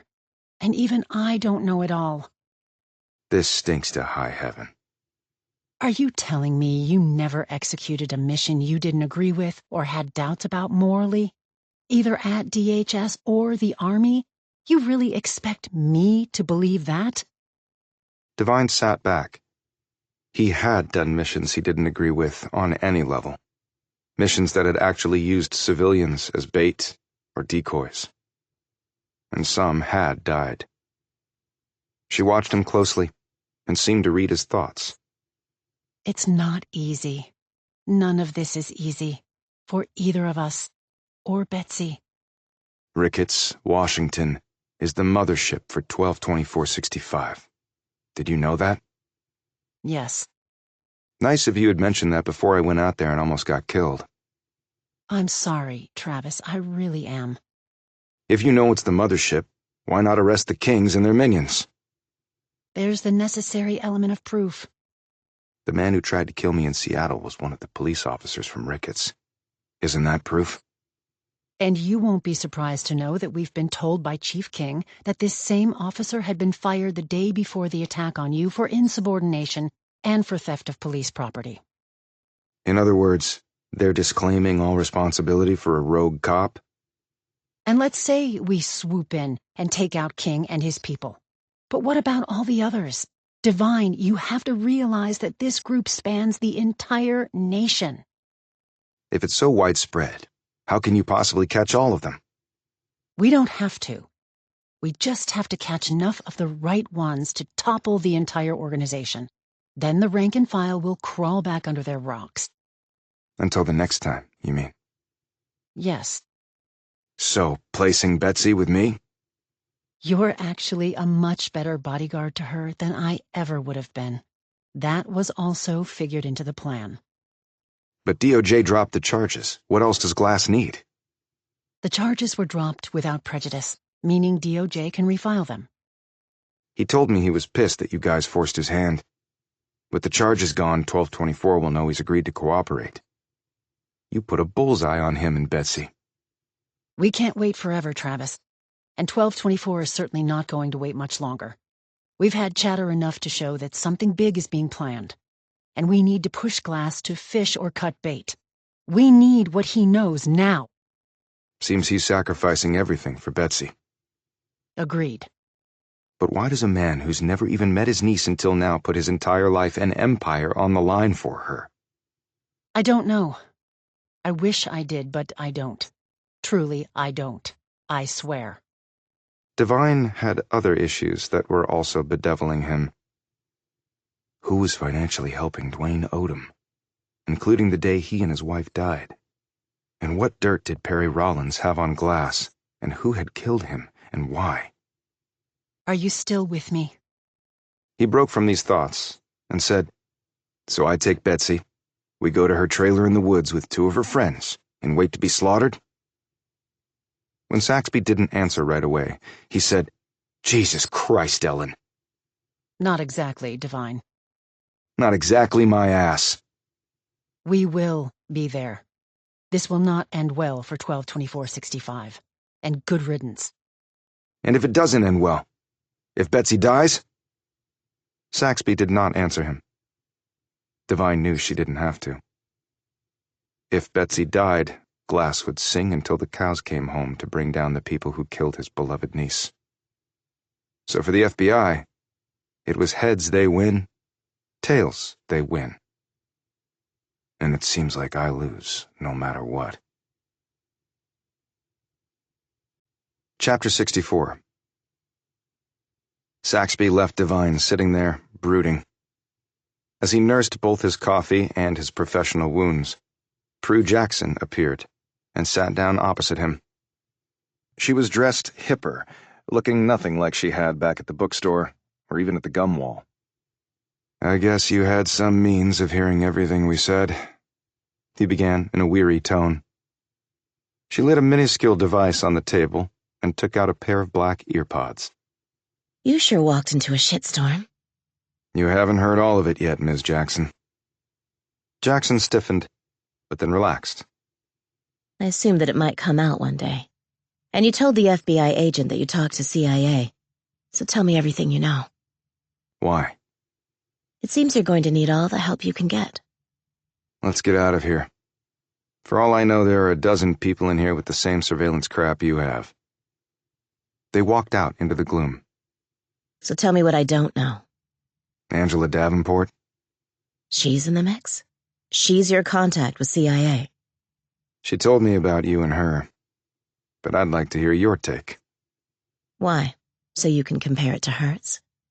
Wouldn't you do the same? Jackson glanced around as they walked down the street. She was my mentor at CIA, a legendary ops officer in her own right. She's on my hit list, by the way. What about a Will Chambers? I've heard the name, but never knew him. He's in town too? Divine nodded. They know you're alive, and they claim they had nothing to do with your being left behind. They were told that you were dead. They were in the loop. Count on it.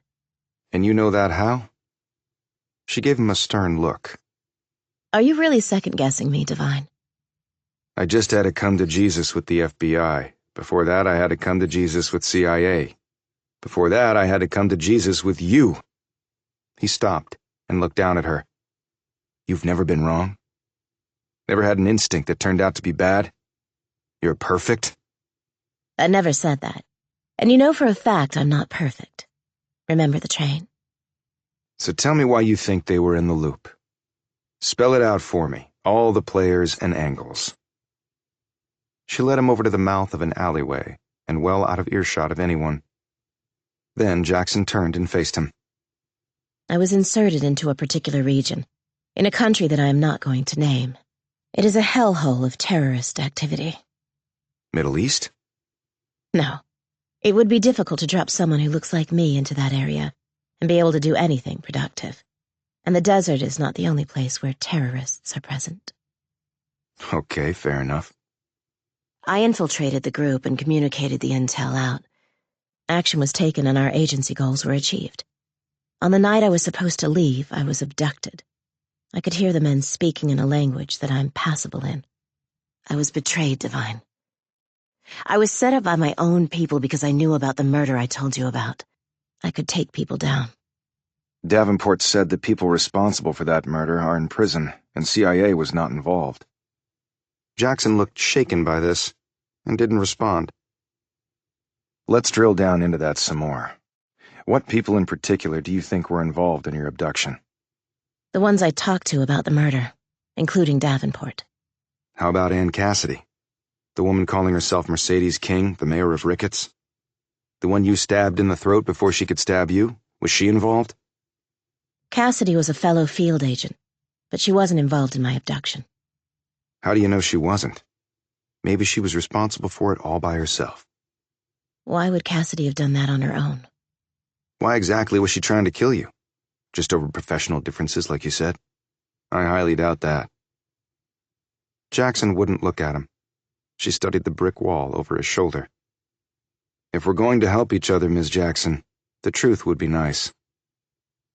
She finally looked at him. It's just Prue. Okay, Cassidy was a piggybacker. She let others do the work and she rode them till they died. Literally. Only in my case, I wasn't going to stand for it.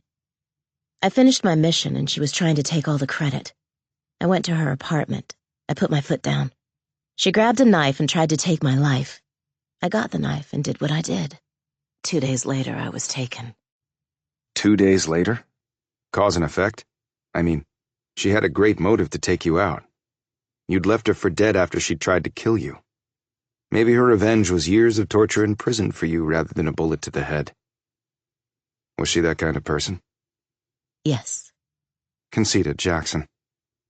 So she delivers you up to the abductors, and then reports you as having been killed with no body to ID. And she walks off free and clear.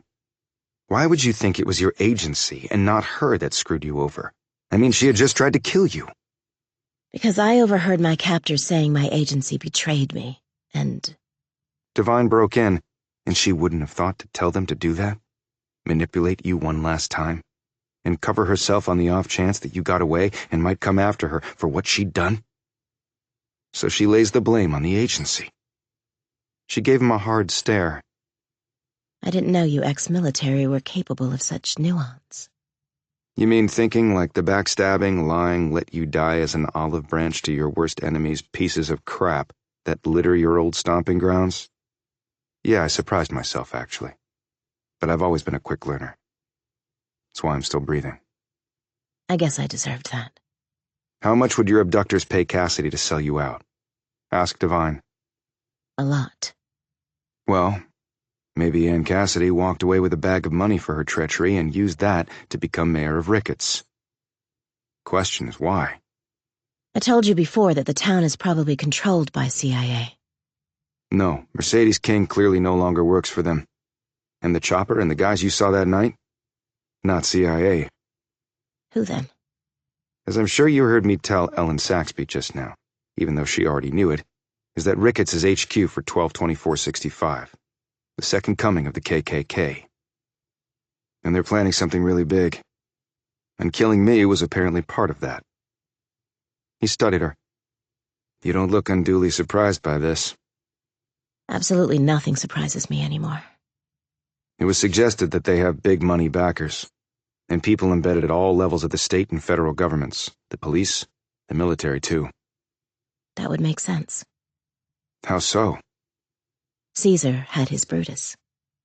Divine shook his head. Shooting people in a different uniform is a lot easier. You don't have to keep looking behind you for a friend holding a knife. He glanced at her. So maybe our cooperation can start there. Meaning what, exactly? I'm a known quantity in Ricketts now. But you could go in wearing one of your incredible disguises and snoop around without anyone the wiser, and then report back to me. So Cassidy's the one who really sold me out? Not CIA? You're certain? I can't be certain of anything. But it sure as hell looks that way to me, Prue. And doesn't it make sense to find out for sure? Okay, I'll do it. But now I'm really going to finish off that bitch if she did set me up. Well, I think you might get your chance. But that means she'll have her shot, too. Chapter 65. Divine got back to the hotel, where Campbell was waiting for him. He told Divine that Odom was asleep. Divine went through the plan as told to him by Agent Saxby. Campbell snapped. They're risking the life of a child on a half-assed plan like that? They claim they have it under control, that she'll be protected. You know as well as I do that when the shit hits the fan, no one is in control. And their plan has more holes than the targets on a sniper range. He paused. You still taking her back to her home? I think it's safer than staying here. At least there I can take some precautions, put up some defenses, and see them coming. Unless the government wants to stick her in a cage surrounded by an army for the next 20 years. What else did you learn? Prue Jackson was waiting for me after Saxby left. She worked with Mercedes King, real name Ann Cassidy, at CIA. The two got into it. Cassidy tried to kill her, so Jackson reciprocated and left her for dead. Next thing she knows, Jackson's being tortured in a foreign prison. She had thought her agency had screwed her, like I said before. Only I think it was Cassidy. I just got something you might find interesting. Camera feed from Ricketts on the day the Odoms died. You do? This didn't come from Devine, but from Betsy Odom, who was standing in the doorway of her bedroom. The two men glanced at her. Devine said, "Are you up to looking at it too, Betsy? You might be able to see something helpful." Devine could tell by the girl's stricken features that the thought of seeing her dead parents very much alive on the screen was horrifying. But then she seemed to steel herself and nodded.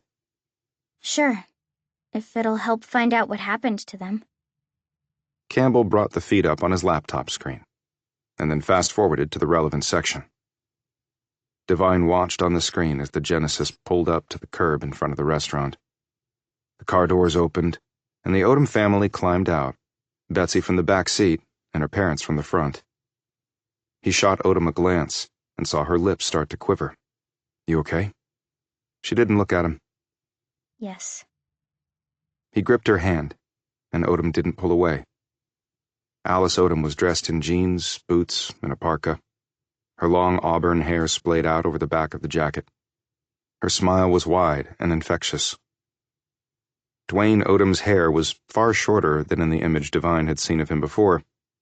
He was thin, with a shallow chest and no hips and glutes to speak of. A stiff wind looked like it would bring the man down. He came around the car, his smile as broad and as inviting as his wife's. It was right then that Devine could see what a happy family they had been. And it wasn't the new car or the trailer in the woods. They just truly seemed to love one another. It was hard to fathom that in a short time 2 of them would be dead. They continued to watch as the Odoms walked into the restaurant. Devine kept his gaze on the car to see if anyone passing by paid it more than casual attention, or whether a police cruiser was in the vicinity, showing heightened interest. Neither happened. With one eye on the screen, Devine said, "Betsy, can you run through what happened inside the restaurant again? I mean everything you can remember from beginning to end." I don't remember much. "Just try, please." "How about a Coke?" said Campbell. "Lubrication for the throat might free up the mind." Sure. Okay. He got one from the minibar, poured the can's contents into a glass, and handed it to her. She took a sip and said, We sat at our table. Mom and Dad were across from me. Then the waitress came over and asked us what we wanted to drink. "Older woman? Husky voice?" Yeah, that's right. She didn't look too healthy. She smelled smoky, like Agent Saxby. "Okay, drink orders?" prompted Devine. I had some hot chocolate, and Mom and Dad had coffee. It was a chilly day. "Did you drink from their cups?" No, I don't like coffee. "What next?" said Campbell. The waitress brought us menus, and we took a few minutes to order. "Your dad had a tuna sandwich with a side of berries, and your mom had waffles and scrambled eggs," noted Devine. She looked at him curiously. Yeah. How'd you know that? Devine wasn't about to reveal it was from the autopsy report on their stomach contents, so he just said, "The police told me." "What did you have to eat?" A barbecue sandwich, coleslaw, and fries. "Did you eat off each other's plates? Share any food at all?" asked Campbell. No, we never did that. "Okay, and then?" said Devine. My dad paid the bill when it came, and we left. "Anyone use the bathroom?" asked Campbell. Mom did. Dad and me didn't. "Anybody come up other than the waitress? Shake hands with your parents? Anything like that?" No, I don't think they knew anyone there. Devine sighed and sat back. They watched the rest of the video. No one had touched the Odom's car. They got into the vehicle exactly as they had exited it. Then they drove off, Alice and Dwayne Odom to their deaths, and Betsy to becoming an orphan. Odom looked at him. Did that help any? He forced a smile and said, "We know more now than we did before, so yes, it was a big help." When are we going to my home? "Tomorrow. You better get some sleep." Devine watched her head off to bed and then turned to Campbell. The poisoning had to happen when they met the men and got the duffel bag, presumably with a payoff inside. "But how are you going to prove that or find the men?" Glass said it wasn't him, and CIA said they paid nothing to the Odoms. "And you believe them?" "I'm not sure I believe anybody anymore." After Campbell had gone back to his room, Devine sat there staring at the ceiling, but the usual mental images that normally trooped across the space in neat, linear sequences didn't materialize this time. He gave up on that and thought back to what Coburn had told him. He pulled up the notes he'd taken of their conversation. Cyanide poisoning combined with DMSO, which accounted for the garlic smell she had found. Inhalation was the quickest death, ingestion the next fastest, and absorption the slowest, but possibly sped up by the DMSO kicker. According to his shorthand notes, she had explained, if cyanide was combined with DMSO and was absorbed through the skin, it could kill more rapidly than typical in an absorption case. Now he focused on the last sentence he'd written. But even with DMSO, still not as fast as inhalation or ingesting it. Devine assumed that was because of the way the poison was broken down in the body and dispersed. Going into the lungs directly, or into the gut, the damage would no doubt be faster than it sneaking into the body through the skin, where it would have a long way to go to have a fatal impact. He scrolled back to the notes he'd taken from his conversation with Betsy Odom. She'd said that a few minutes after leaving the two men, her parents started showing signs of poisoning, and then soon after that they were dead. He went online and looked up cyanide poisoning. In cases of inhalation, the person could, depending on the exposure level, concentration, and environment, experience symptoms within seconds and be dead minutes later. With ingestion, symptoms could start in about 3 minutes. Unconsciousness could result in less than 6 minutes, and death would be in under 20 minutes. But the article Devine was reading also said that depended on how rapidly one's gastric juices broke down the cyanide and turned it into the lethal hydrocyanic acid, commencing a body-wide organ shutdown due to lack of oxygen. He then looked up absorption of cyanide through the skin. Time to death via that mechanism could be well over 2 hours depending on various factors. However, sodium cyanide combined with DMSO was labeled liquid death by a couple of websites he visited. Yet even after cutting the time to death down by 80% when combined with the DMSO, Devine still couldn't account for how fast the Odoms had perished, which was pretty much right in the timeline with inhalation of the poison. But how could they have inhaled it when meeting with the two men without Betsy seeing something?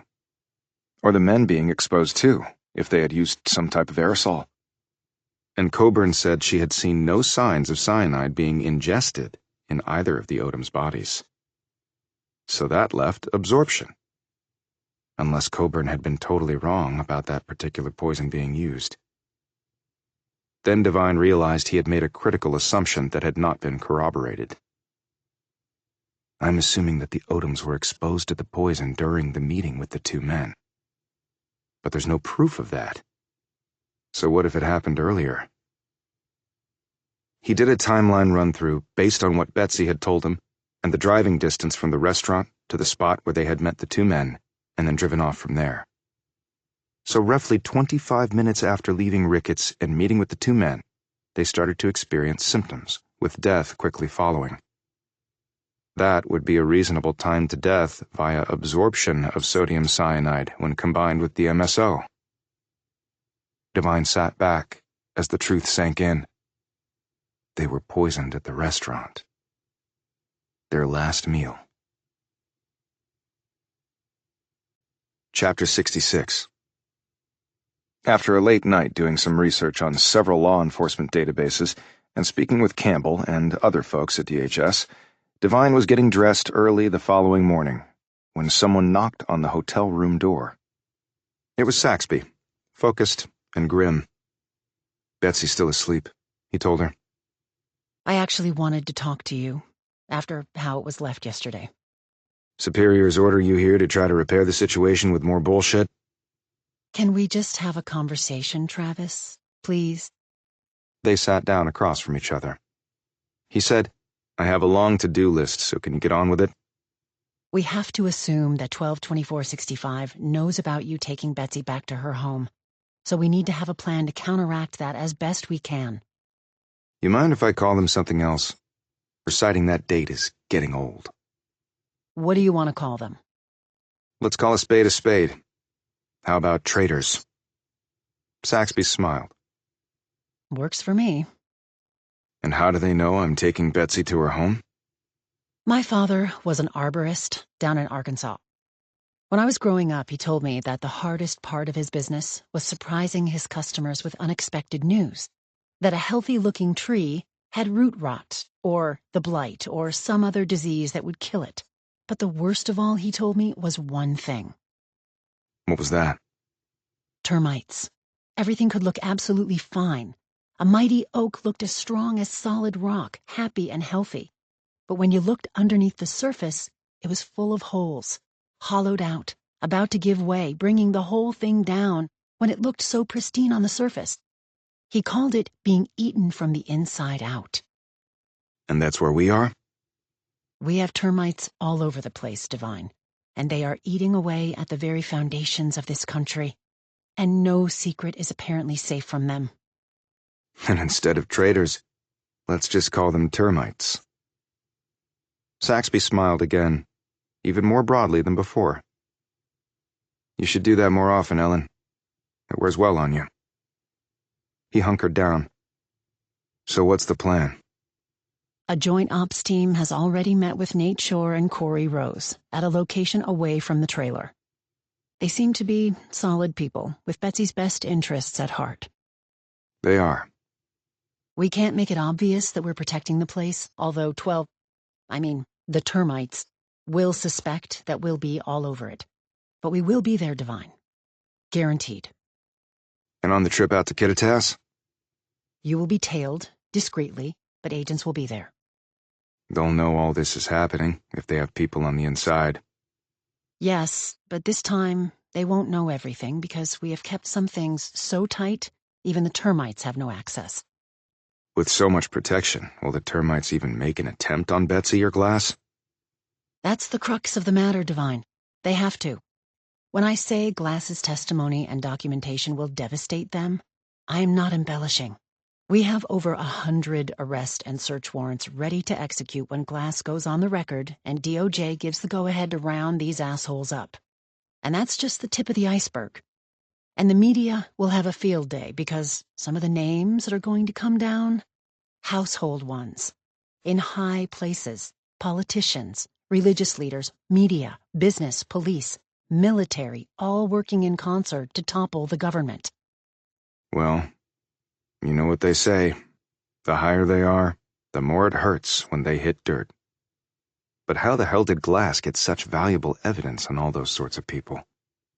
These folks need large sums of money to fund their operations, and it can't just come from their own pockets or illegally hijacked political or religious donations. That would cause too many problems and leave a trail. So they've turned to criminal activity to get what they need. Money for recruiting, equipping, and paying boots on the ground. Glass was able to facilitate all that. And then he laundered the funds on the other end through all of his legal platforms. He's got rock-solid evidence on many of the movement's leaders because of that. Why would they trust one guy that much? Danny Glass is a world-class salesman, the king of grift. He can talk a poor man out of his last dollar and convince a rich one he's their best friend. The fact that he quit the army and gave them the finger at the same time also didn't hurt because the termites hate America. At least, what it looks like today, as well as all institutions associated with it, particularly the military, which they see as an obstacle to their aim of overthrowing the government. And Glass is a criminal. He had every incentive to play it straight with them just so he'd stay out of prison. If Glass is so good at his job, how did you guys nail him? Now, Saxby, exuberant before, seemed to withdraw. I can't get into that with you, Divine. Before, this would have ticked Divine off, but that was before, not now. Okay, but you laid out a potential problem, and you haven't answered it. What's that? Betsy Odom. She's leverage against Glass. If the termites tell Glass they won't harm her so long as he doesn't cooperate, where does that leave all of you? Again, Saxby looked troubled. I won't lie to you, Divine, and tell you that's not a concern. Glass has been less forthcoming recently, and at this point, we are not at all sure of his cooperation, which is absolutely vital to our national interests. That's why we had to resort to the plan with using Betsy as bait. We otherwise would never have done that. But we're pretty much desperate now. We've got to pull the trigger on this. So if he doesn't cooperate, what? You reinstate the RICO case? I haven't asked DOJ that question, but I imagine they would. But then the termites go free to rain destruction on this country? Said Divine. We'll have to come up with another way to get to them. How long will you wait to see what Glass is going to do? Asked Divine. Our intel is telling us that the termites are not far off from commencing the initial phases of their coup attempt. Once that's done, Glass becomes irrelevant. Thanks for the info, Ellen. I mean it. Good luck. Day or night. Call if you need anything. She left Divine there, and he was about to finish packing when someone knocked on his door again. Jesus, it's like Grand Central this morning. It was Braddock and Walker. I thought we were going to be strip searched before they'd let us up here. Welcome to my brave new world, Detective, replied Divine. Chapter 67. No safe deposit box, and we tore his apartment apart and found Zip.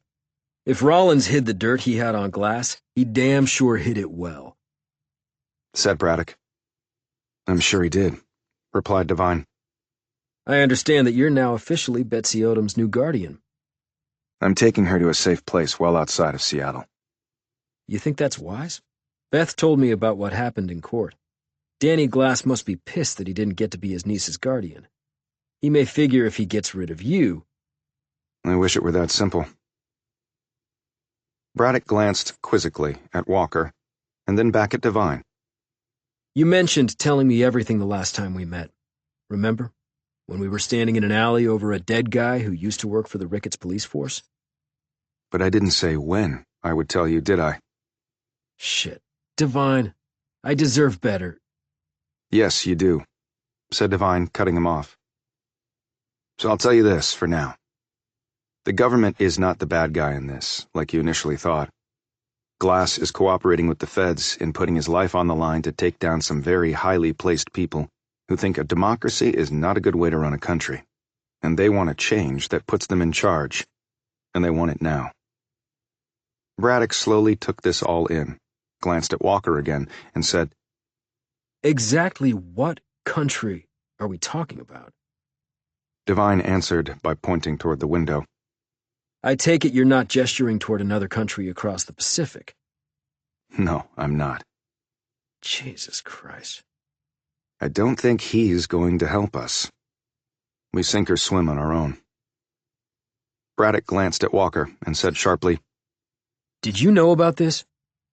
We're finding out at the same time, she said, her features grim. Braddock turned back to Divine. You said I could talk to Odom. That was part of the deal with me not confiscating your weapon for ballistics. Yes, you can. What do you want to ask her? Whether she or her parents knew Rollins. I don't think they did. Then how did he get dirt on Glass? I don't know. I'd like to hear it from her. Divine got Odom. She was already up and dressed and was packing her duffel. Divine introduced her to Braddock, who said, Ms. Odom, it's nice to meet you. I'm so sorry for everything you've had to go through. Thanks. You heard about the death of a man named Perry Rollins? She nodded. Do you recall that name? No. Braddock nodded at Walker, who pulled out a glossy. This is Rollins. She said, handing it to Odom. Do you remember ever seeing him with your parents? Odom studied the photo for a long enough time that Devine was thinking she might say that she had seen the man. No, I don't know him. I've never seen him before. She handed the photo back. This man said he had something incriminating on your uncle. Do you have any idea what that might be? No, I just met my uncle, and my parents never really talked about him. I did know some things about him because my dad told me. He didn't like my uncle very much. Did your dad ever say why he didn't like his brother-in-law? Odom looked troubled. Walker gently said, Whatever you can remember, Betsy. Dad told me that Uncle Danny had done some bad things. Some really bad things. When he was in the army and then after he got out. Did he say what bad things? He said he was a liar and that he hurt people for no good reason. And then he got rich off stuff like that.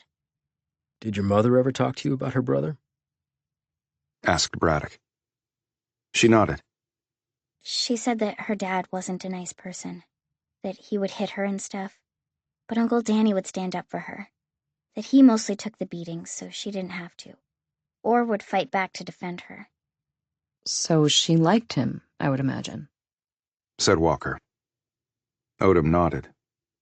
She did, yeah. So it must have been hard for you to make sense of all that. Your dad saying one thing and your mom another. Odom shrugged. My dad would sometimes say stuff, like winning money in the lottery and buying our car and house with it. He said he didn't believe that because he had to tell, said Devine. He giggled. That's right. But my mom never, ever lied to me. So if she said Uncle Danny was a good person, well... She fell silent. Okay, Betsy. Anything else you want to tell us? No, that's it. Look, I have to finish packing. She rushed from the room. One confused little girl. And who can blame her? Braddock said to Devine, You're taking her outside the city somewhere? But will you all be safe there? I think there are other interested parties in this that will see to it. Braddock kept his gaze rigidly on Devine. If you would level with me, the SPD might be able to help. Devine had to make a tough decision here, and he went with his gut. Ever heard of 12-24-65? Braddock's eyes narrowed. Christmas Eve, 1965. Devine glanced at Walker, who looked just as perplexed as her boss. It's December 24th, 1865. It's the date the KKK was founded. The KKK? White hoods and burning crosses?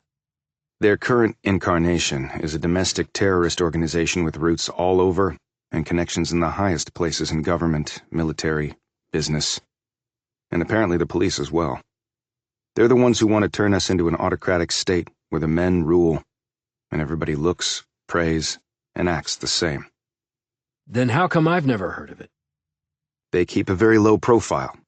The feds just recently got onto them. Glass did business with them. In that way, he got potential evidence against them. Braddock sat back. That's why they dropped the RICO case. But where does the girl come in? She's potential leverage against Glass.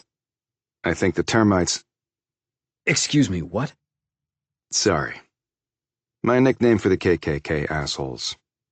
I think the termites killed Odom's parents as a warning to Glass. If he cooperates, Betsy is next. So why don't the feds have an army around her? Maybe they do, said Devine. Why don't they just kill Glass? I'm sure they've thought about that, but he's under protection. And I imagine a smart guy like Glass has an insurance policy, much like Rollins probably did. Evidence put away somewhere that can be used against the termites in case he goes down? Right. And speaking of Rollins, where does he fit in? He had dirt on Glass, so he claims. And somebody didn't want him selling it. Have any idea who that might be? I'm getting there, said Devine. Any idea where Rollins hid whatever he had on Glass? Same answer, replied Devine. Chapter 68. The men were waiting in the parking garage when Devine came down to get the car. Danny Glass and 4 new faces. They emerged from a black Maybach and surrounded Devine. I don't have a lot of time, so if you can make it snappy, said Devine, irritably. Glass looked at his men. Back in the car. Without a word, the 4 men who looked like they would kill Devine without hesitation if Glass so instructed, quickly returned to the Maybach. Now it was just Devine and Glass. Devine looked around to see if he could observe the contingent of FBI agents he now knew were following Glass's every step. To their credit, he couldn't see any of them. If you're here about Hastings and your boys, they started the fight. I just finished it. I don't give a shit about that, Devine. In fact, you have my apologies. Should never have happened. Okay, so what do you want? Glass eyed Devine's car. Let's sit inside. Parking garages have too many ears and sightlines. They climbed into the vehicle. Glass said, You know the score now, I take it. Your business associates sound like a nice bunch of people. Sort of like a local Rotary Club, but only with homicidal, government-toppling intent. Glass shook his head. I wore the uniform. I fought so these assholes could protest and say shit all they wanted. So did I. And now they want to take those rights away from the rest of us. He eyed Devine severely. When I got wind of what these people were really up to, I read up on what the original KKK wanted to do, and did. These guys are even worse. It's not just black folks they're going after. It's everyone who doesn't look, think, or believe like they do. It's Hitler and Stalin all rolled into one. If they ever come to power, they'll machine gun half their supporters. Only the dumbasses won't believe it until their corpses hit the ground. How did they let you get so close to their operation? At first, it was just small nickel and dime stuff that I did for them, at below my usual client rates. Then, as we performed at a higher level for them, it got bigger and bigger. I eventually became an integral part of what they were doing. And they came to trust you?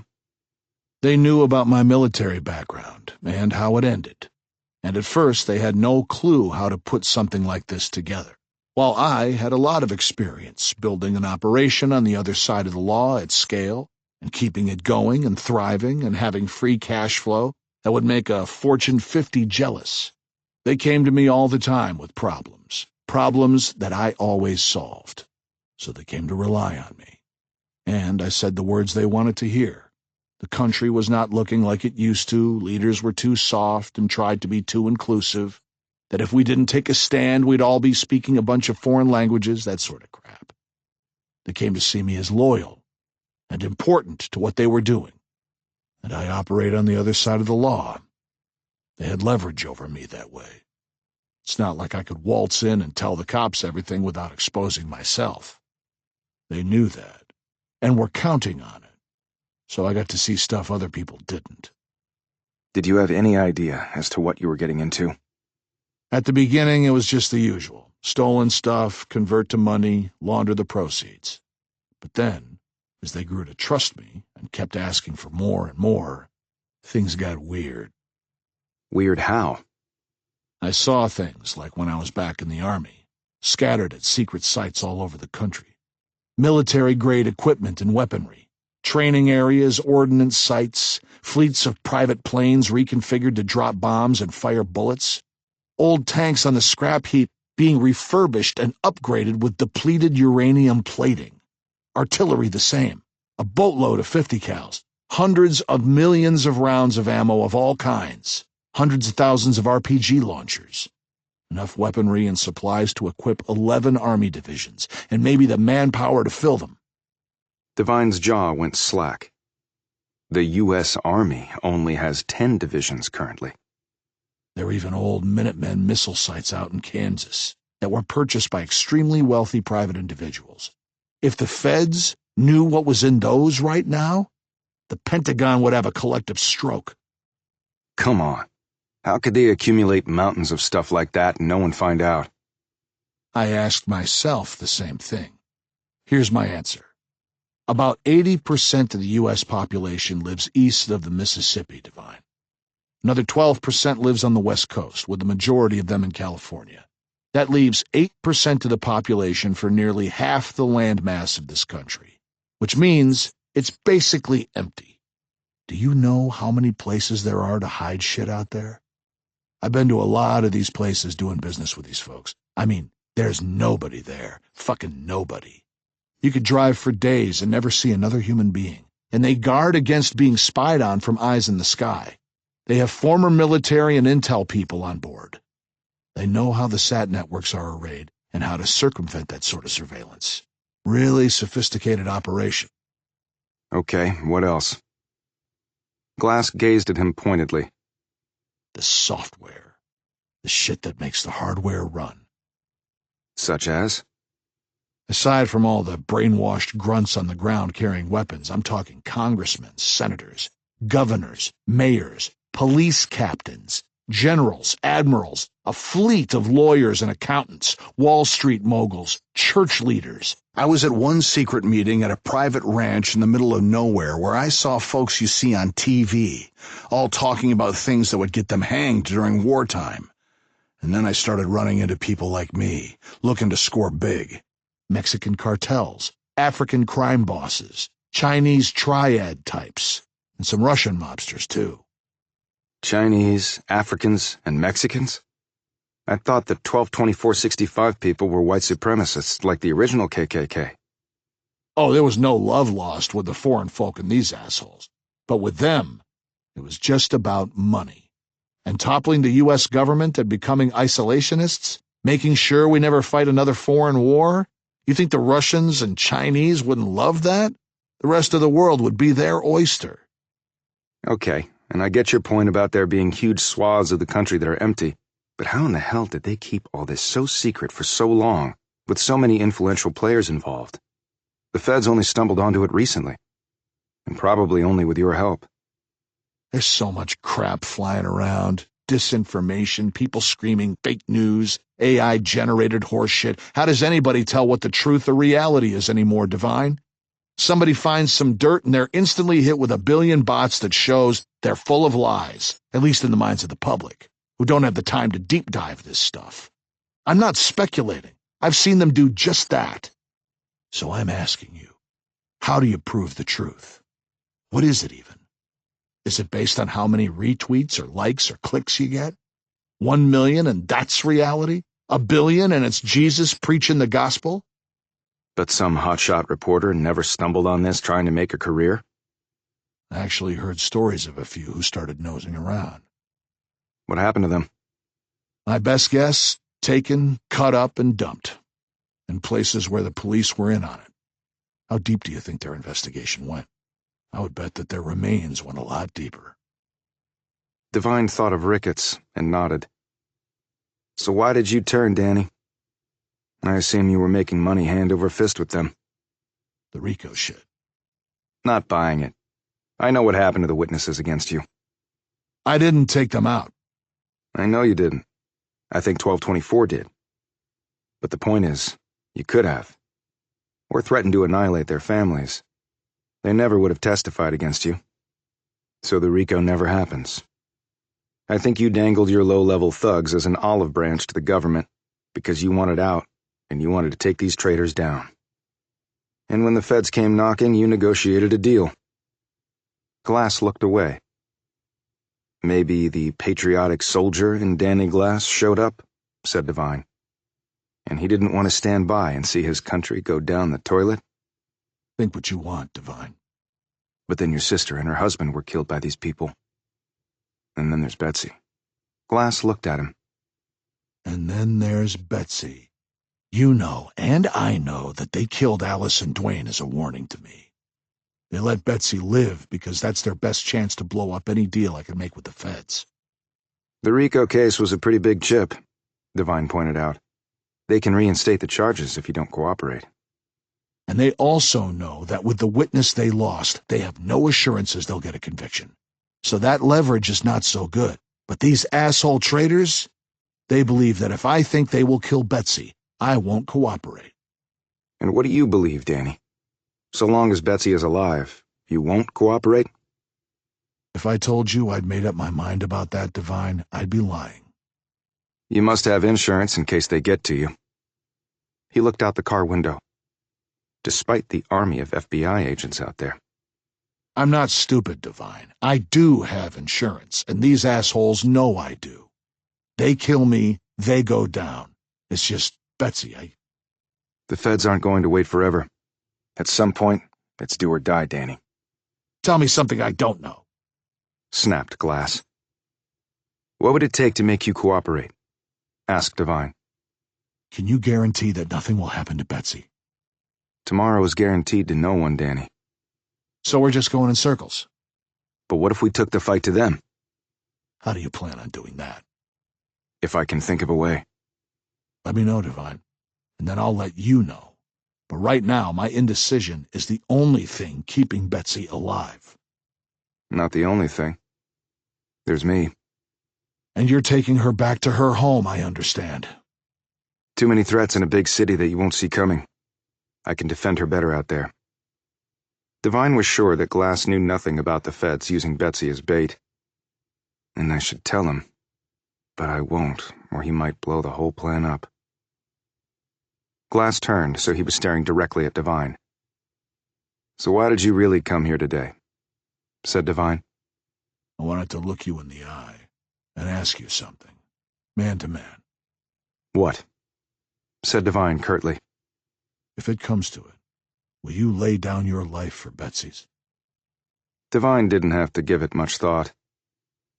Yes, I will. Glass reached out a hand, and Divine shook it. Chapter 69. Prue Jackson sat in her SUV and did what she did best. Observe. Her target today was the picturesque town of Ricketts. The disguised Jackson was considerably overweight, her hair short and graying. Her baggy shirt fell over stretch pants that were expanded to their absolute limit. Her shoes looked like giant waffles. She wheezed and had an oxygen line running to her nose with a small tank of it in a harness that she could wear over her shoulder.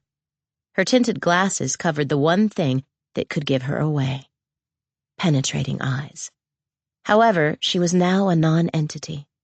People might stare for a moment, perhaps from sympathy or even pity, but then they would look away and forget what they had seen. Presently, she had her eyes on the government building. People had been coming and going for the last hour. Cops, admin, probably some elected officials. She had seen Eric King arriving in a specially equipped van. Jackson had continued to watch as he expertly extracted himself from the vehicle, deploying a side ramp, and then levering himself down using hand straps attached to the inside of the van. His wheelchair wasn't motorized. He had to power it the old-fashioned way, and he did so with vigor, she noted. With her long-range monocular, Jackson had also taken in the military-grade equipment housed in the fenced-in area next to the building. Impressive. I wonder when the war is starting. 20 minutes later, a Porsche Cayenne painted metallic silver pulled into the slot next to King's van. Since this spot was reserved for the mayor, Jackson pointed her monocular right at the Porsche. Mercedes King climbed out of the SUV, dragging a large purse and briefcase along with her. Jackson zoomed in on the woman. She was dressed in a tight, dark dress with a short, heavy jacket over that. She had sneakers on. Jackson assumed the pumps would come out once she was in her office. She was on her phone, jabbering away. She obviously couldn't hear the woman's hoarse voice from here, but it was Anne Cassidy. She was sure of it. The unique, swaggering walk was a clear tell, along with what Divine had told her. Jackson could feel the anger and desire for revenge pulse inside her with every step the woman took. But then she dialed it back, because it was not healthy to get all worked up with nowhere to vent that rage. Enjoy today, Anne. She took a photo of the SUV's license plate and then hacked into the DMV. That got her the home address of both the police chief and his wife. She drove there. It was 20 minutes outside of town and secluded among a sea of dormant trees. Jackson stripped off her disguise in less than 2 minutes, and now dressed all in black, including a head covering. She wended her way through the trees to the large wood frame and stone home, sprawled across a lawn that was extensively terraced and landscaped. Jackson figured the place at about 10,000 square feet. Clearly within the salary range of a cop and a mayor of a small town that probably had fewer residents than a Chick-fil-A parking lot at lunchtime in any metro area. She ran her monocular over the area looking for security with heartbeats and/or surveillance cameras. She saw none of the former, and plenty of the latter indicating that the Kings clearly relied on electronic eyes over the human kind. Smart, since humans missed a lot, even trained ones, while the mechanized version did not. And human eyes could blackmail you. She looped around the house, calculating sight lines of the cameras until she found an exposed corridor on the northwest corner, near the rear of the building. Jackson threaded across that narrow strip of ground and pulled a device out of her backpack. Noting the gas line that entered the house here, she cut the dormant grass carefully back, dug out the dirt under it, set her device there, covered it up with the dirt, and placed the grass carefully back on top. There was no telltale sign that the area had been disturbed at all. Devine had wanted her to come and snoop, which she was doing. But there was no reason she couldn't add a little personal touch to the deal, was there? She returned to her vehicle, changed back into her large lady clothes, complete with oxygen, and drove back into town. Around lunchtime, the Cayenne roared down the street, all balls and brass, and parked in front of a restaurant. Mercedes King slipped out, high heels on now, and went inside. Jackson, who had followed the Porsche, parked on the other side of the street, struggled out of her car, and, using a walker, she slowly moved into the restaurant. A young woman escorted her back to a table that Jackson needed to ask to be changed because it was not in a sightline with Mayor King. She looked around and saw a possible solution without causing suspicion. "I'm sorry, dear," she said in her old woman drawl, "but I need to be near a bathroom at all times. My plumbing ain't what it used to be, sweetie." The young woman's eyes swelled in alarm. "Oh, okay, the restrooms are right over there, so you just pick where you want to sit, ma'am." Jackson chose a booth near the bathroom, but which also held a commanding view of King and the tall, suited man who was just now sitting down to join her. Jackson put on a pair of AirPods and positioned a device she drew from her pocket onto the front of her clothing. It was the same gaudy brooch she had worn when electronically eavesdropping on Devine at the restaurant he'd been at with Odom and Saxby. Embedded in it was a sophisticated listening device. Jackson ordered a pot of hot tea and saw that King and the man, who over her AirPods she had heard King call Nick, had ordered glasses of red wine. The man did much of the talking, and it was an interesting conversation. However, when Jackson had first heard the woman's hoarse voice, a product of damaged vocal cords that had never truly healed, her fingers had involuntarily turned to fists. And some of the man's words were particularly galling to Jackson. King had said to him, "Based on what you told me, when you come to power, you're going to do things that will anger your supporters. They may have buyer's remorse, but the thing is, you don't want widespread turmoil on your hands. I speak from experience. I dealt with many of those situations in other countries that were transitioning to new regimes." He had replied with a slick smile and in a confident tone. "Remember, sweetie, right now I do need supporters. But as anyone who has read any history can tell you, when you're actually in charge with all the guns behind you, all you need are followers.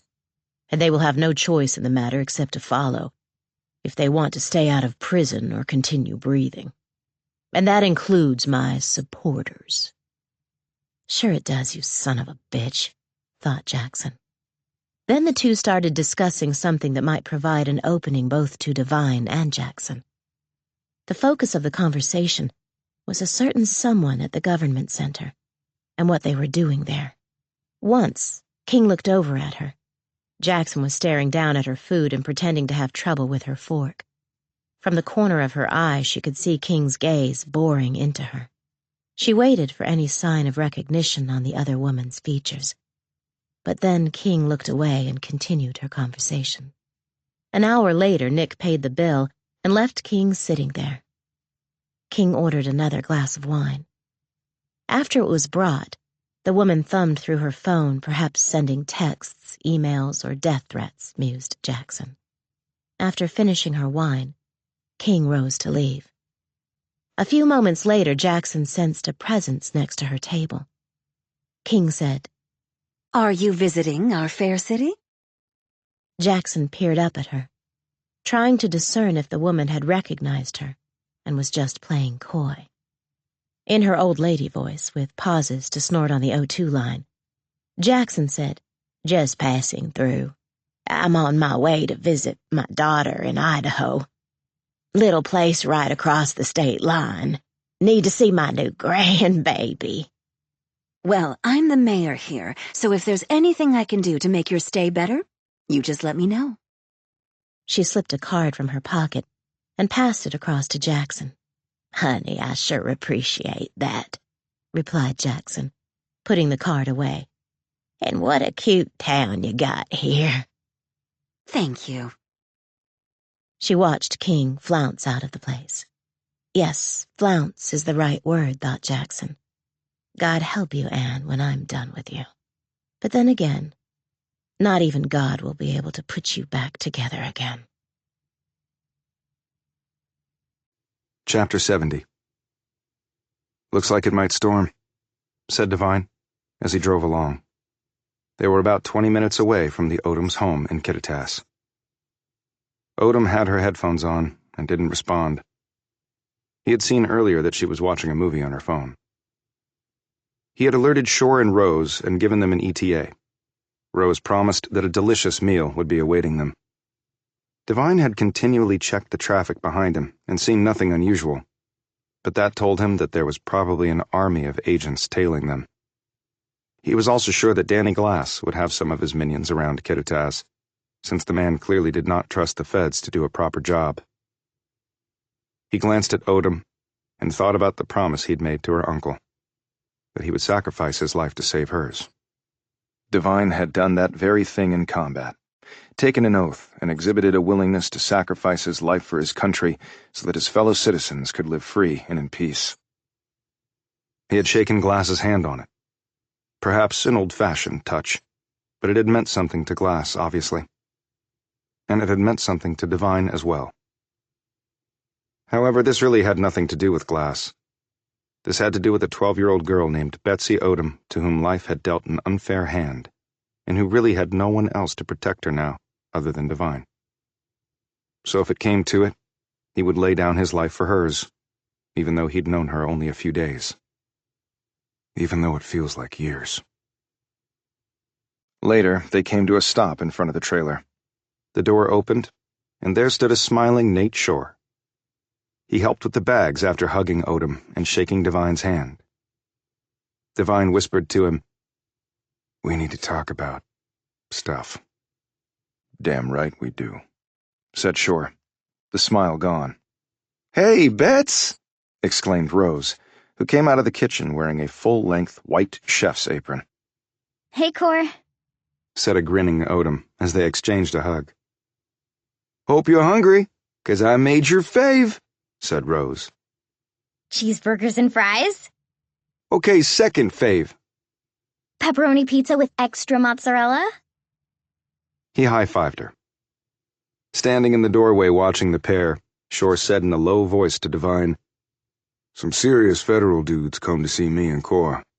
They told us about stuff with Betsy and her uncle and all, but I want to hear it from you." "You want to hear it before or after the pepperoni pizza with extra mozzarella?" asked Devine. "How bad is it really, dude? How active is your imagination?" Shore grimaced. Let's chow down first, then. Might be our last time.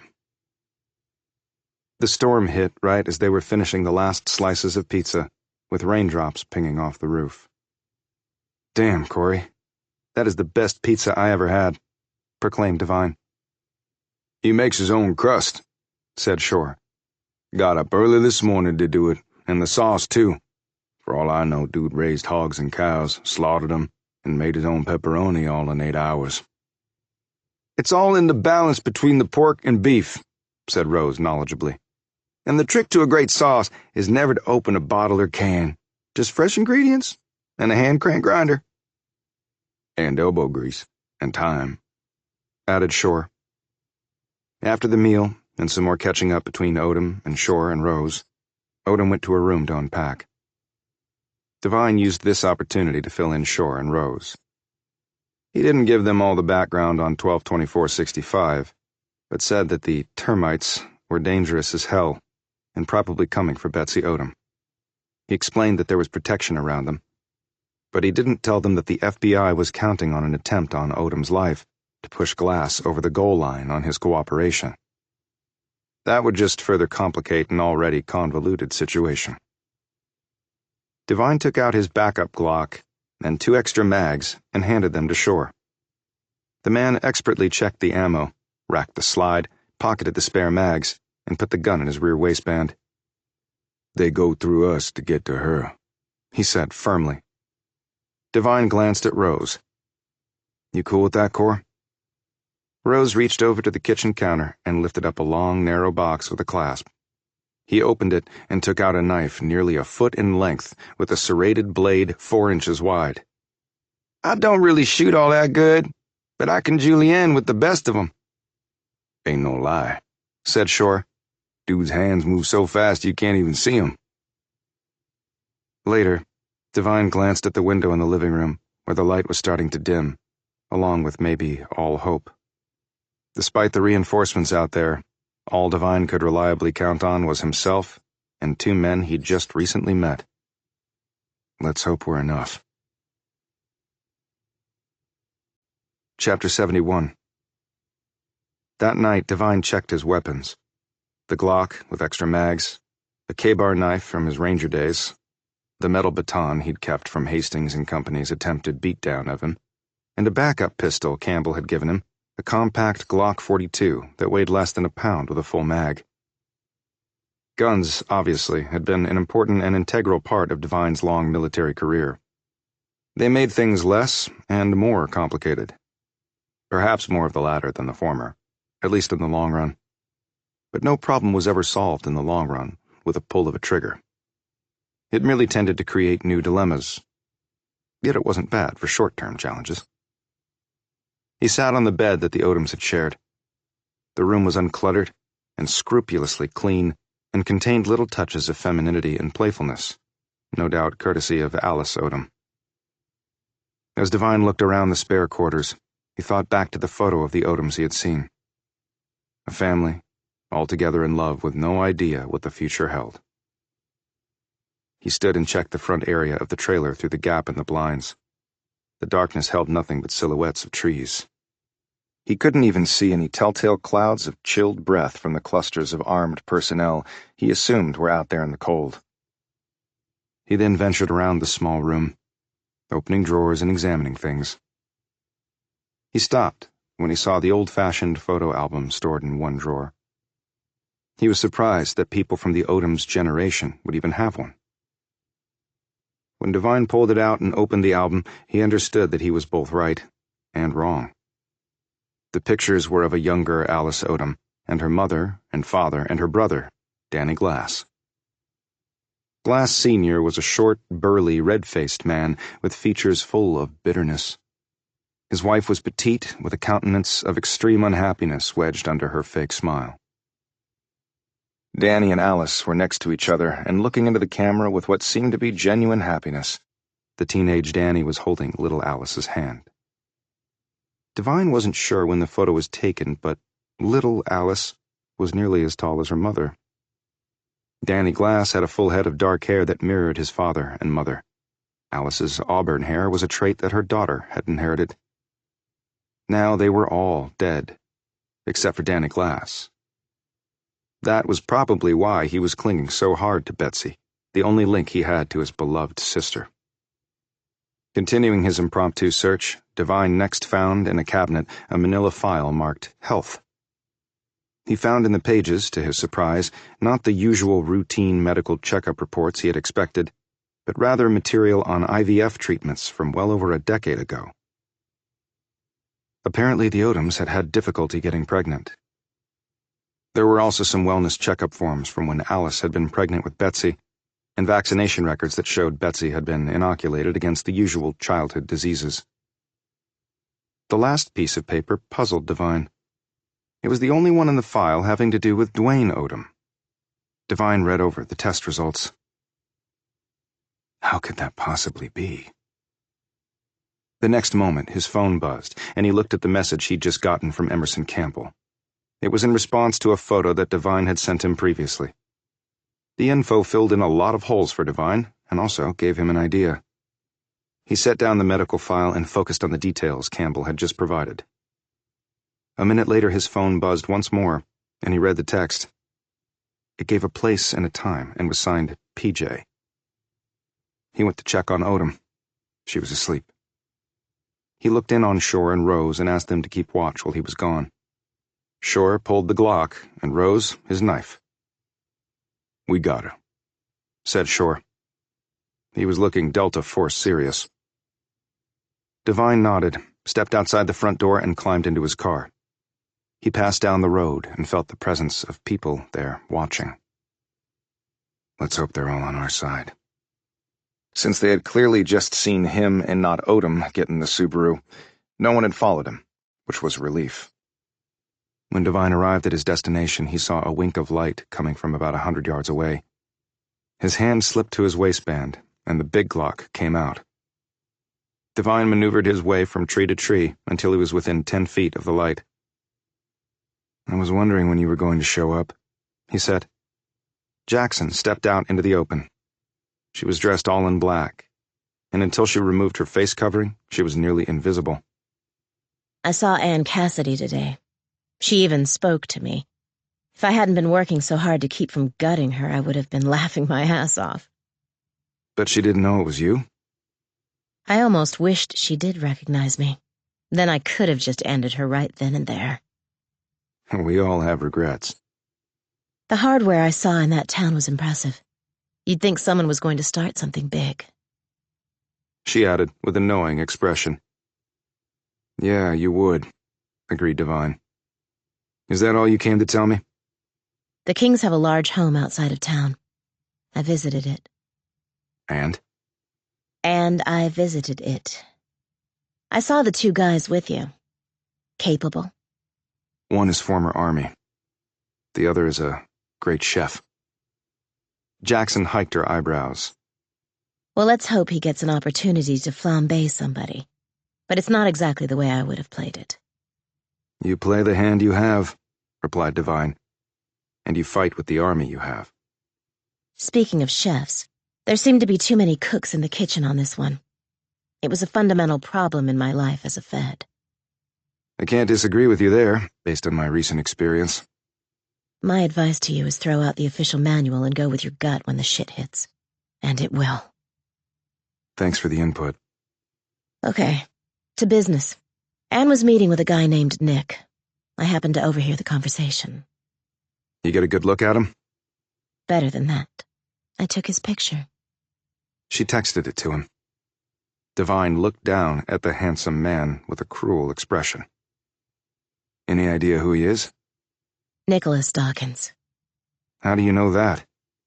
He paid the check. After the bitch left, I went over and had a gander at the bill. You should have your people do a deep dive on him. The man's interests are interesting. Devine glanced up. What were they talking about? Well, first of all, they're planning on taking power in this country, and then doing stuff that will piss off even their own supporters. But as Nick said, once he's in power, they will have no choice but to toe the line, if they want to remain free and breathing. Spoken like every other wannabe dictator in history. They've also apparently caught a rat in their midst. They're holding him prisoner in the government center. This news stunned Divine. What? Who is it? No names were mentioned. Who did the person rat out?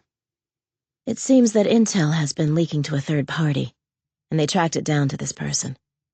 They're probably beating details out of him before they kill him. Okay, said Divine, processing this.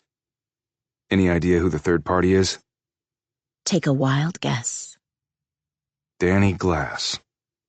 Smart boy gets a gold star. I hacked the construction records of the government building. Seems there's a holding cell on the basement level. I can text you details if your people might be interested. We are, said Divine. Any idea yet who snuffed Odom's parents? Tomorrow I plan on testing a theory in Ricketts, and I can check out your info too.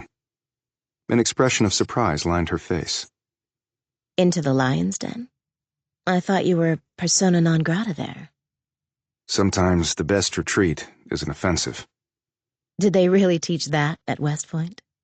The classroom can't really show you what it's like when the guns are firing for real. Like you just advised me, throw out the manual and go with your gut. Every time we meet, I see how we're more and more alike. Want some backup when you venture into the lion's den?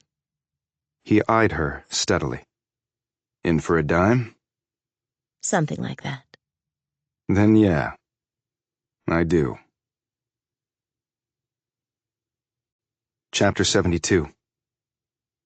After he returned to the trailer, Divine slept well. When he went into the kitchen the next morning, it was clear that Shore and Rose had not. You both look like shit, he said, grinning at the irony from the pair's having previously told him the same thing. They glanced up at him bleary-eyed from the small kitchen table, coffee mugs in hand. You try staying up all night, grumbled Shore. Yeah, never done that, replied Divine as he poured a cup of coffee. I peeked in on Betsy, sleeping well. He sat down across from them. I'm going to Ricketts today. Have you lost your damn mind? Said Shore. Thought you said that was a bad place. There's something there I have to find out about, which means you two will have primary guard duty on Betsy. You up to it? He looked at them both. Shore nodded. They go through us to get to her. But you got other folks around, right? Said Rose nervously. Yes, said Divine. But you're the last line of defense. If they was gonna kill her, why not do it when they killed Dwayne and Alice? Said Shore. Leverage over her uncle, said Divine. They kill Betsy, they lose any chance that they can stop him from helping the feds. Helping the feds? Said a stunned Shore. I thought they was suing his ass. It's a long story, but to be brief, Glass has the dirt on some really bad folks who want to turn this country upside down. He can help bring them to justice. In return, they let him walk on the other stuff. But when does that leverage go away? When the dude testifies? Asked Shore. Or when they kill him too? Added Rose. For now, just watch her like it's your last minute on Earth. Divine was waiting outside her door when Odom woke up and came out of her room. You hungry? Corey made pancakes. Still in her sleepwear, shorts, and a long-sleeved t-shirt and long pink socks, she rubbed her eyes, squinting at the morning sunlight streaming into the trailer. Yeah, I could use some food. She eyed him. Why do you have your coat on? I have a few errands to run. Where? Need to know. He finished that statement with a smile. Can I go with you? You need to stay here with Corey and Nate for now. They want to hurt me, right? Like my mom and dad? It's a little more complicated than that, Betsy. The government needs my uncle to help them, and he wants to. Only he's afraid if he does, the people who killed my parents will hurt me, right? Yes, admitted Divine. And if he decides to help you? Then I imagine you both will be put into witness protection. New identities, new lives. So I won't be me anymore? You will always be you, Betsy, just under another name. When does he have to decide? Soon, said Devine. Well, I better go have those pancakes then, while I still can. She trudged off, looking to Devine like the loneliest person in the world. And it absolutely broke his heart when Devine didn't think anything ever could again. Later, as he cleared the forest and hit the main road, he called Emerson Campbell. He had previously told his boss about King's meeting with Nicholas Dawkins. On the way, he said, "Good luck. All plans go as the conditions on the ground go, sir. What kept me alive in Vietnam and you in the Middle East? DOJ and the Bureau think they have this sucker all figured out. Let's show them how the Army does things." Roger that. You need any backup? Campbell asked. I've got all I need. Devine clicked off and kept driving toward the termites' mothership. Chapter 73. Devine's first stop was the restaurant where the Odoms had eaten. He looked through the window until he saw the waitress who had served the family that day. She was carrying a lunch tray to a table. He ducked back so she wouldn't see him. Devine next drove to the government building and asked to meet with Eric King. The man was in his office, but not behind his desk. He was seated at a table near one of the broad windows going over what looked to be reports. A fold-away desktop had been grafted onto the arms of his wheelchair. "What brings you back to town?" asked King, not even looking up from his paperwork. "I wanted to ask you about the man found dead in Seattle who tried to kill me." King grimaced. "How we came to employ a person who would do something like that is beyond me." He shook his head. "I understand he was fired from his post here that same day. Can I ask why?" He laid his papers aside and looked up at Devine. "Insubordination. He refused a direct command from a superior officer, and then we did an audit and found items missing from the evidence room. 2 of them were found on his person. I fired him myself. And good riddance. I don't mean I'm glad the man is dead, but only that I'm thrilled he no longer works here as a sworn police officer." "I was wondering if you had any idea why he would take a shot at me." "I can't begin to imagine what was going on in that man's head. You think you know someone? Well, it's shaken my faith in human nature, I can tell you that." "So, how is law and order going in Ricketts?" "We have the same challenges as other small towns, but we're holding our own." "At least you're better equipped than other towns your size." King leaned back in his wheelchair and said, "If I've learned anything in my career, it's that the squeaky wheel gets the most attention. I know that some of my brethren around the state don't like that I get more budget dollars than they do, or resent the fact that I have a good working relationship with federal agencies, including your folks at DHS. But resources are in limited supply. And if I can, through my efforts, get more of them for the benefit of the law-abiding citizens of my town, well, I have done so and will continue to do so." "You should take that stump speech and run for office," commented Devine. "That thought has crossed my mind." "Or maybe just cut to the chase and help overthrow the government instead, like you're doing." "But maybe you don't want to compete with your wife." King gave him a contemptuous look. "Is there anything else?" "I was wondering if I can get the remains of the Odoms. My last trip here I was told they had been cremated. I want to bring their ashes to their daughter." "That's fine." King looked down at the papers on the table and then said offhandedly, "Damn shame about Dr. Coburn. Gas line, I heard. Folks up in Seattle need to be more careful." "Yes, it was a terrible loss." "Do you know where to find Doris Chandler?" "Yes, I do." "Then goodbye, Devine." "Have a good day, Chief. While you still can." Chapter 74. "Just sign here and here," said Chandler. Devine was sitting across from her in the woman's small office. Devine had passed a door marked Morgue on the way. He had tried the door. It was locked. Devine signed where she had indicated, and handed the papers back.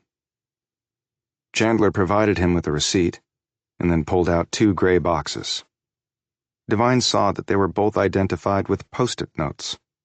One was labeled Dwayne Odom, and the other was marked Alice Odom. "So I guess you heard about what happened to Dr. Coburn?" Devine asked. "Oh, yes," said Chandler as she filed the paperwork Devine had signed. "What a tragedy. I heard it was a gas leak. At least she didn't suffer." "Yeah, I'm sure she didn't." "So is the tox report back yet? On the Odoms?" "Oh, heavens, no," she said, chuckling. "The TV shows have those reports coming back right after the commercial break, but in reality they can take weeks or months, depending on the backlog." "I see." "But it was a drug overdose. Dr. Coburn was very good, and that's what her preliminary report clearly said." "I guess I'm just dotting I's and crossing T's." "Is there anything else?" "Is the mayor around?" "I thought I saw her come in a few minutes ago. Her office is at the end of the main hall." "Thanks." "We take our obligations to be good neighbors with our federal friends very seriously." "And your federal friends take all of you very seriously as well," thought Devine, as he walked out and over to the mayor's office. He knocked on the door and was told to enter. "Mr. Devine, what a pleasure to see you again," said Mercedes King brightly as she rose from behind her desk, came around to greet him, and extended a hand.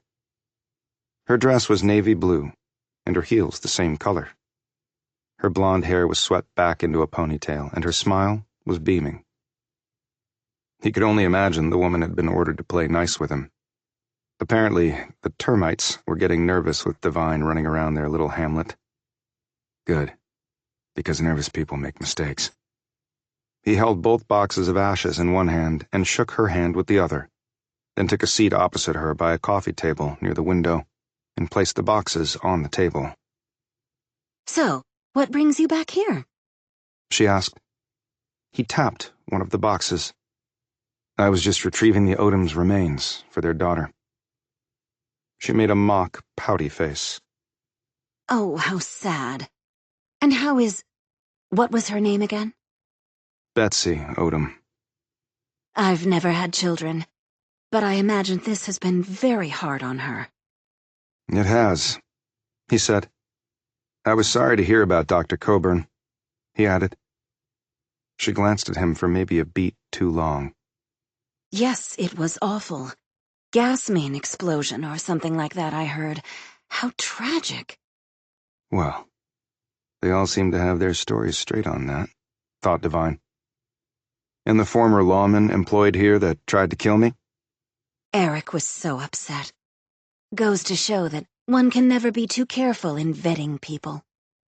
She stared at him, as though daring him to suggest culpability on her or her husband's part.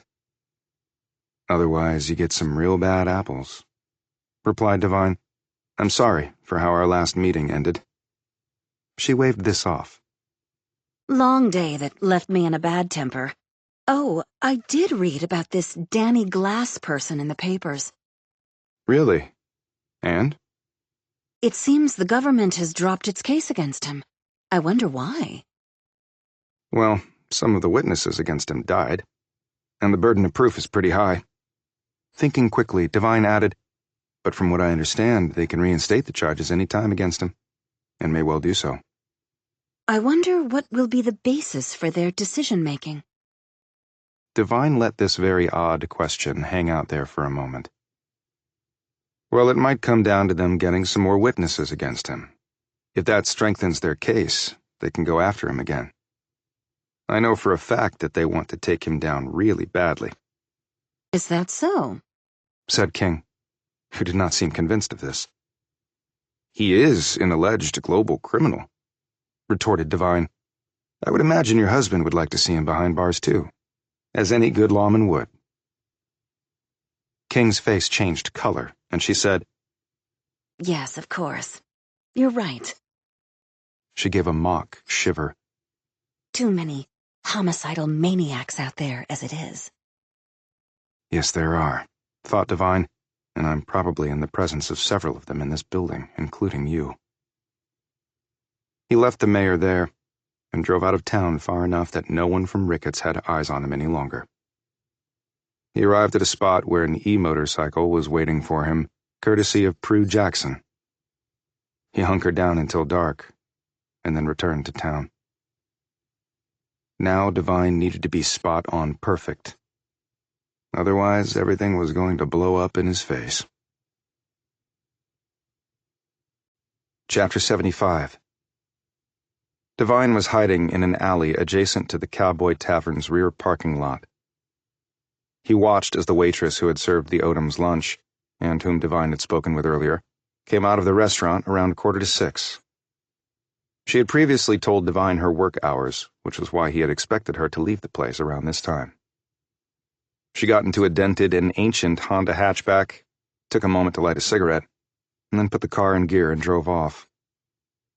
Devine headed after her on the e-motorcycle with his headlights turned off as he followed the taillights in front of him.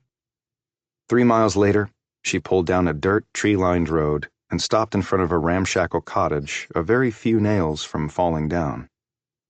She got out, fumbled with her bag, pulled out the keys, lit another cigarette, and unlocked the door. She went inside and dumped her bag on top of a mountain of clutter by the front door.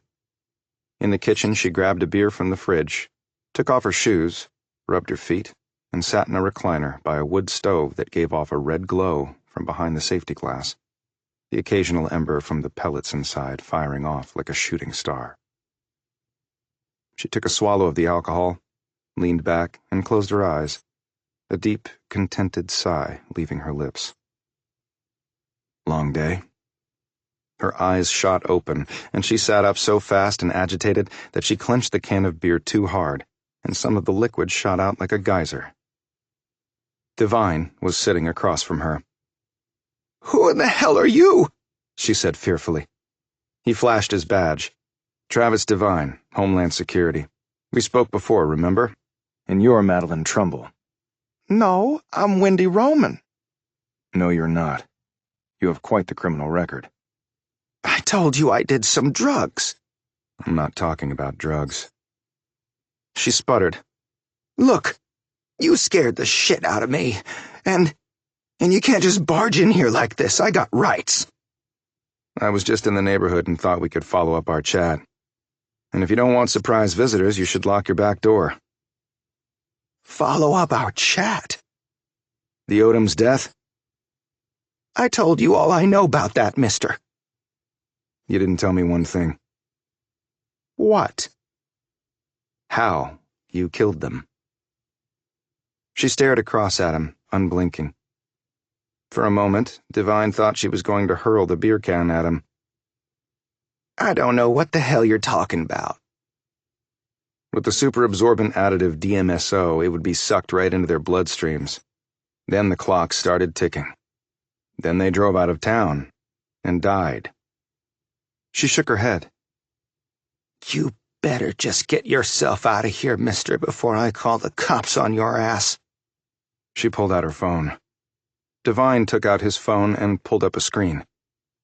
"I took your picture the first time we met. I sent it to DC. They ran AI facial recognition on it and got a hit.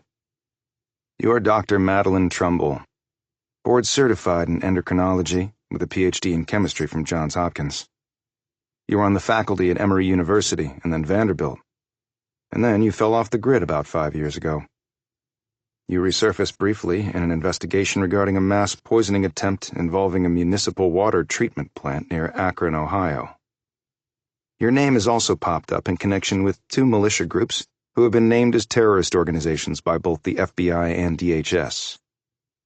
But you vanished after a series of poisonings killed a federal prosecutor, a government witness, and a rabbi from Georgia. So you can stop with the hillbilly routine, Doc." She looked at him coolly. "You obviously know what happened to poor Dr. Coburn since you were there, and were very nearly being blown into fragments yourself. Pity you weren't. One less federal jackboot is always a sublime result." "Federal jackboot?" he said.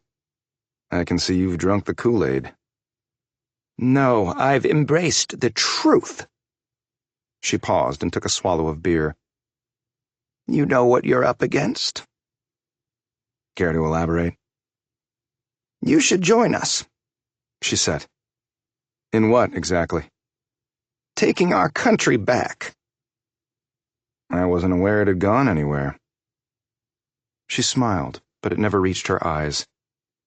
Then you're not paying attention.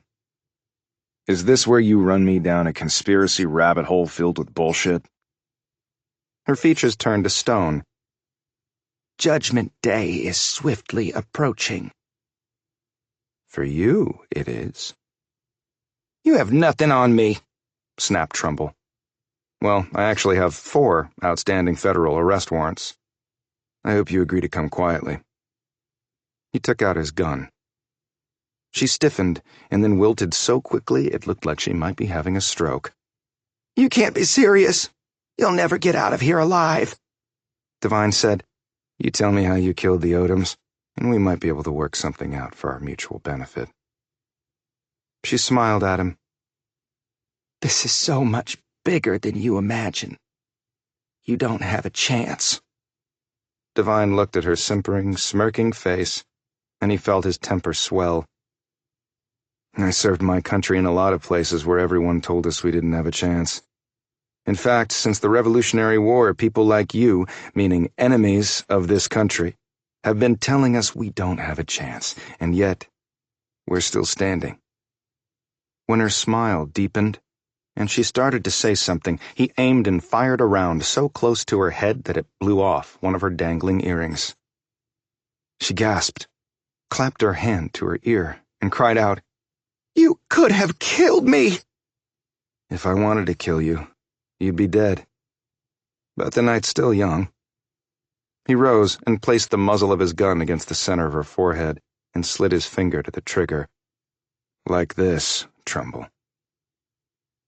You won't pull the trigger, she said shakily. You're with the law.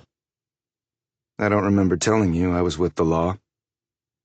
Your Homeland Security, she sputtered. And our mission is to protect the homeland against all threats, foreign and, like you, domestic. And I have the authority to use deadly force when threatened.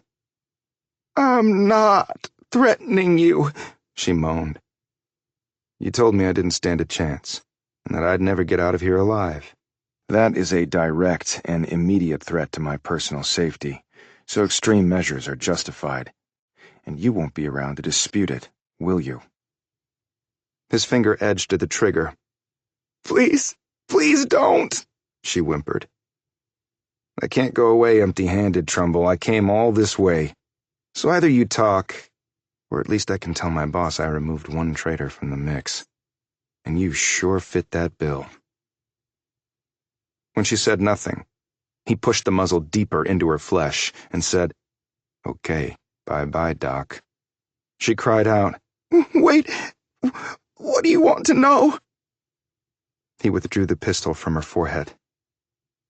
Tell me about 12/24/65, Eric and Mercedes King, Danny Glass, and how the Odoms died. But... He held up his weapon. Start talking, or I will end you right here, right now. You're a traitor, and you and your kind have declared war on this country, and they execute traitors during wartime, and I have no problem being the executioner. And she started talking, laying everything out, as Devine asked pointed, detailed questions. When she'd finished, he looked down at her. What happened to you? Asked Devine. To make you follow this madness. Go to hell. We can still cut you a deal, said Devine. You can't prove anything I just told you. We already have. You were just the cherry on top. And now you'll need to come with me. There's transport waiting to take you out of here and then to a federal facility. This seemed to strike Trumbull especially hard. What sort of deal? You testify. You go into WITSEC, no prison time. Otherwise, you'll never see the sun rise or set again. She considered this. I can't stay here. And I'll need to get some clothes. He followed her to her bedroom. I'll just be a minute, she said, as she pulled out some clothes. She reached inside the pocket of one and quickly clapped a hand to her mouth. Devine was a split second too late to stop her. She swallowed and looked triumphantly at him. My own concoction. Even more lethal and fast-acting than cyanide. She started convulsing, her breathing erratic, her pupils flipping out of sight. Trumbull dropped to the floor and started gyrating on the carpet, while Devine could only watch helplessly. Then she stopped moving. And seconds later, she stopped breathing. Her pupils had rotated back into place, but they now stared, unseeing, up at him. Devine looked over his shoulder. Did you get it? Prue Jackson came out of the darkness, holding her phone. 11 minutes and 5 seconds of crystal clear video. I did not film you threatening her with the gun or offing herself. Good call. Chapter 76. Devine carried Trumbull to her bed, where Jackson undressed her and put the dead woman under the covers. Devine had found in a cabinet the bullet he'd fired, and dug it out, and then smoothed over the damaged wood. Their hope was that whoever discovered her would conclude that Trumbull had died of natural causes. After finishing with Jackson, Devine drove back to the trailer in Kittitas County and found Odom, Shore, and Rose eating a late-night dinner. "Glad your butt got back here alive," whispered Shore. "Yeah." After the meal, Devine led Odom into the living room and showed her the boxes with her parents' remains. "I know this is so hard, Betsy," he said as she ran her fingers along the tops of the boxes. "But I thought you'd want to have them." Thanks, I do. He took a breath and said, "I found out what happened to your parents." You know who killed them? She said, her features strained. "The waitress at the restaurant where you ate?" The old lady who smelled like smoke? She used to be a doctor and a chemistry professor. She got caught up with some very bad people. Floppy tears gathered in the girl's eyes. How did it happen? In answer, Devine took out something from his pocket and held it up. "Look familiar?" It was a pack of bacterial wipes. Odom gaped. Oh my gosh. The waitress brought us each one of those. She said they were asking everyone to use them because the town had had an outbreak of the flu. I forgot. I'm sorry. "It's okay." But I used one too. "Yes, only the one she gave you had no poison on it. Just your parents." And I remember the waitress came and collected them with tongs. "I'm sure she did. The poison would have been rapidly absorbed into their skin. The woman told me that within 60 seconds you could have shaken hands with your mom and been fine. But it was still risky for you." Where is this bitch? Did you arrest her? "No, but she won't be hurting anyone anymore." Odom started to protest, but then realization spread across her features. She's... Yes, she took her own life. She wiped at her tears and said, When will all this stop? When will they stop hurting people? "They're not going to hurt you, Betsy. Now it's their turn to hurt."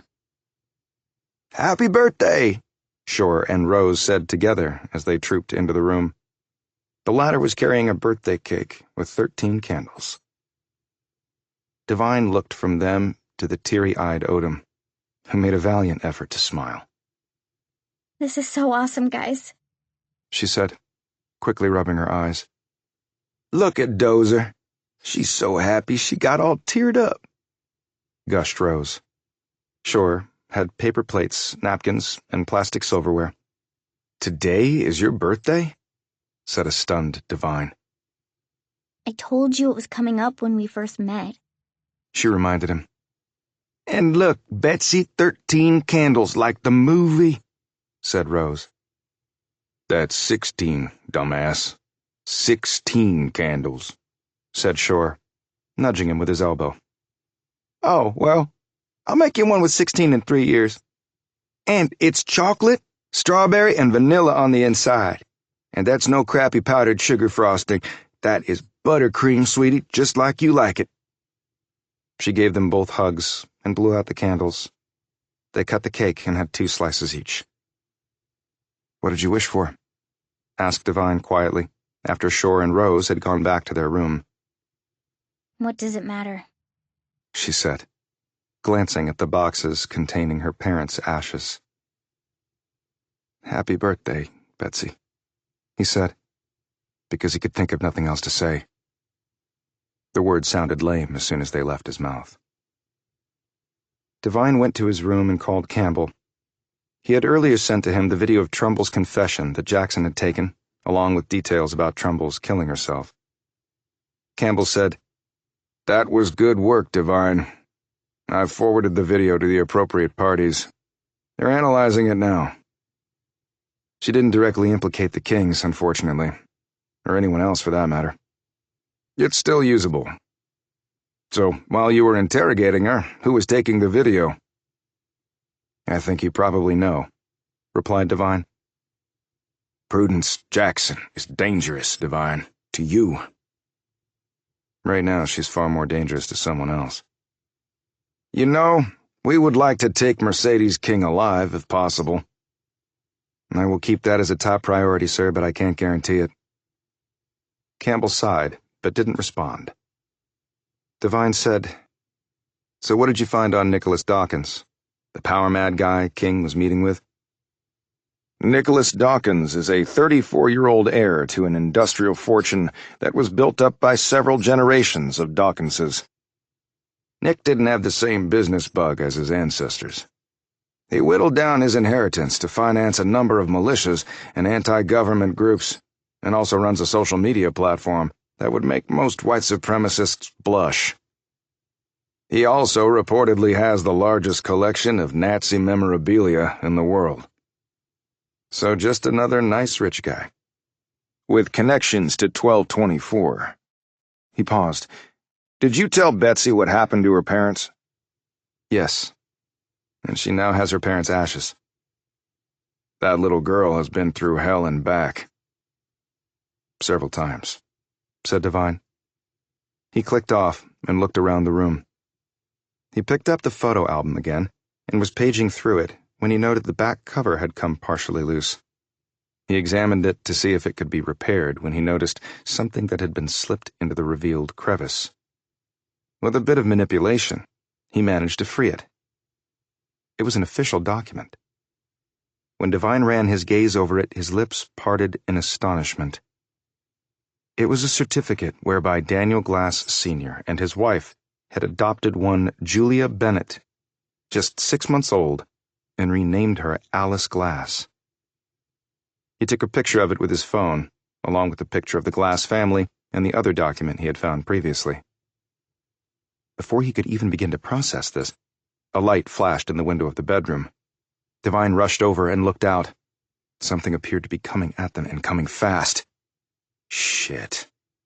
Divine raced through the trailer, grabbing a stunned Odom from her room and yelling for Shore and Rose, who were in the middle bedroom.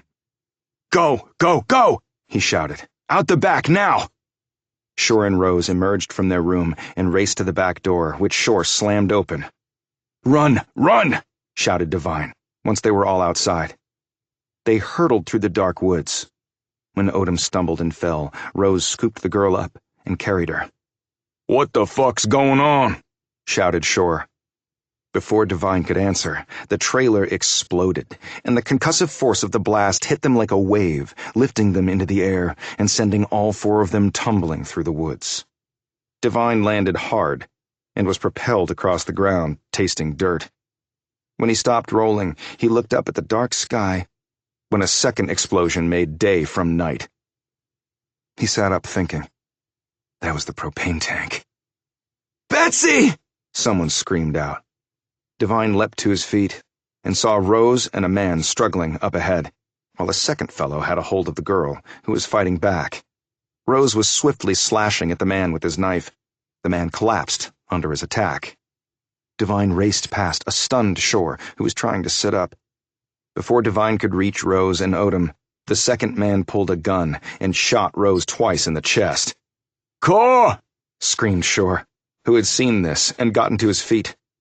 Devine raced past the fallen Rose and after the man, who was now sprinting away with Odom. Devine pulled his gun, but couldn't fire because he might hit the girl. The man cleared the tree line, and Devine heard a vehicle start up. He redoubled his efforts, but got to the road only in time to see taillights disappearing. Devine turned and sprinted back into the woods. He called Campbell on the way, telling him what had happened. He saw Shore kneeling in the dirt and ran up to him. Shore gazed at him, the tears streaming down his face. "He's dead. Core's dead." A horrified Devine looked down at the body. "I'm gonna kill those motherfuckers!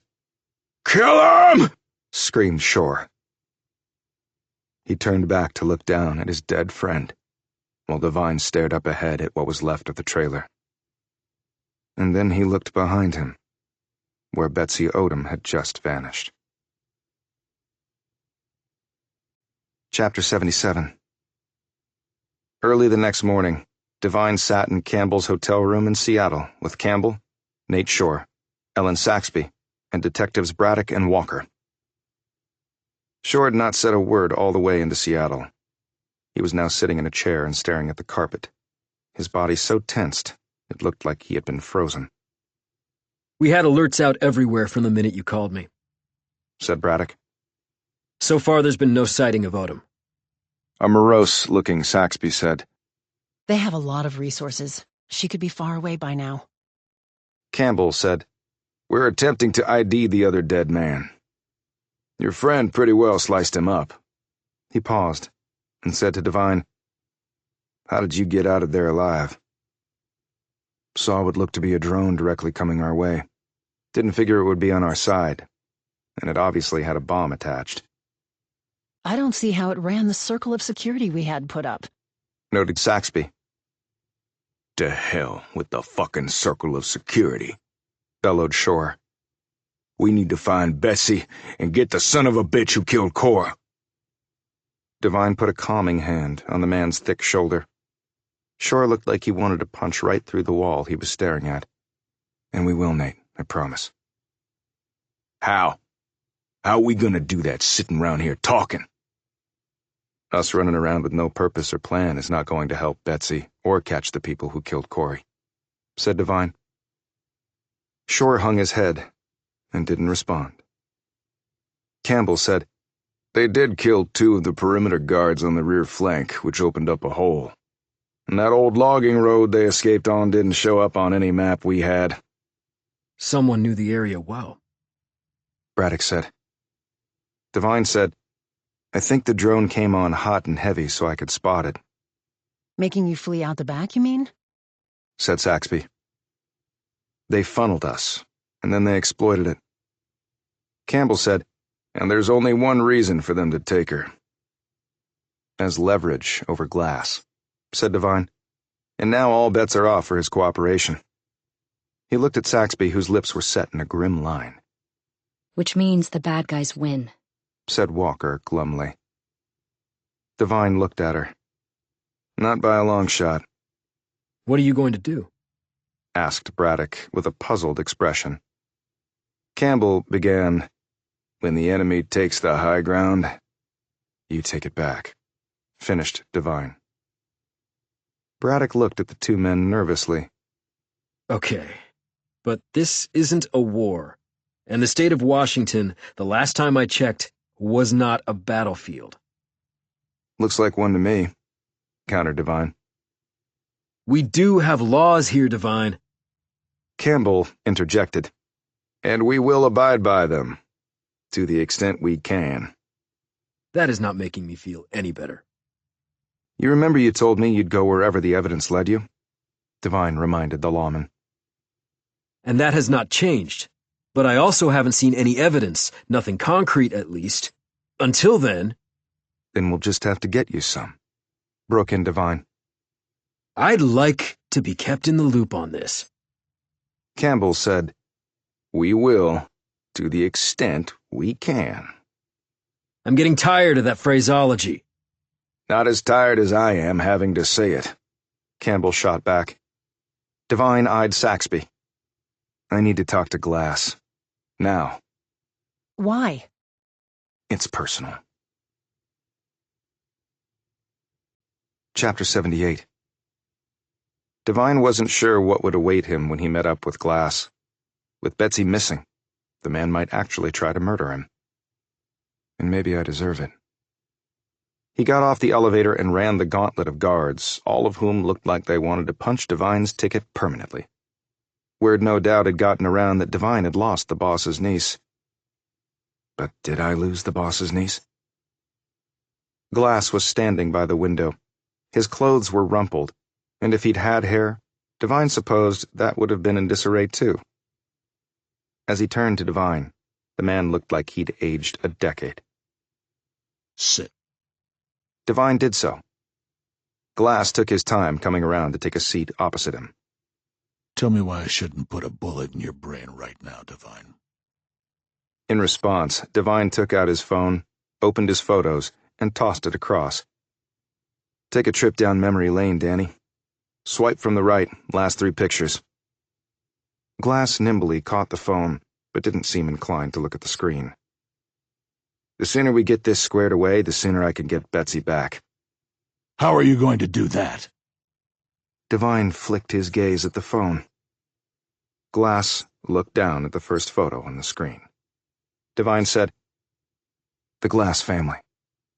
Short mom, short dad, you at medium height, and your sister an Amazon. And a redhead, when all of you are dark." Swipe. Glass did so. Official certificate. Your parents adopted Alice when she was an infant. She's not your sister by blood, but by adoption. Swipe. Glass's shaky finger moved the screen to the last photo. Dwayne's health record. Devine paused. He was incapable of fathering children, and yet there's Betsy. Glass tossed back the phone, his eyes glistening. Devine said, "I also found out that your family and Perry Rollins hail from the same town in Ohio. When Rollins first approached me, he told me that he wasn't always from the Seattle area. Stop, Devine. In fact, he was living in the same neighborhood where Alice had moved to. This was after Alice married Dwayne, and they were living in the house she had been renting with a roommate. Dwayne was off looking for work when you came home on leave and visited her. I said stop.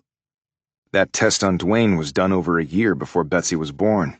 They'd obviously tried to conceive, even looked at IVF, but then they found out Dwayne was firing blanks. Don't go there.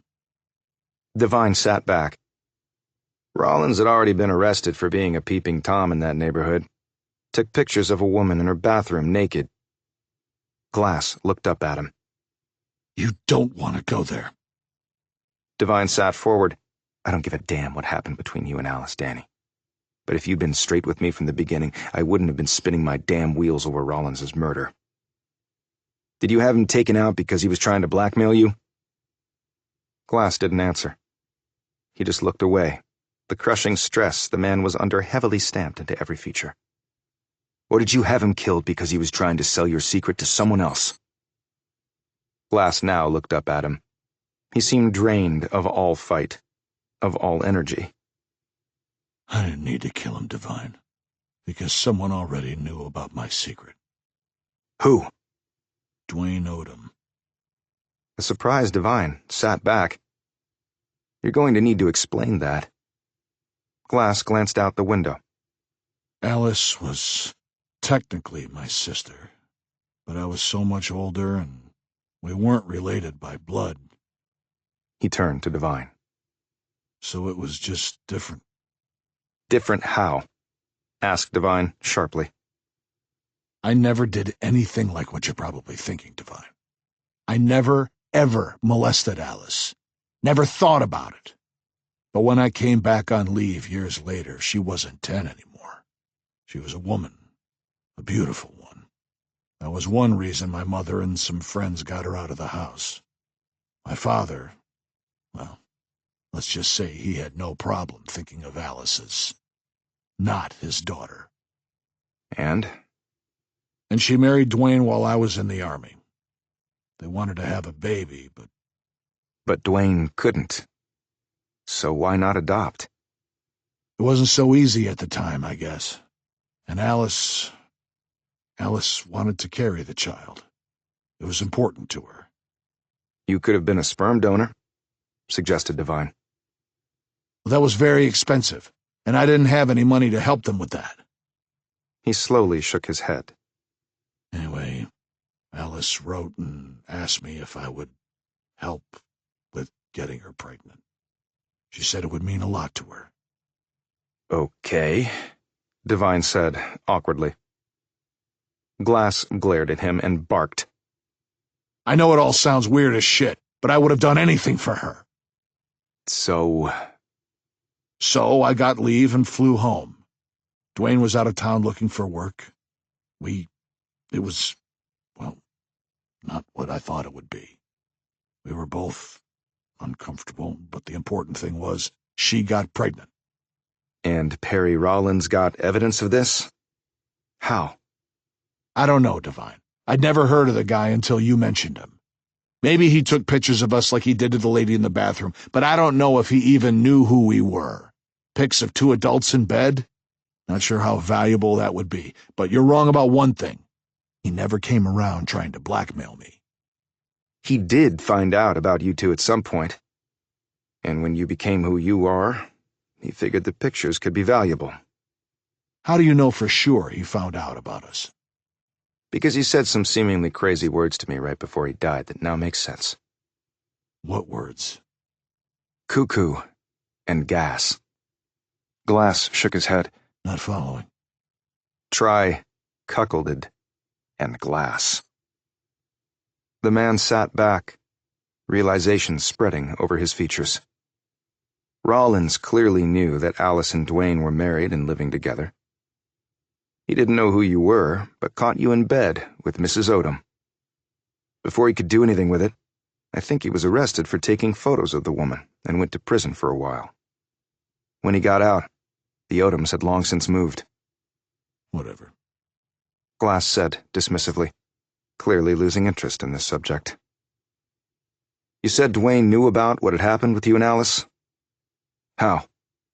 Alice told him. He knew he wasn't the father, obviously, but I don't think he ever imagined that I would be the one. And he wasn't happy about it when he found out. Probably the reason why he hated my guts. But the dumbass made a big mistake. Devine sat forward again, something dawning on him. The people who bought them the car and trailer home. He sold your secret to them? Glass nodded. Who were they? The same ones you're after. They were looking for extra dirt to keep me in line, and found a willing source in old Dwayne. It all seemed to click in Devine's brain. So 12/24/65 paid off Dwayne to get your secret. But how would they even have known he knew something like that about you? I think Dwayne actually went out and shopped what he knew. These people, who were on the lookout for anything having to do with me, for obvious reasons, found out and paid him off. Devine thought this through. Okay. Then later they found out Rollins was trying to sell the same secret, and they took him out. Otherwise their hold over you would be diluted. That's another reason why I haven't committed to cooperating with the feds, even with them dropping the RICO case. Devine said, You don't want Betsy to know that you're her father? Glass looked up at him, tears now sliding down his cheeks. She loved Dwayne. He was her real father, not me. And if she finds out that Uncle Danny slept with her mom, my sister, even if she was adopted, she'll hate my guts. I can survive a lot, Devine. And I have. He shook his head. But I can't survive that. But why would they kill Dwayne and Alice if they had already paid them off? Dwayne, like I said, made a big mistake. Which was? He told me he was going to go public with the truth of my fathering Betsy, to make sure she and I would never have a relationship. These people found out and offered him a shitload of money to lure him to Ricketts. Then they killed him. And Alice. I'm not sure how it was done, though. They were poisoned by a chemist turned waitress at the restaurant where they had lunch. She's part of 1224. But how could they know they would stop there to eat? They were told to eat there by someone before the meeting with the two men. They said they would leave a message at the restaurant telling Dwayne where to meet the men with the money. If you knew all this, why didn't you stop it? Demanded Devine. Because I didn't know before, I only found out after. From whom? I got somebody on the inside with these people. She told me. She? Let me guess. Mercedes King? Glass looked surprised. How'd you know? She's ex-CIA, and is obviously hedging her bets by playing both sides. I've been told that Ricketts is the mothership for 1224-65, but I'd like some corroboration on that. Glass gave him a sideways glance that showed more than a glint of dread. There are actually about a half-dozen motherships around the country that I know of, and Ricketts is one of them. Right now, I'm only concerned with the one in Ricketts. Why? Because I think they have Betsy there. Are you sure? I'm not sure of anything, Danny, but it makes the most sense. They control that town. They take her somewhere else, even by private plane or another country. It gives someone who's not on their payroll an opportunity to see something and say something. Glass stood. Then we need to go and get her. No, I need to go and get her. It was my job to protect her. It's my job to get her back. And they have every incentive to kill you, Danny. So you need to stay on the sidelines behind a wall of federal lawmen. Why should I trust you, Devine? You let them take Betsy. Think back to that battlefield outside Baghdad. You got the commendation, and you earned it. But you saw what I did there. You know what I'm capable of, don't you? The men did a stare down for a long moment before Glass plopped back in the chair. And we have to make sure you're around to testify and save the country. Glass eyed him. What, you think it's my penance? To save the good old US of A? Everybody has a penance that needs to be paid, Danny. Even you? Even me. Is that why you got out of the Army early? Was that your penance? Let's just agree that it was, said Devine. But if you're keeping score, and I know you are, saving the good old US of A isn't a bad way to go out. Chapter 79. All the Fed's horses and all the Fed's men weren't going to be able to get this done, thought Devine. It's going to be me. And a little unofficial help. He was armored and gunned up, and was presently looking through next-gen optics at the Ricketts government building. He eyed the security car parked in front. Devine felt like he was back in the Army, getting ready to hit a target hard. And I guess that's exactly what I'm doing.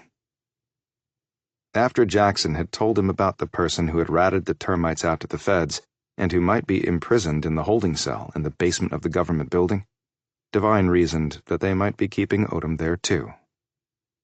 In his earpiece, Emerson Campbell's clipped, authoritative voice came through. Okay, Devine, let's do a last run-through. The cell is in the basement. Down the stairs and turn left. 200 feet and on the right. If they're holding her in that building, it will be there. There was one armed guard who made rounds every half hour. Devine had watched him go past twice now, and the man was clearly not into his mission. He had continually looked at his phone, and wandered this way and that at times, once even leaning against the building and taking a smoke break. He had now just gone into the building through the glass front door. Roger that. Security seems a little lax here. They don't think anyone can hit them on their home turf. A cardinal error that many a successful attack has exploited. And hopefully we can add this one to the list. Rules of engagement are deployment of equal force. It's a bit tricky, obviously, since we're going into a government building, but we'll figure that out on the other end. And if they're holding her in there, no court will rule against us. Okay, I've confirmed that your partner is locked and loaded. Let's roll. Good luck. Next moment, Devine was on the move. He hustled to the front of the building and out of the sightlines of the nearest cameras. He secreted himself into the shadows near the front door and waited. A moment later, a figure crept out of the darkness and slid up near the security car. Then the person raced forward and collided with the vehicle so hard it rocked on its wheels. The next moment, the intruder vanished as the car's lights and alarm came on, breaking both the darkness and the silence.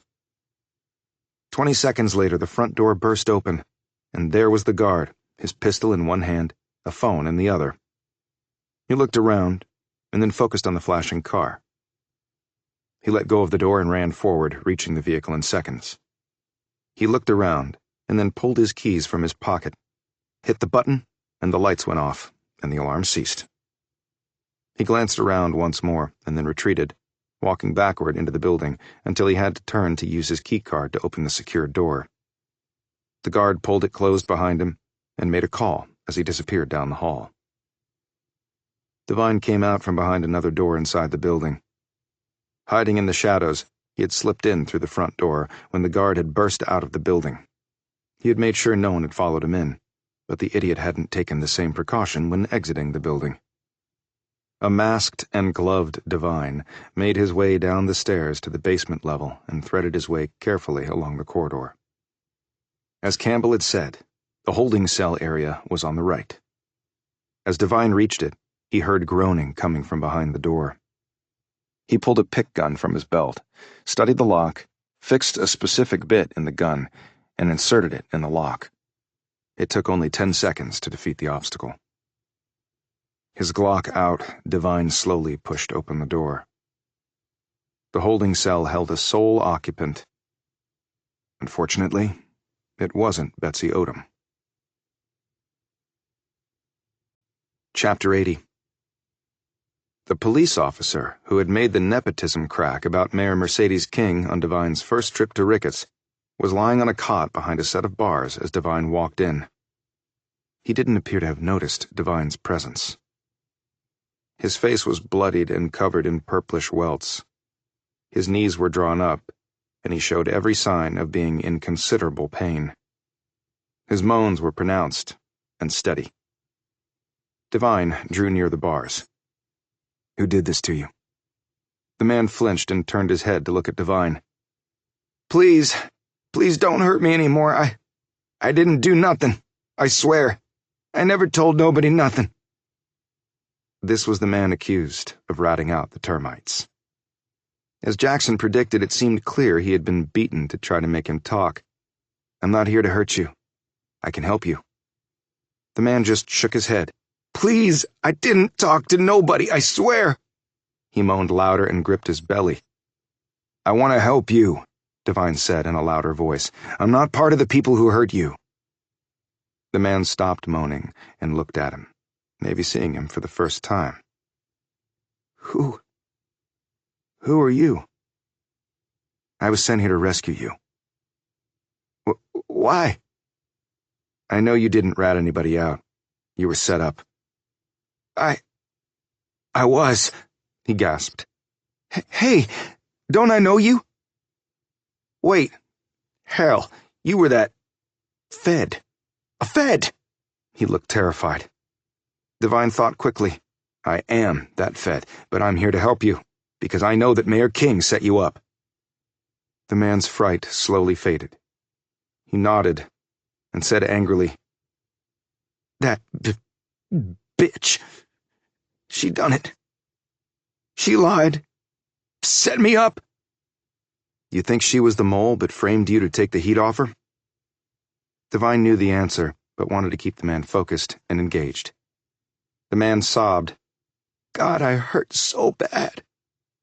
"I can help you, but you need to help me." "How?"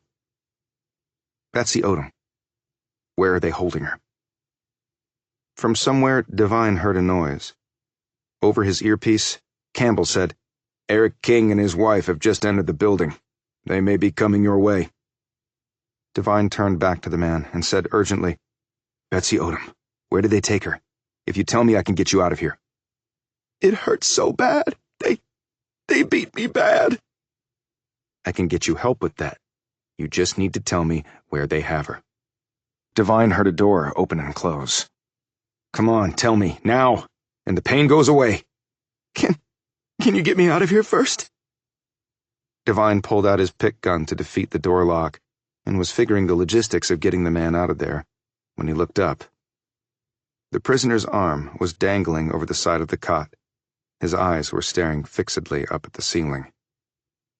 "Hey," hissed Devine. "Hey, you still with me?" It was clear that the man was no longer with anyone. Not even himself. Shit.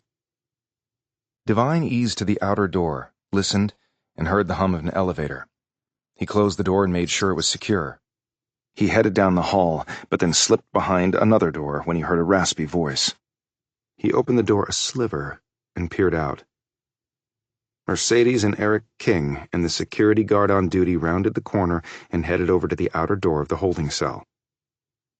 Devine pointed his phone at them and hit the button to start the video. The guard opened the door, and they all went in. A minute later, they all came out. Eric King looked up at his wife from his wheelchair. "I told you not to go so hard on him." And exactly how is him being dead a problem? He was a spy. Spies deserve to die during wartime, which is what we're in. A war. "But now we have a damn body to get rid of, Mercedes," said the police chief. His wife swung around and gazed at the guard. Well, isn't that what we pay people like him for? When the guard said nothing, she barked, Isn't it? The guard, realizing she was talking to him, snapped to attention and said, "Yes, ma'am." Then take care of the body. Now. The man ran back into the room. Mercedes turned to look at her husband. Eric King said, "And the girl?"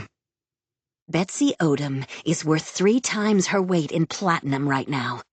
If Glass does the right thing, he'll get her back in one piece, but with a warning. "And if he doesn't?" asked her husband. He gets her back in pieces. I'm leaving here to go and have a talk with her.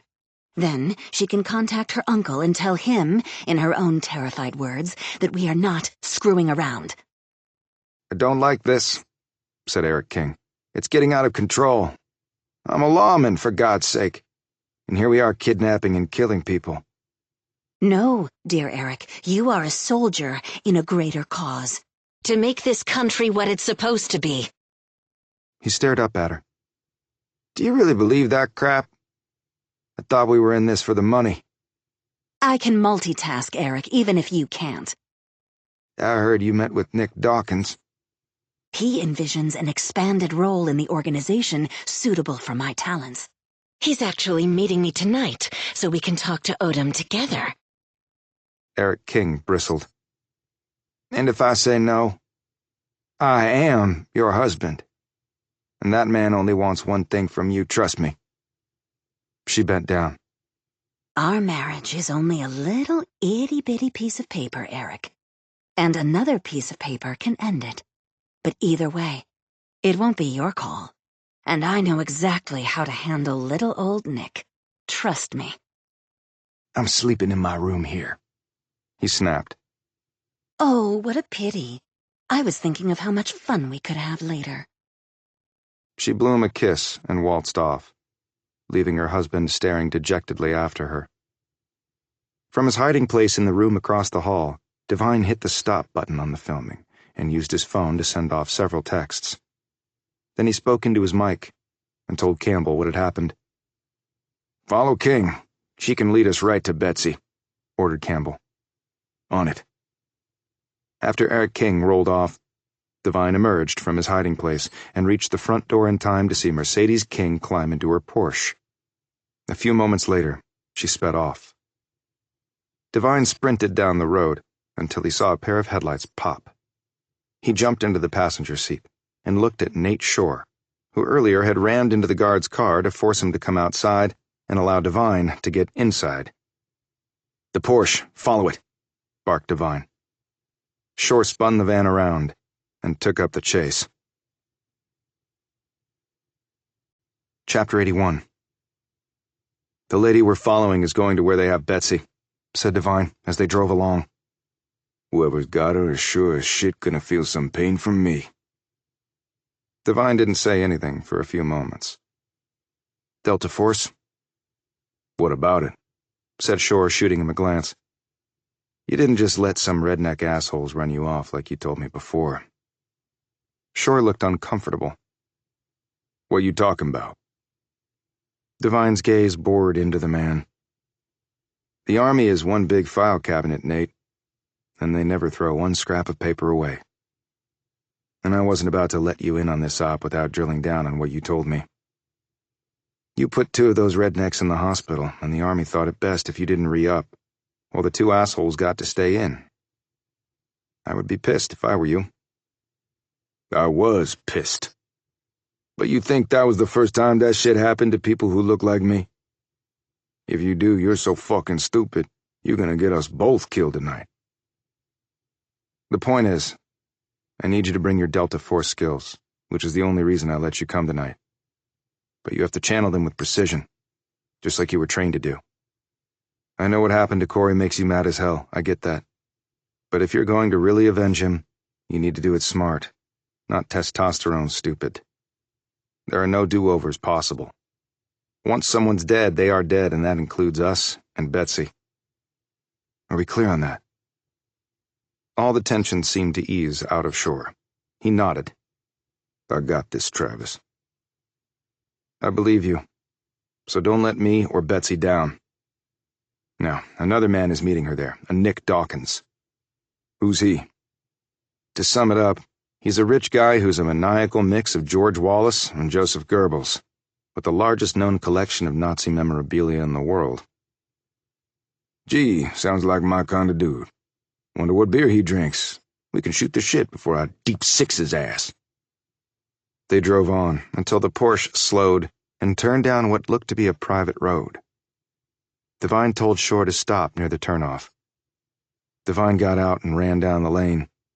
He was back in under a minute.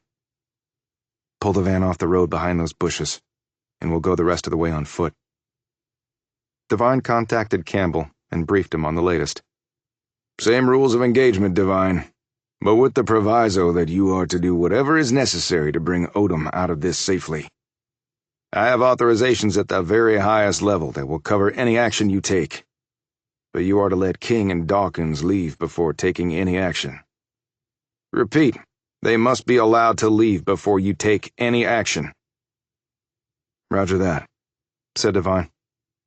He understood the basis for the command, but he didn't have to like it. "And I have backup 20 minutes out from your position." He acknowledged this, and he and Shore made the trek down the lane, flitting from one cover spot to the next until the large 3-story house came into sight. The Porsche and a burgundy Range Rover were parked in front. Devine noted the 2 perimeter sentries patrolling their respective grids with vigor and attention, and it would all be for naught as Devine and Shore split up to do what needed to be done here tonight. The first sentry had just checked in on his comm when the knife was leveled against his neck. One swipe, a gush of blood from severed arteries, and he fell dead at Devine's feet. Quick, clean, no fuss. And mission-focused Devine felt nothing except one small step in the rescue plan accomplished as he dragged the man off to some underbrush after taking his compact. He listened to the chatter coming over it and gained some valuable intel. He edged closer to the house and crouched down behind a clump of evergreen bushes. He gazed up at the house. Lights burned in one upstairs room. That must be where they were keeping Odom, Devine concluded. He contacted Shore and told him where to rendezvous. A minute later, he saw movement to his right and waited as Shore crept up and squatted next to him. He noted that there was what looked to be a knife slash and blood over the front of his armor. "Problems?" asked Devine. Only for the other guy, replied Shore curtly. Devine held up the compact. According to the chatter, we have 8 more guards between her and us. I don't mind those odds, said Shore, but those mothers shouldn't like them. We have armed backup on the way, but we need to wait for King and Dawkins to leave before engaging. What the fuck? Why not just nail them all right now? Because that's not all of them. But what if something happens to Betsy? Nothing is going to happen to Betsy, because they need her to leverage Glass, and they're going to have Betsy call her uncle tonight and reinforce the message that if he cooperates, she dies. They probably already had her do it. So, Glass won't cooperate, and these assholes win? Well, at some point, they ain't gonna need Betsy no more. That's their plan, Nate. But it's not ours. All we have to get tonight is Betsy. Focus on that. They sank lower behind their cover when King and Dawkins came out of the house and paused on the porch. Then the two exchanged a kiss and a lingering hug, while Devine filmed it with his phone. Ain't she married?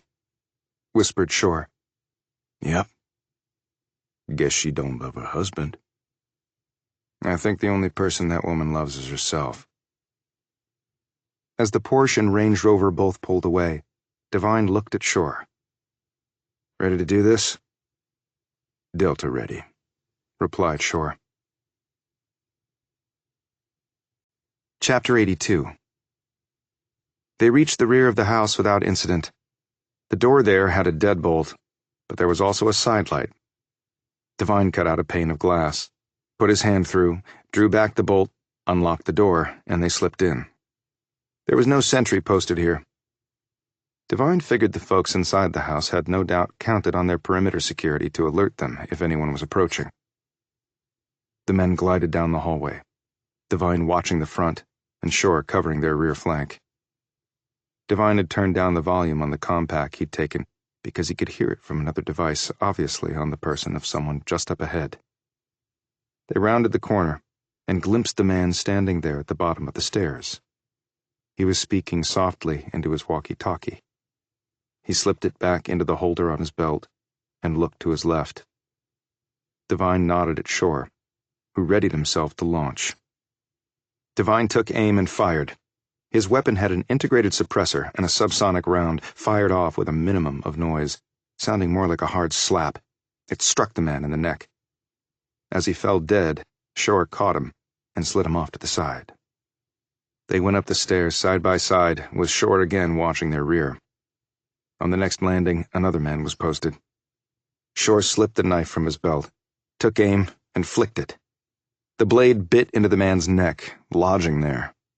He gagged and tried to cry out, but the blade had severed his vocal cords. Before his tumbling down the stairs could alert the others, Devine snagged him and set the dead man on the floor. Devine pulled Shore's knife free, wiped off the blood, and handed the blade back to him. Haven't lost your Delta touch, noted Devine. That shit ain't something you ever lose till you dead.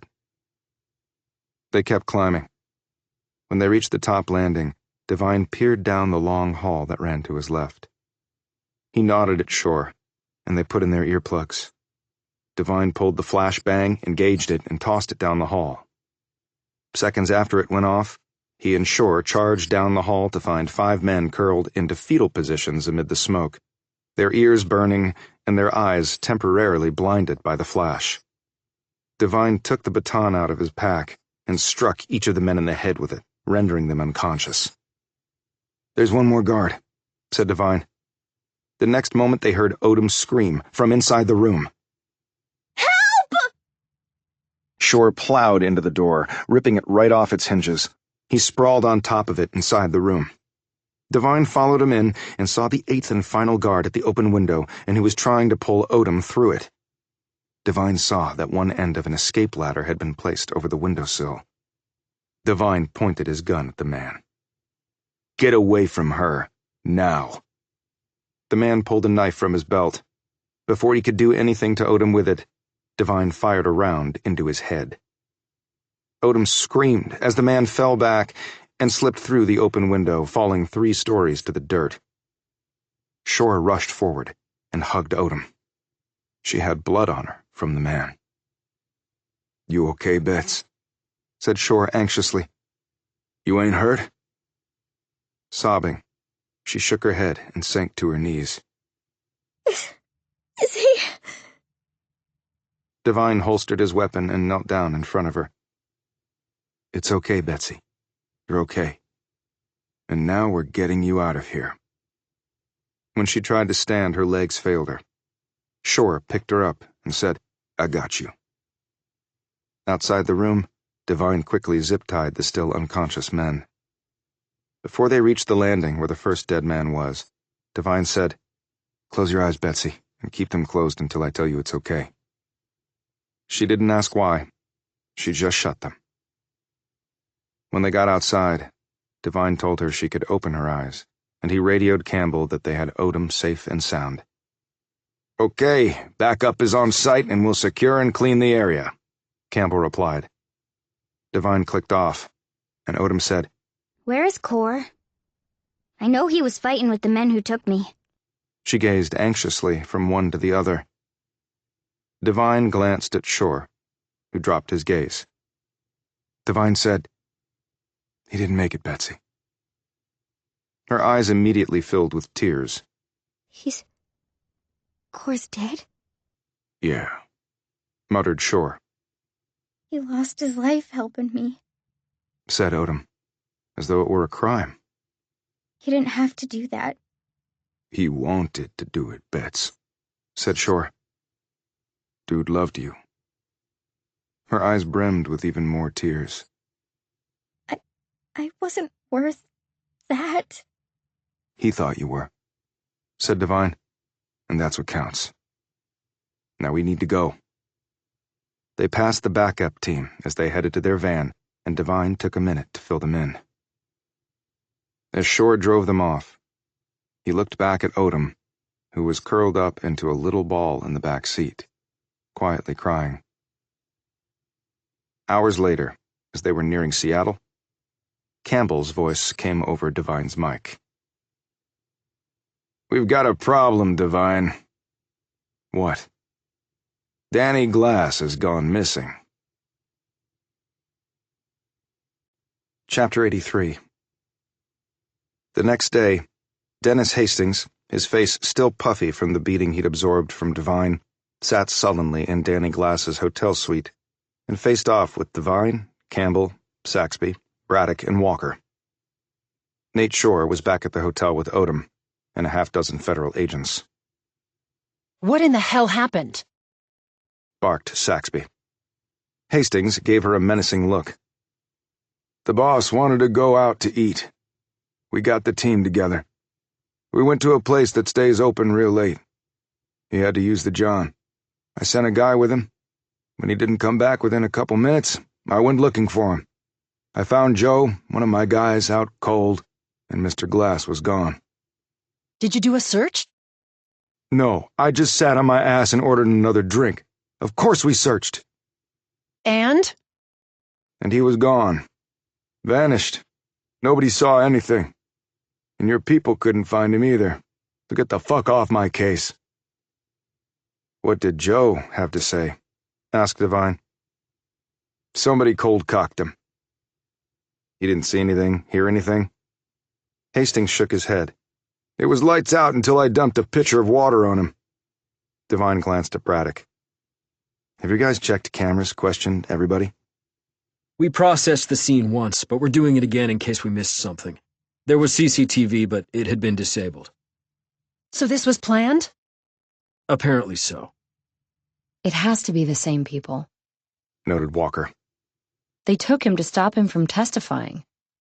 "The problem with that theory," said Devine, "is that they already had Betsy to stop him from testifying. They had no way to know that we'd freed her when they abducted Glass." So why snatch him?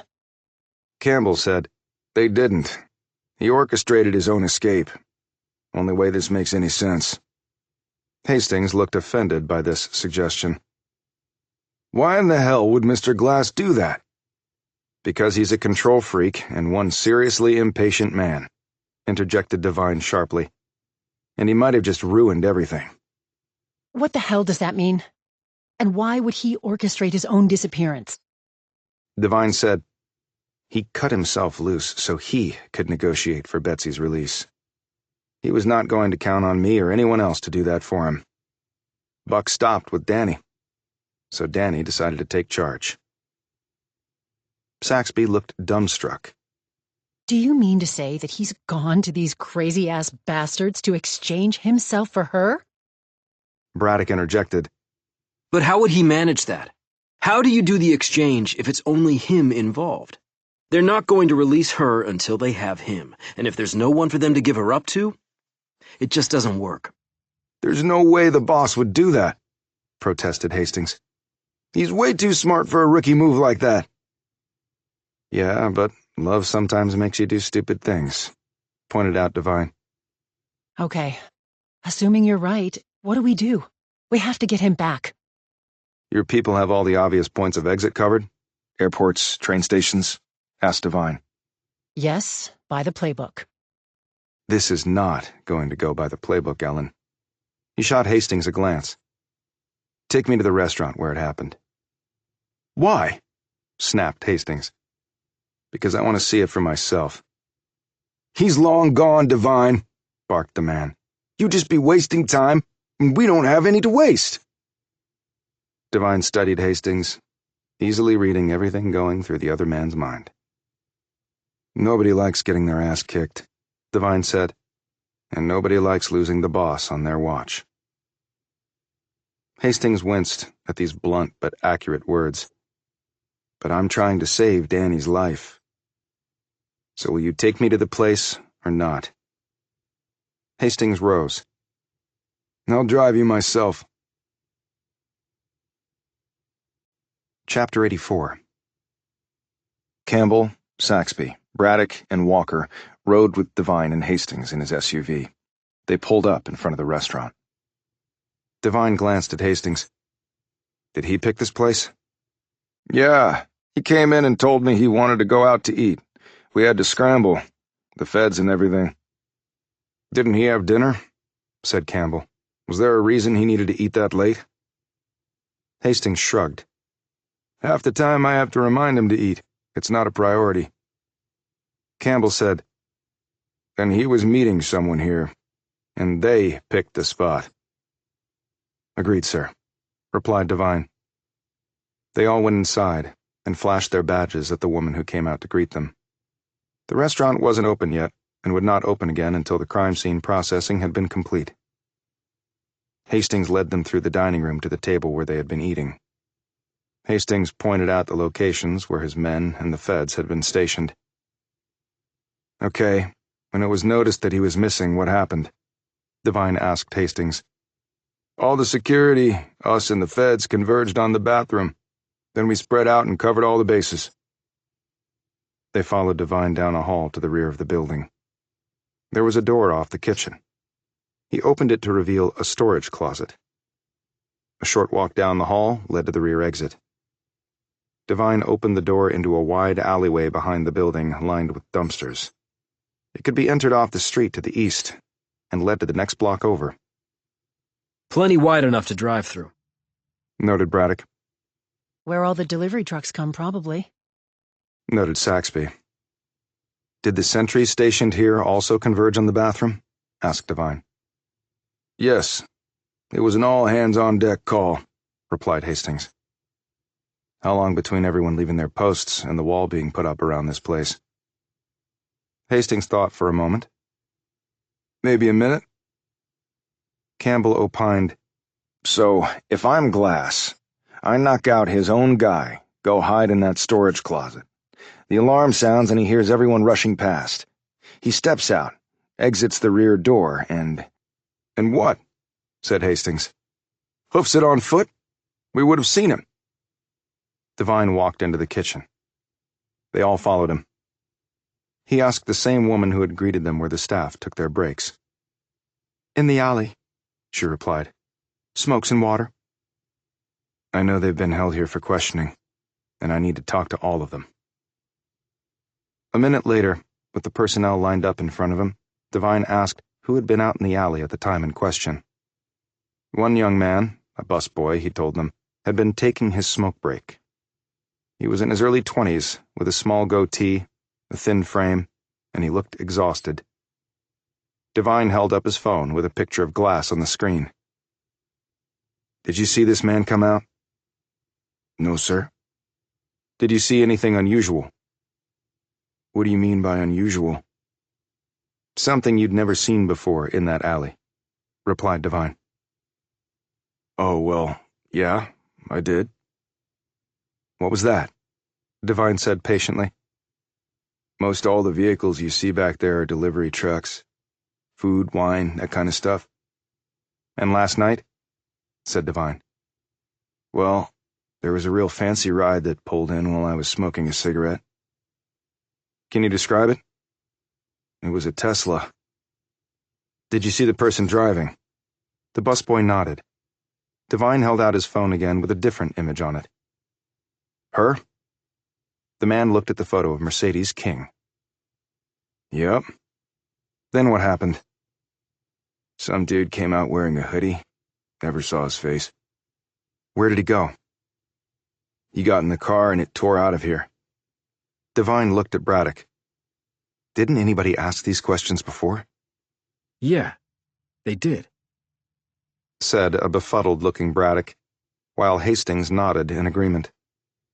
Walker said to the busboy, I was here doing some of the interviews, but I don't remember seeing you here. Devine looked back at the busboy. Care to explain? I went off duty right after I saw the car. Finished my smoke and went home. Just came back here when one of my buddies told me what happened. So I wasn't here last night to answer any questions. Devine took a moment to ponder all of this. Mercedes King, a.k.a. Ann Cassidy, has Danny Glass. But she was in Ricketts last night. So how could... Exactly when did your boss go missing? Hastings told him. Devine did the math in his head, and then turned to Campbell. I'm assuming Nick Dawkins has a private jet? He does. Dassault Falcon. Why? I need you to check to see if it filed a flight plan last night. Ricketts to Seattle.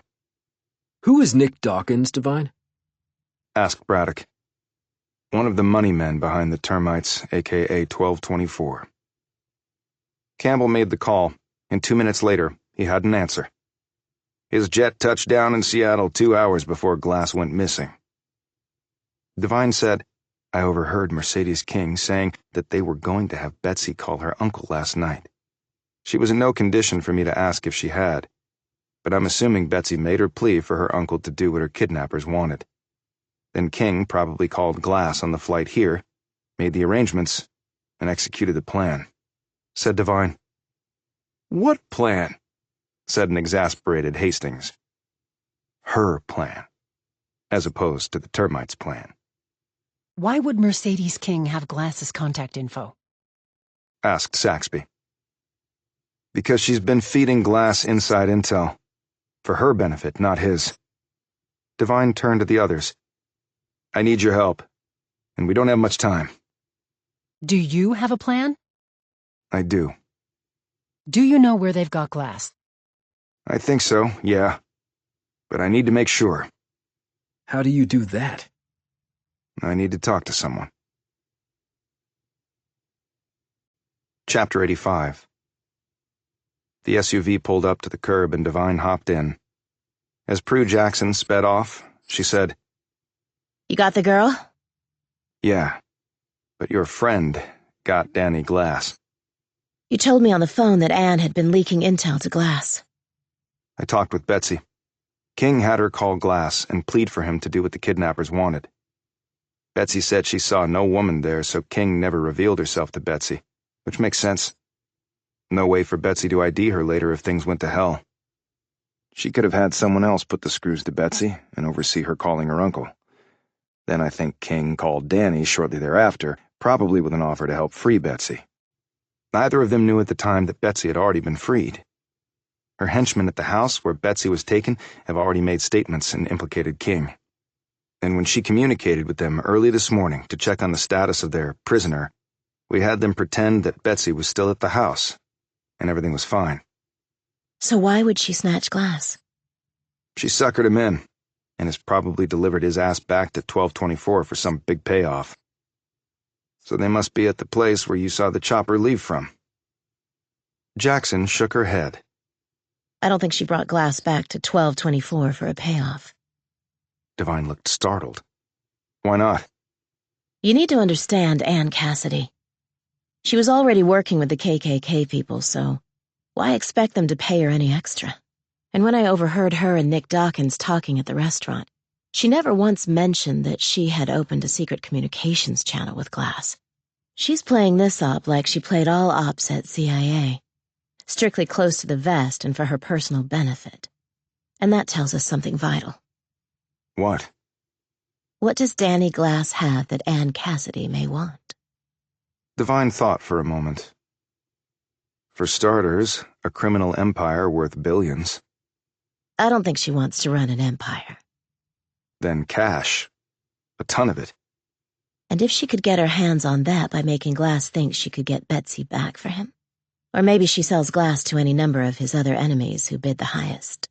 Then she takes the treasure and disappears, and leaves this mess for everybody else to clean up. He thought this through, and then glanced at her. You must have been one hell of an operative at CIA. I did my job. You have a team put together?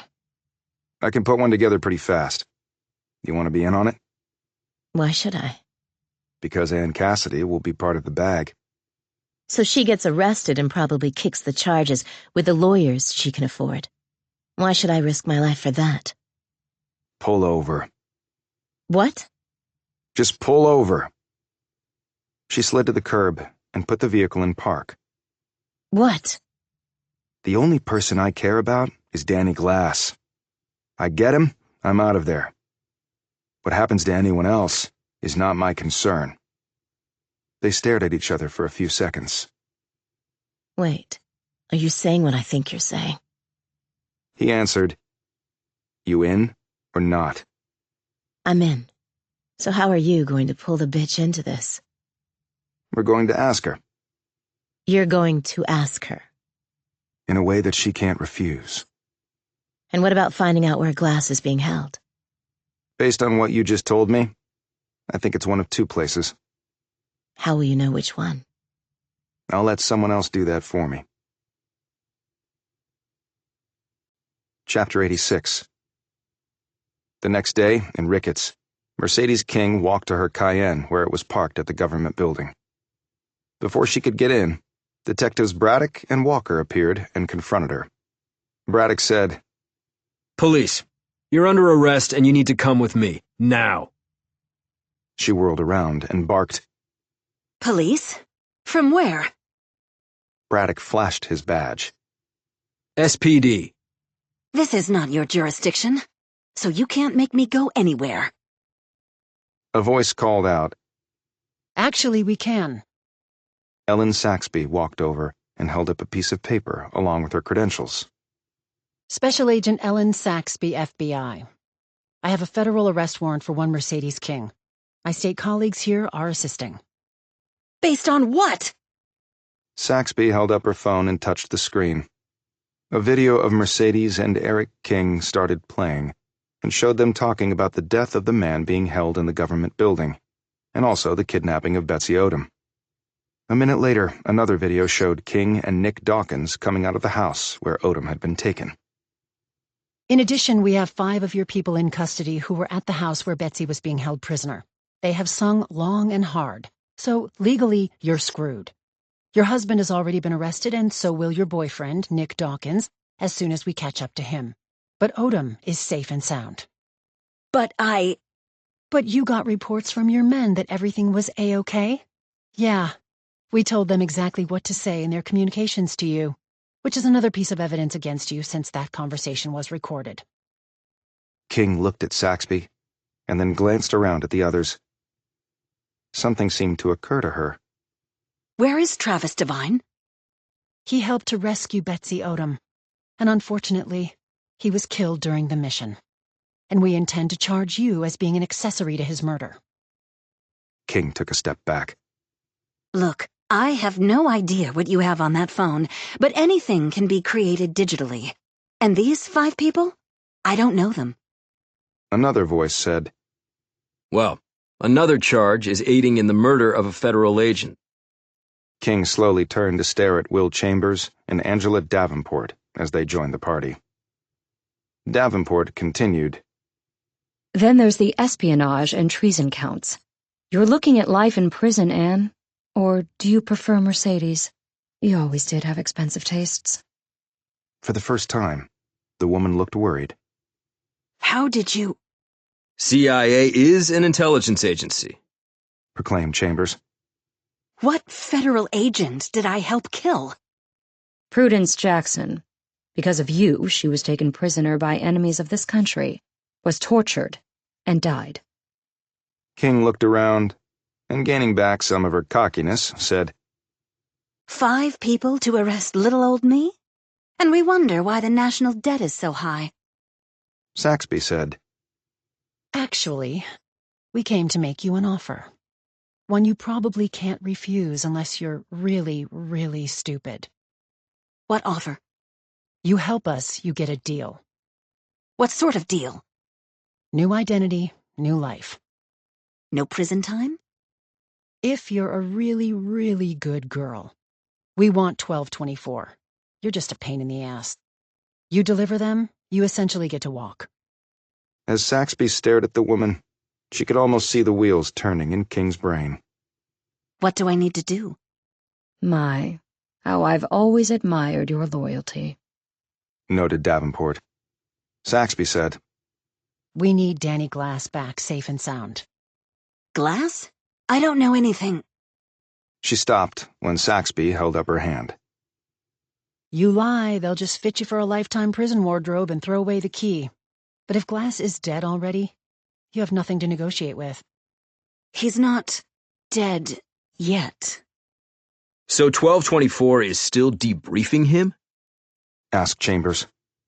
King hesitated, and then nodded. So we need to get there ASAP. And you're going to be our way in. King said urgently, He's heavily guarded. And these people are fanatics. They made me work with them. They threatened me. You always did have the nicest playmates, Anne. Commented Davenport. That's part of the deal. You get us in, or no deal. King looked unsure for a few moments, but then a cagey expression graced her features. I'll call and tell them to keep Glass alive until I get there. I need to pick up some things I'll need from a building behind the government center. But then, I have a way to get you in. I knew you would. Chapter 87. That night, Mercedes King steered the Cayenne slowly down the road and then made the turn onto the property where Prue Jackson had seen the chopper lift off into the darkness, bearing 2 dead bodies, courtesy of Travis Devine. 2 uniformed sentries held up their hands for her to stop. In addition to the main house, there were several large outbuildings, including a massive barn. Parked behind the barn were rows of military-style vehicles, in addition to a half-dozen four-wheelers. One of the sentries searched the interior, while the other ran a wheeled probe under the Porsche's chassis, looking for anything that should not be there. "All clear, Ms. King," said the first sentry politely, "as I knew it would be." She smiled. Thank you, Earl. She drove off and parked by the barn. She got out and put her keys in her purse. She used a security badge to access the barn door. It slid open, its hydraulic power making a slight hissing sound. King walked in and looked around. The main area was set up as office cubicles where dozens of people were working away on computers, while several others were conversing in front of smartboards where graphs and maps were displayed. But interestingly, the large space also held a combat ring, where a half-dozen bare-chested men were engaged in training exercises. On the walls were racks of weapons. Boxes of ammo were organized behind padlocked wire mesh doors. King said hello and nodded to a number of people as she passed by them, She reached a double door and knocked. It was opened by Nick Dawkins, wearing a tailored brown military uniform with stars on the shoulders. Mercedes, welcome. I didn't expect to see you here. I thought you'd still be in Seattle. Thanks for letting me take your jet there. My business is all finished, and I hope you like surprises. When you're one of them, I do. He closed the door behind her, and she settled into a chair while he sat down behind a large desk. He said, Now look, I'm glad you're here. We really need to get to Danny Glass. We can't just hold his niece in perpetuity. You said you were going to be working on that? After the call his niece made to him, I'll have him hook, line, and sinker shortly. That's my girl. That's right. said King. I am. Her hand went to her pocket, where there was a small device inside. She pushed the button.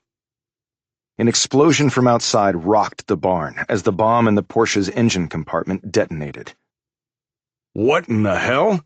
Shouted a panicked Dawkins as he jumped up and glanced wildly around. He looked at King as she slipped a gun from her bag. What is going on, Mercedes? Exclaimed a clearly terrified Dawkins. It's called cutting my losses, dear sweet Nick. And if you wear the uniform, try to walk the walk and not act so fucking scared. It's a real turnoff. She pointed the pistol at him. He took a step back. What the hell are you doing? Just call me one of your supporters who don't want to be made into a follower against their will.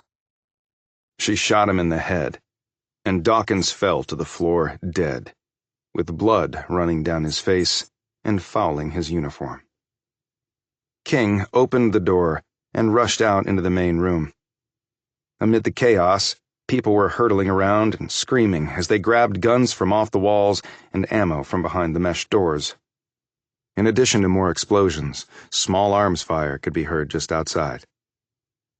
King used the confusion to her advantage and snuck out a back door. She slipped off her pumps and replaced them with a pair of ballet flats taken from her coat pocket. From every direction, she heard sirens and the roars of powerful engines.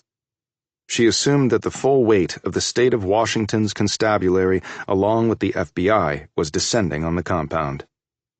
Luckily, she had planned for such an eventuality, and she now intended to execute that plan. She climbed aboard a four-wheeler and headed down a dirt road at the rear of the property. After about a half-mile, she turned onto another road, which wound past a small pond. She rode up to a security fence, shot the lock off, and drove through.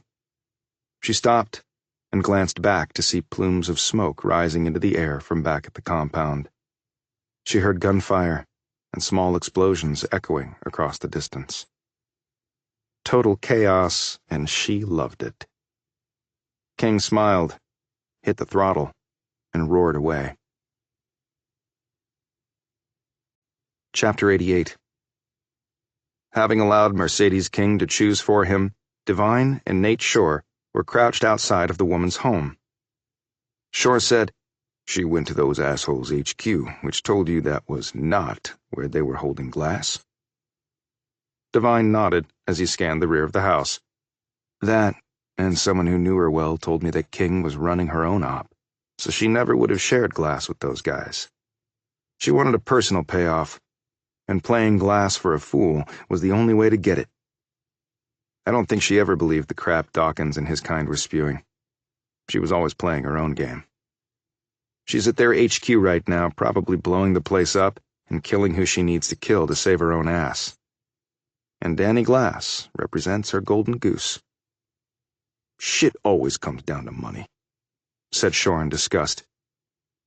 "We got the plans for the house. They have a panic room behind a wall on the top floor. And they pulled a SAT with see-through capability for us." Devine spoke into his mic. "Ready to execute." Campbell came on the line. "The satellite is in place, and we're just now getting images. Best route for entry is the exterior door on the south-facing side. We have incapacitated the alarm system and frozen the security cameras. You are invisible that way, but they could have eyes at windows, so take precautions. Turn on your camera, and I will see what you see." Roger that. Devine turned on his head cam and confirmed that Campbell had visuals. Devine turned to Shore. "Let's hit it." They threaded their way through the woods until they reached the back door at the rear of the house. Devine used his lockpick gun to defeat the door, and they slipped inside. It was quiet. Too quiet for Devine. He glanced at Shore and could read the same thought crossing his mind as well. They made their way through the kitchen and living areas on the main floor. Campbell came back on over Devine's ear mic. "2 flights up, we have received thermal images of 5 armed guards clustered outside the panic room, which is at the end of the hall. Steel door built into the wall on invisible hinges. We have another image of 1 person inside the panic room. It must be glass. There is no one else in the house. Use extreme caution. They might have booby traps set." "Roger that," replied Devine. They reached the stairs and peered upward. 2 flights away was their goal, and 5 heavily armed men were standing between them and Danny Glass. Devine placed his foot on the first riser and then froze. He had looked down in time to see hovering a millimeter in front of him a slight disruption of dust molecules. If the bottom of his pant leg moved at all, it would hit it. Shore noted this too and looked urgently at Devine. "Trip laser?" Devine nodded and said quietly, "Move to my left, kneel down, and pull my pant leg back, slowly." Shore did so, and Devine eased off the first riser and studied the challenge. "Okay, follow me," he finally said. He climbed on top of the stair rail, which was attached to the wall. Keeping one hand against the wall, he made his way up the rail till he had cleared about a half-dozen risers. Shore was right behind him. Devine slipped an infrared light from his belt and shone it on the steps below. The first 3 risers all had trip lasers. The rest of the staircase was clear. He made his way quietly back onto the stairs, and Shore just as silently followed. Both men looked at each other and let out relieved breaths.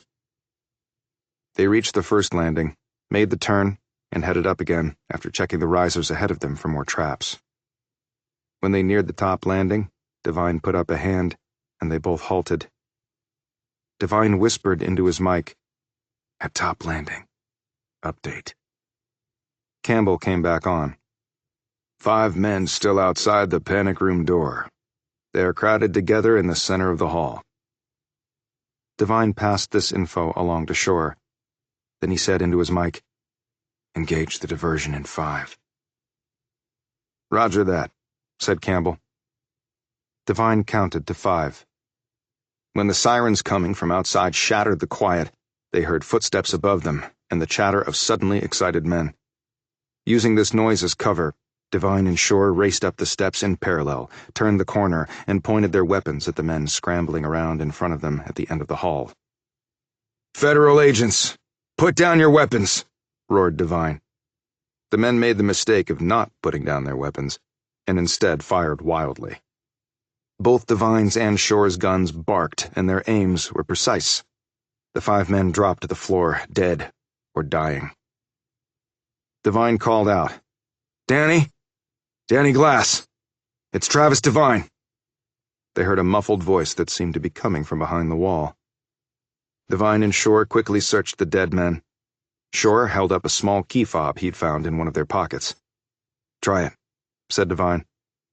Shore hit the button, and a part of the wall swung outward.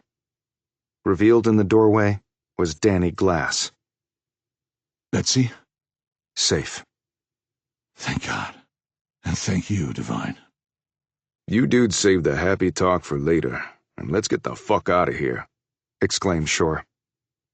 They piled the dead men inside the panic room, and Shore pressed the button on the remote to close the door.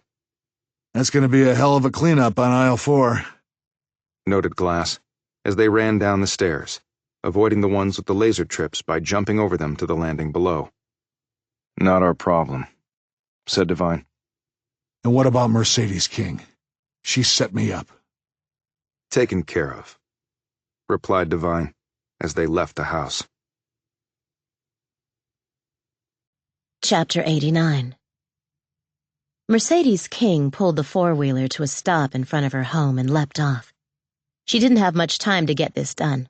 Her Porsche was gone, but there was still a Lexus sedan in the garage that would do for now. She had made prior arrangements, and the call she had made on the way here had initiated those arrangements. All she had to do was get to a certain place at a certain time, with a certain someone named Danny Glass in tow. From there, she would be in a chopper that would take them to a private airstrip, where a private jet was waiting to take them out of the country. And then, all her dreams of riches would hopefully come true, once she sold Glass to whichever of his enemies bid the highest amount, and who would then take over his criminal empire.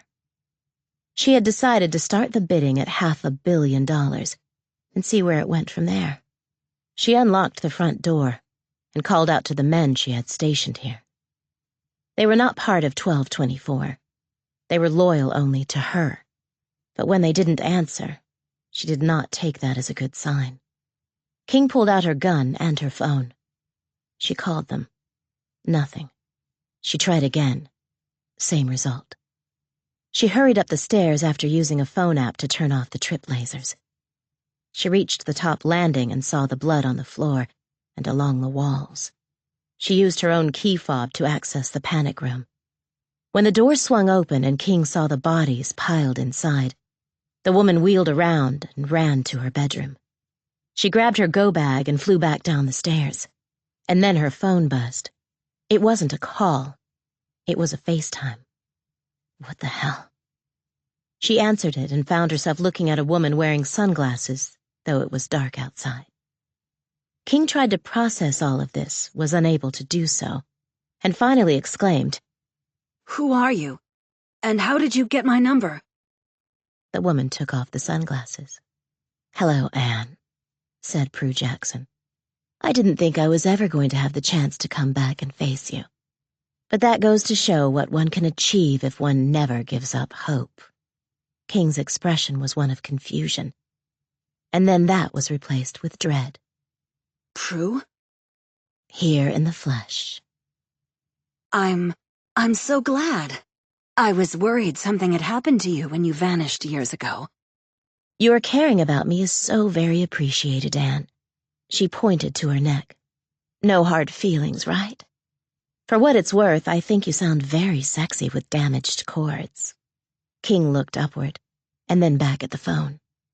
"You've been in my house. You took something that belonged to me, something I really needed, and I want it back. Maybe we can do a deal. It'll be lucrative, I can tell you that."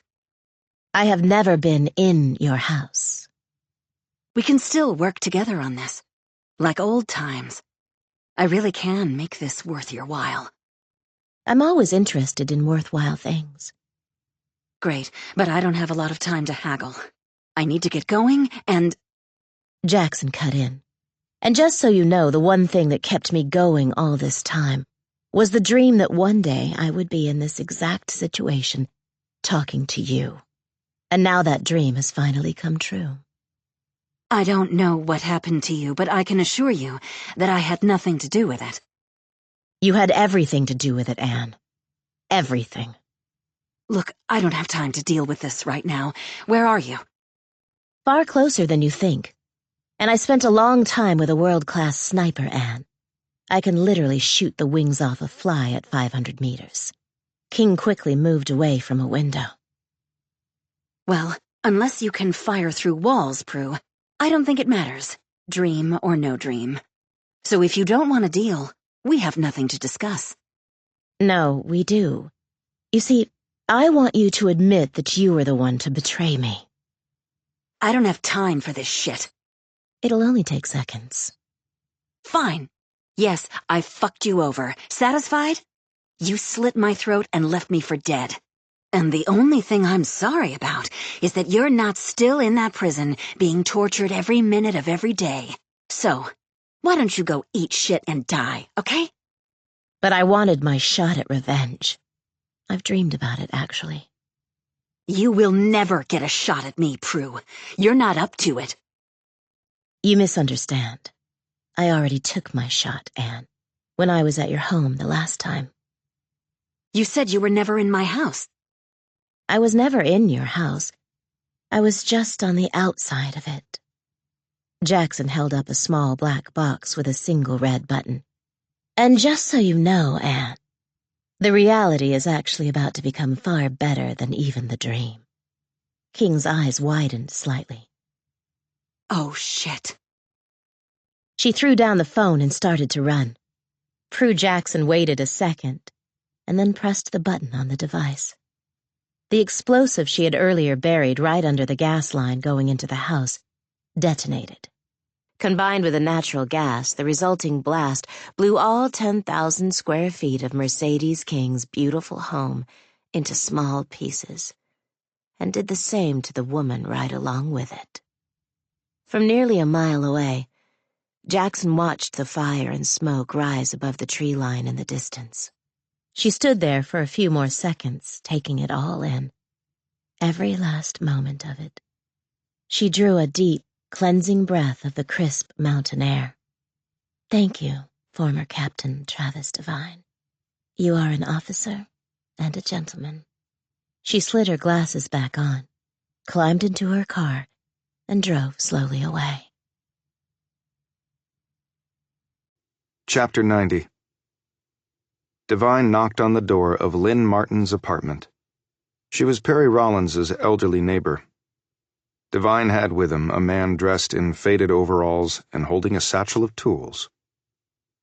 Martin answered the door, and Devine said, "Remember me?" No. She was about to close the door when Devine put a hand on it. Hey! She snapped. "Streaming again?" asked Devine. So what if I am, asshole? Devine slipped a piece of paper out of his pocket. "This is a check from the federal government for $5,000 made out to you. Interested?" What's it for? She asked, suspiciously. Tax refund? Devine glanced at the man next to him. "We need to check something in your wall. My friend here will do the honors and then fix everything. And you get the money." My wall? Specifically, the spot where Perry Rollins patched it. Remember you told me about that? He held up the check, enticingly. "Streaming? Or cold, hard cash?" Federal check? She said. "Yes." Will it bounce? She said derisively. "I don't think you have to worry about that." Right. They'll just print more money, she said in disgust. Martin let them in and showed them the spot where Rollins had fixed her wall. As Martin and Devine watched, he said, "I found a receipt for drywall and joint compound in Rollins's wallet. Thought it was curious that a guy like that would patch your wall, or do other repairs for you. He just never struck me as the altruistic type." Something seemed to click in Martin's head. Wait, you think he hid something there? "I really hope so." The man used his tools to cut out the section and stepped back. Devine used a light to check the opening. Taped to one of the studs was a USB stick. What is that thing? asked Martin as Devine pulled it out. "Something worth a lot more than $5,000 to a certain acquaintance of mine." He handed her the check. "Happy streaming." After leaving Martin's building, Devine drove over to the local police precinct and met with Braddock and Walker, who had come there to meet him. Braddock said, "Two of the men taken into custody at the place where they were holding Betsy Odom confessed to Perry Rollins's murder." "I'm sure there will be lots of confessions coming from that group." Oh, and they were also the ones to bug Rollins's apartment because he had been sniffing around. That way they learned of his plan to peddle what he knew about Danny Glass, and they took him out before he could do that. "Makes sense." And exactly what information was so damaging about Glass? "I wish I knew." Braddock nodded, but clearly didn't believe this. "Your methods are unorthodox, Devine, but you get results. I'll give you that." "And I appreciate your following the evidence where it led you." As you know, along with the Bureau, we raided the compound of the termites. Said Walker. Nicholas Dawkins was found dead. He'd been shot. My money would be on Mercedes King's having done that. She escaped from there. Not sure how. But we got everybody else. And with Glass back on board, DOJ is salivating at the prosecutions that are going to be coming out of it. Lots of heads in high places are going to roll, so I heard. Guess all of them are lawyering up and hiring big-time PR firms. You know they're guilty if they do that. The King's house blew up. Remains were found inside. Looks to be several men and at least one woman. We're waiting on positive IDs, if we can get any. You know anything about that? She and Braddock stared at Devine. House was still standing when we got Glass out of there. Probably a gas main explosion. Braddock said his goodbyes, and Beth Walker escorted Devine out. Think you'll make it back here at some point? She added, hopefully. If I do, you'll be the first to know. You know what happened to Mercedes King, don't you? He looked at her, his expression turning serious. If I had to speculate, I would say that a terrible wrong might have finally been set right, and justice was done. That's the business both of us are in, right? Justice? Yes, it is. Then let's just leave it at that, Beth. Chapter 91. At the Seattle airport, Devine and Campbell met in a private, secure room with Glass, Saxby, and Betsy Odom. Nate Shore was also there, dressed in a sleek suit that rode well on his chiseled physique. Shore had earlier informed Devine that Glass had hired him to accompany them in their new life, a move that Odom had heartily approved of. Odom hugged Devine fiercely. Thank you, Travis. I'm glad I could help, said Devine, hugging her back. Uncle Danny said we're going to another country for a while until things settle down. I might have to learn another language. She sounded excited by the prospect.